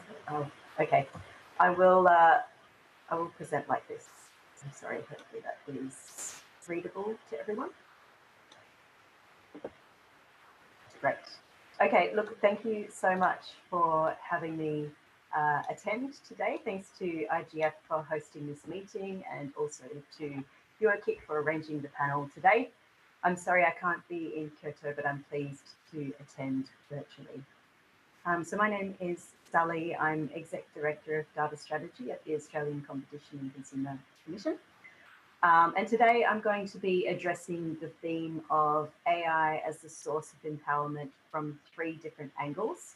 First, using AI to detect consumer protection issues. Second, understanding AI in consumer protection cases. And third, perhaps a little more tenuously, enabling the development of consumer-centric AI. So first, using AI to detect consumer protection issues. At the ACCC, like at many other regulators, we have several projects on foot that are looking at methods of proactive detection. And these broadly fall into 2 categories. The first category is streamlined web form processing. So every year we receive hundreds of thousands of complaints from consumers about issues they've encountered when buying products and services. Many of these complaints are submitted through the ACCC's website in a form that has a very large field in which users type out the narrative of what has occurred. The issue with this approach is that our analysis of the form can be quite manual. So we've been experimenting with using AI to streamline this processing. The techniques that we've been experimenting with include entity extraction, so using natural language processing to identify parts of speech which likely refer to particular products like phone or car or kettle, hot water bottle, for instance, and also companies as well we use entity extraction for. Another technique that we've experimented with is classification, that is using supervised learning to classify complaints according to the industry that they relate to, agriculture, energy, health, etc., or the type of issue that they relate to. So that's the type of consumer protection issue. And then we've also been more recently experimenting with predictive analysis to determine how relevant a complaint is likely to be to one of the agency's enforcement and compliance priorities. I have listed on the slide some examples of our priorities from this year, which include environmental and sustainability claims that might be inaccurate, also consumer issues in global domestic supply chains, and product safety issues impacting infants and young children. Now, the outputs of these models are not yet at a level of reliability that we would be comfortable with before deploying them into production, but it is something that we are actively working on and shows a lot of promise. The second category is not about analysing data that we already have, it's about collecting and analysing new sources of information. And we've heard a lot of examples of this today. So scraping retail sites to identify so-called dark patterns. As others have pointed out, dark patterns or manipulative design practices are design choices that lead consumers to making purchasing decisions they might not otherwise have done. And sometimes these choices are so manipulative that we consider them to be misleading and a breach of the consumer law. And examples include was now pricing and scarcity claims that are untrue. And we've also looked at subscription traps and to a lesser extent, fake reviews as well. The techniques that we use in this space are quite simple, actually. So if a claim like only one left in stock is hard-coded into the HTML behind the page, we know we have a problem. So a lot of this analysis is actually based on regular expressions, so basically looking for strings of text. But we do have an AI component that we use to navigate retail sites as part of the scrapes and to identify which pages are likely to be product pages.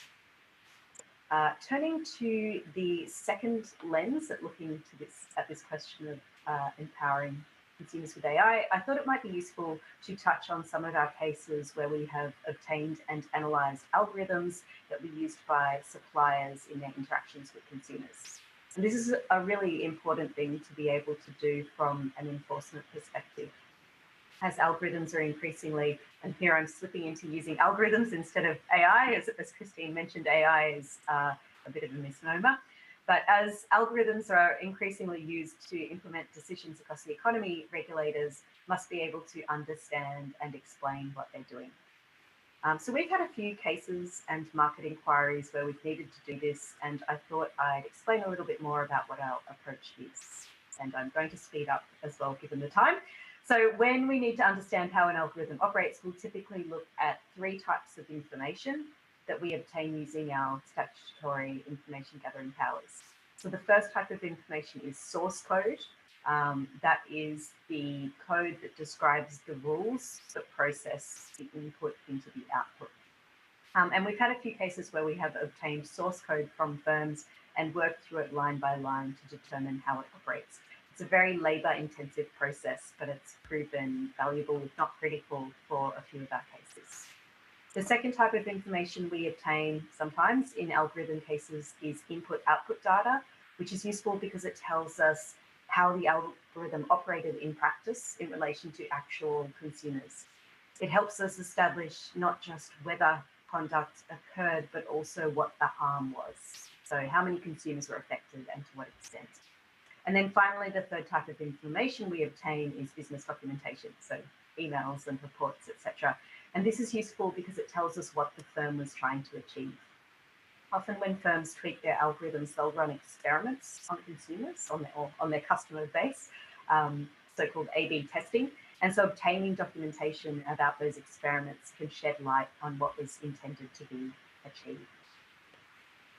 The last point I'll make on this slide, and mentioned earlier, many other regulators are doing this as well, is we use predictive coding for document review. So we use machine learning to help expedite the review of documentation that we obtain from firms in our investigations.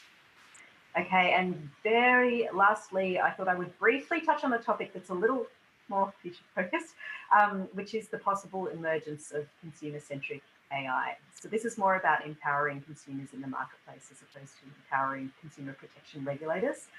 The ACCC has a role in implementing the Consumer Data Right, which is an economy-wide reform in Australia that gives consumers more control over their data. It enables them to access and share their data with accredited third parties to identify offers that might suit their needs. Currently, the Australian government is consulting publicly on draft legislation to expand the functionality of the Consumer Data Right to include what's called action initiation. So that will enable accredited parties to handle not just data, but also actions on behalf of consumers with their consent. So even though this is very early days, perhaps in the future, as a result of initiatives like action initiation in the data right, we might see the emergence of more consumer-centric AI. So AI that helps consumers navigate information asymmetries and to bypass manipulative design practices to access products and services that are most suited to their needs. And I will stop there. Thank you. Thank you very much, Sally. So it looks like a lot is happening actually in this sphere, but still there is the report made by Tony Blair Institute, which indicates there should be some reorganization and some new opening for the technological change, especially in UK. So Kevin, if you could give us some recommendations about the report. Yes, thank you, Parth. Thank you, everyone, for sort of sticking in at this hour, especially here. So our work in this space is fundamentally it's joining two parts. Like the first one is our work on AI for proactive public services. So we do believe that AI has an enormous potential to transform the way we deliver public services. And the big picture is, of course, concerns areas such as personalized healthcare, personalized education. So in many ways, create a new paradigm that is tech-enabled, but also institutional to provide a new way to think and then actually offer public services. So that's the first component. And the second component is the work that in our unit we've carried out in consumer protection. We did commission last year an important report to a consumer protection expert, Liz Cole, that Christine knows very well. Where we actually looked at potentially at consumer protection regulation as a framework for internet regulation. So these are the two main components for this panel that I've tried to join. So in terms of, I thought that it would have been useful to like offer an overview about the baseline scenario as someone, considering I'm not a regulator, so it's useful to assess like the way we're at now. And it seems clear that the main challenges for like most regulators around the globe are the fact that their resources are very limited and outdated rules contribute to a law enforcement culture and therefore a legitimization of illegitimate practices, the fact that there is uneven international capacity, which has been reiterated by many other panelists, and very low cross-border enforcement coordination, and finally the fact that action is reactive and slow rather than proactive as firms entrench power. And on the sort of disruptive incumbent side, I think the most important one is the fact that incumbents can become so dominant that they offer a very selective interpretation of consumer rights, for example, prioritizing like customer service excellence, for instance, over like other forms of safeguards. Martina, if you could move to the next slide.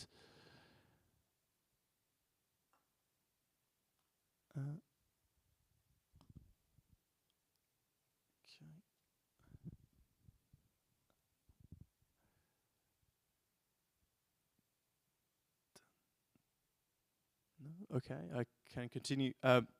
So what we've looked at the institutes, then like the very important review that the Stanford Center for Digital Informatics has carried out. It's a very comprehensive survey. Almost in terms of coverage, is almost it reaches the level of coverage that the OECD would have in these very comprehensive global surveys. And this comprehensive review deals with the adoption of computational antitrust by agencies throughout the globe, and 26 countries responded to this survey. And out of this survey, I selected 2 examples that I think are quite telling about how consumer protection authorities are embracing AI. The first one is Finland. So Finland has carried out, the Finnish Consumer and Competition Authority, I think, has carried out quite an interesting exercise using AI. Basically using AI as part of their cartel screening process. And they're, instead of sort of looking at their past data to build tools for the future, they actually started with a sort of ex post and reflexive testing of AI. So they looked at previous cases and sort of simulated a what-if scenario. So they looked at previous cases, in particular some that dealt with 2 substantial Nordic cartels which operated in the asphalt paving market in Finland and Sweden, and they essentially compared the baseline scenario, which was the real one that happened, where they did not have AI, and they compare that with, they benchmarked it against a scenario where they actually could have used AI and assessed the 2 different performances. And they did, it did appear quite clearly that utilizing a mix of supervised machine learning and separate distributional regression test, they could have found out about, thank you Martina, they could have found out about those cartels in a much quicker way. And therefore, this has enabled them to basically build new ex officio cartel investigation tools. So this could constitute a very important deterrent for example, companies that create cartels, because you have effectively a competition authority that has quite an effective tool, quite an effective ex officio tool to detect these patterns. And then the other one is there's probably a little bit less sophisticated, but again, Christine would know about this very well. Actually, in the UK, there is no requirement for parties to a merger to notify the Competition Markets Authority, which is the relevant authority in the UK, of a transaction. So it used to be that the CMA had to sort of very manually monitor news sources to identify these mergers, so a tremendous waste of time, and especially for a regulator that is already very stretched in terms of resources, both financially and in terms of time. So the unit has developed recently a tool that actually tracks mergers activities in an automatic way using ML. So a series of techniques that are very similar to the ones that the other panelists have described. So I'm not going to go too much into detail, but it's just a textbook example of what in many ways the lower hanging fruit of AI as used by consumer protection authorities, particularly in legislation such as the UK, where the notifier requirements are less sort of onerous than maybe in other legislation, such as, for example, in the EU. And then I thought that would have been nice to conclude. Martina, again, if you could move to the next slide, I would be grateful. with a series of policy questions that Angela has sort of touched upon previously. And these questions are about, I think, the ethics of the algorithm, and in particular, if you think about the Finnish model, the fact that AI is very good at detecting patterns, but we know from, for example, the application of AI in healthcare that it's not necessarily as good at detecting causality. So it can be quite dangerous to start from an AI detected pattern and draw like and draw like conclusions without human oversight. In the case of the Finnish, in the case of the Finnish authority, they were very much aware of it, and in fact, as part of their assessment, they have a second stage where, if let's say the AI tool, the sort of supervised learning, tells them that there are, for example, 3 companies operating as a cartel, they would then have a human oversight stage where they would basically have to try to find any other possible explanation alternative to that.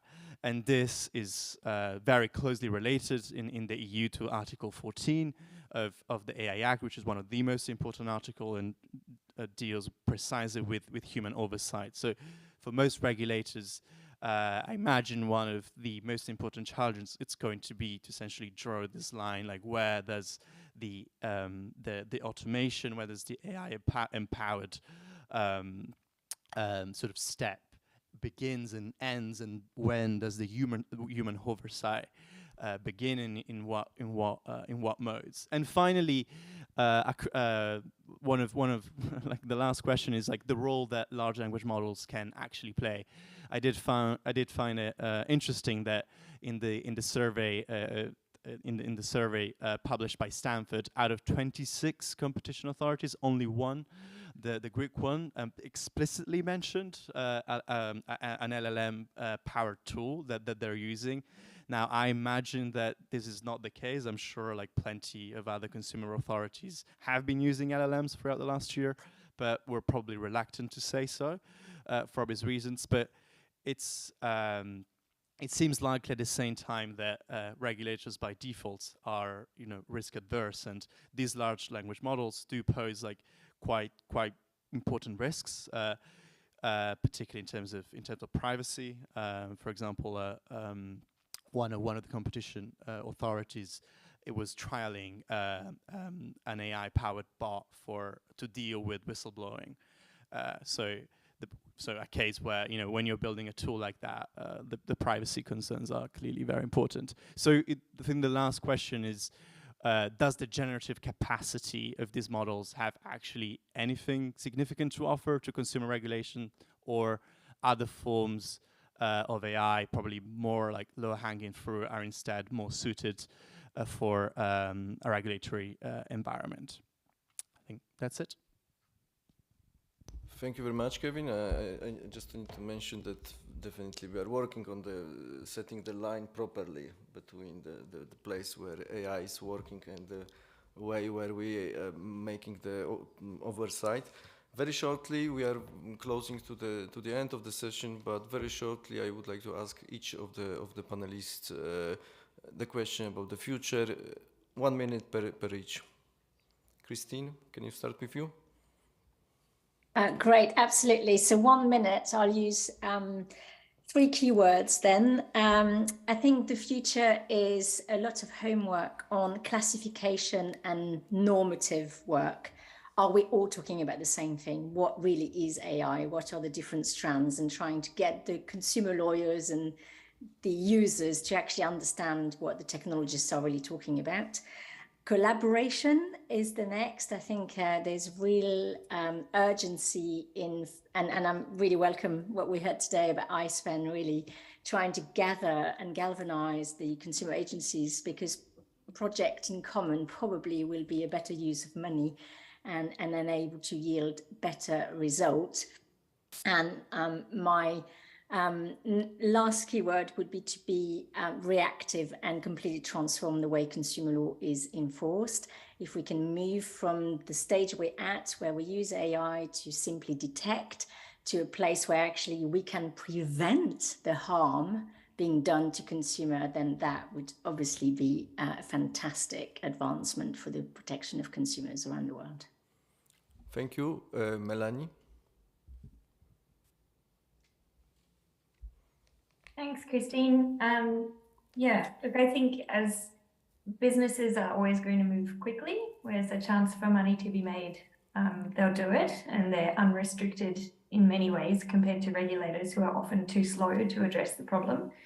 So I think collaboration is the key, and sharing our learnings so that we can all move quickly to address the issue and have a good future focus on it, you know, really recognizing that we can't make regulations at anywhere near the pace that technology is advancing. And I think honesty in the collaboration is key. So we need to not be afraid to share things that we tried that didn't work and explain why they didn't work so that other people can learn from our mistakes as well as our successes. Thank you, Melanie. Angelo, do you want to add something? Yes, thank you. For us, it's basically our priority for the next year will be to try to improve and increase the use of AI in investigations. So we would like to do first of all more activities to monitor compliance, like sweeps. We would like to develop the technology to make this tool able also to sweep and monitor images, videos, sounds. So basically to really be fit, you know, for what they need to monitor on the digital reality. And then to cover different type of infringement indicators. You know, one of our focuses will be scams and counterfeiting. But on the misleading advertising side, for example, well, it's been mentioned, we would like to use it for a number of breaches, like, for example, the lack of disclosure of material connection in between influencers and traders. And then what we would like to do also is to improve, and that's what you also mentioned, Piotr, earlier, the case handling side. So to try to, for this tool, to make it even easier also for investigators then to use the evidence at national level, as we know that evidence, the rules concerning the gathering of evidence are very national, you know, jurisdiction specific, you know, they may be different. A screenshot maybe sort of enough in a country, but not in another. So we would like the tool also to help and already gather, you know, and as much as possible the evidence in the format which is required for. On behavioral experiments, we are also planning to do 7 more studies until the end of next year, and one basically every 10 weeks, and continue, yeah, on this track. Thank you very much. Thank you. And Sally? Yes, thanks. So priority for us in the near future is actually going back to basics and thinking about our sources of data that we have available. We've been giving thought to trying to make better use of data that's collected by other government departments, as well as data that we could potentially obtain from data brokers, from other third parties, hospitals even, for instance, and also data that we can collect from consumers themselves, for example, making better use of social media data to detect issues. Thanks. Thank you, Sally. And last word from Kevin. So I think for me, essentially what I said before, like I would recommend to regulators to actually have a sort of retrospective dialectic with AI. So to sort of answer, like to address the questions about human oversight, where does the automation start and end, where does the human oversight start, to basically look at past cases that they know very well and utilize tools such as, you know, the ones I've described and the Finnish authority has used to basically test the potential but also the limitation of these models. And I think the best way to do it is this very sort of continuous process of engaging with content, with cases that you already know very well, and you perhaps may find that the AI detected patterns that you did not notice, detected things that you did not notice, or perhaps you also may found that some patterns that the AI detected actually were not necessarily particularly consequential for like the enforcement outcome. So I think I know the regulators are always again like understaffed and have to deal with limited resources, but I think dedicate some time to these types of sort of retrospective exercise to develop ex officio tools can be extremely useful, especially in realities like the EU, where we will have to deal with a very significant piece of legislation on AI, whose certain details, particularly around human oversights, are not necessarily fully clear. So inevitably, this like dialectic process will have to happen to understand like what is the right model to operate. Yes, thank you very much. And yeah, definitely, I made my notes, and we will have a lot of work to do in the near future. A lot of things to classify, a lot of meetings, collaboration, and definitely the outcome will be proactive. I strongly believe in the work which we are doing. Now I would like to close the panel, thank all the panelists for the great discussion, and of course thank the organizers for enabling us to have this discussion and to be a little bit late with the last session. Thank you very much.